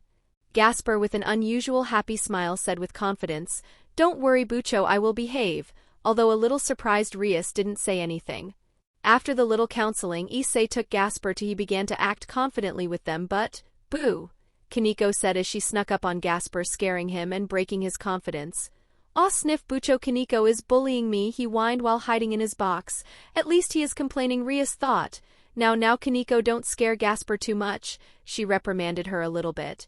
After a little bit, the office door opened, revealing Akino. "Rias, it's time," she said. Rias nodded and looked at the rest of her peerage who is also in the room with her. She then said, "Let's go," and turned to Kaneko. "Please take care of Gasper while we are away." Kaneko nodded and turned to Gasper while saying, "Come Gasper, I have collected some sweets and video games for us to enjoy." Gasper, visibly intrigued, came out of his box to find a Kaneko holding a box in one hand filled with sweets, while in the other is a box with video games. Seeing the youngest members of her peerage would not cause any trouble, she walked out of the room to head to the place where the meeting would be held. The building where the school office is held. Coming near it, she could see that many security mechanisms were installed in the walls to protect the building. And if that wasn't enough, there is also a huge barrier that completely engulfed the entire school. Seeing this much security, all her peerage was amazed. They turned this entire school into a fortress in a matter of minutes. As they head deeper into the building, Issei, who has the most keen instincts out of everyone, takes a fighting pose consciously. He narrowed his eyes and looked around. Seeing something is amiss, Rias was about to ask Issei what was wrong when she felt the ever-familiar aura near them. "Don't worry, Issei Hyudo, no one is coming to attack you," said the now familiar voice. Slowly a figure began to form from the darkness, and Roxanne in her Shaltier form came. Rias, who was now on edge due to her presence, asked, "Why are you here, Shaltier? We, the Shadow Garden, have been commissioned to act as the security for this meeting. I am here to escort you to the venue so that you will not activate any security mechanism," she said, making them a little surprised. "Follow me," she said as she started to walk in a different direction. Rias thought a while and said, "Let's follow her for now, but be on guard." Saying so, she started to follow her, making the rest do the same. As they walked for a minute or two, their surroundings began to change as they passed through an illusion. And finally, they came in front of a huge door. "Go in, the meeting is on the other side," Roxanne said as she faded into multiple crows. Rias took a deep breath to calm her nerves before turning around to look at her peerage. "Is everyone ready?" she asked. Everyone nodded with a serious expression, with Issei giving Rias a thumbs up. Smiling at his antics, Rias walked and knocked on the door. Soon a voice was heard, "Come in." When they opened the doors, what greeted them was a huge round table that was placed in the center. Around it, 6 chairs were placed, with 4 already being occupied. On one side there was Satan, who was responsible for foreign affairs. Seraphal Leviathan next to her was the person who was responsible for internal affairs, the one who is famed to be the strongest devil in existence, the Satan Lucifer, Ciel Lucifer. And standing close to them is their escort, the strongest queen in the underworld, Graphia Lucifuge. On the other side there is the person who is called the strongest angel, the chief of angels, the left hand of God, Archangel Michael. Next to him there is the Angel of Innocence, and also known as the strongest female angel, Gabriel. Accompanying them is everyone's favorite exorcist, Irina. "Come in, Rias-chan, you guys are just on time," said Seraphal as spotted Rias entering. She bowed with the rest of her peerage and walked towards the devil's side and stood next to Sona and her peerage. "Did Azazel tell us why he is late?" Sirzex asked Michael. "Sorry about that, I had to run a little errand," came the voice of Azazel. Soon the door opened and leaders saw Azazel walking with 2 people. One is Valley, who everyone read from the reports is this generation's White Dragon Emperor. But what shocked most of them was the person who taking the lead. Purple hair that is close to black, golden eyes that can hypnotize any being while peering into their souls. But the most striking feature of hers is the aura. She unconsciously leaks the aura of true death. Gabriel, who was the least affected by the aura, said happily, "It's nice to see you again, big sister." At her words, everyone was stupefied, mainly the devils, who have no idea how the family tree works. They all turned to Michael and they saw him still having the same gentle smile.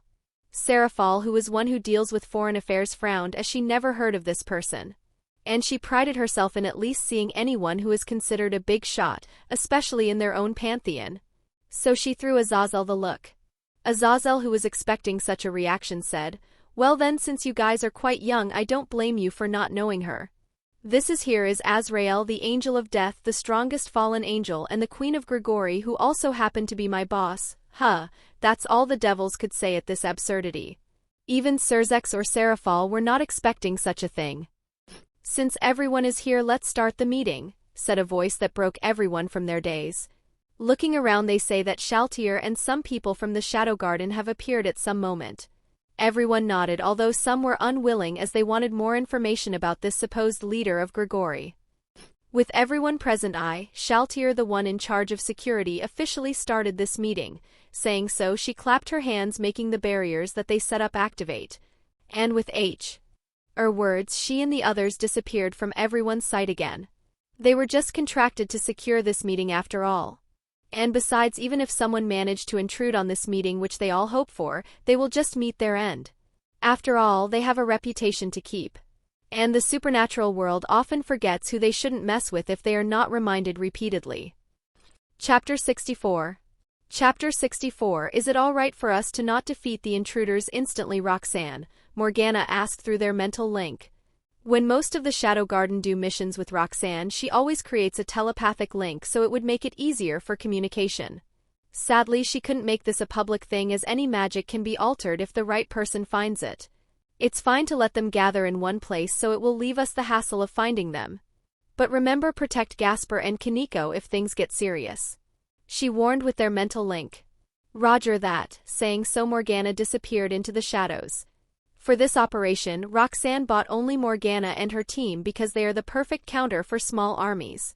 And besides, if it comes to the worst, which in her case is Rizevim coming to visit, she has more backup plans just in case.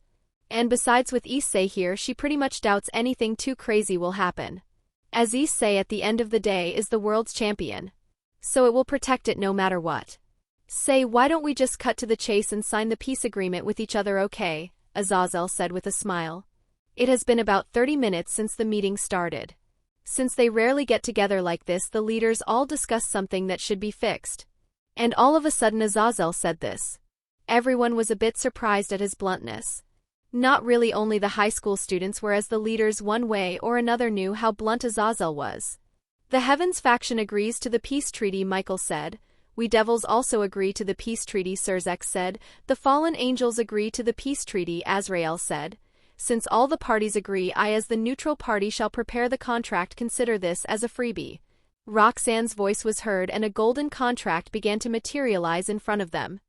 I also left space for the white and red dragon emperor's sign, so please do, she said as the same contract appeared in front of Valley and Issei. Oh, this is just interesting, said Azazel as he eyed the contract. It was perfectly made so that no loopholes were left. And if he had to be honest, this one is way better than the one he was about to write. Princess sure knows how to get a deal. He thought as he eyed his leader, who didn't even bother to waste any time as she dropped a bit of her blood that began to form the name Azrael. And like the good governor general he also dropped a bit of his blood, which also began to shape as Azazel. Following their lead, Gabriel and Michael also did the same, leaving the devils and dragon emperors who were still processing the situation. Seeing the devil leaders still stunned, Azazel decided to help the younglings to quickly get this over with. Say, Valley, why don't you agree to the peace treaty? Will I be able to fight strong opponents if I agree? Valley asked, almost as if reading a script. Yes, if we sign this treaty, you might as well be able to fight more strong opponents without facing any political backlash. Azazel said reassuringly. Well, he would have to pull some strings, but that's what dads are for, right? Well, I wouldn't mind peace then, Valley said as he dropped a bit of his blood on the contract. Then Azazel turned to Issei.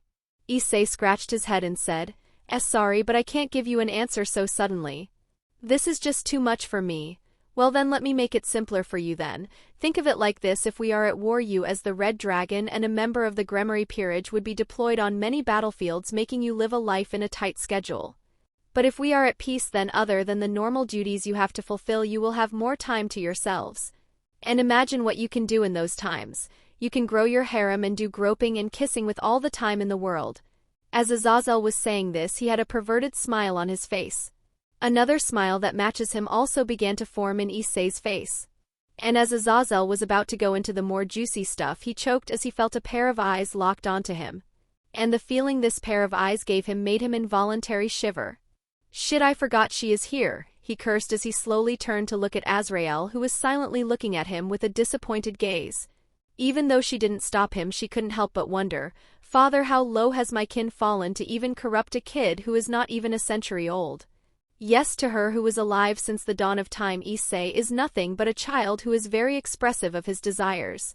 And she knew her daughter valued this kid because of this honesty. And she could understand why. Dealing with an honest person is way more better than dealing with someone who always wears a mask. But Azazel, he is an adult. A governor-general, a respectable fallen angel. This is not how he should act. She just sighed for the last time. As someone who values freedom, she won't force her values on Azazel. That's why she didn't say anything than just disagreeing with her eyes. But her train of thought was cut off when she saw that Serzex and Seraphal signed the contract. It seems the devils finally got back to their senses. Which leaves us with only Issei. So when all eyes turned to him, he was a bit startled. But he quickly regained his calm and said, "If it means I can grope Rias's boobs every day, I choose peace, and besides I only want to help my friends with my powers," Issei said with his usual goofy smile as he also dropped a little bit of blood. Soon all the contracts glowed and soon everyone saw that a bigger contract was suspended on the table. It had all the signatures of every signed party. Soon Shaltier materialized in front of it and declared, "From today on I, as the witness, declare that the three factions would cease conflicts with each other until the one party violates the contract first." Finishing her declaration, she too dropped a bit of her blood on the contract too. Soon the contract began to shine brightly. What no one noticed was how the drop of Roxanne's blood formed the name of Rizevim Lucifer on the contract. Soon the contract vanished and all the signed parties could feel the connection of it. If they will, the contract would appear in their hands. So this contract would still be valid even if one of them were to die. Seeing her job as partially over, Roxanne again faded into the background while secretly instructing the others to deal with the intruders as soon as possible. Some people just managed to infiltrate the barrier. Must be Valley who gave them the key to enter. Well, Morgana should be enough to neutralize them. That girl did say that she is etching to find someone test subject to try her new spell. Don't let those energies leak just yet. We need it to be at its maximum capacity to achieve balance breaker, shouted the caption of the intruders. These guys are a group of magicians, mainly witches, who are working for the Chaos Brigade. They sneaked into the school and were able to capture Kaneko and Gasper. But because of Gasper's new courage, they lost a few of their men, unlike in the canon. And what more, they couldn't use the same method they used in the canon due to Gasper has more control over his emotions now. So they went to Plan B. They are now forcing Gasper to use much energy from his sacred gear. And using a magic spell, they collect this energy, compress it, and with another spell force it back into him, creating a power imbalance in Gasper's body. And this situation will force a balance breaker in the scared gear to negate the power balance. And with a balance breaker, time in this world will stop until Gasper runs out of energy. So they created another magic circle and converted his life force into power, making it so that the balance breaker would be active till Gasper is alive. And with Gasper still being a kid, the amount of his life force is enough to continue balance breaker for a month straight.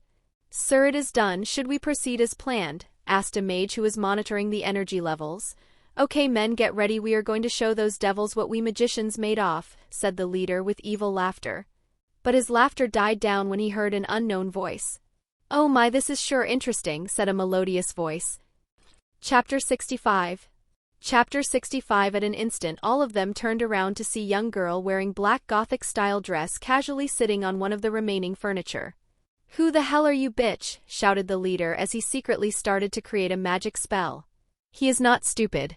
If someone was able to come here and relax in this room without being found out by anyone, then that person may as well be a master at stealth. And those guys don't become masters without having strength to back up their tittles. "Oh, you are quite smart, aren't you? To secretly cast a paralyzing spell while you are busy distracting me. Looks like your IQ isn't zero after all," Morgana said, ignoring the man's question while humiliating him to lose his cool. And like the thug he is, he lost his cool too quickly. "Kill that bitch," he shouted. And on command every mage in the room casted their magic at Morgana. Morgana, seeing these spells, just looked at them with curiosity. She even went out of her way to dodge some attacks to see their affects and weakness.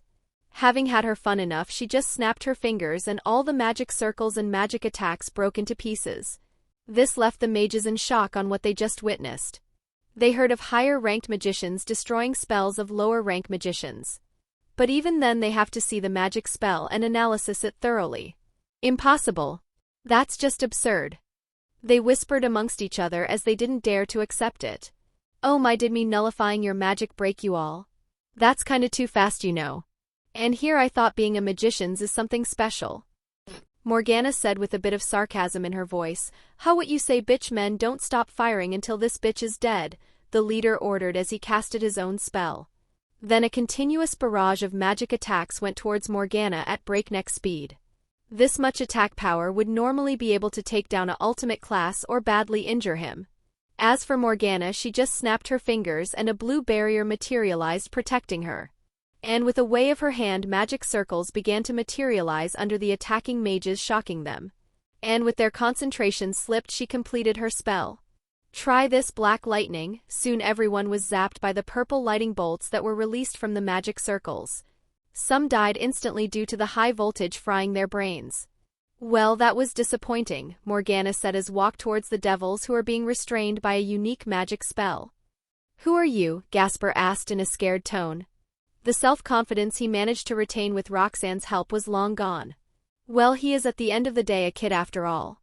Morgana, who was near them, didn't even bother to look at Gasper or Kaneko, who is looking at her with a frightened look.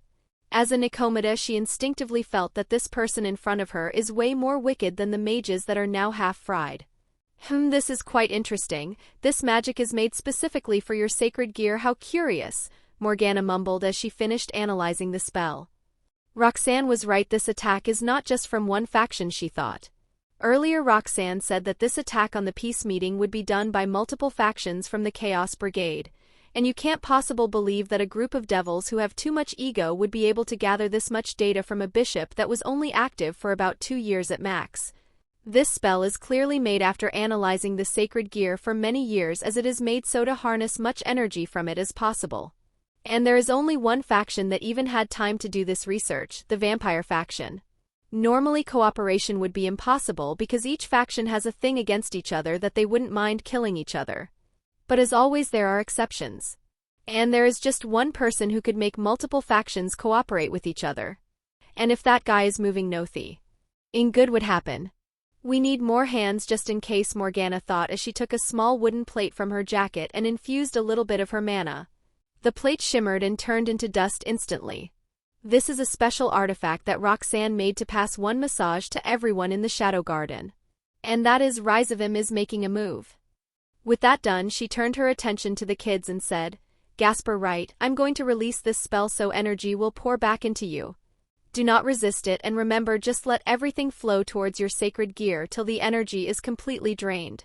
And don't worry about the life force thing, I already modified it so the spell would automatically dissipate. With that as a warning, she activated the spell, making everything go dark as Gasper's screams echoed in the room. She forgot to tell him that even if he didn't resist the energy transfer, absorbing this much compressed energy will undoubtedly be painful, especially for someone like Gasper who recently began to use his powers. Hopefully Roxanne won't blame me too much for this, Morgana thought as she secretly casted a pain resistance spell. Why did you kick Asia away from the church? Issei asked Michael. This has been bugging him for some time now. From what he gathered from Zenobia and Asia herself, she was banished from heaven due to her healing a devil. But he always found it strange. How did a devil manage to come close the Vatican where there should be hundreds if not thousands of exorcists guarding the place? And is healing a devil enough for the church to banish one of their holy saints? The answer is no. Asia's case was actually something that made the angels extremely angry. You should know, kicking a holy saint, someone the system itself recognized, is not something even the Pope could do. And what's more, she was also a candidate to be reincarnated as an angel, as well as being one of the genuine believers of God. Michael, hearing this, had a helpless smile as he replied, I'm very sorry, Asia Argento. What happened to you is something we are not proud of. Due to the declining faith, we were forced to implement a set of rules to preserve as much as faith as possible. And one of those rules is to hide the existence of people or sacred gears that may lead to people's declining faith. The 4 holy relics are one example for this. Usually we will fake the other party's death and help them move into a faraway place to avoid people from finding out about them. But it doesn't always happen. As sometimes the church will take action without receiving any orders, said Zenobia. She, as a former exorcist, knew that the church orders are not always given from heaven. Yes, and sadly before we were even aware, Asia Argento was banished from the church. And although we tried to bring her back, she was already with the fallen angels, so we had to retreat. Michael said, making Asia tear up. She always thought that the heaven has forsaken her when she was banished, so she didn't dare to contact her guardian. But it seems she was not abandoned. Say, Chief Michael, can you do me a favor? Issei asked after seeing Asia crying. Michael, although is surprised, asked, if it is something within my power I would. Could you please make it so that Asia and Zenobia could pray again? He asked while bowing. Michael and Gabriel was surprised by this. They didn't think that these girls would still have faith in God after all they went through. Michael turned towards them and asked, do you still believe in God? Asia and Zenobia looked at each other and tuned back while replying, yes, please let us pray again, and like Issei they too bowed their heads. Michael looked at this with a happy smile. How couldn't he? Even after all they went through, these two pure souls still have faith in God. But his expression then turned bitter. Unfortunately he doesn't have the authority to. It's fine, uncle, I will permit their request, came the voice of Roxanne. She seems to have read his mind. Thank you for this, Lady Roxanne. He bowed his head a little, which others thought that he is just standing up. I shall accept your request. As soon as I get back to heaven I tend to it. At his words both Zenobia and Asia couldn't help but burst into tears. They then hugged Issei as he was the one who was the cause for everything. Issei just hugged them back with a smile. After a while they broke the hug as Issei was slowly turning back to his perverted side. Making Rias pinch his ear.as they broke the hug, they all heard Azazel's voice. Hey, since we done with signing the contract, why don't we call it a day and head back home? Especially when Michael got to do their request, Azazel said with a smirk. Very well then, let us meet each other at another time, Sirzek said, making everyone stand up to leave. And then suddenly they felt the world beginning to slow down. Soon the world turned standstill. Time was frozen. Chapter 66. Chapter 66. What the hell is happening? Issei asked as he saw his surroundings turning into a mix of purple and red. Oh, it seems like time has been frozen. Those without any power or weapon to shield them are also affected by this, said Azazel as he eyed his surroundings. His words, Issei looked back and saw that Akino, Asia, was also affected by this time stop. Yes, we six have enough power to negate the time stop effect while kids are shielded by their sacred gears and holy swords, said Azrael as she got up from her chair. She looked at one corner and asked, is everything under control or do we have to interfere in this? Soon the shadows began to gather and a shadow garden girl came out from it. She bowed and replied, it is unnecessary. Lady Shaltier has already taken care of the person responsible for this phenomenon. We are just waiting for the enemy to make a move. I see. How many intruders are we talking about? Asked Michael as he looked outside. We have identified 100 middle-class and 30 high-class magicians who will teleport themselves in about 3 minutes. We also detected an ultimate-class devil, but we are unsure of their identity, said Girl as she wondered why her mistress didn't just kill everyone when they just entered the barrier. Doesn't seem too troublesome. Valley, why don't you have some fun with them? I think it would be a GRE. At experience to fight an army like this, Azazel asked as he eyed Valley. Valley raised an eyebrow. He was interested now, and seeing him not agreeing yet, Azazel decided to add more benefits. Oh, I know, why don't we have a little game between the red and white dragons? The one who defeated the most enemies would be able to get my book about how to woo a girl in 100 ways, and don't worry, I already signed it, Azazel said with his grin widening, but it froze when he felt the gaze again. Shit, I forgot about her again, he cursed. This is what happened when he got used to not having anyone contain him for the last few centuries. Issei had to say he is very tempted by the book. If he had that, his dream to become a harem king would be way easier. As for Valley, his interest disappeared as soon as he saw that book. Why the hell would he want that garbage? But he didn't voice his opinion. Well, this was his big day, where he would make his debut. So he can't really say no to this offer to get a warm-up. So I take it that you want to fight the intruders? Asked Roxanne, who materialized near her mother. Yes, since the opponents are just perfect for them to get some experience, said Azazel. I see, then I shall leave them to you. Also, I have taken care of the vampire boy who is responsible for this. And no, I didn't kill the boy, if that is what you are going to ask. Unlike a certain someone, I haven't decided to take the easy route and be done with it, she said. And in the last part, she eyed Rias for a second after ignoring her again. She had to make things clear or she will have to hear a long sermon from her mother. And besides, she just needed Gasper to stop time once, as she will do all the heavy lifting, like how she is continuously using her powers to hold the time stop. Yes, Gasper only had to start the operation while she would substitute him after that. This is the best way, she thought, to gather as many fools who will very likely to be a pain later, without doing anything excessive. So then let the battle begin. said Seraphal while waving her magical girl wand that she had taken a minute earlier. She always liked to do this. Valley without any hesitation jumped from the widow and in midair deployed his sacred gear and flew towards the enemy mages. Issei also joined in after telling Rias that he would be fine. But unlike Valley, he went through the door. He still has no experience flying with his wings after all. After they left there was only silence as each faction leader was not sure how to proceed in this situation. Their guards are a no-go as they all are frozen. And for the devils, they couldn't go anywhere as some of the girls were also frozen. The angels and fallen angels are all waiting for Roxanne's orders. This was about to get awkward, Roxanne finally said. It seems like someone is trying to teleport here. Do you want me to stop her, or will you also deal with this? Oh, who is it? Asked Gabriel while tilting her head cutely. A late Satan descendant, Leviathan to be precise, she said, not minding how Seraphal's face distorted. She knew that Seraphal didn't like the late Leviathan descendants. And it is not because of them being part of the old Satan faction. No, it is because her family has frequently been attacked by those guys in the last few years. When they were captured and interrogated, she only found out that these guys were just throwing a tantrum. So to her, the name Leviathan is nothing but trouble. She wondered whether she should just tell the Shadow Garden to finish her off. But it was too late. A magic circle lit up in the center of the room with the Leviathan crest on it. Soon a woman appeared from the circle. It was a tall, bespectacled woman with a voluptuous figure. She had tan skin with long brown hair tied into a bun with a headset and purple eyes, blue-gray in the anime. She wore an extremely low-cut purple dress with high slits which exposed a large portion of her breasts and legs.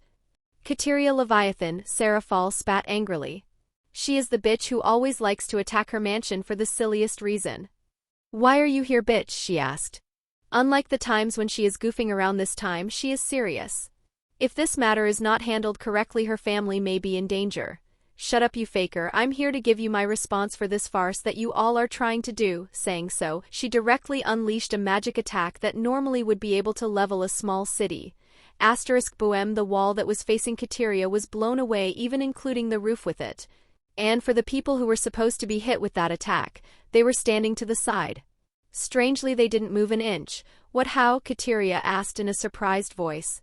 As she realized that her position is different than it was a second ago. You know you shouldn't have come to this place, said Roxanne as she walked towards her slowly. Oh, and why is that? Kateria asked arrogantly. Didn't you find it strange that Rizevim, someone who really leaves his lab, personally came and gave you this task to attack the peace meeting? Roxanne asked, making Kateria surprised. How did she know? She wondered. And to top it all, of you even came here without informing your other colleagues. Really, how arrogant can you guys be? If you were the strongest I could understand, but no, you aren't even the second in rank, so what gave you the courage to come to this peace meeting where all the big shots gather? With each word she spoke, her aura began to rise. Kateria took a few steps back from the pressure she was feeling. She didn't expect this turn of events. Sure, she knew she was no match against Anjuka or Surzex, but she had the confidence to retreat unharmed. But looking at this girl, she has zero confidence in even landing a hit. So she used her trump card immediately. A purple power began to rise from Kateria as her aura grew. In her hand, an Ouroboros symbol began to appear. How dare you talk to me like this, you filth? Now die, destruction feel, Kateria shouted as she blew her surroundings again. But this time Roxanne couldn't do the same trick she did, as her attack managed to harm the space around them. Sigh, what a drag, she lamented as she flickered her fingers again. Chapter 67. Chapter 67. A barrier erupted and protected everyone who was in the room from the huge explosion. After smoke died down, they found out that the school building was half destroyed due to the explosion. And frankly, it is quite an achievement since the building was enchanted to be able to endure a full-powered attack from a high-class devil. Say, what's your answer? Would guys want to capture her, or should I just finish her off? Roxanne asked again. Hearing what she said, Kateria was pissed.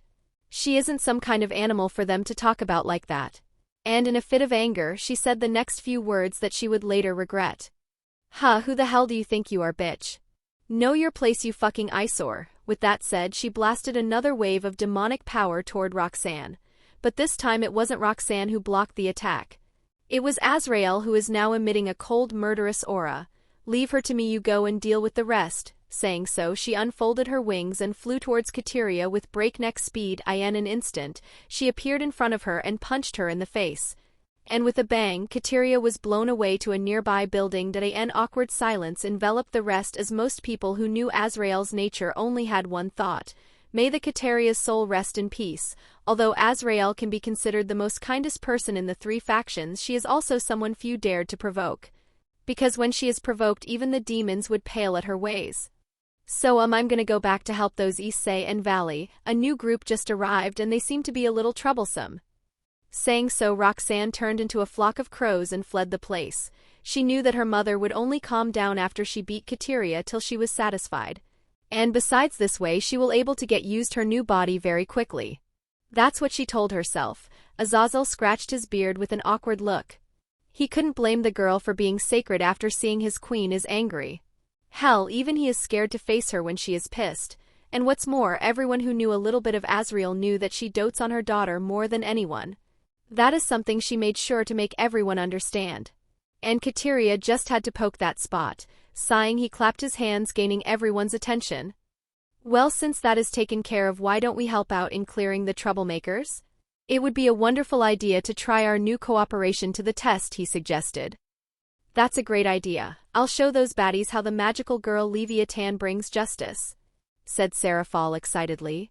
Lady Seraphal, would it be fine for us to handle this matter? Asked Rias, gaining everyone's attention. Oh, you kids want to go and handle those magicians? Asked Azazel with a smile. Yes, we already cooperated once, so it is not a problem, said Kibar, as Irina and Zenobia both agreed with him. Rias, are you absolutely sure about this? Asked Surzex with a serious gaze. Yes, Lord Lucifer, we all are confident in dealing with them, said Rias, making the leaders smile a little. Very well, then we permit you to do as you all fit, Surzex said. Don't get hurt, okay? Gabriel said, encouraging them. With that, they all turned and ran towards the enemy camp like the Avengers did. So who is going to deal with the new guy? Azazel asked with a bit of seriousness in his voice.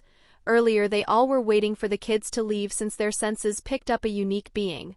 Although this being's aura is no better than a high class, but for some reason this being's presence itself made them shiver. And as they all had their fair share of war, they knew that their instincts never failed them. The fact they are alive is proof of it. So they unitedly agreed to keep the kids as far away as possible from it. Say, why don't we do it like this? Me, Michael, and Azazel go there and deal with this. Will you three protect the kids? Surzex asked. Although he would very much love to see how his sister handles this situation, but this isn't the time for his selfish thoughts. And besides, with Azazel as the brain, Michael as the support, and lastly with him as the vanguard, would be enough to deal with most beings. Although the girls were a little reluctant, they ultimately agreed to stay. Someone had to protect the people who are still frozen in time after all. After that turn of events, the boys dashed toward the location where they felt the aura of this person. Arriving near the teleportation gate, they found that Roxanne was also there. And in the background, there were the Dragon Emperors, with the new addition of the kids thinning the magicians that were still pouring out of the gate. Are they still coming from this gate? Azazel asked in surprise. He thought that the enemy troops would have already been here. Did they get some reinforcement? Princess did say that a new group was coming. Yes, the ones who came earlier were just a scout team. They were just some cannon fodder to tire us up. And that unit has already transported itself. If I have to guess, they most likely are Kateria's unit, said Roxanne, still taking her eyes off the portal. And the ones coming now should be a separate unit then, said Michael with a grave expression. Although the ones who are coming are still weak in a battle like this, quantity may be able to overpower quality. Yes, this unit is called the Demon Division. They are made out of stray devil-fused humans, Roxanne said, shocking everyone. How is that even possible? The energy difference aside, how did they even fuse a stray devil to a human? Wouldn't the stray just devour the human? Even transplanting the organs wouldn't work due to their corrosive nature, Azazel said in shock. Yes, but have you ever heard of the term Jinchuriki? Saying so, she finally turned to look at them. Azazel was surprised. As a geek, he naturally knew what a Jinchuriki was. But what does it have to do anything? Wait, could it be? He looked at Roxanne, horrified. Yes, they inject the stray devils into a person's mindscape and forcibly fuse their mana with demonic power to make these super shoulders, she said, conforming to his thoughts. How are they even sane to follow commands? He asked. Roxanne was silent for a while and then she answered, "They carve a seal on the target, making them obedient. This also makes it hard for them to create a massive army as the magicians are only able to do one command at a time. So this unit is usually placed as one of the suicidal skew." Adds. But what is this feeling we are feeling? Even if a stray devil is fused with a competent mage, he alone can't be able to make us feel this threatened. Surzex asked as the dangerous feeling even more. Chapter 68. Chapter 68. Yes, if it was a normal stray devil you wouldn't be this threatened. But what if it was a demon? Especially the one who killed your father-in-law during the Civil War? Roxanne asked while turning to Surzex. Her Surzex began to break into a cold sweat. While that demon was not powerful enough to have him, its speciality lies in poison and devouring. During the Civil War many devils died just by poisoning. And to make matters worse, the kids here. Just as he was about to freak out, a shadow garden girl materialized in front of Roxanne. She bowed and reported, "Mistress Shaltier, the preparations are done. We have already gathered our forces and ready to be ordered." At her words more girls began to materialize behind her. They were also kneeling towards Roxanne. None of them even batted an eye at the other leaders of the biblical factions. Roxanne then turned towards them and ordered, "Everyone spread out and deploy a separate barrier to contain the ones that would step out of this portal. A separate unit go and assists in cleaning up the trash that is on the other side. Let's end this farce as soon as we can." She then turned to the leaders and said, "Would you like to fight the most troublesome ones or clear up the mobs?" Azazel shrugged and said, "Well, both are fine to me, it wouldn't make any difference either way." Michael also agreed, as most of the fallen angels and angels have a similar battle style. Nodding her head, she turned to Surzex and incurred, "So what's your choice?" "Frankly speaking, your power of destruction is more suited for group battles, as you don't have to worry about friendly fire." Surzex also agreed to this internally but hesitated to speak his mind. While he usually doesn't act like it, he is still the leader of the underworld. And unlike Michael or Azazel, he has to keep up a strong front to keep his subordinates in check. What would they do if they found that their leader was only fighting against mobs? He wouldn't be surprised if the Elder Council came knocking on his doorstep demanding an explanation. This situation only happens in the underworld, as both Heaven and Grigori don't need to use any political power and schemes to get what they want. In Grigori you just have to speak and fight a few duels, and voila, your suggestion is agreed. In Heaven you just go and report to your superior and ask for it. If the option is not anything harmful, it is approved.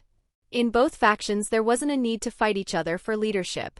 Even Kokabeel, if he asked and was approved by everyone, he would be promoted as long as he followed their initial goal. Only devils have to fight for everything. This is also why Roxanne didn't even bother thinking of taking control over the underworld. If it was up to her, she would just go on a massacre on the devils. To her, whether they are a pillar devil or a common devil mattered little. She doubts if those guys even have the qualifications to hold those titles. Unlately, Surzex decided to deal with the normal magicians. His status can be damned. If even one of those magicians decided to head where the kids are, they would be in great trouble. Although Roxanne didn't show it, she is secretly happy that Surzex agreed to her suggestion. If he decided to just handle one of the strong ones, they would have to waste more manpower in handling the situation. But with Surzex's agreement, they could focus on their opponents with a peace of mind. Alright, they will come here anytime. From what I can sense, about 7 of them, excluding the demon-fused one. Oh, remember, the demon-fused one doesn't have a curse mark, so his attacks can be random. Roxanne said as she took to the air. The 3 leaders also deployed their wings and flew. They then began to wait for their targets. And they didn't have to wait that long, as 7 figures began to appear from the portal. As soon as they appeared, they roared, making the low-level ones dash past them. Seeing that his targets have arrived, Surzex dashed towards them while firing some destruction magic spells. He first needed to separate these mobs for the others to fight. Finish these guys fast, I may need help fishing the demon. Until then, I will do my best to keep him occupied. Azazel and Michael both nodded as they went to fight the strong ones. Some of the Shadow Garden girls also joined them, while some went to assist Surzex.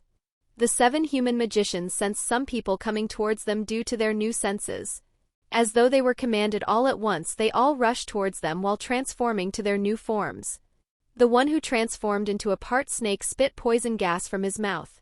Another, who was partially transformed into a werewolf, casted a fire spell and threw it towards the poison gas. As soon as the fire touched the poison, it ignited and spread towards Azazel, who came to deal with them. Azazel flapped wings twice and generated a strong gust of wind that blew away the poisonous fire. He also casted a shield just in time to stop the claws that tried to skewer him. In retaliation, he conjured a light spear to impale the werewolf. But with great agility, the werewolf dodged and backed away. Azazel, who was about to chase after him, suddenly felt his instincts warning him, so flew to the air, narrowly missing a petrifying ray. Looking at his opponents, Azazel felt that he might have chosen the most troublesome duo. Michael brandished his sword against the mantis like human magicians who attacked him. To counterattack, he swung his sword in a down slash, but the mantis backed away to let the turtle-like magician to come block the sword strike with his shell-like shield. When Michael was about to follow up with another attack, the turtle made a way for the mantis to attack again, making Michael stop his attack to defend. This repeated many times, making Michael a bit frustrated. Similar incidents happened in the battlefield with the Shadow Garden girls, who were battling the rest of these human monsters. Except the difference is that they attacked in teams, dealing more damage to the monsters than what Azazel and Michael could do. Roxanne also wasn't idle either. She shed towards the portal to force the demon to come out. On her way, she also killed a few mobs that thought it was a good idea to attack her. When she was just an arm's distance to the portal, she suddenly dodged to the side, narrowly avoiding a spike that was made from blood. Looking at the portal, she saw that her target had finally shown himself. In front of the portal stood a grotesque being with 6 pairs of wings that looked like a bat. He had a head of a fly and 6 arms and a snake-like lower body. His skin had a pale white color that was quite in common with the vampire race. The beast roared to the sky, unleashing his aura for all to feel. Chapter 69. Chapter 69. Surzex had to admit that this is the easiest fight he had ever fought in his life. While he is erasing a group of monsters, the Shadow Garden girls will lure out the rest, making it more efficient for him. And since most of the monsters are near him, he didn't need to hold back. But the comfortable state vanished when he felt that familiar aura. It really is him, he thought with a grim expression. How could he forget that disgusting aura signature? During the Civil War, when the anti-Satan faction was on the verge of winning, they were attacked by a Asmodeus descendant who went on a suicide mission. He transformed into a giant chimera and attacked everyone indiscriminately with his poison. At that time, he even had to use his true form to defeat him, but even so, the damage he did was too much to bear for the two sides. Even now, some of the lands where the fight was held are unusable due to its poisonous. I need to finish this soon, he thought as he increased the input for his attacks. On the other side, Rias and her group were diminishing the number of magicians with their superb teamwork. When the 3 leaders went to support Roxanne, Morgana, who was tasked with taking care of Gasper and Kaneko, came and dropped them off near Garafia and the rest. She couldn't babysit them as she was needed elsewhere. Shortly after they were dropped, they too joined in on the fighting. Since Gasper seemed to be fine, Roxanne too dropped the time stop as it was an unnecessary burden. And with the restrictions gone, Sona and her peerage were able to move again. So they too joined in on attacking the magicians. Their side was going smoothly until a very strong aura washed over them all. Whether they were allies or enemies, both parties were momentarily paralyzed. While the strong ones managed to compose themselves quickly, the weaker ones were on the verge of losing consciousness. Fortunately, none of the devils were that weak, as most of them were somewhat trained regularly. But amongst the devils, 2 people recognized this aura, and their faces couldn't help but turn grim. It's him, he is here again, but this should be impossible. I clearly remember Surzex destroying him, said Graphia with gritted teeth. How could she forget that disgusting aura? This monster was the one who killed her father. Fia-chan, we need to evacuate the kids now, Seraphal said with a grave expression on her face. Her usual bubbly self is long gone. She knew that this wasn't a great time to fool around like she usually does. Graphia, hearing her rival's voice, broke out from her thoughts. She looked at Seraphal and nodded her head. She then started to crack a way out of this barrier that was deployed as soon as that monster arrived. The one who did it probably thought that even if the likely chance their experimental subject failed to kill all of them, it would at least be able to injure everyone, so they would be weakened for another attack. Gabriel, who was beside them, said, Graphia, you focus on finding a way for us to escape. I will go help the kids so that they will not be injured by the new arrivals. Seraphal, can you deal with the ones who would try to interfere with Graphia while also giving me support? Seraphal and Graphia nodded and agreed to her request. This is not the time to think about any political situation. Their priority is keeping the kids safe. I will also help, said another voice as Azrael descended near them. In her hand there was a tied-up Kateria who looked like she could die any minute. I didn't kill her since you guys might want to interrogate her for more information, she said as she handed her to Seraphal. Thank you for this, Seraphal said as she used her ice magic to completely freeze Kateria. She will interrogate her later when she goes back home. This woman caused too much trouble for her after all. Azael nodded and went to help Graphia. Although her understanding of barriers is not as good as her daughter's, she could still be of help. In the center of the battlefield where most of the enemies are gathered, Issei and Valley were killing the magicians left and right. The magicians were helpless at this. At first, Valley was just messing around while Issei was struggling to eliminate even one magician. But all that changed after a few moments. Valley, who looked like he was possessed, stopped fooling around and started killing the magicians. It was not that he had switched sides or anything. It was just that when he heard Azrael's words he freaked out. He didn't want her to come for him just because he aided Kateria. So he stopped holding back and fought earnestly. And it's not like Kateria would live to question him. As for Issei, due to his lack of experience, he struggled at first. But suddenly Drake starts giving him pointers on how to deal with magicians all of a sudden. Although he was puzzled, he wasn't one to say no to a gift horse. So as he slowly gained more experience, he managed to deal with these magicians more efficiently. Both dragon emperors were about to continue their massacre when all of a sudden they felt an aura that forced them to stop in their tracks. If not for their enemies were also dealing with the same situation, they might as well receive some serious injuries. Just as they were about to regain their ability to move, new enemies suddenly arrived and attacked them. While Valley could tank some of the attacks due to his armor, Issei couldn't, and he was freaking out about it. And just as he was about to sacrifice his other hand to drag, a golden shield appeared in front of them to block the attacks. Looking around, they saw Gabriel flying in the air and casting her magic on them. And she seems to cast her magic on Rias's and Sona's group too. She show. Ted, kids, retreat back now. This is no longer a battle you can fight alone. Although Rias and Valley wanted to. On why they don't need her help, they kept their mouths shut when she looked at both groups with a glare. They all knew that look. This is not a request but an order. And they all know what the consequences will be if they don't listen to her now. So they all retreated back to the place where Azrael and Graphia were currently at. But on their way they did kill some more magicians. Whether it was to get rid of all of their frustrations or to accelerate their retreat is something that will never be known. Chapter 70. Chapter 70. Damn that Rizevim, he really went all out this time, cursed Roxanne as she looked at her opponent. Although she guessed this monster would come, she never thought that Rizevim would release him after another power boost. Yes, this monster shouldn't be this powerful after he was sealed into a poor magician. At most he was on the threshold of ultimate class. But now the magician is no more. If she has to take an educated guess, Rizevim should have made a deal with the monster that should have been inside. He made the monster fully cooperate in his experiments. And since the human magician's soul is no more, Rizevim must have promised him a better vessel in exchange. Now this monster is no simple human who can use devil magic. It is now a being that is a fusion of a human, devil, vampire, and many more species. And if this isn't bad enough, this guy has perfect control over his body. So unlike the last time, he wouldn't be killed just because Surzex released his true form. And wouldn't doubt for a second that Rizevim didn't give him something to nullify Surzex's attacks. Ciel activates the dimension barrier to hold him. We can't let our battle affect the others, Roxanne said internally. Yes, master, I shall deploy it immediately, Ciel replied as she got into action. A dome-like barrier appeared covering Roxanne and the monster, completely isolating both of them. The monster made no effort to stop Roxanne. It just glanced at the barrier and thought, weak. What it didn't know was that this barrier has 3 layers. There are 2 outer layers that act as a weak barrier to fool anyone who tries to analyze it. And in the middle is where the true barrier is. And this barrier is not weak, as it could completely seal off a Satan-class being without taking any damage.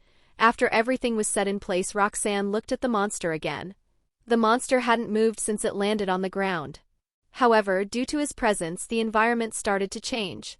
The air began to lose its transparency as it began to be visible as a purple mist. The ground was already showing signs of decaying. Roxanne narrowed her eyes at this. Ciel, what do you suggest I do here? If I release even one of my seals, the environment might as well be unusable in the future. And I can't seem to hold this guy back if I don't put in some effort. Analyzing target. Solution found. Master, don't worry about the environment, I will handle the aftermath. Master should focus on keeping him at bay. Hearing her words, Roxanne grinned and said, well then let's get this dance started. And in the next moment, she released some of her fallen angel bloodline seals. She then made several weapons out of the death energy she released. With a wave of her hand, she fired these weapons at the monster. The weapons broke through the sound barrier as they were fired. The monster, not to be outdone, controlled the blood in the surroundings and created a cover for him to tank the weapons. And with a roar, monster copied what Roxanne did and made blood projectiles to throw at her. Roxanne just snapped her fingers and made every projectile freeze midair. She then made a gesture and threw them back at him. And to further increase the damage, she added some balls of power of destruction to the mix. But the frozen blood spheres seemed to do more damage than the power of destruction balls. And witnessing this, Roxanne clicked her tongue in annoyance. She only wanted to test the waters, but, damn that guy, he really went and made this guy have high resistance to the power of destruction. She thought with annoyance. Suddenly the monster turned into a flock of bats and started attacking Roxanne with poison. Roxanne dodged most of the attacks that would land on her. As for the rest, she let them fall onto the ground.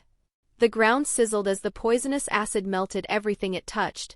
This exchange went on for a while until Roxanne, who was dodging, suddenly turned into a puff of smoke. This managed to distract the bats as they searched for their prey. That was until they heard shadow barrage. The ground trembled as spikes came down from the melted places to impale the bats. And due to the surprise attack, most of them were injured or killed. The attacks didn't stop there. The spikes that were missed and the ones that were broken by the bats began to mix together as they fired back at the bats. This went on until every bat was killed. After they were all eliminated, Roxanne came out from the ground. No, more specifically, she came out from the shadows. She looked at her surroundings and nodded satisfied. Well, that should take care of that monster. And no sooner than she said those words, a gigantic claw came out from her front. Looking at it, she saw that the monster had pierced her heart from a sneak attack. And contrary to what the monster expected, Roxanne's face didn't go into despair. Instead, she flashed him a wide maniacal grin. I got you. Saying so, she gripped the hand that was piercing her and in a swift motion, she pulled it out of her body. And as a result of this action, the monster's arm was completely ripped off. The monster screamed in pain for the first time since it came here. It glared hatefully at Roxanne, who had no injuries in her body. The one the monster pierced was just a shadow clone. As someone who survived in the land shadows at the age of 10, how could Roxanne make the beginner's mistake of letting her guard down that easily? Roxanne eyed the monster with her wide smile as she disintegrated the arm in her hand. She knew that this guy couldn't regenerate since he still had only one hand. Well, not surprising since his body's foundation is still that of a human, she thought. Although the monster's body went rough various genetic mutations, it still has the foundation of a human body. You see, human bodies have the ability to adapt to almost anything. But even that adaptation ability has its limit. So this is why this monster, who even though has the characteristics of a vampire, doesn't have their regeneration ability. And if it had the regeneration ability, then it would also develop a weakness to the silver or holy element, which this monster seemed to lack. Fallen angels unconsciously use a bit of holy element in their attacks after all. Well, why don't we go for round 2, Roxanne said as she provoked the monster with her hands. And like she expected, the monster in rage charged at her.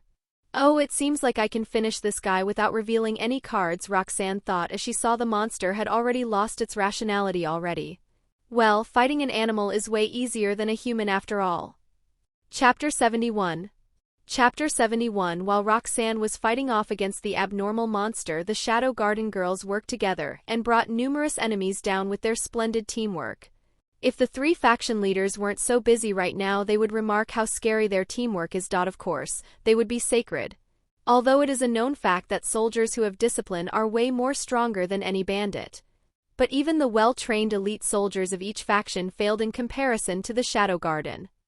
The magicians who came first are all dealt with, said Morgana as she swung her long staff/wand to remove the blood stains. Yes, I made sure they are all finished, said Merlin as she appeared next to Morgana. Although Merlin and Morgana hold the same rank in terms of leadership qualities, Morgana is slightly better than Merlin. And Merlin, due to her whimsical nature, is hardly given any important roles other than being the negotiator. Should we just let those guys handle this waste? It wouldn't be much of a problem for them, Morgana asked as she observed her squad getting a little bit tired after dealing with enemies non-stop. That would be for the best. We are still not ready to show all of our cards to the factions yet. Morgana, you take on the aggro, I'll assist you with my illusions, Merlin said as she disappeared, leaving some sakura petals behind. That damn bitch, just wait till this is over. I will make you regret working me this hard like this, muttered Morgana under her breath. Keeping the aggro from everyone is easier said than done, especially for a large number like this. Although Morgana complained like this, she did go and do her part. She instructed her subordinates to lure these monsters into 2 groups. One group led them to where Surzex was while the other led them near Gabriel. The holy magic of a high-class angel seems to be deadly to these monsters. While Morgana was taking action, Artoria, who was also deployed, didn't stand idle either. She and her team are mainly responsible for disposing of the stronger monsters and luring the weaker ones near Surzex.so. When she learned of the new plan Morgana and Merlin were implementing, she was startled. No matter how much she looked at this, these two are making our work way harder than it already is. And like Merlin, she didn't like to show off her hidden cards just like that. Even now she is just wielding her sword without lifting the seals placed on it. She quickly thought of a plan to escape from this predicament. After a few seconds of darting her eyes everywhere, she finally thought of a solution. If she remembered correctly, Michael's holy power is more denser than any angel, so if she could play their cards right, everyone prepares some traps for the monsters Morgana would be luring. Someone goes and informs those 3 that we have changed the strategy. We will eliminate all these monsters by trapping them in a holy barrier and letting Surzex destroy them with his attacks. And tell Azazel to come help us to lure these guys into one place. Artoria said into her communication device so everyone could hear her orders, and quickly everyone began to execute their orders. They didn't need anyone to assign them to their roles. They, with excellent teamwork, did everything without error. If someone didn't know any better, they would have thought that these girls were puppets who are being controlled by a puppeteer.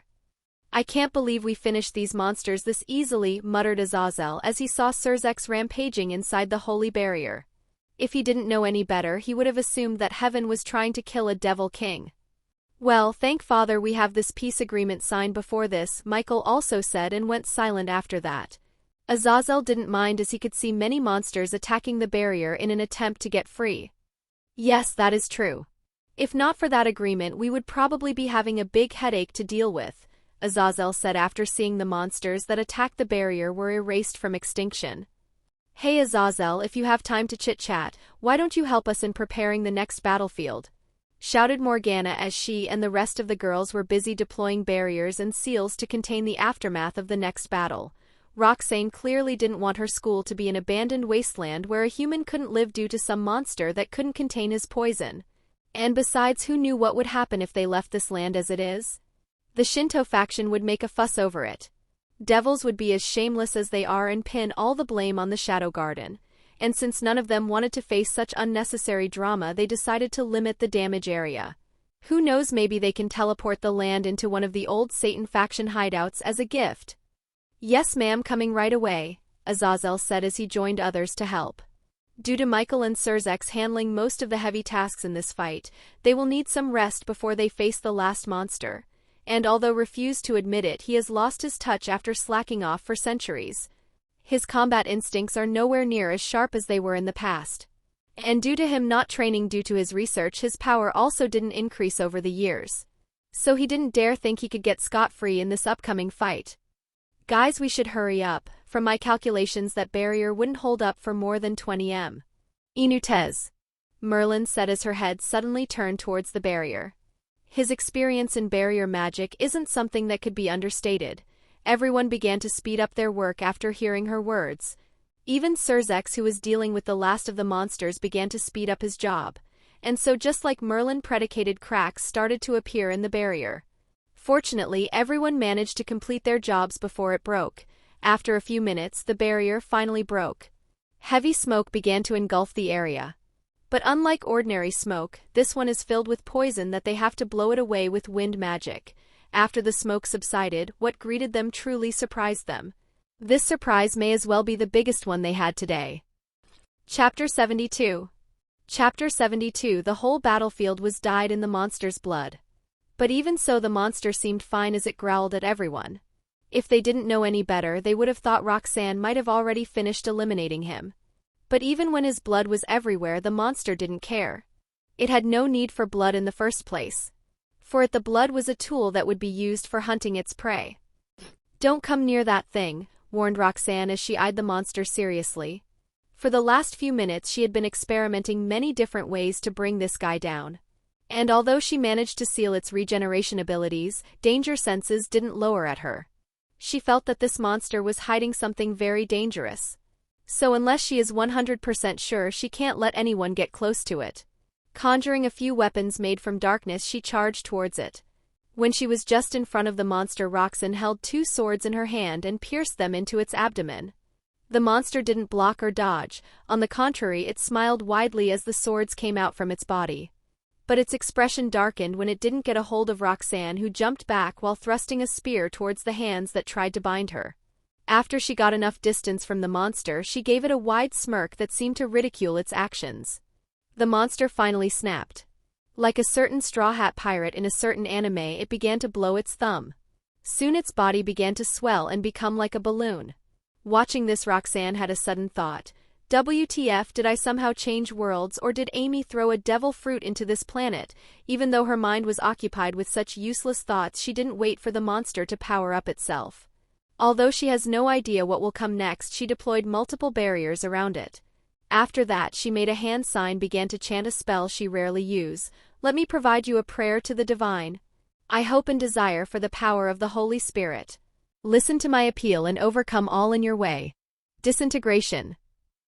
Geometrical designed magic circles began to appear in layers inside the barrier. The magic circles glowed in myriad colors, completely lightening up the surroundings. And with Roxanne's command, a pillar of holy beam ascended to the sky. The monster who was in the center of the pillar had to endure the full brunt of the spell. Roorrr, a roar filled with intense pain was heard in the battlefield. The roar was so loud that the windows that survived the battle were broken from the sound wave. "Oh, that might have hurt," said Roxanne offhandedly. She completely ignored the terrified and dumbfounded looks she was getting from the back. Michael and Azazel were dumbfounded that Roxanne could even do something like that. "You know that spell is already on the rank of their pop's divine miracles." Sirzex was horrified because he couldn't tell if he could survive after being hit by that spell. Although he wouldn't want to antagonize Shaltier due to her organization's crazy information-gathering skills. Now he has another reason to be wary of them. Although his instincts tell him that he would be able to keep his life with experience, he knew that he would be in a very serious state and unable to do anything after that spell hits him. "Damn you, Fallen!" A rough, distorted voice laced with venom and uncontrolled anger was heard, making almost everyone startled. Looking at the direction the voice came from, they found the monster still standing, although barely. But now his eyes, which were unfocused, had intelligence. And of course in those intelligent eyes there is barely contained anger. "Well, this got more complicated," muttered Roxanne with a wry smile. She really had to say Rizevim truly outsmarted her this time. When she was fighting with the monster, she always suspected that their fight was too easy. For someone who could make the 3 faction leaders serious with their presence alone, the monster is too weak. Even when it was about to power up itself, the process was taking too long. When you are fighting a high-level opponent, every second can decide the outcome of the battle. At that time she didn't understand why the monster wanted to shed its skin. But now she knows why. When Rizevim created this monster, he must have sealed its consciousness to gain some control over it. And so when she attacked it with her holy attacks, the seal must have loosened a bit. So the monster instinctively wanted to destroy anything that was restricting him. So this is why he destroyed his human body. The whole swelling up thing was the monster gathering its poison blood to destroy the body. Due to the poison completely corroding the bones from the inside, it looked like his body was made from rubber. Although in normal cases when someone regains their senses, they will first find the reason for their predicament and then take revenge on the person responsible for it. But unfortunately the one in front of her is a demon. And for demons, their pride and arrogance is something even Zeus could ever dream of achieving. "So this guy will prioritize getting rid of me to wash his shame," Roxanne thought with a sigh. Dealing with demons and devils tends to be troublesome. "Caster deploy formation beta, this is going to be troublesome," Roxanne ordered as she could feel the real fight is about to start. And she was right. During the few seconds Roxanne was thinking some random things, the monster managed to regenerate itself. But this time his form was a bit different. Instead of looking like a complete monster, he now looked like a demi-human who has pale skin, red eyes and very long claws. Of course he had animalistic characteristics, like the eyes being quite similar to the eyes of a fly and his bat-like wings. "I'm going to shred you into pieces of you piece of shit," the monster roared as it dashed towards Roxanne. Chapter 73. Chapter 73. With that declaration, the now humanoid monster unleashed a barrage of attacks with his claws at Roxanne as soon as he got near her. Although Roxanne managed to dodge his attacks, but unlike last where she was unharmed, this time she was not that lucky.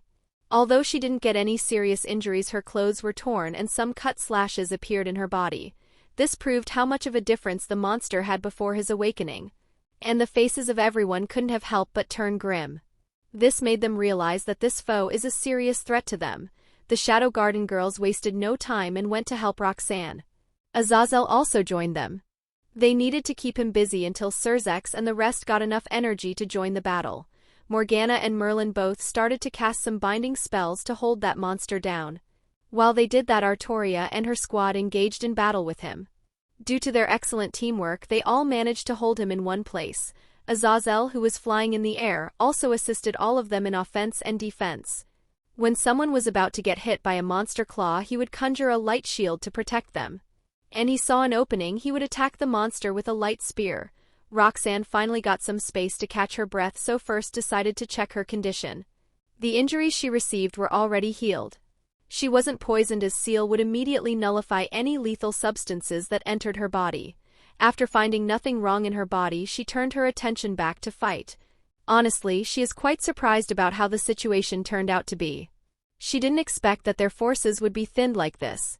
She should first solve the most crucial problem for now.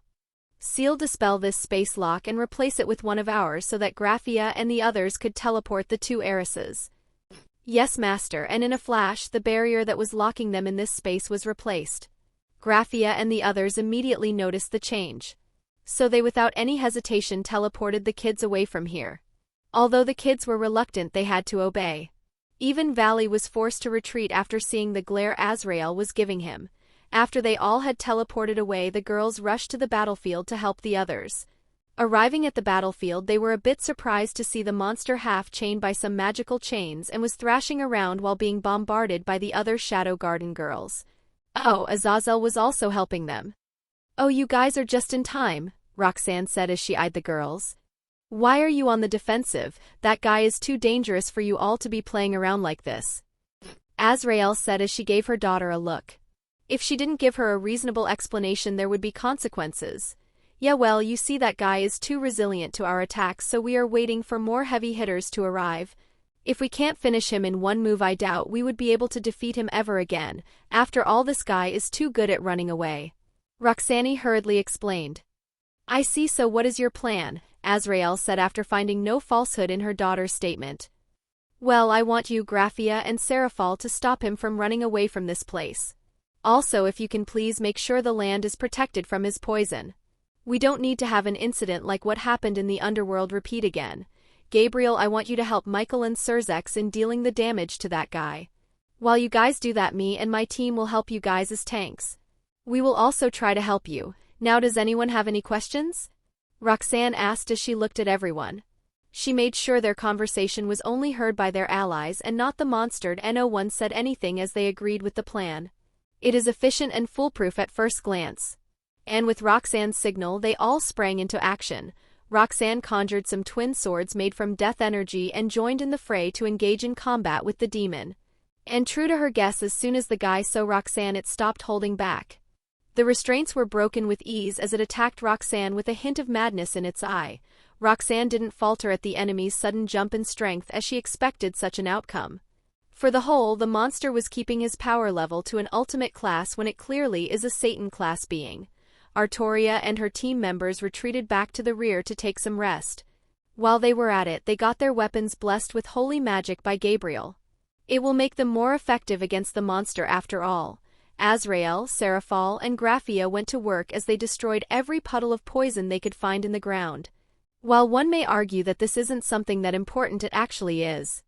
The monster in the Civil War had the ability to teleport itself into any puddles of poison it left. This is also why Graphia's father died at its hand. While they were at the end of the fight, the monster teleported itself into a puddle of poison near Graphia. The monster at that time wanted to absorb Graphia to increase its fighting ability. Graphia's father was heavily injured after he tried to protect his daughter with anger in her eyes. Graphia did her job very seriously. She didn't leave any puddles that caught her eyes. Cerzex and Michael, who rested enough, joined the fight. They were going to finish this once and for all. With their intervention, the monster was cornered. Its regeneration ability was sealed because of Michael and Gabriel's holy magic. It continued to gain more injuries due to Cerzex and Roxanne. Even its escape methods were being destroyed by others. Facing such harassment, the monster finally snapped. Chapter 74. Chapter 74. The monster began to glow in a red hue. Its appearance again changed as it became more demonic. Its reflexes began to improve as well as its speed. It began to ignore the others as its instincts dodged their attacks. Even if they get to land a hit, the monster ignored it as it just focused on attacking Roxanne. Roxanne, who was dealing with the full assault from the monster, wanted to protest at this injustice. Why is it just targeting me? I wasn't the only one that dealt more damage to it. Despite these thoughts going through her head, she didn't lose focus. She didn't want to experience multiple attacks from a mad beat after all. Fortunately, she has thought acceleration. If not, she might as well have to release some seals to fight more freely. After fighting for a while, Roxanne slowly began to gain the upper hand. Due to the monster sustaining more and more injuries, its speed began to decrease as the fight went on. But even when this was going on, Roxanne didn't let her guard down. Now is the time she should be more careful than ever. A cornered beast is a walking disaster after all, and true to her, something did happen. Strange markings began to appear on the monster's body. The markings moved like snakes as they covered the monster's body.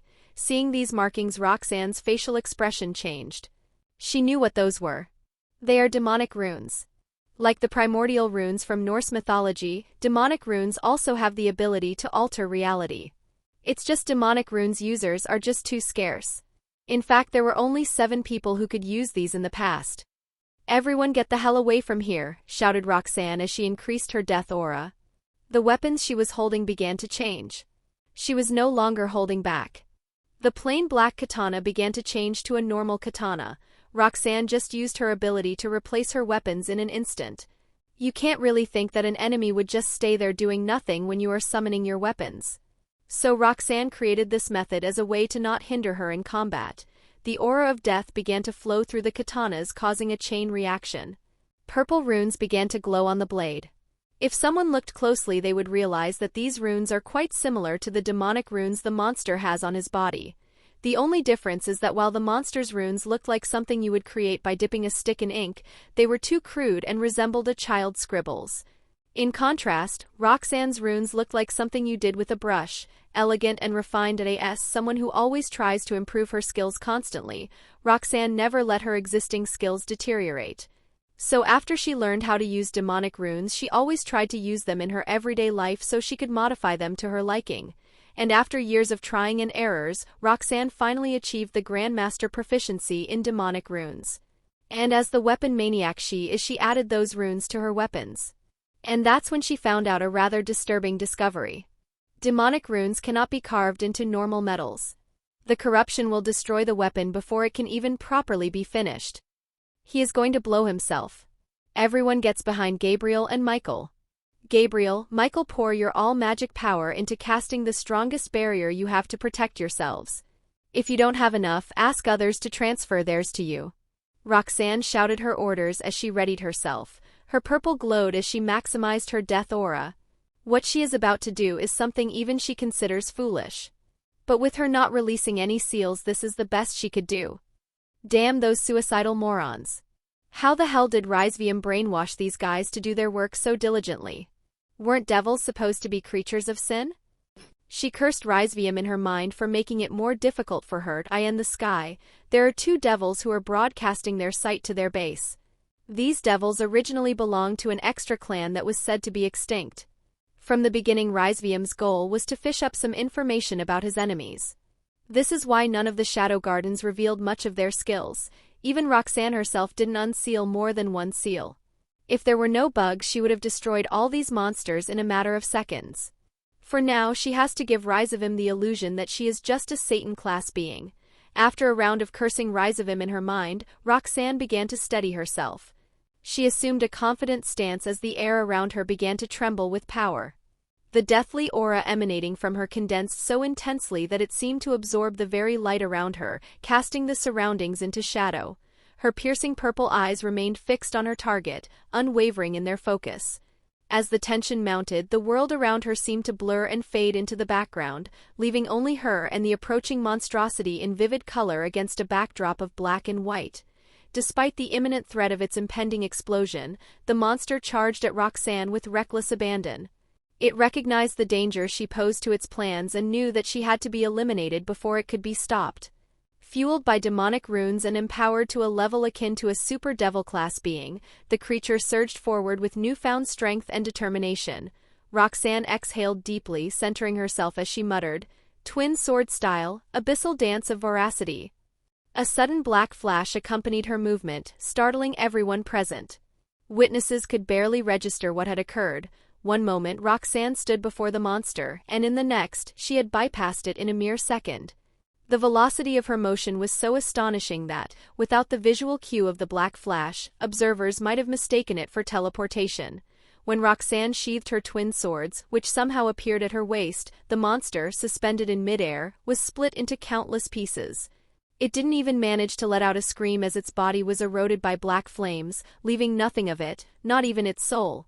But Roxanne didn't celebrate her victory as she hurriedly cast her barrier to protect her from the violent explosion that ensued after. Chapter 75. Chapter 75b. A huge explosion rocked the scene as the monster's body, on the verge of total annihilation, erupted. In its last desperate struggle, it overloaded the demonic runes within, causing the explosion that was supposed to happen minutes later to occur immediately. Although the explosion was devastating, fortunately, no one suffered any major damage. Thanks to Roxanne's earlier warning, they had managed to take cover just in time.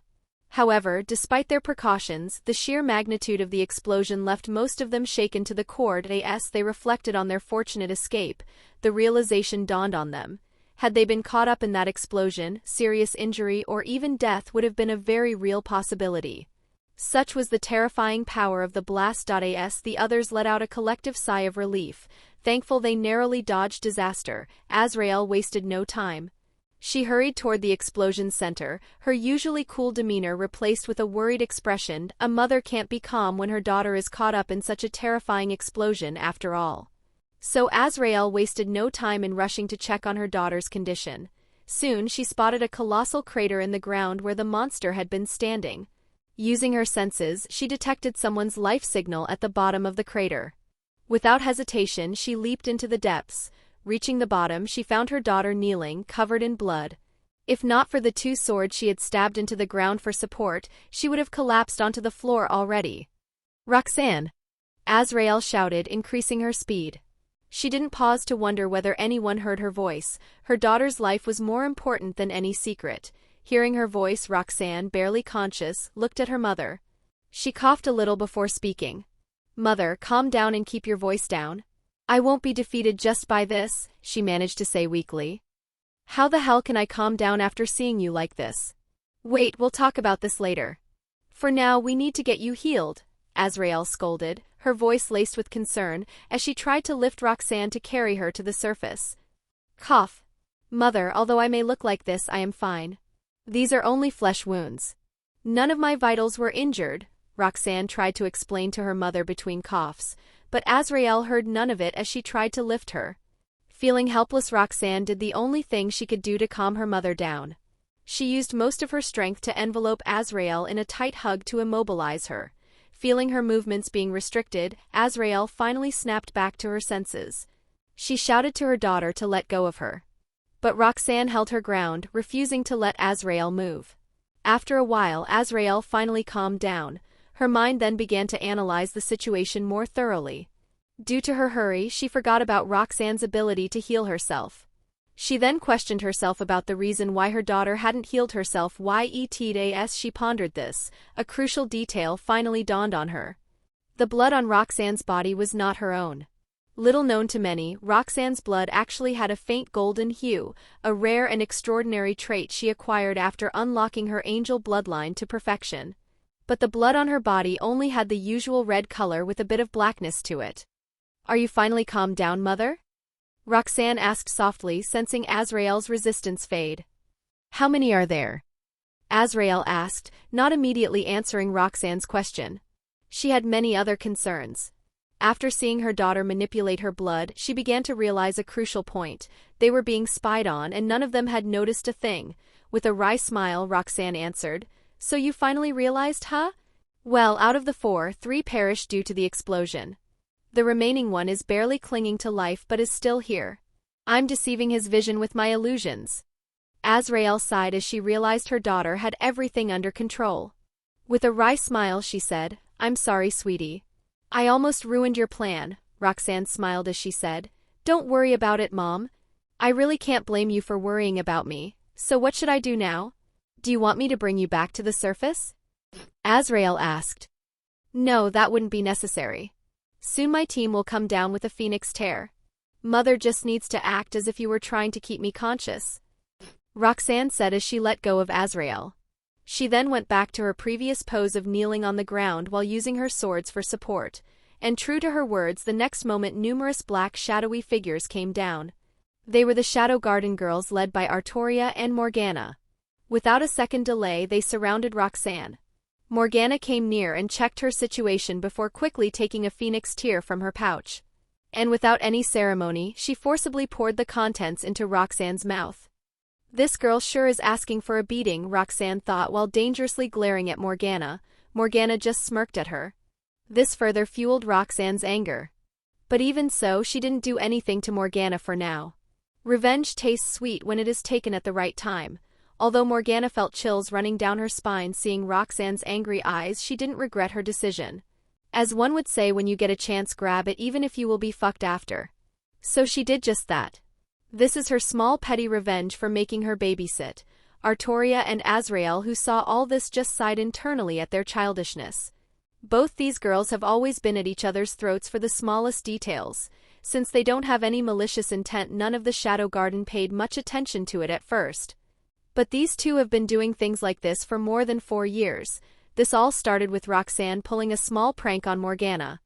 The prank was just a small harmless prank that anyone would ignore. But Morgana, with her vengeful nature, went and had her revenge.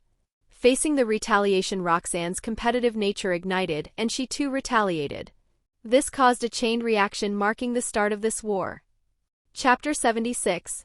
Chapter 76. "So, any ideas on how we will report this attack to the underworld?" asked Surzex as he looked at Seraphal. After Shaltir was taken away from the pit, they all decided to hold a small meeting in a few minutes. This is so each faction is able to sort out the details. They all gathered amongst themselves before reaching a conclusion on how to deal with this situation. Since the Cows Brigade openly decided to launch an attack on the 3 factions, their threat level must be evaluated carefully. So each faction decided to first gather all the information they had on this organization and exchange everything with everyone. This way they will be able to prepare for another attack again. "Arg, I don't know, Surzex, I don't know. Logically, since most of the members of the old Satan faction have joined Cows Brigade, we should be able to make a move on them." "But," Seraphal said in frustration. "But the council will object to the search and protect them since most old Satan faction members have connections to the council," Surzex finished with a sigh. Even though the new Satan faction won the civil war, remnants of the old Satan faction still held their privileges. After all, devils pay more worth to their bloodline and nobility. Especially after the evil pieces were announced. So unless they have concrete evidence, they couldn't arrest anyone. Or else another civil war will happen due to the old devils rebelling. "Could we at least ask Zekrom for help? He wouldn't cover for these guys, right?" Surzex suggested. "I doubt he will help without getting any benefit. Remember, he doesn't care about anything unless it involves the Bale clan's influence." Seraphal spat as she said, "Zekrom Bale, as the leader of the Great King faction, can be called the most traditional devil in the whole underworld. As he practically owns the council, Seraphal doubted he would hand over the old Satan members. After all, he needs someone to do his dirty work. This is also why it is very hard to arrest any old Satan faction member, as they are protected by the Great King faction. You know this whole mess is going to fall on our side, right? Ciel said. Since the most possible lead to the Cow's Brigade is those old Satan members, the devils would have to take responsibility and interrogate them. Otherwise, they would have been seen as allies of the Cow's Brigade. Why don't we let Shadow Garden do the investigation? Graphia, who was silent all this time, asked suddenly. Seraphal thought about it for a while and disagreed with her. No, that won't be possible. Although the Devil Council won't be stupid to provoke them, that doesn't mean they will comply with the investigation. The amount of secrets they need to hide is too much for such a risk, and the Shadow Garden isn't exactly someone who would just stay still when they are threatened. The amount of blackmail material they have collected isn't something we could fathom. And even a low-ranked member wouldn't hesitate to use that to their advantage. So, unless you're someone who doesn't care about your reputation, no one would be foolish enough to provoke the Shadow Garden. But unfortunately for us, most high-ranking devils are fools, Seraphal finished with a resigned voice. As the person in charge of foreign affairs, Seraphal had too many experiences dealing with devilish foolishness. Arg, so no matter what, we're going to have to compromise with Zekrom for his help, Ciel said in resignation. Yeah, we should ask Anjuka whether he has any inventions that old geezer would like, Seraphal added with a sigh. While the devils are having a depressing conversation about their government, the Shadow Garden is quite lively. Some of the girls were even humming a tune as they rebuilt the meeting place. Artoria's team consisted of a swordsman who used their weapons to demolish the already broken walls. And Morgana's team, made up of mages, used their magic to float the rubble transported into suitable places. And lastly, Merlin's team used alchemy to remodel the rubble into various objects such as stone pillars, stone chairs, and a big stone table. And lastly, Roxanne, who was carving runes into the stone pillars. If someone didn't know any better, they would think these people were a team of supernatural construction workers. That's how efficient they were. And done, Roxanne announced, completing the carving of the last stone pillar with runes. With this, they now had 7 stone pillars. Is this really necessary? The meeting would only be about 10 minutes or so. Isn't this much preparation a bit too much? Artoria asked, a hint of hesitation in her voice. She couldn't understand why Roxanne went the extra mile to carve defensive runes on stone pillars. They could just deploy a barrier like they did in the previous battle. Ha ha ha, Artoria, my dear sister, this is Roxanne we're talking about. The only person who would use all her grandmaster crafting skills to make a sculpture for her school project. If she did something according to common sense, then I'm sure the sun would rise from the west, Morgana said with a chuckle. Frankly, sometimes Roxanne was more troublesome than Merlin.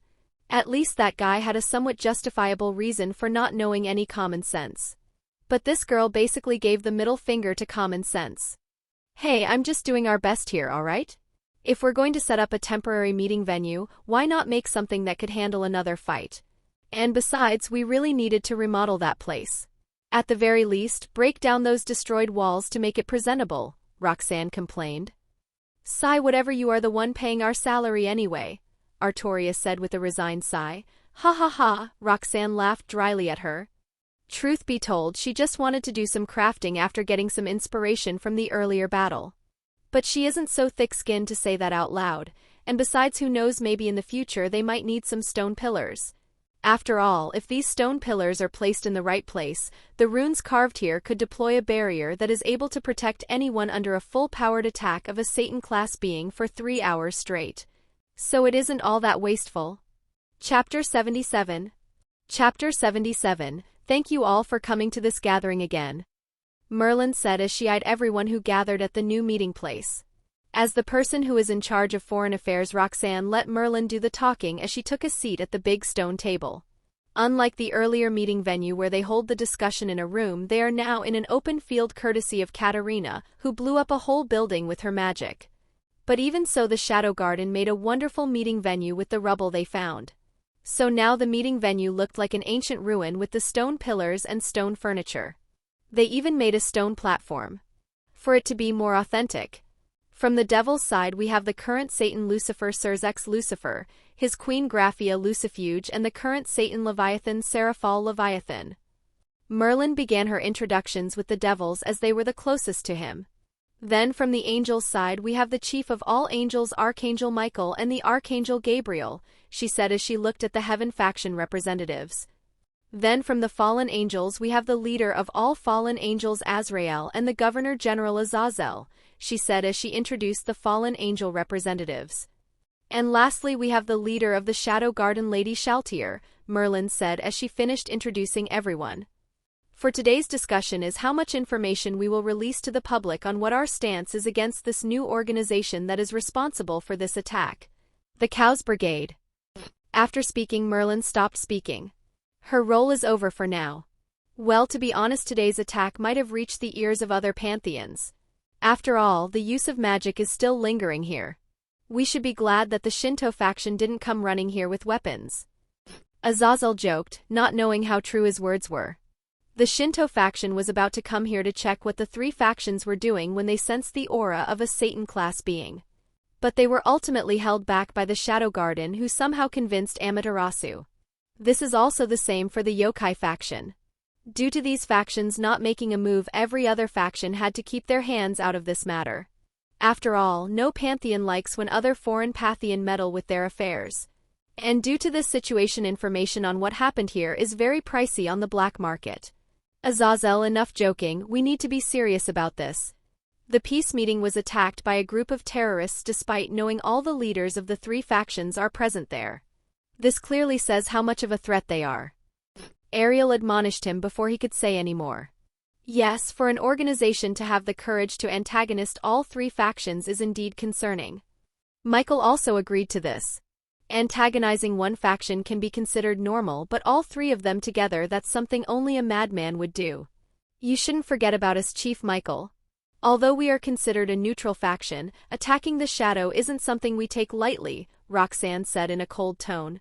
If she didn't know the story, this attack may have killed most of her friends. We first need to know how those terrorists managed to teleport here without the barrier blocking them. And apart from me, I only gave you guys the key to teleport here directly. And from the reports I got, those guys didn't bother to analyze the barrier and instead teleported directly here. Roxanne said seriously. So we have a mole amongst us, huh? Seraphal said bitterly. She knew most of the suspicion would fall on their side due to the old Satan faction having a clear hand in this attack. But just as she was about to explain themselves, a small magic circle appeared in Azazel's and Azrael's ear. It was a communication magic circle that is able to send small voice messages. Although it was commonly used in wars to spread important information or emergency orders. After a few seconds, Azrael said, I see, while Azazel had a grim look on his face. It looked like whatever message they received was not good. Azrael gave Azazel a look, making him nod reluctantly. He gave a deep sigh as he said, Well, it looked like the mystery mole has been found out. It was from our side, Gabriel asked innocently. Who is it, Azazel? Azazel's face twitched as he said, It was my adopted son Valley. He just defected from Gregory with his friends from the Chaos Brigade. Oh, was everyone's reaction when they heard about this. The White Dragon Emperor, huh? Well, not too surprising considering his lineage, Roxanne said, making everyone look at her. What do you mean, Shaltier? It took almost every bit of his willpower to look a bit threatening as Azazel asked this question. Isn't he a half-devil? From what I investigated, he is the youngest descendant of the late Satan Lucifer. The grandson of Rizevim Lucifer. Roxanne said, ignoring him. Sirzex and Seraphal looked shocked at this revelation while Michael and Gabriel had an understanding look in their eyes. Sirzek's eyes turned cold as he asked Azazel, How did you even adopt him, Azazel? Hey, don't blame the kid too much. When he was just a little brat, his grandfather killed his father and did some really nasty torture on him. When I found him in the underworld, he was covered in bruises. And I just happened to see him in the wilderness after he escaped from Rizevim. Azazel defended his kid after seeing Sirzek's mood. He didn't care as Valley was truly not aligned with Chaos Brigade. So until he does something that will break his heart, he will always care about his adopted son. Putting Azazel's adopted son aside, do we have any information about this Chaos Brigade? Michael asked, breaking the tense atmosphere. Azazel groaned as he said, No, actually those guys are too careful. From what we were able to gather, this group seemed to consist of magicians, exiled exorcists, and the devils from the old Satan faction. Chapter 78. Chapter 78. That isn't actually true, Azazel. Those you have mentioned are only a faction in the Cows Brigade. According to the intel we managed to gather that almost every pantheon has a faction that is affiliated with the Cows Brigade. Roxanne said, shocking everyone present. Wait, doesn't this mean they are a bigger threat to the whole supernatural world? Why aren't the other pantheons doing something about this? Asked Gabriel in wonder. Because the other pantheons don't know this information. At most I think they are just aware that there is a small organization named Cows Brigade and decided to ignore them. It was Serafal who answered Gabriel's question. As the person in charge of foreign affairs, she knew how most pantheons work. Yes, and apart from this attack, the Cows Brigade didn't make any big moves. Roxanne agreed to Serafal's statement. So are we going to inform the other pantheons about this? This group is far too dangerous, Ciel said, making everyone think about this. For a group like this to be hidden from almost every pantheon, they must have a lot of influence.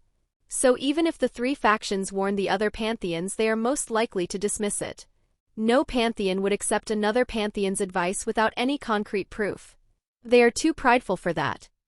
Well, even though we are a neutral faction, I will give you a recommendation. Why not first try with the Norse pantheon?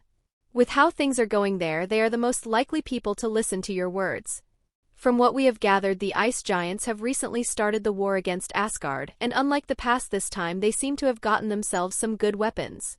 Well, although I suspect this has something to do with Cows Brigade, I couldn't find any concrete proof yet. Roxanne said. That might be possible. I will talk with Odin and see what we can do. And if what Shaltir said is true, we may be able to make the Norse pantheon our ally against the Cows Brigade. Azazel said with a grin. And like that, the meeting continued. During the meeting, each faction shared about what they knew about the Cows Brigade and suggestions on how to deal with them if any of them found any leads to them. And as the devils expected it, they were put in an awkward spot. Unlike other factions, the Satans don't have the authority to take action against any devils just because of suspicion. While the other leaders understood this, they were still a little bit annoyed at this. It is obvious the old Satan faction has a link to Cows Brigade, so if they give a little search you could definitely find a clue. But even if they were annoyed, they didn't accuse them of protecting the terrorists. The three factions finally achieved peace, and they didn't want to break that peace in just a day. The room fell into a tense silence as Roxanne, tired of the charade, spoke directly. Oi, are you guys really the Devil's Kings? From what I can see, all you have are empty titles without any power. Fine, if you don't have the balls to do something about this shit, then turn away when I do something about it, okay? Shock rippled through the room as Roxanne's words pierced the air, directed squarely at Ciel and Serafal. It was a monumental insult, and no one had expected such audacity from her. As the weight of her words settled in, an additional thought crossed the minds of Michael, Gabriel, Azazel, and Azrael. She is much like Lucifer. The bluntness and ruthless way she spoke echoed the mannerisms of Lucifer, even in his angelic days. I'm sorry, what did you say?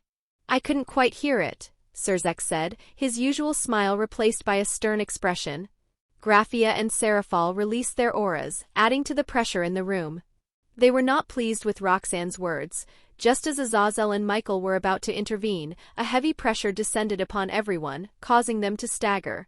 Even Ciel, the strongest among them, was oppressed. Fearfully, the devils turned to the source of this pressure. It was Roxanne, her gaze icy as she stared them down.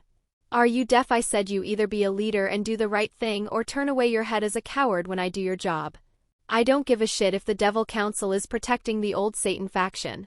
I will find out about where this organization is, even if I have to reduce the devil population in half. Unlike a certain someone, I won't just wait around for an answer when someone is trying to harm my people. She said in her coldest voice as she gave Ciel a warning. She truly didn't care about devils and their bloodline fanaticism. To her, everyone, whether they are a reincarnated devil or a noble devil, is the same. They all bleed when they are cut and scream when they are in despair. So don't try to show off your power if you don't dare to use it when necessary, Roxanne said after withdrawing her aura. She didn't want any of them to lose consciousness here. Ciel and Serafal nodded with cold sweats running down their backs. They didn't dare to talk anymore. They forgot that the person in front them is the sacred devil who killed more than hundreds of elite devils without breaking a sweat. After this little exchange, the meeting continued, but everyone was a little on edge. The pressure Roxanne released wasn't something they could forget. If they didn't know any better, they would think Great Red or Ophis was in front of them. What everyone except Azrael and Merlin didn't realize was that Roxanne wasn't that serious when she released her aura. Meaning the pressure she could fully release is way stronger than this. After all, she didn't unseal any of her bloodlines when she released this pressure. And that pressure wasn't that strong in the first place. The only reason they felt it comparable to Great Red or Ophis is because she released the pressure directly into their souls. As the soul rarely felt any pressure directly, it over-exaggerated her power. Chapter 79. Chapter 79. Issei groggily woke up to the blaring of his alarm clock. He was still exhausted from everything that had transpired the day before. During the battle against the terrorists, a sudden immense pressure had frozen them all in place momentarily. And just as they regained their freedom, they were unceremoniously expelled by the faction leaders. Despite his desire to offer his assistance, Issei was ruthlessly denied, even by Drake, which stung the most. Reluctantly, he and his friends teleported away, finding themselves in the familiar surroundings of the place where Rias and Sona had originally resided in Ku. According to Rias, this location could withstand an attack from a low ultimate class devil. Before they could catch their breath, Valley launched an unexpected attack, revealing his affiliation with the Cow's Brigade. Taunting Issei, he threatened to kill everyone present, goading Issei into a fight. Enraged by Vala's betrayal and threats, Issei accepted the challenge, despite being without his balance breaker. Initially at a disadvantage, Issei fought fiercely, his determination fueling his every move. In the heat of battle, a surge of power surged through him, awakening his balance breaker and leveling the playing field. Now on equal terms, the clash between the two rivals intensified as Hay battled with all their might. In a stroke of luck, Issei managed to claim victory by absorbing a crushed jewel from Vala's armor. This unprecedented act shocked both Valley and Albion, marking the first time anyone had attempted to fuse two sacred gears. Before their confrontation could escalate further, their battle was interrupted by an unexpected arrival. Introducing himself as the current Monkey King Biko, he claimed to be a member of Team Valley from the Cow's Brigade. With Vala departing alongside Biko, the exhausted group retreated into the mansion, too drained to do anything else. Hours later, Graphia, Surzex, and Seraphal arrived, confirming their safety before dispersing. Issei and Asia returned home alone, Rias having been requested to stay by Surzex. Collapsing onto his bed, Issei drifted into dreamland, too fatigued for Drake to initiate their usual training session. Even though he was still sleepy, Issei reluctantly dragged himself out of bed. Hunger gnawed at him, he hadn't eaten dinner the night before. Donning shorts and a shirt, he made his way out of the house, coincidentally encountering Asia as she emerged from her room next door. Clad in her pajamas, Asia greeted Issei with a smile. "Good morning, Issei-kun. I hope you got a good sleep." Returning her smile, Issei replied, "Yeah, a good night's sleep made me good as new." "That's great, but it's too bad my sacred gear couldn't heal your fatigue. If it were possible, I would be able to help everyone a bit more," Asia said with a hint of sadness. As a healer, she felt frustrated at not being able to contribute more during the battles. "Haha, don't worry too much, Asia. You're already a great help to the team. You don't know how valuable it is to have a healer nearby when you're badly injured," Issei said, trying to cheer Asia up. Although he said this on the spot, it was his honest opinion. As someone who got injured easily, he knew firsthand how much Asia's healing abilities were worth, and he couldn't help but add in his thoughts, "And it just so happens she always squeezes me with her breasts when she's healing me," with a depraved smile. "Issei, what were you thinking?" Asia asked with an innocent expression, causing him to freeze suddenly. "Haha, it's nothing, just thinking about how much trouble I'd be in if I didn't have you to help me," Issei hastily said, attempting to change the subject. "Why don't we head downstairs to eat something? I'm starving," Issei said as he held Asia's hand. Asia noted, although she was clueless on why Issei was in such a hurry. Maybe he is very hungry, she thought innocently. Coming downstairs, Issei saw his mother was still in the kitchen cooking. His dad was reading the newspaper while sipping his coffee. The first to notice their arrival was Issei's dad. He looked at the two of them and said with a smile, "Good morning, you two. Breakfast should be ready in a few minutes. Why don't you take a seat?" "It's okay, Uncle, I will go and help Auntie," Asia said with a smile as she went towards the kitchen to help out Issei's mom. "Sigh, what a great child, Issei, you learn a thing or two from Asia, remember? Look how wonderful she is to even go help your mother to prepare breakfast," Isse's father said as he admonished Isse like how an Asian parent would. Facing his father's accusation, Isse didn't know whether to laugh or cry. He was happy that Asia is being praised, but it seems Asia had become his parents' daughter while he became the outsider. After a while, breakfast was served, and the family gathered to enjoy a meal together. During the meal, they engaged in light conversation, discussing their plans for the day and sharing stories about their lives. Isse and Asia carefully avoided mentioning anything related to the supernatural world in front of their parents. After all, ignorance is a blessing, and they didn't want to worry their family with the complexities of their otherworldly adventures. As the family enjoyed their harmonious meal, Isse's phone suddenly rang, interrupting the tranquility. Seeing it was Roxanne calling, Isse answered with a puzzled expression. "Hello? Hey Isse, are you and Asia free tomorrow?" Roxanne's voice came through the phone. Isse quickly checked with Asia, confirming her availability before replying, "No, we don't really have anything planned for tomorrow." "Perfect, you two come by my house tomorrow evening at about 6 o'clock. I'm celebrating my birthday, so there will be a party at my house," Roxanne announced, surprising Isse a little. If Roxanne was throwing a party, it was bound to be a grand affair. That girl had no concept of self-restraint. "Is there a dress code or something?" Isse asked, excitement bubbling within him. Despite Roxanne's extravagant parties, they were always enjoyable. "No, just come in casual clothes. Anyway, see you at the party. Tell Uncle and Auntie that I will visit them soon," Roxanne said before abruptly ending the call. Isse excitedly relayed the news to Asia and his parents. Asia's eyes sparkled at the mention of a party, her excitement palpable. "Yeah, my first time going to a party, but I don't have any clothes to wear," Asia exclaimed, her voice tinged with sadness as she remembered her limited wardrobe consisting only of her school uniform and nun outfit. Upon hearing Asia's dilemma, Isse's mother's eyes gleamed with determination. "Asia dear, get ready soon. We are going shopping. You too, Isse. We should be able to grab a gift for Roxanne while we're at it," she declared. Isse sighed and nodded, knowing full well that he would be roped into carrying their shopping bags. "Well, at least Asia is happy," he thought to himself, finding solace in Asia's excitement. Chapter 80. Chapter 80. The shopping trip was as Isse expected. His mother completely turned her own son into a luggage carrier. They went from one shop to another for hours straight.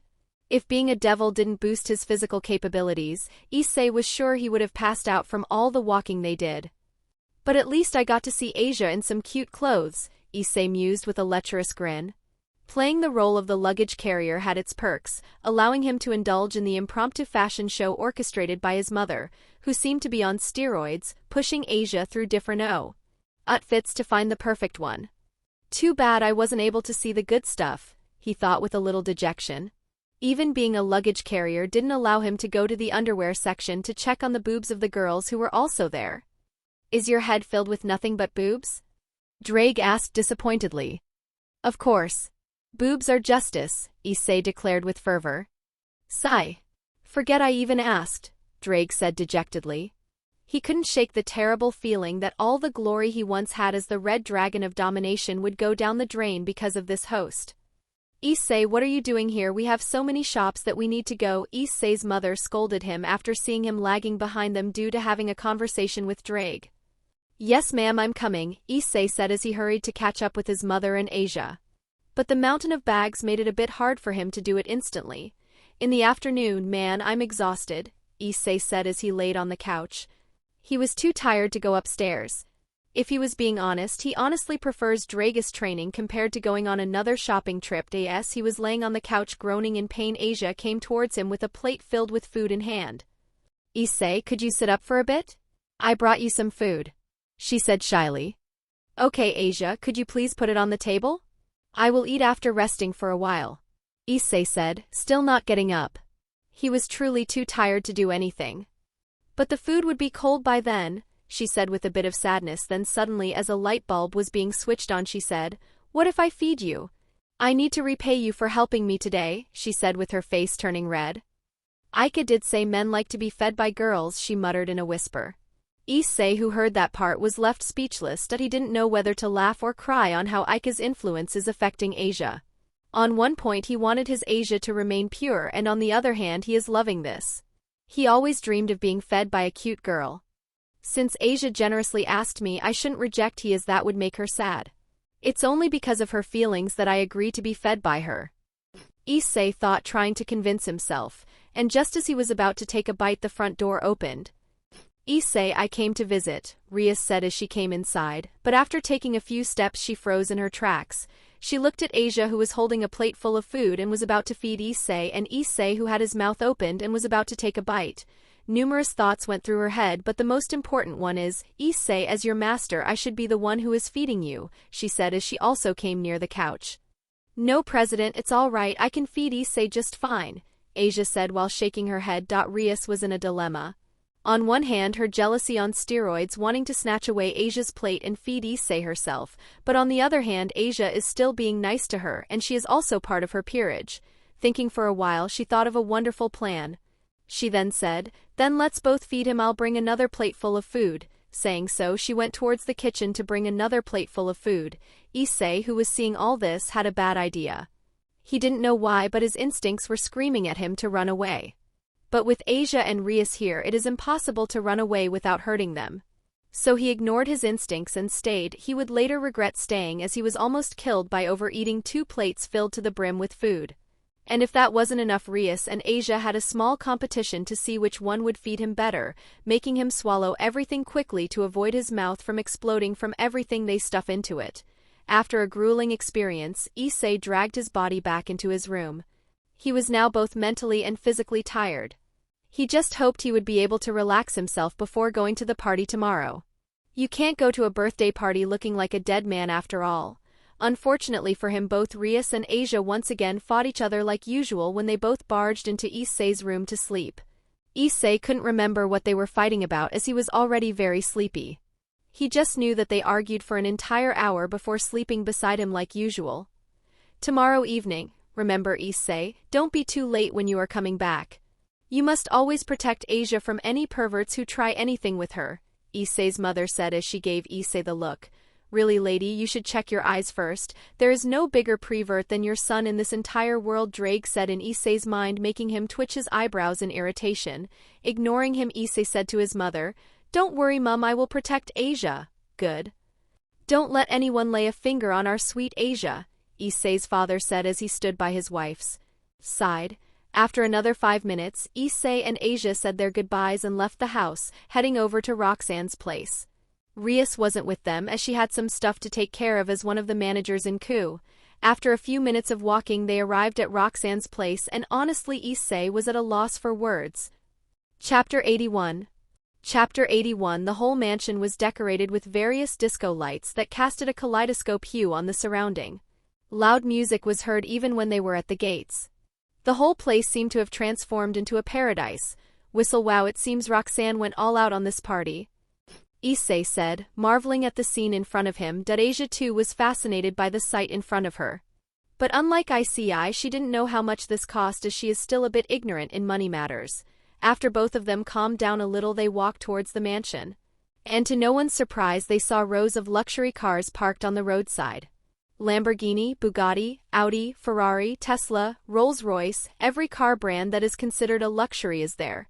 Seeing these cars, Issei had to be honest. He is quite jealous now. I mean, who wouldn't? Everyone wanted to drive at least one luxury car once in their life. And Issei was no different. After a while, they arrived at the entrance of the mansion. And interestingly enough, the one who came to welcome them is Roxanne. She was wearing a black and blue sleeveless dress that made sure to highlight her figure and pair of high heels. Her hair was tied to a ponytail. Oh, Issei and Asia, you guys came just in time. Come on, let's go inside. Roxanne beckoned them to come inside. Issei and Asia nodded and went inside. They also didn't forget to give their presents to Roxanne. Roxanne smiled and thanked them for it. She then handed the presents to one of her attendants to place them at the gift table. Going inside, Issei and Asia were amazed. If outside the mansion could be considered paradise, then the inside is like the paradise inside the paradise. The whole place is covered with disco lights and golden decorations, giving the place a very artistic feeling. Speakers were placed in every corner for the music to fill the entire venue. In the center there is a huge table filled with lots of presents. And in the middle there is a big 1,000-layered birthday cake. You guys grab something to eat and sit down at any table you want. The party would start in a few minutes, so I have to go and greet the others who came by, Roxanne said as she gestured to one of the side tables where there are rows of food placed in. She then excused herself and left with her attendants. After Roxanne left them, Issei turned to Asia and asked, "Should we go and grab a bite?" Knowing Roxanne, the things here are bound to be very delicious, Asia timidly nodded with a bit of excitement in her eyes. She was already enjoying this party where there are a lot of people who are chatting happily. During her time in the church, she wasn't able to celebrate her birthday, so this is a great experience for her. Smiling at her, Issei held onto Asia's hand and guided her towards one of the tables that were filled to the brim with various delicious dishes. Coming near the table, Issei took 2 plates and gave one to Asia. Then he served various small side dishes onto her plate. After they were done filling their plates, they went towards the place where they could sit and eat peacefully. After they found a seat, they began to dig into the delicious food they brought. "Damn, this is too good. This feels like I'm in a 5-star restaurant," Issei thought as felt the flavors melting in his tongue. Asia too was enjoying her food. But unlike Issei, who could barely hide his expressions, Asia was like an open book. Each bite she took would make her show a different expression that would captivate the people in the nearby tables. They all looked at Asia and thought, "Ah, what a cute girl." While they were enjoying themselves, someone unexpected came and spoke to them. "Oh, I knew I recognized both of you." Looking around, they saw Azazel, the Governor-General of Grigori, was approaching them. He smiled at them and continued speaking, "Well, it's nice to meet you guys again. Especially you, Issei Hayadu. I heard you managed to do something incredible with your balance breaker." He spoke with his eyes shining like a mad scientist's, but before he could do or say anything more, he was hit on the head, making him almost fall on the floor. Azazel looked behind him with a wry smile and said, "Valley, did you really need to hit me that hard? Do you want your old man to lose his and become headless?" Valley completely ignored Azazel's words and spoke, "Would you shut up, or should I knock you unconscious?" Azazel raised his hands and said, Okay, I surrender. Geez, kids these days, they don't know how to take a joke." Issei and Asia were stunned at the comedy display in front of them. Issei quickly came back to reality and with gritted teeth glared at Valley. He shouted at and asked, "You bastard, why the hell are you here?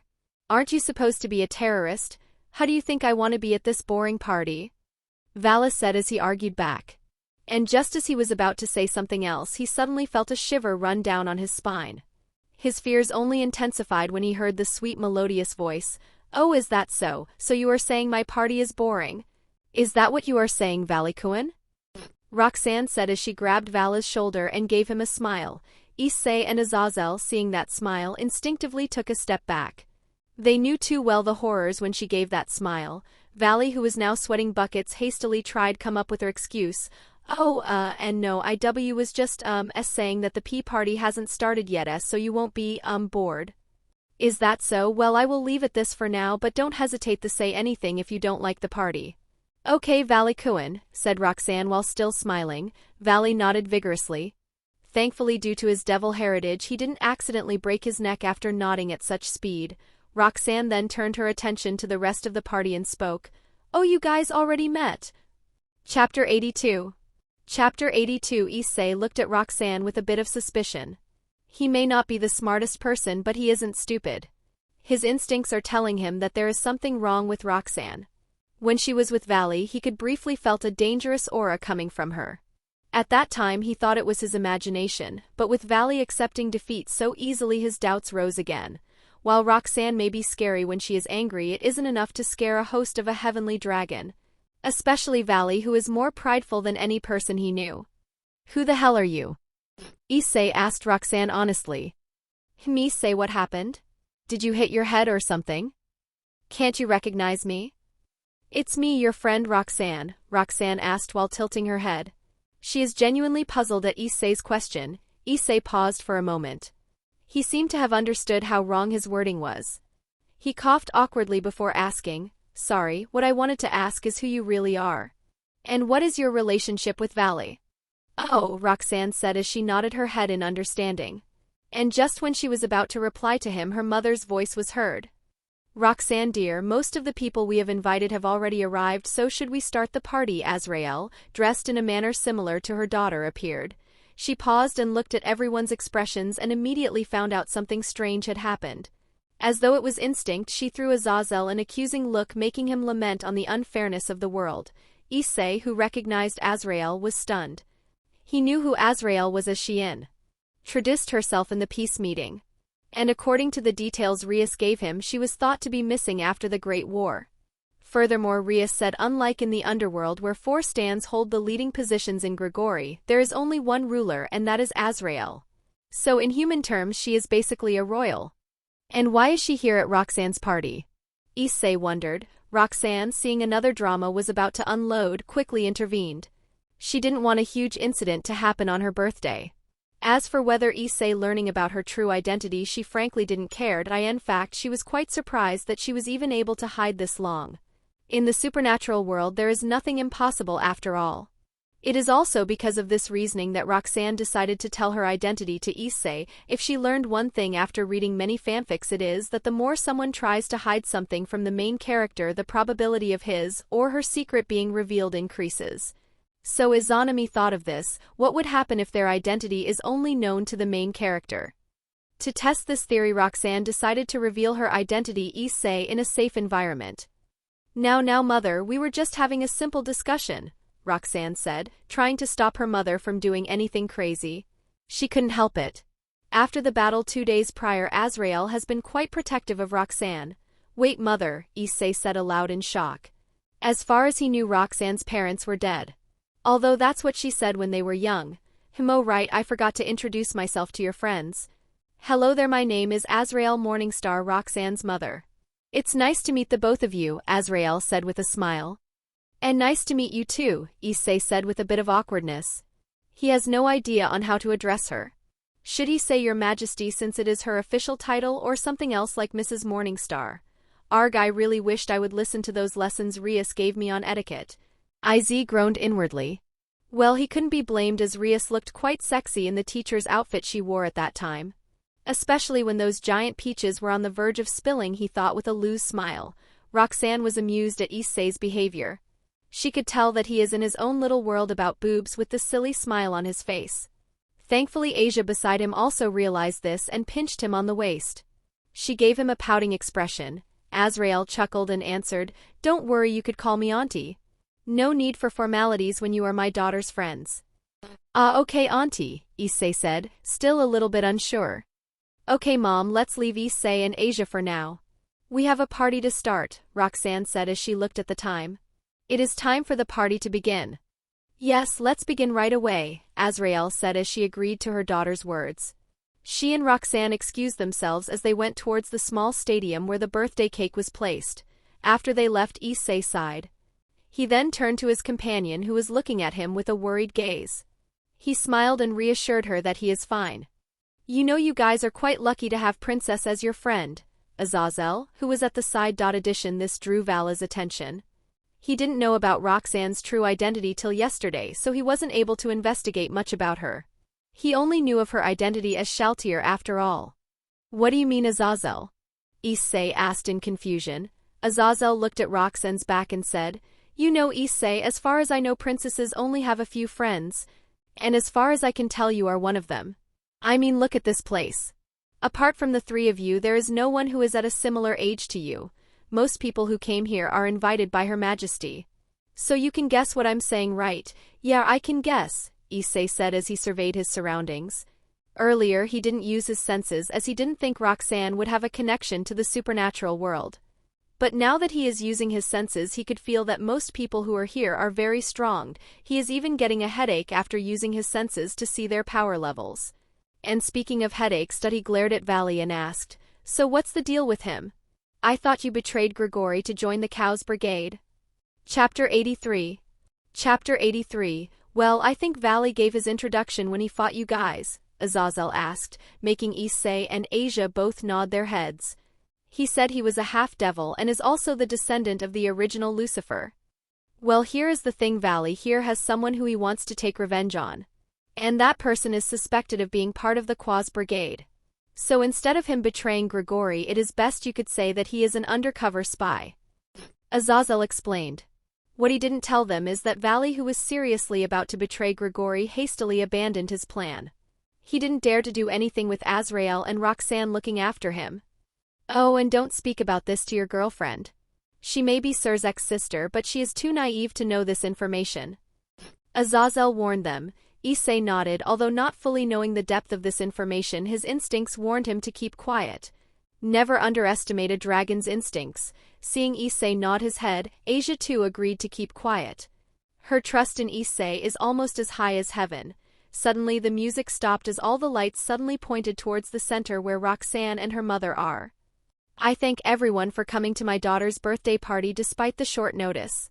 I won't bore you all with a lengthy speech, so without further ado let's cut the cake. Azrael said in her soft voice, and as though her speech was a signal, the song Happy Birthday to You began to play, performed by the Shadow Garden Girls who were disguised as a band. With everyone joining in singing, the birthday cake was cut amidst cheers and applause. Shortly after that the maids began to distribute cake pieces to the guests. Most of them are also Shadow Garden Girls, while some of them are servants who worked in the numerous establishments Roxanne owned. While everyone was enjoying themselves, Roxanne, the birthday girl, was walking back to her friends. Like what Azazel said, most of the people who came here are people Azrael invited. While this party is for Roxanne's birthday, it is also meant to be a celebration party, for a reunion party for her mother. This is why she was so free. Unlike her mother, who had the duty of entertaining her guests, Roxanne was allowed to enjoy her day with her friends. Just as she arrived at Issei's table, she was surprised to see a familiar figure. Master Skathachi didn't expect you to be here, Roxanne said in a bit of surprise as she saw her master talking to Issei. Well, she was talking to Drake, in fact. Haha, my disciple, you didn't tell me you invited Drake's host to this party. Skathak said heartily as she looked at her disciple with a bit of anger. Oh right, Drake was originally from Welsh. Man, I kind of forgot about that. Roxanne thought inwardly. She kind of forgot about that, as she rarely associated with Drake. But she wasn't going to say that. That is, unless she wanted to go on a 3-month adventure in the land of shadows, being hunted by her beloved teacher. So she hastily said, Oh, I was just about to introduce you guys together. But it looked like Master found him before I could do anything. Since she was technically not lying, no, she just imagined it, her master wouldn't catch on her lie. I see, well, I will leave it that for now, Skathak said as her eyes narrowed a bit before returning back to normal. Roxanne inwardly heaved a sigh of relief after hearing her teacher's words. To fool someone who could spot lies immediately, you first need to believe the lie yourself. That is what Roxanne did. She hypnotizes herself to believe the lie is the truth. So she's one of your disciples, huh? Came Drake's voice, interrupting their conversation. Yes, she is the best of all of my disciples, Skathak said proudly, like a mother boasting about her daughter's achievements. But I thought Lufa's brat was your best one, Drake asked innocently. He is one of the few beings who would tease Skathak like this. As powerhouses formed the same country, they had many encounters. Despite Skathak's title as a god-slayer, dragon-slayer and such, she isn't one to go and hunt a dragon or god just because of boredom. No, she earned those titles because all of them came to fight her. And Drake was also one of those fighters. In his youth, Drake Wygotch was a fighter who would challenge anyone he came across. He defeated many foes, gods and such. But in his fight against Skathak, it ended with a draw. And at the end of the battle, both parties gained respect for each other. And for some time both of them would spar with each other from time to time. So Drake could be considered one of the little acquaintances Skathak has. So she didn't get angry at his words like she used to. She just rebuked him. HMP Satante may be talented, but his talent is insignificant before this monster. If I remember correctly, she defeated him in her 2nd year after starting my training. Even Drake was stunned at this. To defeat that guy in just 2 years is something one could say bullshit. Do not forget, Satante is a demigod himself, so the older he gets the more stronger he gets. And to defeat him in only 2 years. She really is a monster, Dryag admitted. Roxanne's eyes twitched as she heard the conversation. She knew she was very talented, but to compare her to a monster. And that too in front of her, and just as she was about to burst into anger, Issei asked in a bit of confusion, So wait, Roxanne was training when she was just 9? Wait, that is about the age she left Kuo. Yes, actually the real reason I went away from Kuo town is to hone my abilities even more. Despite my advantages as a supernatural being, I'm still a little girl with no combat experience at that time, Roxanne explained to Issei. Wow, Issei and Asia both exclaimed in admiration. Issei knew how hard it was to get strong. The training hell he had to endure still brings nightmares to him. And from the looks of it, Roxanne went through something so similar that too at such a young age. What Issei didn't know is that when comparing the training Roxanne went through, his training could be considered a luxury. Despite Skathaka's reputation as a great teacher, almost no one wanted to worship her as a teacher. For Skathak, the person who wished to become her disciple must have an interesting character. She doesn't necessarily care for the lack of talent, since she as a human who is known for their weakness killed many gods with just her spear. So she has the confidence of making any person a great warrior. The other condition is they must be able to endure her brutal training. The training that even gods would shrink terror. Even her disciples will never recommend someone to go through that training since it was too brutal. But if they manage to endure all that hardship, then you have a warrior that could even defeat the gods with their mortal hands. And according to Skathak, Roxanne is the fastest person who completed her training while making even her surprised. Chapter 84. Chapter 84. Like that the night went by. Issei managed to meet various people who were either friends with Roxanne or Drake's past acquaintances. He even managed to meet Ophis, the supposed mastermind of the Koa's brigade, and honestly he couldn't help wondering what the hell was going on at that time. If it wasn't for Drake warning about her identity, he would seriously wouldn't believe that little girl was Opis the Ouroboros dragon. And if she wasn't enough, another shocking person came by. She introduced herself as Scarlet. And according to Drake, she is known as Gred Red and is considered the strongest individual on this planet. And furthermore, she and Ophis are supposedly enemies. Fearing this, Issei was on edge for the whole duration of the party. Dragons tend to fight for the silliest reason and are quite unpredictable. This is what Issei heard from Rias. She sometimes talked about a dragon valley in the underworld, but even with all those incidents, Issei and Asia enjoyed themselves to the fullest. Roxanne had lacked anything but money, so there were a ton of things for the guests to enjoy. If it wasn't for Roxanne explaining most of them, they would have missed half of what was there.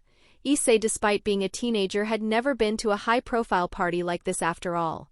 And as for Asia, that poor girl never had a party, so she was a complete novice. Roxanne really wondered whether she should do a thorough cleanup in church after seeing how Asia was surprised for the smallest thing. After she became the leader of heaven, she left Michael and Gabriel to do the cleanup since she was not very interested at that time. But from the looks of things, even Michael and Gabriel may not recognize the church if they realize how many dark things they have done under their backs. I mean, which church forbids a nun from having a party? Even a small party would do. What's more, this is a holy maiden who has a valuable sacred gear. If they treat a holy maiden like that, then what about the normal nuns or even the orphans? While Roxanne wondered these thoughts inside, she didn't show any of it on her face. It isn't very nice to always show a sad or sympathetic expression when they are enjoying themselves. Like the night went by and the grand party was finally over. Since it is close to midnight, Roxanne decided to drive both Issei and Asia back home. When Issei heard Roxanne was driving, he had a complicated expression. It's not that he didn't want to go when Roxanne was driving. It's just that his pride as a man is being hurt when a girl is already driving their own vehicle while he still didn't even get his driver's license. Arriving at the garage, Issei saw rows of luxury cars. Seeing this many cars, Issei couldn't help but ask, "Hey Roxanne, I don't mean to be rude, but why the hell are there this many cars? If we take into account the cars that were parked on the driveway, it would be close to 100 cars. Are you somehow trying to open a car showroom?" Roxanne chuckled at his words. "Well, hate it to break it to you, Is, but the cars parked outside on the driveway aren't mine. They belong to the people who came to my party." "But aren't most people there from the supernatural world? Isn't using teleportation magic way easier than driving a vehicle?" Issei asked, puzzled. "Well, Issei, you might not understand it for now, but for long-lived species, boredom is a dreadful thing. So they always try to find new things to spice up their lives. For example, while the use of teleportation magic is way more convenient than driving a car, it gets boring after a decade or so. But driving a car is more exciting. You could enjoy the wind, breeze, and scenery of this world." Roxanne explained like she was some sage teaching the ways of life to a lost child. "I see," Issei said offhandedly, clearly not understanding what Roxanne was saying. After that, the three of them got into one of the cars there. It was a Lamborghini Ciel FKP 37. One of Roxanne's favorites. Not only did she like the design, it is also one of the fastest cars she has. After the three of them got into the car, Roxanne started the engine. The car roared as though it was announcing its presence to the world. Roxanne then drove the car out of the garage towards the gate. After the gatekeeper opened the gates, she accelerated as they passed through gates. While she was driving on, she suddenly asked Issei, "Hey Issei, do you guys want to go for a spin?"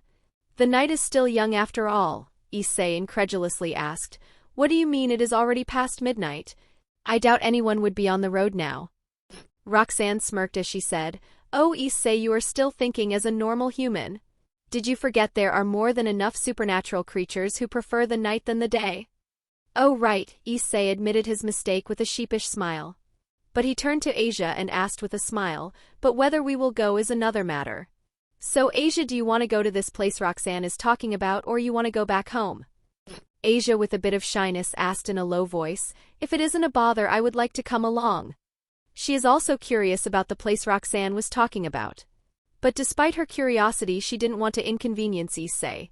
Issei, seeing Asia's eagerness, smiled and declared, "Well then, it's decided. Roxanne, we are all yours. Take us anywhere you want, now you're talking my language," she said as she hit the gas pedal. The car began to accelerate and began to head where they will start their night adventure. For the whole night, Roxanne brought both Asia to places where they enjoyed themselves to the fullest. They went to arcades, racetracks, and such reserved for the supernatural community.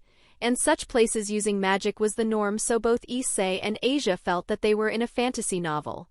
They also were able to enjoy some delicacies that many supernatural shop vendors sell. For the rest of the night, the three of them were enjoying themselves that they were a little reluctant to return home. Even Roxanne was a little hesitant.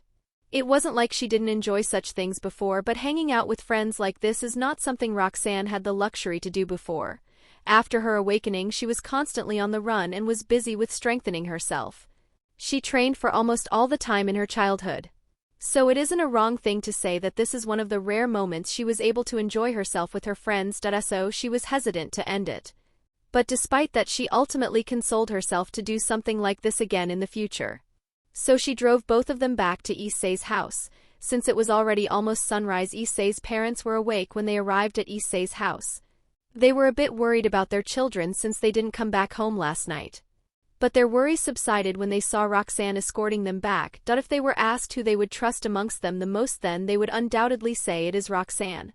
Issei out of the question, since they knew how much trouble their son could do if he was left unsupervised. Asia, although quite obedient, relied heavily on Issei. So she won't be able to keep Issei in check, but Roxanne is another story. At an early age, she was the most responsible amongst the three kids, Issei, Irina, and Roxanne. When those two went and brought trouble, she was the one who went to help them.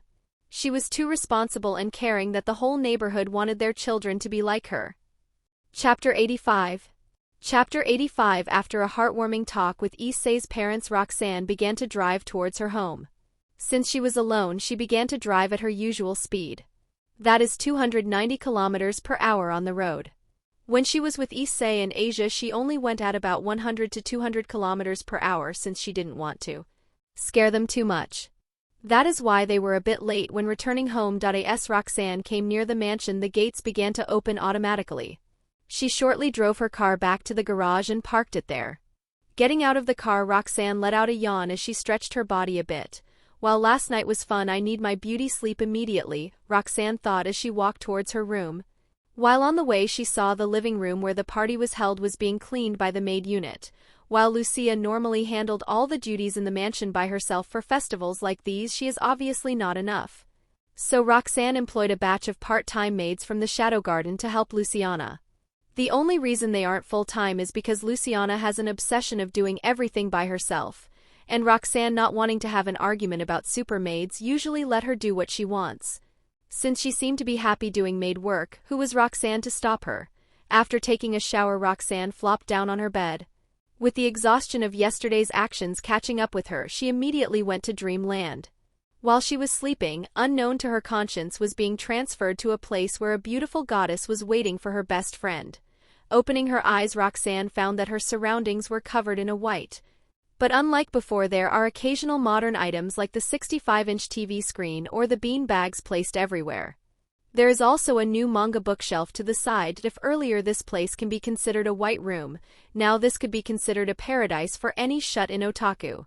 Well, with a literal goddess being here, this is really a paradise, Roxanne thought as she walked in the now familiar space.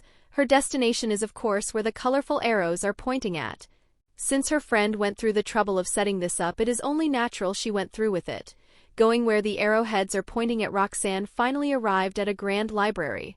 But unlike a normal library, this one here has the bookshelves floating in the air and organizing themselves on their own. And in the middle of this library stood Amelia with a wide smile. She spread her hands wide and said, "Do you like your birthday gift? This is the library that you always wanted. A magical library with its own consciousness." Roxanne nodded as she marveled at her gift. This was one of her childhood dreams. While she didn't like to read that much, she always wanted a magical library. This is because she once saw a movie where a magical library helps the heroine find the sealed book containing the information about a guardian beast that will help them. Although she forgot the name of that movie, she still remembered the magical library. Her fascination was how such a being was able to come to life. In fact, she once tried to create such a being with runes but was unsuccessful. While the runes can make it act in a similar manner, but it can never make it real. To fully create the magical library, there is a need for a soul, but unfortunately Roxanne isn't very keen on harvesting a soul just to make her childhood dream come true. Unless she managed to create a soul from scratch, she wouldn't continue on her quest. That is due to her principle of not wanting to harm an innocent person just to achieve her goal with the easy way. Thank you so much, Amelia," Roxanne said as she gave Amelia a big tight hug.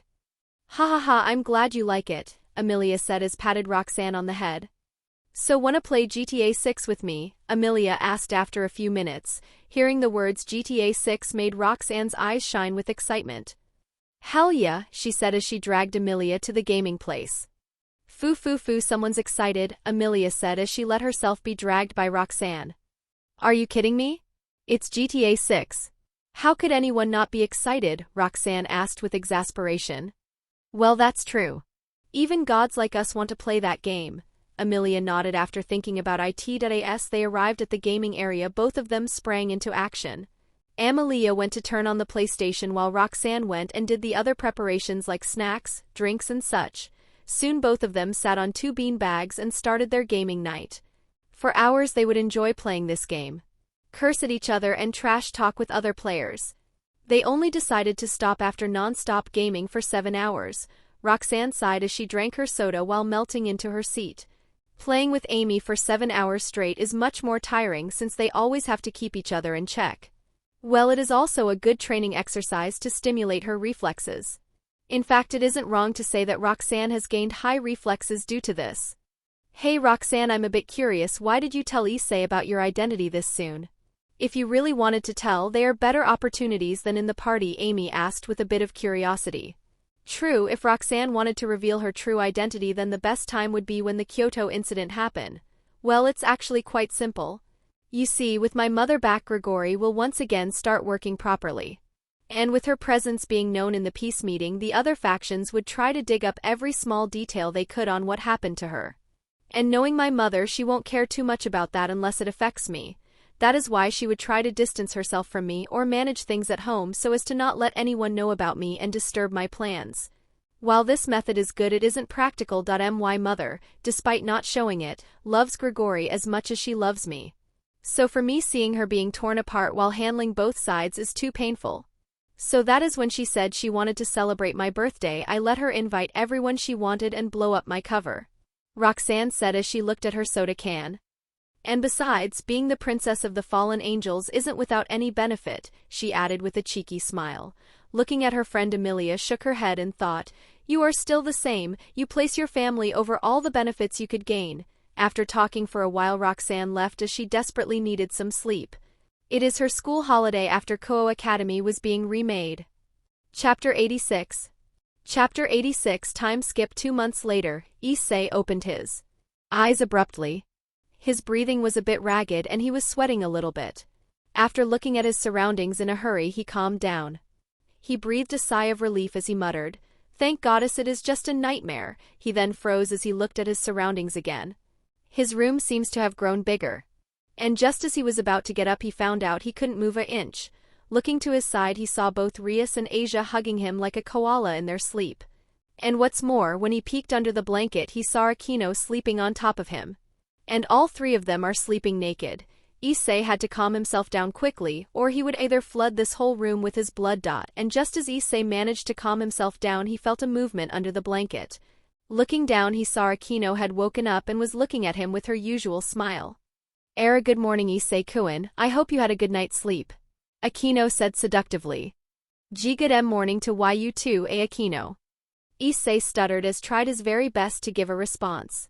One must know that Akino's current pose is very deadly to men. If it was not for his strong will, Issei may have already been dead after losing too much blood. It seems my junior is still very stiff. Do you want me to give you a morning massage? I promise it will make you feel good, Akino said as she slowly crawled towards Issei's face. On her way, she didn't forget to lift Issei's shirt and press her boobs on his stomach. Feeling the soft sensation, Issei had his lecherous smile on his lips. His mind was beginning to drift somewhere. But unfortunately, he forgot he was not alone. He suddenly came back to reality as he felt pain in his arm. Looking to his side, he saw it was Rias who pinched him. She had a pouting expression as she looked at Issei. Issei swallowed a mouthful of saliva as he awkwardly said, "Good morning, President." Good morning, Issei. I hope I'm not interrupting anything, Rias said as she glared at her vice president. Akino chuckled as she replied instead of Issei, Don't worry, Rias, we are just about to get started, she said as she leaned more on Issei. This once again made him go into his perverted world. Akino, you are taking it too far, Rias glared at her queen as she threw a pillow at her. Akino said nothing as she chuckled even more. The look Rias had was one of pure jealousy. This made Akino want to tease her even more. So she seductively, "Really, but Issei seemed to not minding it though." "Akino," Rias roared as she threw another pillow at Akino. But this time she imbued her magic into it. Facing the attack, Akino had to use her own magic to block it. Rias still doesn't have enough control over her magic, so she unconsciously infuses the power of destruction into her attack. And as much as Akino liked pain, she didn't want to get hit with that, but that didn't mean she would stop her teasing. So she said without changing her expression, Rias is someone jealous. You know the saying sharing is caring. Rias, who was on the verge of snapping, finally snapped at Akino's words. Her jealousy went through of the roof as she shouted while attacking, "Akino, we only remodeled this place and you are not getting your way." Akino blocked her attack with her own magic and said with a sadistic smile, My Rias quite feisty this morning. Come, when you two calm down, we don't want this place. Wait, remodeled. Issei was going to calm these two down, but he suddenly exclaimed when he realized Rias's previous words. While all this drama was going, Asia was sleeping peacefully while snuggling Issei with a happy smile. She even muttered in her sleep, "Hee Issei, you are best pillow," after a round of magic attacks, shouting, "Imagine my surprise when I found out the house was renovated during the few hours I was asleep. And if it was not for the text your father sent me, I would have seriously thought I'm still dreaming," Issei's father with a tone of disbelief as he addressed Rias. "Well, I hope the new changes are not uncomfortable for the both of you," Rias said with a smile. "No, this is the best we could ask for. I mean, who would say no to a 6-story building with 3 basement levels?" Issei's dad shook his head vigorously and said seriously, "Yes, you don't worry about it, Rias dear. While we are shocked, we aren't against it. And with our kitchen this big, I could finally expand my repertoire." Issei's mother also joined in as she pushed a cart with teacups. Your cooking is the best no matter, honey," Issei's father complimented his wife. "Oh, you smooth talker, you. Save it for the bedroom," Issei's mother said bashfully. Like that, the old couple began to flirt with each other, completely ignoring the other kids near them. Issei, seeing his parents like this, just sighed. He is already used to this, as they do this all the time. His parents completely forget about everything when they decide to flirt with each other. Roxanne even gave them the title the couple who are always on their honeymoon. Speaking of Roxanne, after the party at her house, she was seen more with her mother touring the town. Sometimes her mother even goes to drop her at school. According to her, Azrael hasn't been around for a few centuries, so she wanted to enjoy the new things in this town with her daughter. Issei still couldn't believe his childhood friend is a royalty. Even after he found out about the truth, he couldn't picture her as one. Roxanne is too eccentric to be one after all. Issei, is something the matter? You have been spacing out for a while," Rias asked Issei worriedly. "Did he not like the changes we made to his house? Maybe it was a bad idea to surprise him." She thought, misunderstanding his thoughts. Issei shook his head and answered, "No, I was just wondering whether to worry about parents accepting everything supernatural as normal." Oh, Rias just nodded at his answer. Truthfully, she too is kinda shocked at Issei's parents' behavior. Since unlike the time she came here, they really did not use magic to manipulate their thoughts on this matter. Oh right kids, you guys better finish eating breakfast quickly or you will be late, Issei's mother as she suddenly realized this. Hi, the kids said as she quickened eating their meal. They didn't like to come late to school as they would hear an earful from Sona. And not even Serafal wanted to do that. While Issei and his friends were having their breakfast, Roxanne too was eating with her friends. But unlike the quiet atmosphere theirs could be called noble. Since most of Roxanne's friends come from noble backgrounds, their eating habits, no matter how bizarre they are, carry a sense of elegance. For example, Artoria, who can be considered the sin of gluttony manifestation, is eating at a fast pace. But despite that, she didn't lose her elegance. Same could be said for Luna and Kurumi. Despite having a stomach capacity similar to Artoria, they still ate while maintaining their image. The sun and moon foxes could be considered nobles of the yokai after all. But the most interesting here is Roxanne herself. Currently she is being spoon-feeded by Azrael. And unlike what is expected of a grown-up, she is very much enjoying herself. After Azrael finished feeding her daughter, she asked, "Sweetie, do you have any plans for the summer vacation?" Chapter 87. Chapter 87. Hearing her question, Roxanne thought about it a bit. Actually, she didn't have anything special planned out for the next few weeks, as the first Anti-Cows Bridge Alliance would only happen after a month. So she shook her head and said, "Well, not really, maybe I will pay a visit to the Land of Shadows." "I see, then would you like to go to Grigori with me?" Azrael asked with a smile. This is also something she wanted to do. A parent would always like to bring their child to their workplace at least once. Roxanne thought about it and then shrugged her shoulders and answered, "Sure, why not? But are you sure, mother? With Azazel ditching his work, your workload will be quite huge. And I doubt you will have any spare time to show me around the place." Azrael puffed her chest and said proudly, "Don't worry about it for my daughter. I have all the time in the world." Roxanne shook her head at her mother's. While Azrael would undoubtedly abandon her work to spend some time with her, she won't forget it. She would just work extra hard to finish them later. Well, since I'm going there, I might as well help her out. I'm really curious how Azazel managed to keep that place running, Roxanne thought as she finished her breakfast. After saying goodbye to everyone, Roxanne got on her bike and drove towards school. On her way, she spotted Rias and her peerage walking towards the school gate. After she parked her bike in her parking spot, she walked towards her class. And of course she didn't forget to greet and tease Sona a bit on her way to class. When she entered the class, it was quite nosy. Her classmates were forming groups and were discussing some things seriously. Well, today is the last day before the summer vacation, so they must plan their vacation today, as they wouldn't be able to meet each other often until school starts. Roxanne also joined in on. But unlike the others, she didn't specify what she was doing. She just went with helping her mother with the family business. As she was talking with them, Issei and his group entered the classroom. Issei, as usual, immediately began to have a perverted discussion with his friends. This of course made everyone present give them the usual disgusted look, which the trio completely ignored. They were busy talking about boobs and swimsuits. Thinking of messing a bit with them, Roxanne excused herself as she walked towards them. It also happened that Aika also joined their discussion. "Planning a sad and lonely summer, pervert trio," Aika said as she sat on a nearby desk, crossing her legs and adjusting her glasses. "Who are you calling prevert trio?" Issei rebuked her, while on the side Matsuda added, "Yeah, begone Kiryu." Aika Motohama got the glasses more covered, "So we don't your input. Don't lump me with that four-eyed prevert, his calculations are just so-so," Aika said arrogantly. "You take that back, Aika. Motohama can analyze and tell any girl's sizes in an instant," Issei said. Motohama, who was the subject of the discussion, adjusted his glasses and began his specialty. He analyzed Aika and then proudly declared, "Oh, I see you are 80.5 centimeters, a D cup." Aika, unbothered by his, said as she got up from her seat, "You think you are the only one with that ability?" Her eyes shined as she looked at them like they were naked. The trio stepped back in fright as they said in disbelief, "Impossible, do you two have the scooter ability? Hee, why don't we wait and see?" Saying so, Aika looked at them and said, "Oh, I see, hey Hayadu." Issei flinched as he asked, "Why, yis?" Aika came closer to him and whispered in his ears, "You're about this long, round and at full mast." Hearing her words, Issei stepped back and said, Impossible, she is even more detailed than Motohama. The others hearing this were also shocked as they said, Impossible, damn you.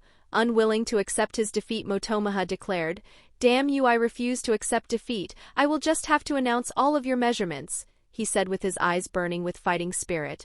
Aika just looked like he was fool and said, Sure, go ahead and try. While they were about to start the battle of gods, Roxanne interjected, If you want to pick a winner, why not try reading my measurements? All four of them turned to look at her. Roxanne smiled and spoke, Try to analyze me, the one who gets the better result will be the winner. Are you sure about this, Roxanne? Issei asked with confusion. This is the first time a girl volunteered to do something like this. Don't worry, this seems quite interesting, Roxanne said as she gave a thumbs up, and with her words as a signal both Aika and Motohama used their ability at the same time. Both of them wanted to prove that they are the best. But as soon as they tried to use their special abilities, they both exclaimed in shock, Impossible! Oi, Motohama, what happened? What are Roxanne's measurements? Matsuda asked Motohama as he shook him. Is.ee. Motohama said something weakly. He looked like he lost the value of life. Motohama, talk to me, tell me, what did you see? Issei said as his also joined in on shaking the life out of him. Motohama, who couldn't take it any more shaking, shouted, I couldn't see anything, you fools, so stop shaking me. What? Both Issei and Matsuda asked in shock. So you too, huh? Aika said regretfully. Yeah, I couldn't see a single detail. Even when she is wearing the school uniform. Motohama said with remorse. For once he could fully agree with Aika. Well, it seems the results are a tie, Roxanne said. She dealt more damage to the duo. Although both of them wanted to argue, words didn't come out of their mouths. Both Aika and Motohama went to a corner and started brooding. They have nothing to live for. Their situation is like how fisherman is told that the lake he is always fish is now dried up and he can no longer fish in it. While Matsuda tried his best to cheer these two, Issei sneakily came near Roxanne and asked her in a quiet voice, What did you do, Roxanne? Why couldn't both Aika and Motohama use their scooter abilities? Oh, that I just used my anti-pervert magic on my clothes. So any magic that is perverted would be nullified by me passively. Roxanne explained like it was nothing. Issei flinched as he realized what she did. If her words are true, even his trump card dress break wouldn't work on her. And this made Issei quite depressed. Roxanne chuckled at Issei's situation. And just as she was about to roast him more, she suddenly felt a gaze on her. Well, it was nice playing with you guys, but I have to go. It seems someone is here looking for me, Roxanne said as she looked in a certain direction. After that, she went out of the classroom without giving any more explanation. Thankfully, the teachers hadn't arrived yet. Chapter 88. Chapter 88. As Roxanne left the classroom, she accelerated her speed. She didn't want to go to class being late, especially on the last day before the summer break starts. And in a few minutes she arrived near the old school building. She passed the old building and went towards a secluded corner and leaned on the wall. After a minute of waiting, she spoke aloud. You know, Azazel, you could just use telepathic communication if you want to speak to me. No need to be so mysterious. Ha ha ha, sorry princess, I just wanted to test this new magic tool of mine, Azazel said, materializing near her location from thin air. On his hand was a bracelet that seemed to be a magic tool that could use stealth magic. The energy fluctuations are too noticeable. Tune it further, as I'm sure anyone from ultimate class power level would be able to notice you, Roxanne said as she gave her honest thought. Ha ha ha, thank you for the review, princess. I will adjust it after this, Azazel said with a smile. So why did you want to see me? Roxanne asked, raising one eyebrow. Did he just wanted someone to show off his latest invention? That couldn't be right? Azazel, who was joking around, turned serious as he asked. Princess, pardon me for asking this, but would the Norse pantheon even agree to this alliance? The infighting they have and their disdain for the biblical faction makes it hard for me to see how they would accept the alliance. While Odin may be able to handle them, he wouldn't be able to completely silence everyone, especially if one of the princes disagree to this. What he said was not wrong. It is a known fact that the biblical faction is not liked by many other factions due to their past actions of stealing faith. So even if they have any alliances, they are just made by a few individuals and not the whole pantheon. And as not to worsen their own situations, no pantheon decided to make a true alliance with the biblical faction. I know the risks, Azazel, but the Quaz Brigade is too powerful for a single pantheon to deal with.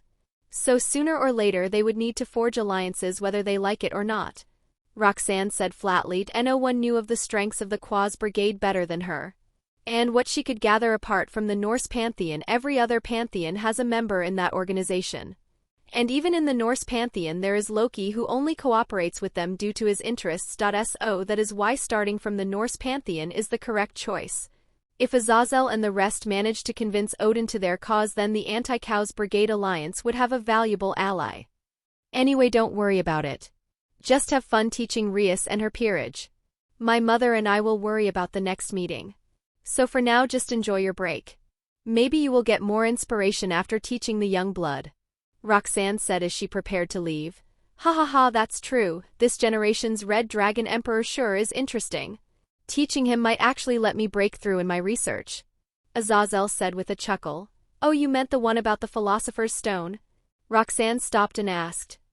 Arg, yes, it's that one, Azazel said uncomfortably. While he knew how much of a frightening information network Roxanne has, he didn't think it was this frightening. You must know that even Grigori didn't know about his research topic. Well, you are not wrong. Issei has the best probability of obtaining something close to a Philosopher's Stone, Roxanne said as she thought of the incident that would happen in the future. Now, Issei, don't cry, Rias said as she patted Issei's head like a baby to calm him down from crying. Issei stopped crying for a second and said tearfully, But Prez, what else should I do when you drop such a bombshell suddenly? You are going to the underworld while leaving me all alone here. He then returned to crying again. Rias held her forehead and said with an expression of helplessness. Honestly, Issei, you being too dramatic. And besides, you all are coming with me, so it's not like we are leaving you behind. Do you mean I get to come with you too? Issei asked as he stopped crying. Yes, of course, as my peerage, wherever I go you all can come with me. After all, we all going to be together for eternity, Rias as she smiled. She then said to the rest to her peerage, so there you have it. Tomorrow we all will go to the underworld. It's a long trip, so pack up. I'm so excited to go to the underworld while still being alive, Asia said excitedly as she clapped her hands in excitement.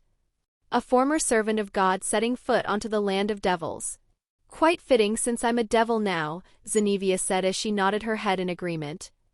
Oh, I'm going to the underworld too. Suddenly an unfamiliar voice came and made everyone turn around and get into a fighting stance. Issei recognized the intruder who was sitting on the club president's seat and exclaimed, Azazel? Sensei, since when were you here? Rias asked in shock. If you couldn't sense me, then you clearly need more training. Azazel said as he looked at Rias with a smile. Rias has a tick mark on her forehead as she wanted to punch him in the face. After a while she just sighed. Sadly she couldn't punch him. Sigh, ignore him, but remember to pack some training clothes as we will all train for the next 2 weeks. Rias said. Actually it is about 3 weeks. Azazel corrected her. Wasn't it supposed to be 2 weeks? Why did you increase the time? Rias asked, puzzled. Well, it's something your brother asked me. As you are now, you will be killed without even being able to fight back if another invasion occurred. So he asked me to increase your chances of survival. So for the last week I'm thinking of making you take up a survival program. Oh, and the Citri peerage will also join us. Azazel explained. The last attack on Kuo made the Siscon duo realize the dangerous situation their siblings are in. So they asked Azazel, the genius strategist who is on vacation, to help their siblings. With the Quaz Brigade on the loose, no one can predict what kind of danger they would be in. And as they say, it is better to be prepared than to be sorry. Chapter 89. Chapter 89. Lucy-chan, did you pack everything we need? Roxanne asked Luciana as she played video games on her phone. Yes, mistress, I have packed everything you need, Luciana said as she adjusted her glasses she got from somewhere. When is mother coming? Roxanne asked as she yawned. Since she was supposed to spend the next 2 weeks in Grigori, Azrael had to prepare something before she could take her daughter there. So she told Roxanne to prepare herself and went first, and that was 3 hours ago. If she didn't know any better, Roxanne would have gotten worried over her mother's safety. But she knew that her mother was delayed because the preparations to welcome her are still not over. While she was bored waiting for mother to pick her up, Roxanne suddenly had an idea. She looked at her maid and asked, Hey Lucy-chan, why don't we go to Issei's place? I'm sure they haven't left yet. Luciana looked at her mistress and said flatly, I refuse. We should just wait for Mistress Azrael. I'm sure Mistress Azael is on her way right now. Boo, but it's so boring, Roxanne pouted as she went back to her video game. While playing, she began to think of a way to solve her boredom. Playing video is cutting out for her. Why don't I try to make something new with seals, Roxanne thought as she put away her phone. It has been quite a while since she made any discoveries in the art of runes. When she was training in the Land of Shadows, she always played around with seals to make new discoveries. This is also why she was able to become the youngest rune grandmaster. Now that I think about it, the way that demon used demonic runes was very interesting. Roxanne mused as she created a few demonic runes in midair with her demonic mana. After becoming a rune grandmaster, she no longer needed a medium to draw her runes. Just her demonic mana, she could create runes until her mana pool run dry. Roxanne then began to guide the runes with her hand. She placed each one of them on top of each other in an orderly manner. Soon these symbols turned into a small bird-shaped painting. If one looked closely, they could see various symbols were placed in a manner that they would bring color to this painting. I see, so that's what he was planning, Roxanne muttered as she looked at the painting in front of her. Earlier when she was fighting the demon, she thought he was just using demonic runes to self-destruct with everyone. But now she found out what his aim was. His aim was to cast a curse on her so he could possess my body. Just now she used the exact same runes the demon had used in the battle. She knew that as a demon who might be thousands of years old, his mastery over demonic runes shouldn't be at such a low level. So the only reason that explosion happened is because he was caught off guard. The attack Roxanne did was powered by demonic runes. The enchantment she had in her sword was too harmful to the souls, as it is the speciality of demonic runes. When the demon felt his soul being injured by the sword, he might have panicked and lost his concentration, resulting in the detonation in the demonic runes. While Roxanne was doing her research, a teleportation circle appeared in the living room. And from it came Azrael. She looked at Roxanne and said apologetically, "Sorry for the late, dear." Roxanne got up from the couch and said, "Don't worry about it, mother, so I take it I can finally go now." Yes, well then let's go," Azrael said as she excitedly activated the teleportation circle for them to teleport to Grigori headquarters. There are numerous open fields that are commonly used for teleportation. And in one such field a teleportation circle appeared, and in a flash came the figures Roxanne, Azrael, and Luciana. Both Roxanne and Luciana looked at their surroundings with curiosity as they took their time to marvel at it. While they were observing, Azrael walked in front of them and said dramatically, "Welcome to Grigori, the home of all fallen angels." "Well, this place is quite nice," Roxanne added as she walked in the hallways with her mother and Luciana. Grigori is much like a university, as there are numerous buildings made for various purposes. And considering most fallen angels are researchers, this might well as be a university. "I'm really glad you like it, sweetie," Azrael said with a happy smile. "But Mom, I'm curious about something," Roxanne asked as she looked at her mother. "What is it, sweetie?" "Although I have not been in touch in Grigori for a long time, I still remembered most of the details, so ask away," Azrael said as she looked at her daughter nervously. As she said, she didn't get in touch with Grigori for a long time, so she didn't exactly know everything. But for the past few months she was refreshing her memory, so she should be fine. "Why are there so many storerooms filled with porn books?" Roxanne asked. With her eyes she could see past the protection layers of the storerooms. And she was genuinely curious why they have more porn here than any bookshops. "Well, that's because..." Ring to find the right words. "Because of what?" Roxanne asked, tilting her head. Well, you see, not all fallen angels do research on scientific and technology. Some fallen angels like to research on various other subjects. And it just so happens that there is one who is researching on how to have sex," Azrael said with a bit of embarrassment. Roxanne was surprised on hearing that. While the porn industry is a thing, she didn't think fallen angels would have a hand in it. "I see, but then again, why the hell are there that many porn books?" Roxanne asked. "Well, since researchers need money to fund their research, they start a small business. And that is selling off their research material. What you might have seen may be it," Azrael said, looking away. Roxanne narrowed her eyes and asked, "Mother, what else is missing from that explanation?" Azrael sweated a bit as she answered, "Well, we might have started the whole porn industry after releasing the first magazine." And Roxanne probed even more. She could practically smell the scent of something embarrassing.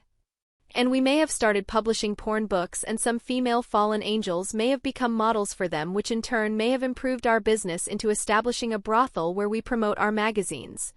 This may have become one of our main income sources, Azrael said with much embarrassment. Roxanne said nothing as she looked at the purple night sky and thought, it seems fallen angels are more sinful than devils. Chapter 90. Chapter 90. After that awkward conversation, everyone quick-kned their pace as they arrived at the main building. The building looked like what you could expect from a sci-fi movie. Due to Grigori having more researchers than any other factions, they could be considered the most advanced in technology. As they walked towards the elevator, Azrael greeted almost everyone they came across with. It's not every day you get to talk with the Queen of the Fallen Angels, so most wouldn't miss the opportunity to strike up a conversation. As they were waiting in the elevator, waiting to arrive at the 99th floor, Roxanne asked some things she was curious about, like how much of an influence Grigori has in the human world technology. As far as she could see, the technology here is 100 years ahead of what Earth has. And although she never dug deep into it, she found out that most scientists who are famous in the human world are actually from Grigori. Well, most of those guys are people who came from the orphanage we manage. Azrael explained, even though fallen angels are beings of sin, they were once angels. So some still retain their kindness despite being cast out of heaven. They all came together and created an orphanage for the children who are thrown into the supernatural world despite not having any magical backgrounds. Since these children are able to get into contact with numerous researchers, they most would become researchers as well. While their findings may not be worth here in the human world, they are priceless. I see, Roxanne said with a complex expression. She now realized how absurd the situation concerning the human world is. Humans are completely under the control of supernatural beings. She bet that if the supernatural community suddenly vanished, the human world would slowly go into ruin in a couple of centuries. Without a guiding hand, they would slowly stop improving. They would stagnate and go back to the Ice Age. Without competition there is no improvement, only stagnant. This is an undeniable saying. Without supernatural beings to stimulate humans, they would stop creating new things and stagnate. And even if they somehow began to walk on their own, their progress would be much slower. Humans were never known for their patience. They would give up halfway. While Roxanne was thinking this, they unknowingly arrived at their destination. When the elevator door opened, Roxanne was greeted with a big surprise. The entire hall was decorated with party wrappers and balloons. There was a banner in the middle saying, "Welcome, Princess." Many fallen angels were gathered in front of the elevator door. "We welcome the princess to Grigori," they all said in a synchronized manner as though they practiced this for hundreds of times. "I hope you like our little welcome party, sweetie," Azrael said as she looked at her daughter with a motherly smile. "You don't say," Roxanne said absent-mindedly. She seemed to have underestimated how enthusiastic the fallen angels were about her arrival. "I mean for them to completely decorate an entire floor that is as big as a football court." Roxanne could even see some familiar faces in the crowd. And most of them were people who they greeted downstairs. How the hell are they even here before us?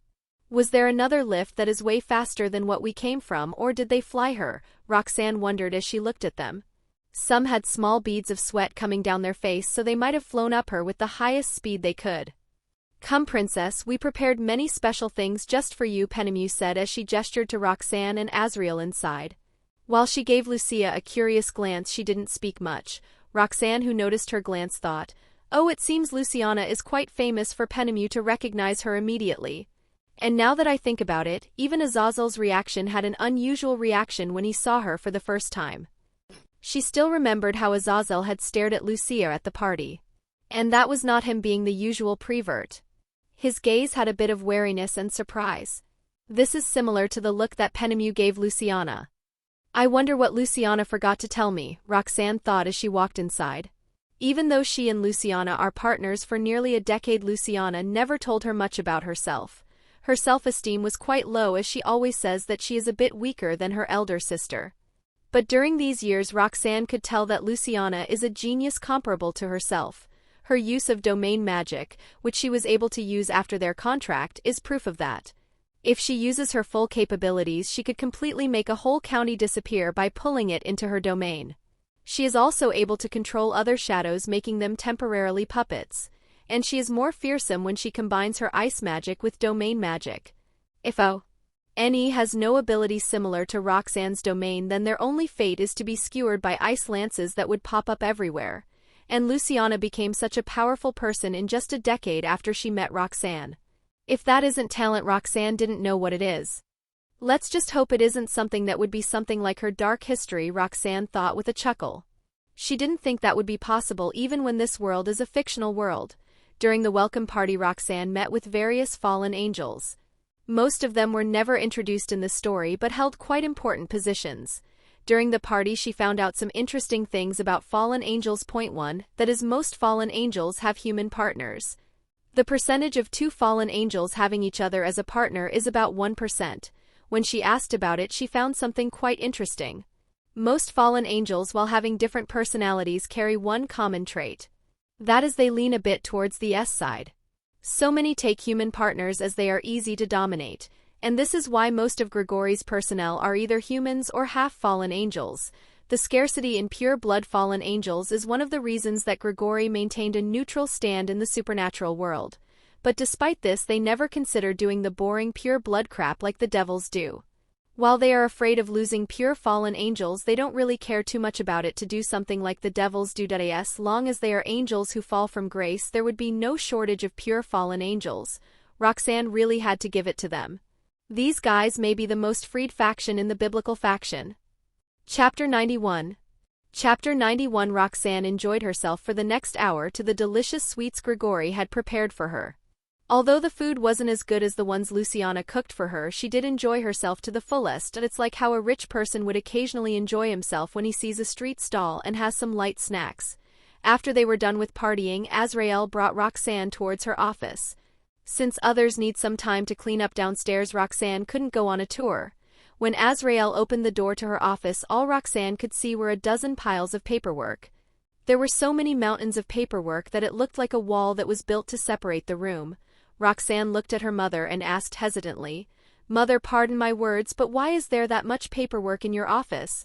I thought you start working a few weeks ago." Azrael gave a helpless smile and answered, "Well, you may not believe, but I have already done twice as much as that. When I first came to this place, the whole room was filled with paperwork." Roxanne looked at her shocked. And then her gaze turned into that of pity. Her mother seemed to have suffered these few weeks. "You know, I could maybe help you finish that," Roxanne said, pointing to the wall of paperwork. She didn't have the heart to laze around while her mother was suffering. "I would like that," Azrael said with a happy smile. While the mother and daughter duo were trying their best to finish their trial of paperwork, the rest of the cadres were cleaning up the place. It's not like they couldn't push this duty to a few rank fallen angels, it's just that compared to them they are the most suitable to this, as they didn't want to make too much noise. And besides, apart from them, almost everyone had a job to do. With the return of Azrael, Grigori went through a whirlpool of changes. Unlike Azazel, who only tried his best to keep the system running, Azrael wanted to improve the system completely. Like her daughter, she too is a person who didn't want to do a half-assed job. So she quickly appointed personnel to the positions that were vacant and introduced many other positions to improve work efficiency. And because of this, apart from the cadres, many lower-ranked fallen angels had duties to do. No longer could they laze around. As for cadres, their workload was reduced due to changes Azrael made, but they held no illusion that it will be the same forever. For now, Azrael is just familiarizing herself with Grigori's affairs, and soon she will delegate tasks for them. While they were cleaning, the cadres couldn't help but glance at the silver-haired maid from time to time. Unlike them, who were very slow, she was faster than everyone combined. Her hands were moving at lightning speed as she cleaned the tables. "I never knew the legendary silver-haired assassin could do a maid's job like this," Penemu.ed as she marveled at Luciana's work. Luciana, who was working, stopped her hands for a second before resuming her work again. She said, "I no longer go by that nickname, I'm just a simple maid who works under Mistress Roxanne." "I see, but I'm curious about something," Penemu said as she looked at her seriously. "Why are you working under Princess Roxanne?" Luciana stopped her work and looked at her. Her gaze held a cold gleam as she asked in a cold voice, "Care to explain yourself, Miss Penemu? I don't like it when strangers question my loyalty to my mistress." The temperature dropped as Luciana released a part of her aura. The other cadres also stopped what they were doing and looked at Luciana with a vigilant gaze. "She is strong," they all thought with a shocked gaze. "Her power level is equal to what Azazel has." Although Penemu was a bit scared of Luciana, she didn't show it in her face. This concerns their princess's safety. Although many may not know about it. As cadres they knew who Roxanne's father is. So Penemu pushed her fears aside and asked, "You are Luciana Lucifer, who is also known as the silver-haired assassin who dared to assassinate Rizevim Livan Lucifer to stop the civil war. You have assassinated many people who came from Satan families. Your hatred for Satan descendants is known to all. So tell me, why are you serving Princess Roxanne when you clearly know her origins?" After her words were spoken, the aura Luciana was releasing was cut off. The room returned back to its original temperature. Luciana looked at Penemu before going back to her work. Others were caught off guard at her sudden mood swing. This is not what they expected. Wasn't they supposed to have a big fight? I may have hated the Satan families, but I never killed anyone who is innocent. And I am not that ungrateful to attack my mistress who I have sworn loyalty to, she said as she showed the back of her hand to them. The mark that signifies Roxanne's and Luciana's contract appeared for all to see. And if that's all the questions you want to know, I will take my leave. I need to bring these dishes away to wash them, Luciana said as she lifted 2 mountains of plates with her 2 hands. Hey, is it just me, or is the silver-haired assassin way calmer than she was a few hundred years ago? Armoros, the head researcher of anti-magic, whispered as he asked Barakiel as he put away his anti-magic spell. Yes, had it been 100 years ago she would have fought us for even asking such questions, Barakiel said, looking at Luciana's departing back. No, she has matured, explained Shemhazai as he adjusted his glasses. He then looked at Penemu and said, "You know you were playing with fire, Penemu. One wrong move and a huge fight would break out." Penemu shrugged and said, "Well, so what? I would rather fight to the death with her than let someone as dangerous as her hurt our princess. Our queen has just returned and I don't want to see her sad again. Sigh, at least warn us next time," Shemhazai said with a tired sigh. Apart from Azazel, she is the most troublesome person he has met. Chapter 92. Chapter 92. Phew, and with that we are done, Roxanne said as she wiped the sweat from her forehead. She just finished doing her part of the workload. Before they start doing their work, Roxanne sorted the huge mountains of paperwork into 4 groups. They are, worth considering, useless, need to approve, and lastly need more opinions. Roxanne took on the 2 groups named useless and need opinions, while the other 2 were given to Azrael. This grouping made their work quite easy as Azrael just needed to ponder about 1 group. But despite this, they took a long time to finish everything. Even for Roxanne, who is Ciel, this was exhausting, but it was not like she wasted her time. When she was doing those papers, she managed to get some insight into how Grigori worked as an organization. Although it was taxing, it was a good result. "You should get something to eat, sweetie. We have been holding up here for quite some time after all," Azrael said as she looked at her daughter. "Yeah, I would like that. All this paperwork made me crave some sweets," Roxanne said as she did some stretches. Her body was a little stiff after sitting for a long time. "Let me call for some refreshments then," Azrael said as she tried to ring the small bell in her table. But before she could do that, she heard Roxanne saying, "You don't need to do that, Mother Luciana is already on it," Roxanne said, and in a few seconds they heard a sound of knocking. "Come in." When Azrael said this, the door was opened, revealing Luciana, who was pushing a small cart inside. On that cart there are numerous cake pieces. "I brought some sweets for Mistress and Madame," Luciana said as she placed 2 plates with cake slices in front of both Roxanne and Azrael. "How does she do that?" Azrael asked in amazement. Even for her, who lived for many years, this is the first time she has seen such a competent maid. While one would think Azrael would already be aware of Luciana's talent when she lived inside Roxanne. The answer to that question is that when Azrael was inside Roxanne, she for the most of the time trained and meditated to get back to her top condition. Due to her having an almost new soul, she had to get used to her new changes, or that would dampen her combat capabilities. So unless she was called for, she usually doesn't spy on her daughter's private life. "I honestly don't know, Mother," Roxanne said with a look that screams she has given up on that subject. She once asked Luciana the same question and all she got was, "It's because I aim to be the perfect maid." And the perfect maid always knows what her master is thinking. And with that as a starting line, Luciana began a full lecture about the perfect maid. So Roxanne completely stopped investigating this matter to protect her own sanity. Even for her, who is called a monster by many, Luciana, who was giving such maid lectures, was too scary. "I see," Azrael said as she looked away from her daughter. The look Roxanne had was something she couldn't bear to see. There was a few minutes of silence as both mother and daughter enjoyed the delicious sweets. Well, who are they kidding? They are just thinking of a different subject and hopefully avoid another awkward conversation. It was Azrael who finally broke the ice as she said, "Sweetie, do you want to go on a tour in Grigori?" Roxanne thought about it. To be honest, she was not that enthusiastic about it because as soon as she stepped into this place, Ciel had completely mapped this place completely. Whether they are secret rooms or even the private arena, Roxanne knows everything that Grigori has. So even if she goes on this tour, she will not be able to have that adventurous feeling. But even so, she couldn't possibly reject her mother's request. Not without a good excuse, of course. "Sorry, mother, but me and Luciana have some place where we need to visit," Roxanne said, shocking not only Azrael and even Luciana herself. "Oh, where might that be?" Azrael asked with a pout. She thought she would get to spend some time with her daughter now that it's the school holidays. She even planned a whole schedule of stuff they could do together. As she thought of this, she began to pout more.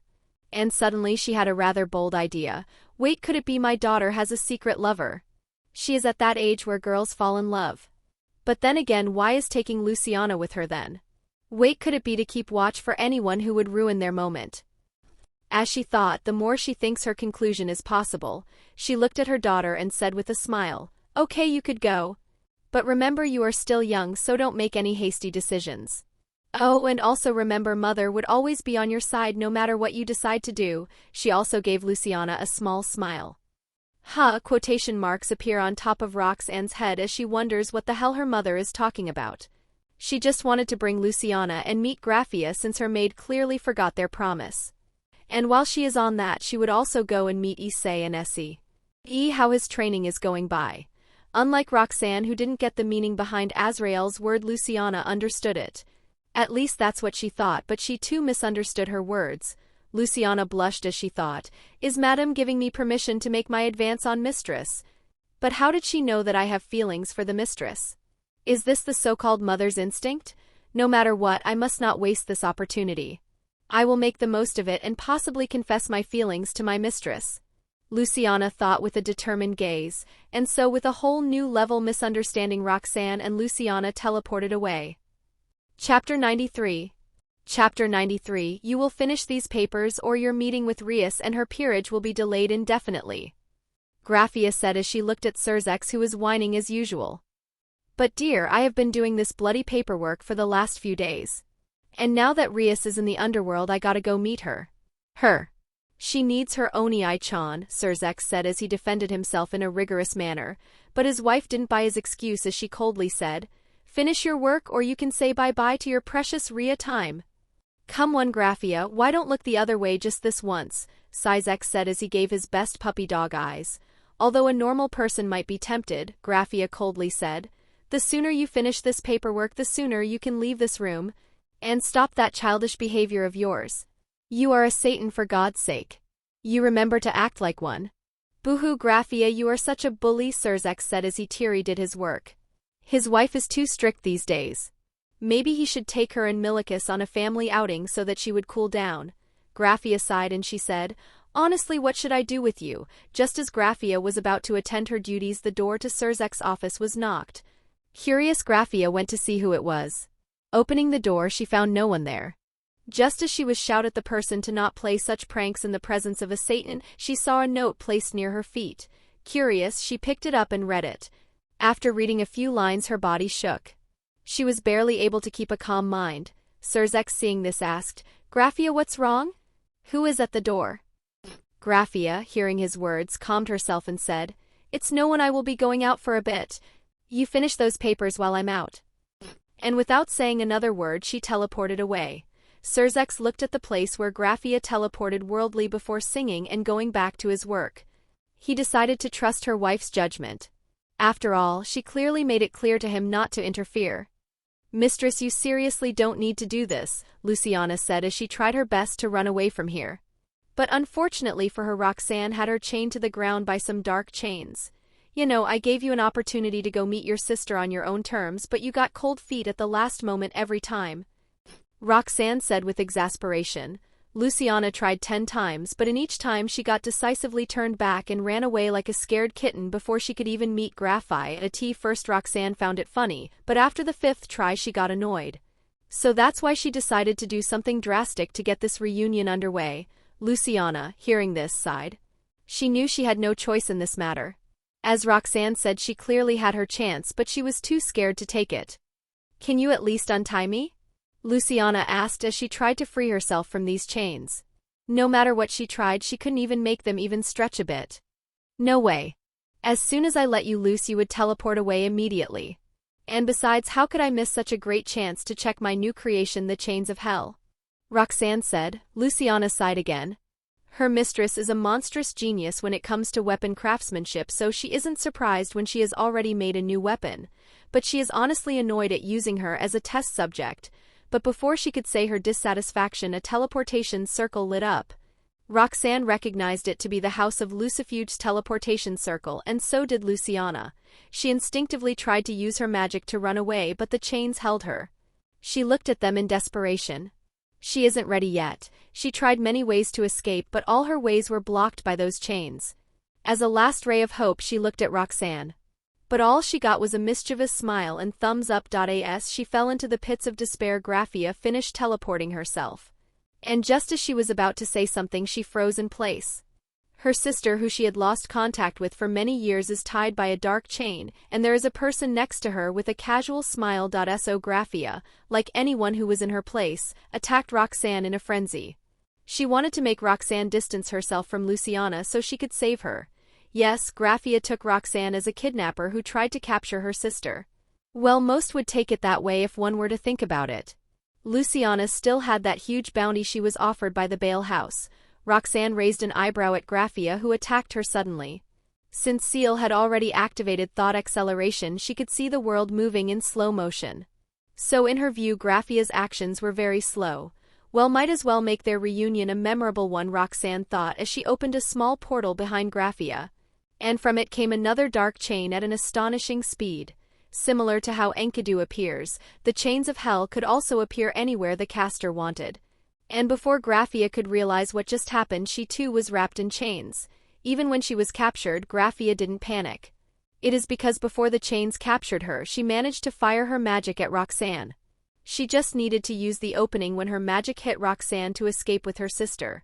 But before she could even move a muscle, the attack she fired at Roxanne suddenly vanished. She looked at Roxanne in puzzlement, and that's when she saw it. Roxanne's purple eyes had some red symbols, and looking at those symbols made Graphia shudder in fear. It was like everything will be destroyed under those eyes. After a while, Roxanne deactivated her eyes of destruction. She didn't get many opportunities to use it during the last years, so she might have scared Graphia AC. Silently, with its sudden power, Roxanne turned to Luciana and said, "Well, Luciana, since your sister is already here, I will give you guys some private time. Call me when you need me." She then turned around and flew away with her wings unfolded, and of course she didn't forget to let the chains unwrap themselves after she is a good distance away from them. She didn't think Luciana would want to discuss about her excellent creation with her sister. "I wonder what Issei is doing," Roxanne thought as she flew towards the Dragon Valley. Chapter 94. Chapter 94. Even after Roxanne left, there was an awkward silence between the two sisters. One was awkward while the other was still trying to calm her mind from the series of events. When Roxanne took off to the sky, she didn't show her default fallen angel wings. The wings were shaped like a devil's wings, and there was a silver hue at the edge which contrasted with the dark blue eye and the whole underworld. There are numerous clans who have special characteristics in their wings, like the Phoenix clan, who have wings made of fire. But amongst all these, there is one characteristic that every old devil would recognize at a glance, even if it was a fleeting moment. And that is the silver wings that are shaped like a devil but are that of a fallen angel. Those wings belong to one person, and apart from him, none of his descendants have such a characteristic in their wings. That person is Lucifer, the previous king of the underworld. So when Graphia saw Roxanne's wings, she was suddenly reminded of him. As a direct member of the Lucifuge clan, she had been able to witness Lucifer more than once. If Roxanne had silver hair, then Graphia wouldn't doubt her being a part of the Lucifer clan. The resemblances are too hard to ignore. Graphia's train of thoughts were broken when she heard her sister's voice. "So it's nice to meet you, big sister." Luciana tried her best, but she couldn't stop her hands from shaking from nervousness. Although she didn't say this to her mistress, there was a big reason why she didn't want to meet her sister. When the civil war was beginning its end, it was her screwed up that made Graphia's situation way worse than what it was. She tried to assassinate Rizevim so the civil war would end. But her plan backfired very badly. Not only was she unable to kill Rizevim, she was identified and labeled as a traitor. It was due to this the Lucifuge family had to fight in the front line. And her father lost his life due to that battle. And if that wasn't enough, after the civil war was over, she killed off a Baal descendant who was harassing Lucifuge clan residents. This once again put Graphia and the Lucifuge household in a tight position. After she realized what she had done, she disappeared from the underworld. This is so she wouldn't cause Graphia any more trouble. Luciana always thought her father's death was because of her. It was due to her actions that he had to go to the front line to fight. Just as Luciana's mind rummaging through negative thoughts, two slender hands wrapped around her in a hug. This managed to bring Luciana back to the present. She saw Graphia had enveloped her in a tight hug. "Thanks Satan, you are fine. Where were you all these years?" "I was so worried that I lost you too," Graphia said as tears streamed down her face. Had anyone been there to witness this, they would be shocked. The usually cold Graphia Lucifuge was crying. Hearing Graphia words, Luciana too felt emotional. Soon all the feelings she was hiding began to pour out at once. She too began to cry as she hugged Graphia too. "I miss you, big sister," she said before sobbing loudly. While the two sisters were having a touching reunion, Roxanne was flying through the underworld night sky. Despite being the supposed queen of hell, she didn't get to enjoy herself here.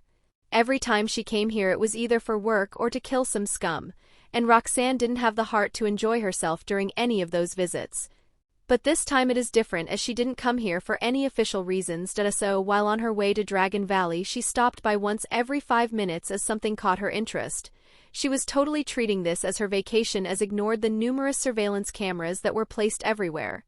None of them managed to capture her movements, as she just placed a small illusion on them. After 30 minutes or so, Roxanne finally arrived at Dragon Valley. This place is also called the Dragon Mountains, as they are numerous mountains that are inhabited by dragons. It is said that after Tannen, the former Dragon King, became a ultimate class devil, he was given this territory as an appreciation of his services. Although Roxanne doubted the devils are that generous, she didn't bother to investigate this place much. From what she knows, Tannen was born in this mountains, and this place was already considered his territory even during the Great War. So Roxanne speculated that the devils must have announced to the public about it while instilling some random nonsense about it being theirs previously. The devils consider the entire underworld to be their own territory. That is why they always try to attack the fallen angels in the past. This is also why Kokabeel was very much against signing the peace contract. As the person who was in charge of dealing with these attacks, he was always the one who had to bear the brunt of the devil's attacks. And apart from some small retaliations, he could not do anything, as Azazel was against a serious attack. Well, all that's in the past. With Mother here, I'm sure as soon as one of those idiot devils launches an attack, she will retaliate with full force and take his territory completely. Roxanne thought with a chuckle. She is not like Azazel, who will take insults and just laugh it off. There is a reason she is considered the angel of death and not the angel of salvation. Whenever she strikes, death is all that is left. Well then, let's find where Issei is training, Roxanne thought as she used her universal detection in full throttle. Soon she managed to make a 3D map of the entire Dragon Valley in her mind, and with a few seconds of searching she found Issei's exact location. He is training on one of the cold mountain regions with Tannen. And from the looks of it, they are going to have a spar. Well then, let's see how he would fare against a former Dragon King with his ball. Ants breaker, Roxanne thought with a smile as she flew towards their direction at full speed. She is very curious to see that outcome. Chapter 95. Chapter 95. Issei looked at opponent with a serious gaze. His opponent is a dragon, and not just any dragon, a former Dragon King. Although he still doesn't know how strong a Dragon King is, according to Drake they are only a realm below a heavenly dragon. Which still didn't give him a good description, as he had never seen a heavenly dragon fight. So Issei, not wanting to make things difficult for him, thought of Tannen as a person with a power level on a similar level as that wired demon monster who came at the peace conference. Although your reasoning is a bit flawed, you are right about Tannen's power level, came Drake's voice as he heard Issei's thoughts. But the power level is the same, right? Issei argued. Did these guys forget he was a human a few months ago? He still doesn't know what even a high-class devil is, despite it being his goal. Sigh, sometimes I wished I had a physical body to teach you some very important life lessons, Drake said as he released a helpless sigh. Hey, what does that mean? Issei asked, but he never got an answer. Are you ready, Red Dragon Emperor? Oh, do you need some time to enter Balance Breaker? Tannen asked as he took a battle stance. Issei shook his head as he said, No, that won't be necessary. Just as he finished his words, he entered Balance Breaker in a flash. Due to Drake's continuous training, Issei had to improvise his tactics, or else he would be roasted, literally. Seeing his actions, Tannen was surprised. Impressive, you managed to enter Balance Breaker at such a fast speed. And that too without showing any aura outbursts. He praised. Few could do what Issei did. Not only is hard for someone to enter Balance Breaker, it is way harder for them to control their sudden increase in aura when they reach Balance Breaker. This shows how frightening Issei's control over his sacred gear is, and to top it all off, he is still young. He could even be considered a baby if they take into account the lifespan of a normal supernatural being. Such potential and talent. As expected of one of the hosts of the heavenly dragons, Tannen thought internally as his fighting intent soared. To dragons, they love to fight. As both of them agreed to this beforehand, they both dashed at each other at the same time. Both of them trusted fists at each other as soon as they were in range. As soon as their fists met each other, a sonic boom was heard as the ground they stood on was suddenly blasted away. Both of them ignored this and continued to throw punches at each other. Similar phenomena happened each time their fists met. But the two dragons continue their attacks and even increase their speed. After exchanging about close to 100 punches, did they break the flow and distance themselves from each other. During the brief exchange, they realized that their strengths are almost at a similar level. But despite that, both of them reached another conclusion. Issei had low stamina. After that exchange, his breathing was a bit heavy, while Tannen didn't even break a sweat. Since he found out his advantage, Tannen wasn't one to let go of it. So he once again attacked Issei. Issei too made his move. He began to dodge Tannen's attacks. Since he would just waste what little of stamina if he tanked them, Issei began to plan his attacks carefully. He would only attack every now and then when Tannen's defenses were opened. Slowly, Tannen was beginning to lose in the exchange. Although he managed to deliver some hits on Issei, compared to what he received it was insignificant. After another few minutes, both of them once again distanced themselves. In the second exchange, both of them received injuries. Tannen had some of his scales broken, leaving some notable injuries, while Issei had some cracks in his armor and almost every muscle of his body was screaming in pain. So this is my current level, huh? Issei thought with a bitter smile.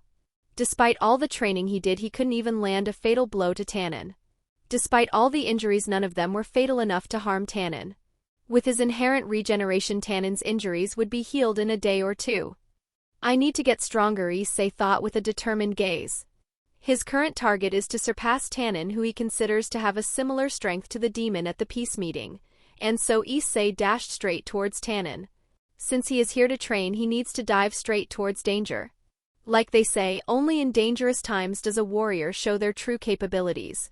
While the two of them were fighting, Roxanne, who was watching everything while sitting on a small stone pillar, had a big smile. She is very satisfied with Issei's determination. How could she not? As a person who loves the thrill of battle, she could feel how Issei was doing his best to improve himself while fighting. Although it was small, the improvement was still there. Now I really want to train him myself. I can now understand what Master was feeling when she finally decided to teach. Roxanne muttered as her eyes glowed. At first, she just wanted to come and say hi to Issei since she was in the neighborhood. But after watching that amazing display, she changed her mind. She wanted to see how much of a monster he could become after her teaching. But where should I take him to train? Roxanne asked herself. Although she could train him here, she didn't think it would be best. Who knows how many spies are hidden here? In the supernatural world, there is no better place for terrorists to hide other than the underworld.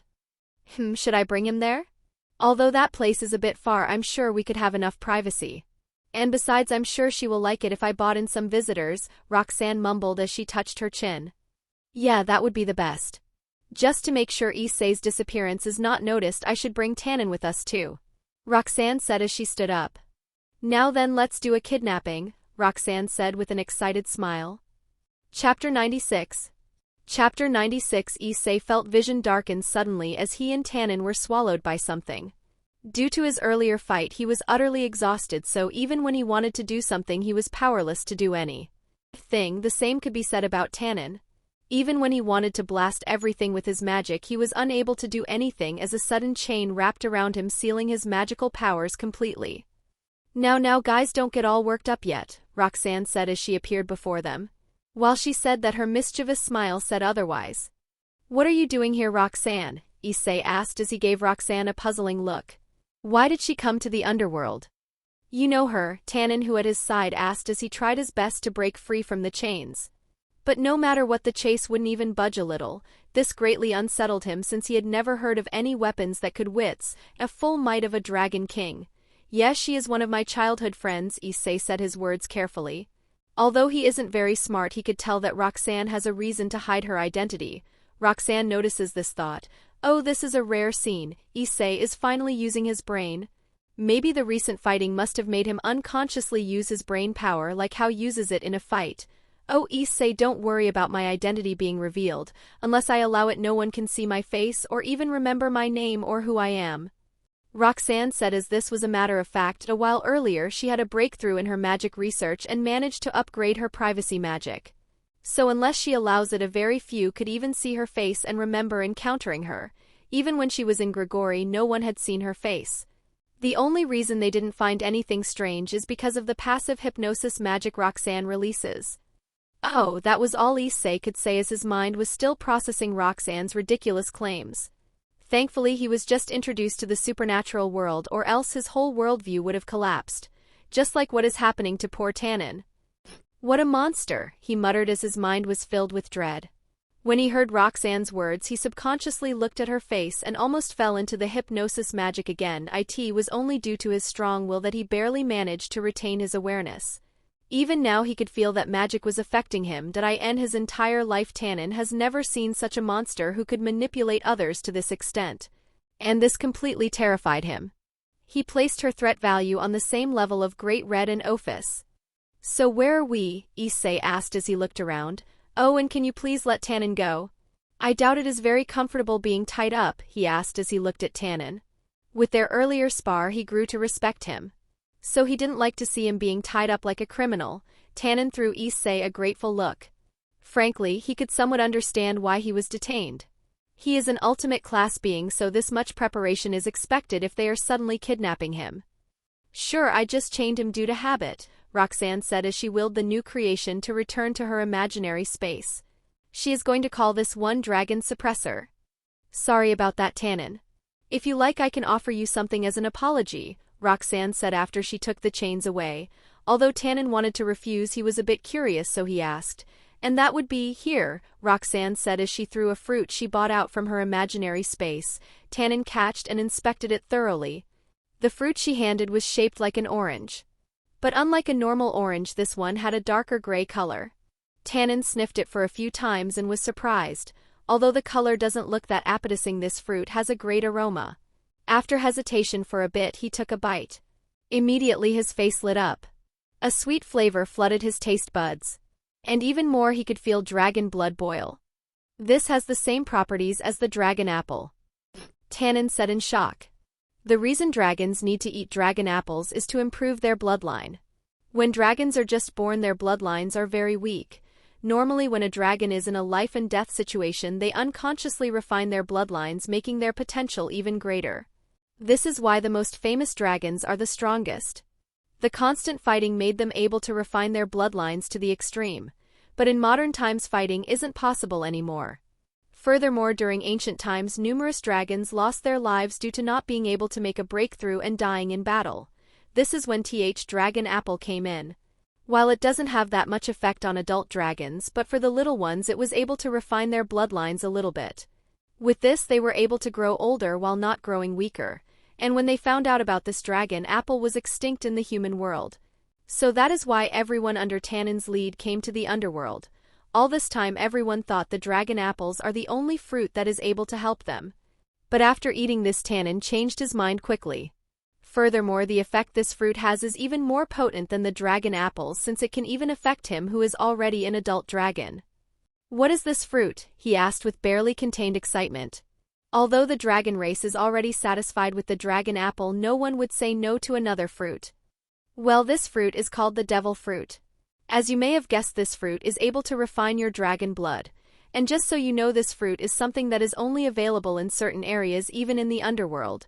In fact, there is currently only one place where you can grow them, Roxanne said as she remembered the torturous research she did to find this. Well, all of that effort is worth it if I manage to give her a reason to smile, Roxanne thought as she thought of a certain friend of hers. Do you have more? Tannen asked with a bit of hope. If what Roxanne said was right, then they would be able to get more of this. Roxanne nodded and said, Yes, I do. Follow me, you could even see the farm. Saying that, she walked towards a certain direction. Issei and Tannen too followed her. After a few minutes of walking, they arrived at a large gate that is made from a black shiny material. Roxanne unceremoniously pushed the door open and shouted, Ereshkigal, I brought some customers to your farm. Chapter 97. Chapter 97. After her shout, the atmosphere turned quiet before the land began to tremble. So, on in the horizon you could see a dust cloud coming straight towards them. Upon closer inspection, one would see that a huge horde of beasts were making that dust cloud. Well, damn, I forgot about those guys' enthusiasm, Roxanne cursed under her breath as readied herself for impact. And in just a few seconds she was bombarded with numerous beasts who jumped on her for hugs. And in a second Roxanne was holding a mountain of beasts who were crying in her embrace. It's good to see you guys too, Roxanne said after everyone was in her embrace. After a while she put everyone down. We miss you, Master, came the voice of one of the beasts. Yeah, Master, where have been all these days? You didn't even come to visit us for almost a year, said another beast. We thought Master had forgotten us, said the third beast. If it was just you who thought that, don't include us, said the fourth member. Yeah, we for once didn't have such thoughts, said the last member. The others also nodded in agreement. You all, seeing his friends betray him like this, the third member felt the world isn't fair. Ha ha ha, guys, don't bully Groudon too much. You all know he is a softie, Roxanne said with a chuckle. She then turned to the gobsmacked Issei and said, I hope these guys didn't scare you. Let me introduce them. She then pointed to one and introduced. This one here is Arceus, the eldest. Hello, it's nice to meet you, Arceus said as he gave a small bow. Arceus has an androgynous appearance, resembling a Chielin or centaur with a gray, vertically striated underside. This pattern appears on its mane, tail, and face. It has gold-tipped hooves and a long mane jutting from its head. Its face is gray with green eyes, red pupils, and a green circular pattern below them. It also has a gold streak on its head and upward-pointing ears. Its long neck features white flaps and 2 pairs of side extrusions. A golden cross-like wheel with 4 jewels is attached to its round abdomen, changing color every so often. The gray striated pattern continues past its waist, with gray undersides and extrusions on its limbs. Its tail resembles its mane in shape and color. She then pointed to 2 others and said, Then we have Dialga and Palkia, who are the second oldest amongst them. Hey, nice to meet ya, Dialga said as he gave a small wave. It was a dark blue sauropod-like beast with gray metallic portions and light blue stripes. It has a chest plate on its torso with a deep blue diamond-like crystal embedded in the center. A fin-like structure adorns its back, and 3 spines line the back of its neck. Its head has a crest resembling a sundial's rod, with 2 horn and fong-like structures extending outward. Its feet have 3 metallic claws matching the look of its chest plate. Yo, Palkia said as it just gave them a nod. It is a light purple, theropod-like beast with darker stripes and markings and gray underarms and waist. It features round, purple-striped plates on its shoulders, each with an encrusted pink pearl-like crystal encircled by a gray rim. It has fin-like wings on its back, extended formations on its arms resembling gauntlets, and a purple band around each wrist. It has a long, usually bent neck, a pointed white crest on its head extending to its wings, and 2 strong horn-like tusks on the sides of its jaw. It also has a powerful tail and faint cracks along its legs and tail. And lastly we have Groudon and Kyogre, who are the youngest, Roxanne said, finishing her explanation. Hello, Groudon said as it looked at the newcomers with curiosity. It is a massive, bipedal, dinosaur-like beast covered in red, segmented plates of thick, lava-resistant skin serving as armor.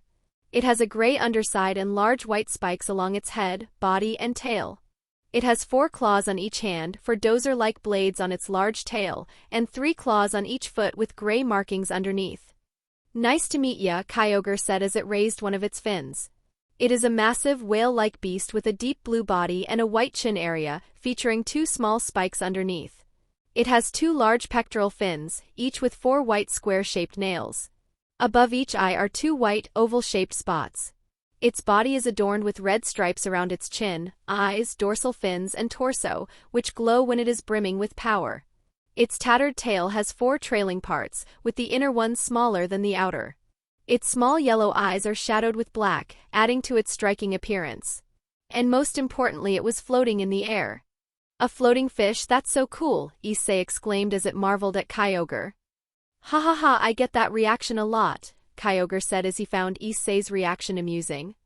Really, but we hardly get any visitors, Groudon asked innocently. Amongst the 5 of them he is most innocent amongst them.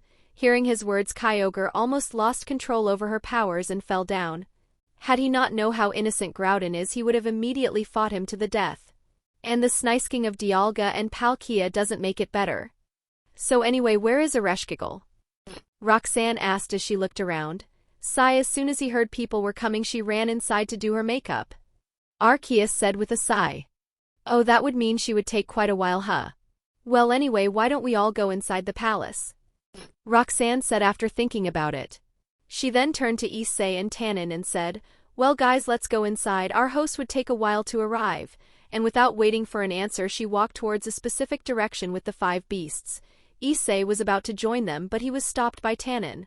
Tannen looked at him with a serious expression and asked, Hey Issei, how trustworthy is this Roxanne? Although Issei was puzzled at the sudden question and atmosphere, he still answered, I completely trust Roxanne. She has never hurt me or anyone close to me, I see. That's all Tannen said as he started walking. If Roxanne is an ally of Issei, then it would be wonderful. When he saw the 5 beasts, he could tell at a glance that they were not living beings.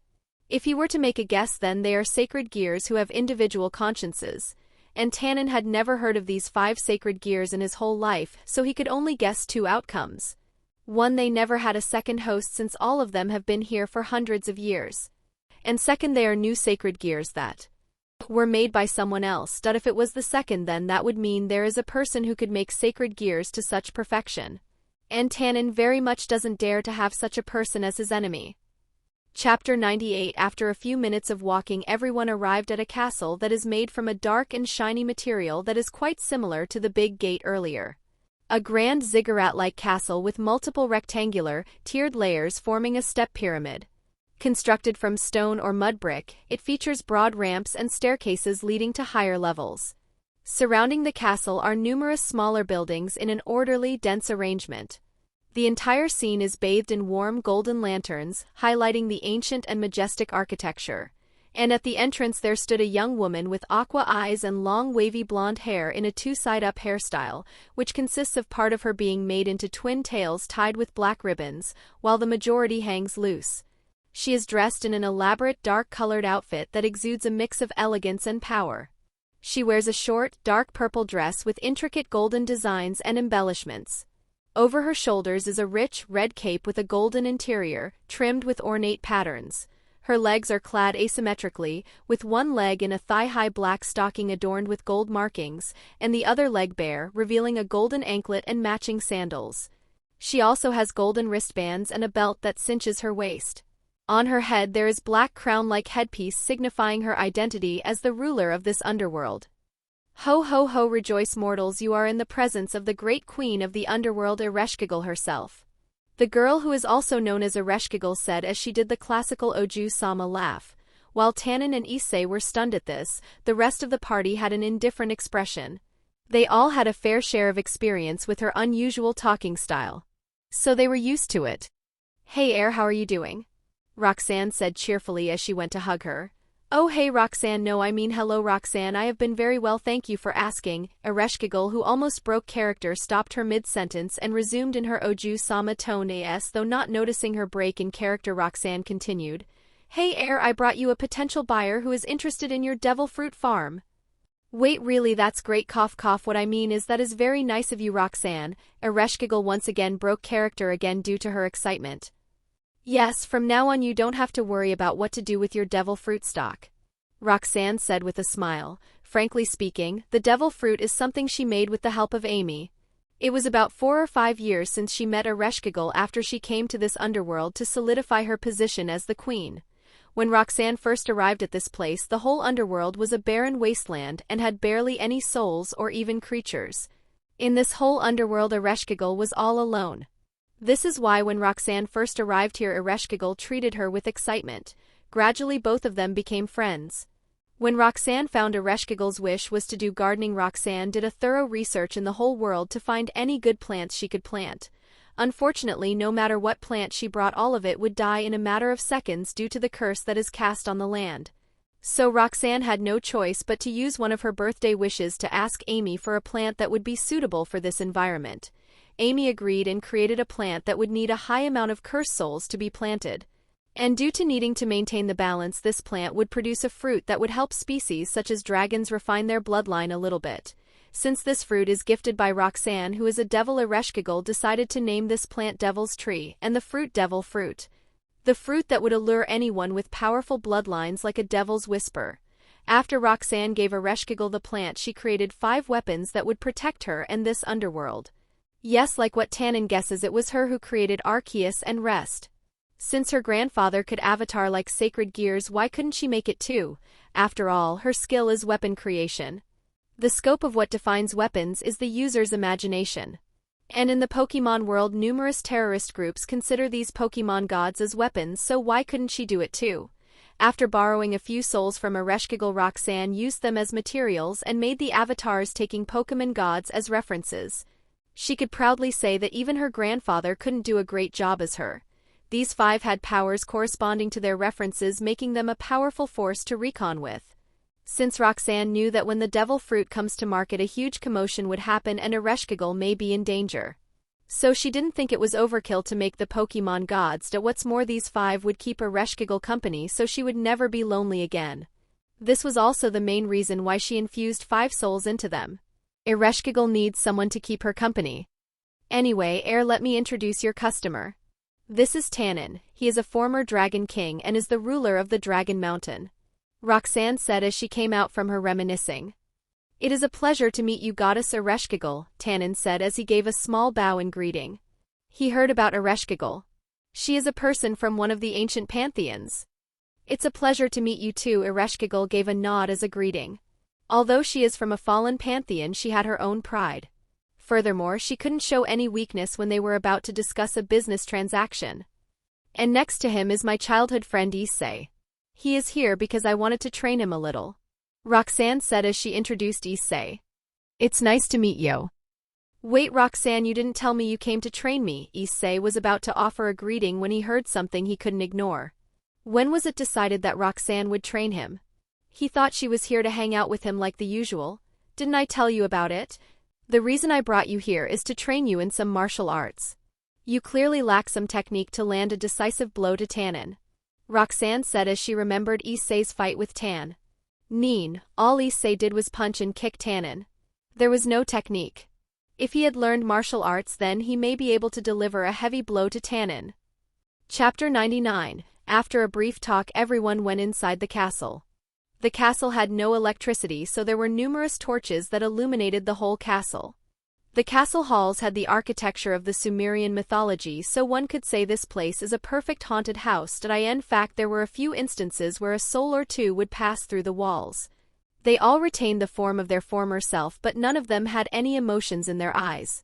These ghosts are Ereshkigal's palace servants. As a queen of this underworld, all the souls who come here are under the authority of Ereshkigal. But due to the nature of this underworld, no soul life forms like Grim Reapers were born here.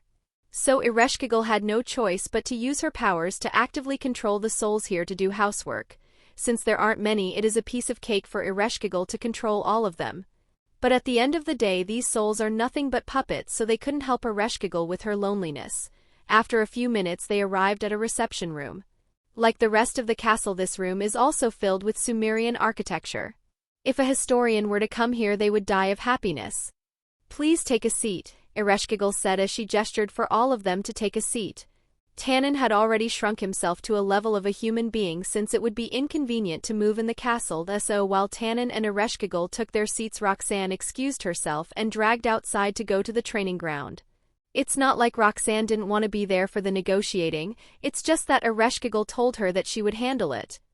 Since this is my first business negotiation, I would like to handle it all by myself, were her words as she stubbornly declined. Even though Ereshkigal may look like a lonely girl who could be deceived by any shady uncle, the truth is that Ereshkigal, as one of the oldest beings, has enough experience to handle things herself. Due to her loneliness and curiosity, she sometimes read the memories of the new souls that come to her domain. After reading them, she writes some books the soul read in his or her whole life. Since she has been doing this for many years, she has collected a large library full of knowledge, and in that library there is an entire section separated for business and negotiation. So Roxanne is pretty confident in Ereshkigal's ability to bargain. "Hey Roxanne, where are you dragging me?" Issei asked as he tried his best to break free from Roxanne. Well, it isn't because Issei is against Roxanne dragging him or anything, it is because he is being injured every few seconds due to Roxanne dragging him and running at high speed. And luck would have it, this castle has so many turns that Issei felt his whole body hurt as he's being crashed into the walls. So as not to have any serious injuries, he tried to break free from Roxanne. But no matter how much strength he used, he could even move a single finger of Roxanne. Feeling desperate, he finally asked Roxanne in a sorrowful voice. But the reply he got almost made him spit blood. "To the training hall, just hang on tight, we only have to go twice as far as we came. It will be quick since I'll increase my speed." "No," Issei screamed as he felt endless despair. But Roxanne, as his good old friend, ignored it.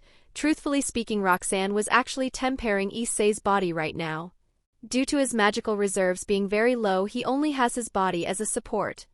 But in a fight, magic is as important as the body. So Roxanne discovered a body tempering technique that allows one to make the mana flow in the body even smoother. But it is extremely painful. The principle of this technique is to remove the blocks in the mana veins. And to do that you would need an expert who could identify and solve the blockade perfectly without harming the mana vein. And what better person is there other than Ciel, who has absolute control over everything? Right now Ciel is continuously supplying a bit of her demonic mana into Issei to identify the blocks.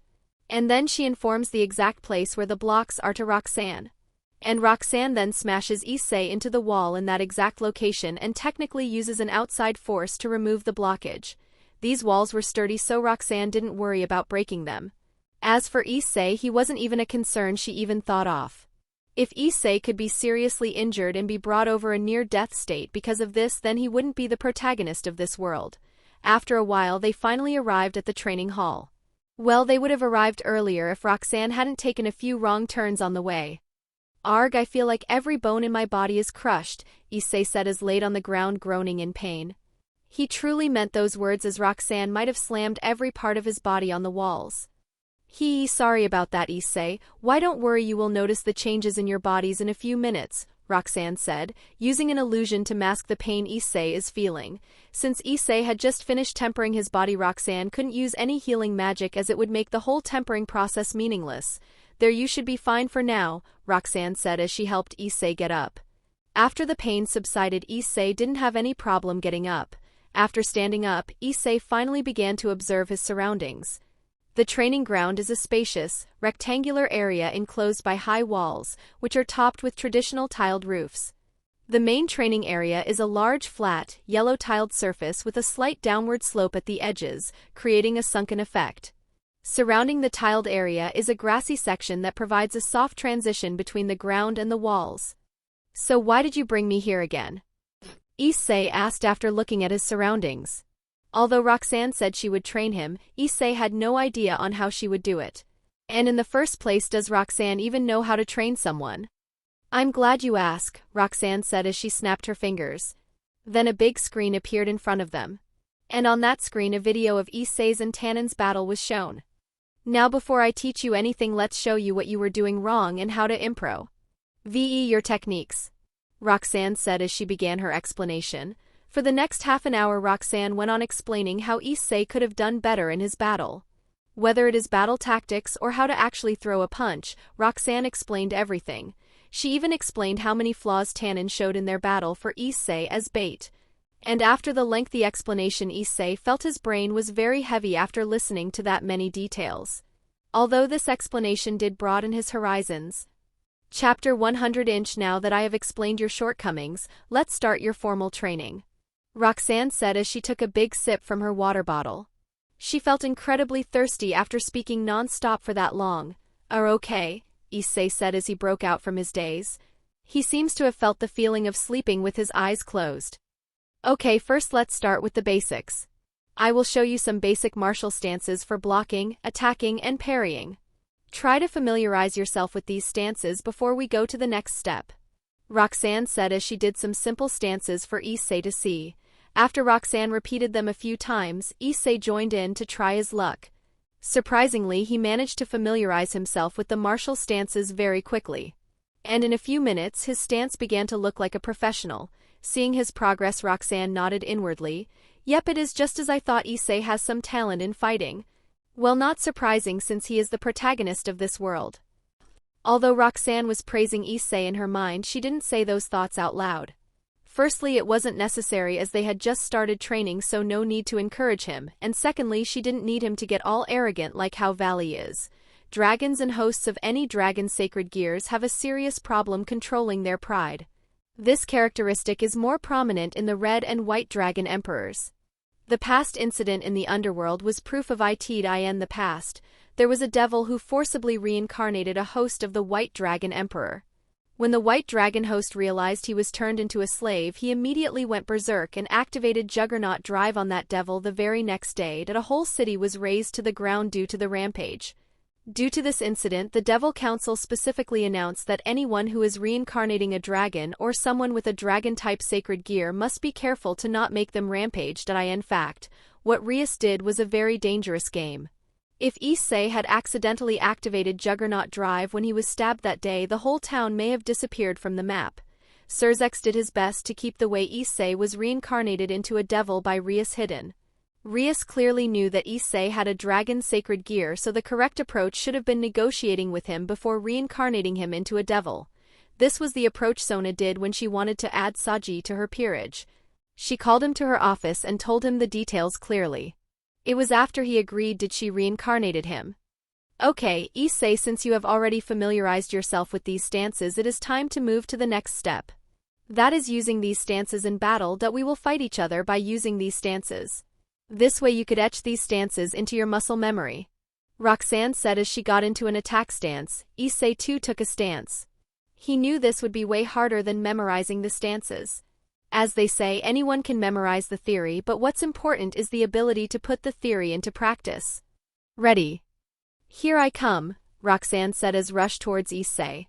She threw a punch straight towards his stomach. Issei blocked it, but he was unprepared for the next punch Roxanne threw at him.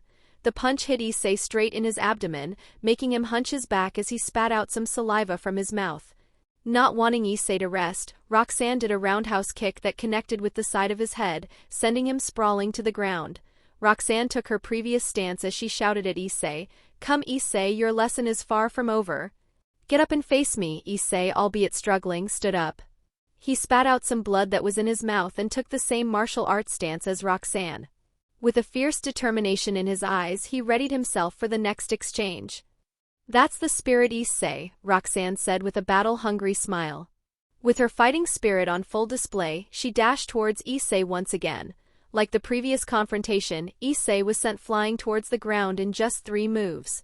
But unlike last time, he managed to stand up before he crashed into the ground. And this time he didn't wait for Roxanne to come as he took the initiative to attack. And this time he managed to at least throw a punch before he was thrown away again. After another few rounds, Issei lay on the ground exhausted. His opponent Roxanne, however, didn't even break a sweat. Roxanne was a bit speechless at how Issei's brain circuit worked. Earlier he was in full fighting spirit, but now he looked like he couldn't be bothered to move a muscle. How could someone lose their determination this easily? It hasn't even been 2 hours yet. "Hey Issei, get up, where did your fighting spirit go? Weren't we supposed to be training?" Roxanne complained as she looked at her friend. "My whole body is sore right now, so can we take a little break?" Issei asked weakly. He tried his best to act pitifully. In truth, he was actually very tired of being beaten up all the time. He isn't a Kino who likes pain. Roxanne was speechless. "Hey, are you sure you are feeling it right? Didn't I block all of your muscle pains with my illusion? Aren't you just trying to slack off?" Well, since it has come to this, I have no choice but to use that method, Roxanne said as she released a sigh. This caught Issei's attention as he wondered what Roxanne was trying to do. She wouldn't use a wipe to lash at me, right? Well then, Issei, if you manage to land one hit on me, I will give you this, Roxanne said as she brought a book covered in plastic wrapper from somewhere behind her back. Seeing that book, Issei felt like he was hit by lightning. With shaky hands, he exclaimed, "Wait, is that limited edition Red Rose magazine that has the pictures of all the top-tier models?" "Huh, really?" Roxanne said, a bit surprised. She just took this book randomly from the storehouse. In Grigori. She just thought this is just a regular porn magazine that will be enough to encourage him. "Anyway, if you manage to land a blow on me, I will give you this," Roxanne said, and no sooner than she said that a fist came flying at her. Although Roxanne managed to dodge it in time, she was surprised motherless. She looked at Issei and saw that his eyes were blazing with fire and his full fighting spirit was on full display. Even his sacred gear manifested due to his emotions. "I'm sorry, Roxanne, for that magazine. I will take you down." "Balance breaker," Issei said as he activated his balance breaker and dashed towards Roxanne with incredible speed. What the hell, Roxanne thought as she fought Issei. It seemed she too underestimated how motivated a pervert could get for a prized treasure.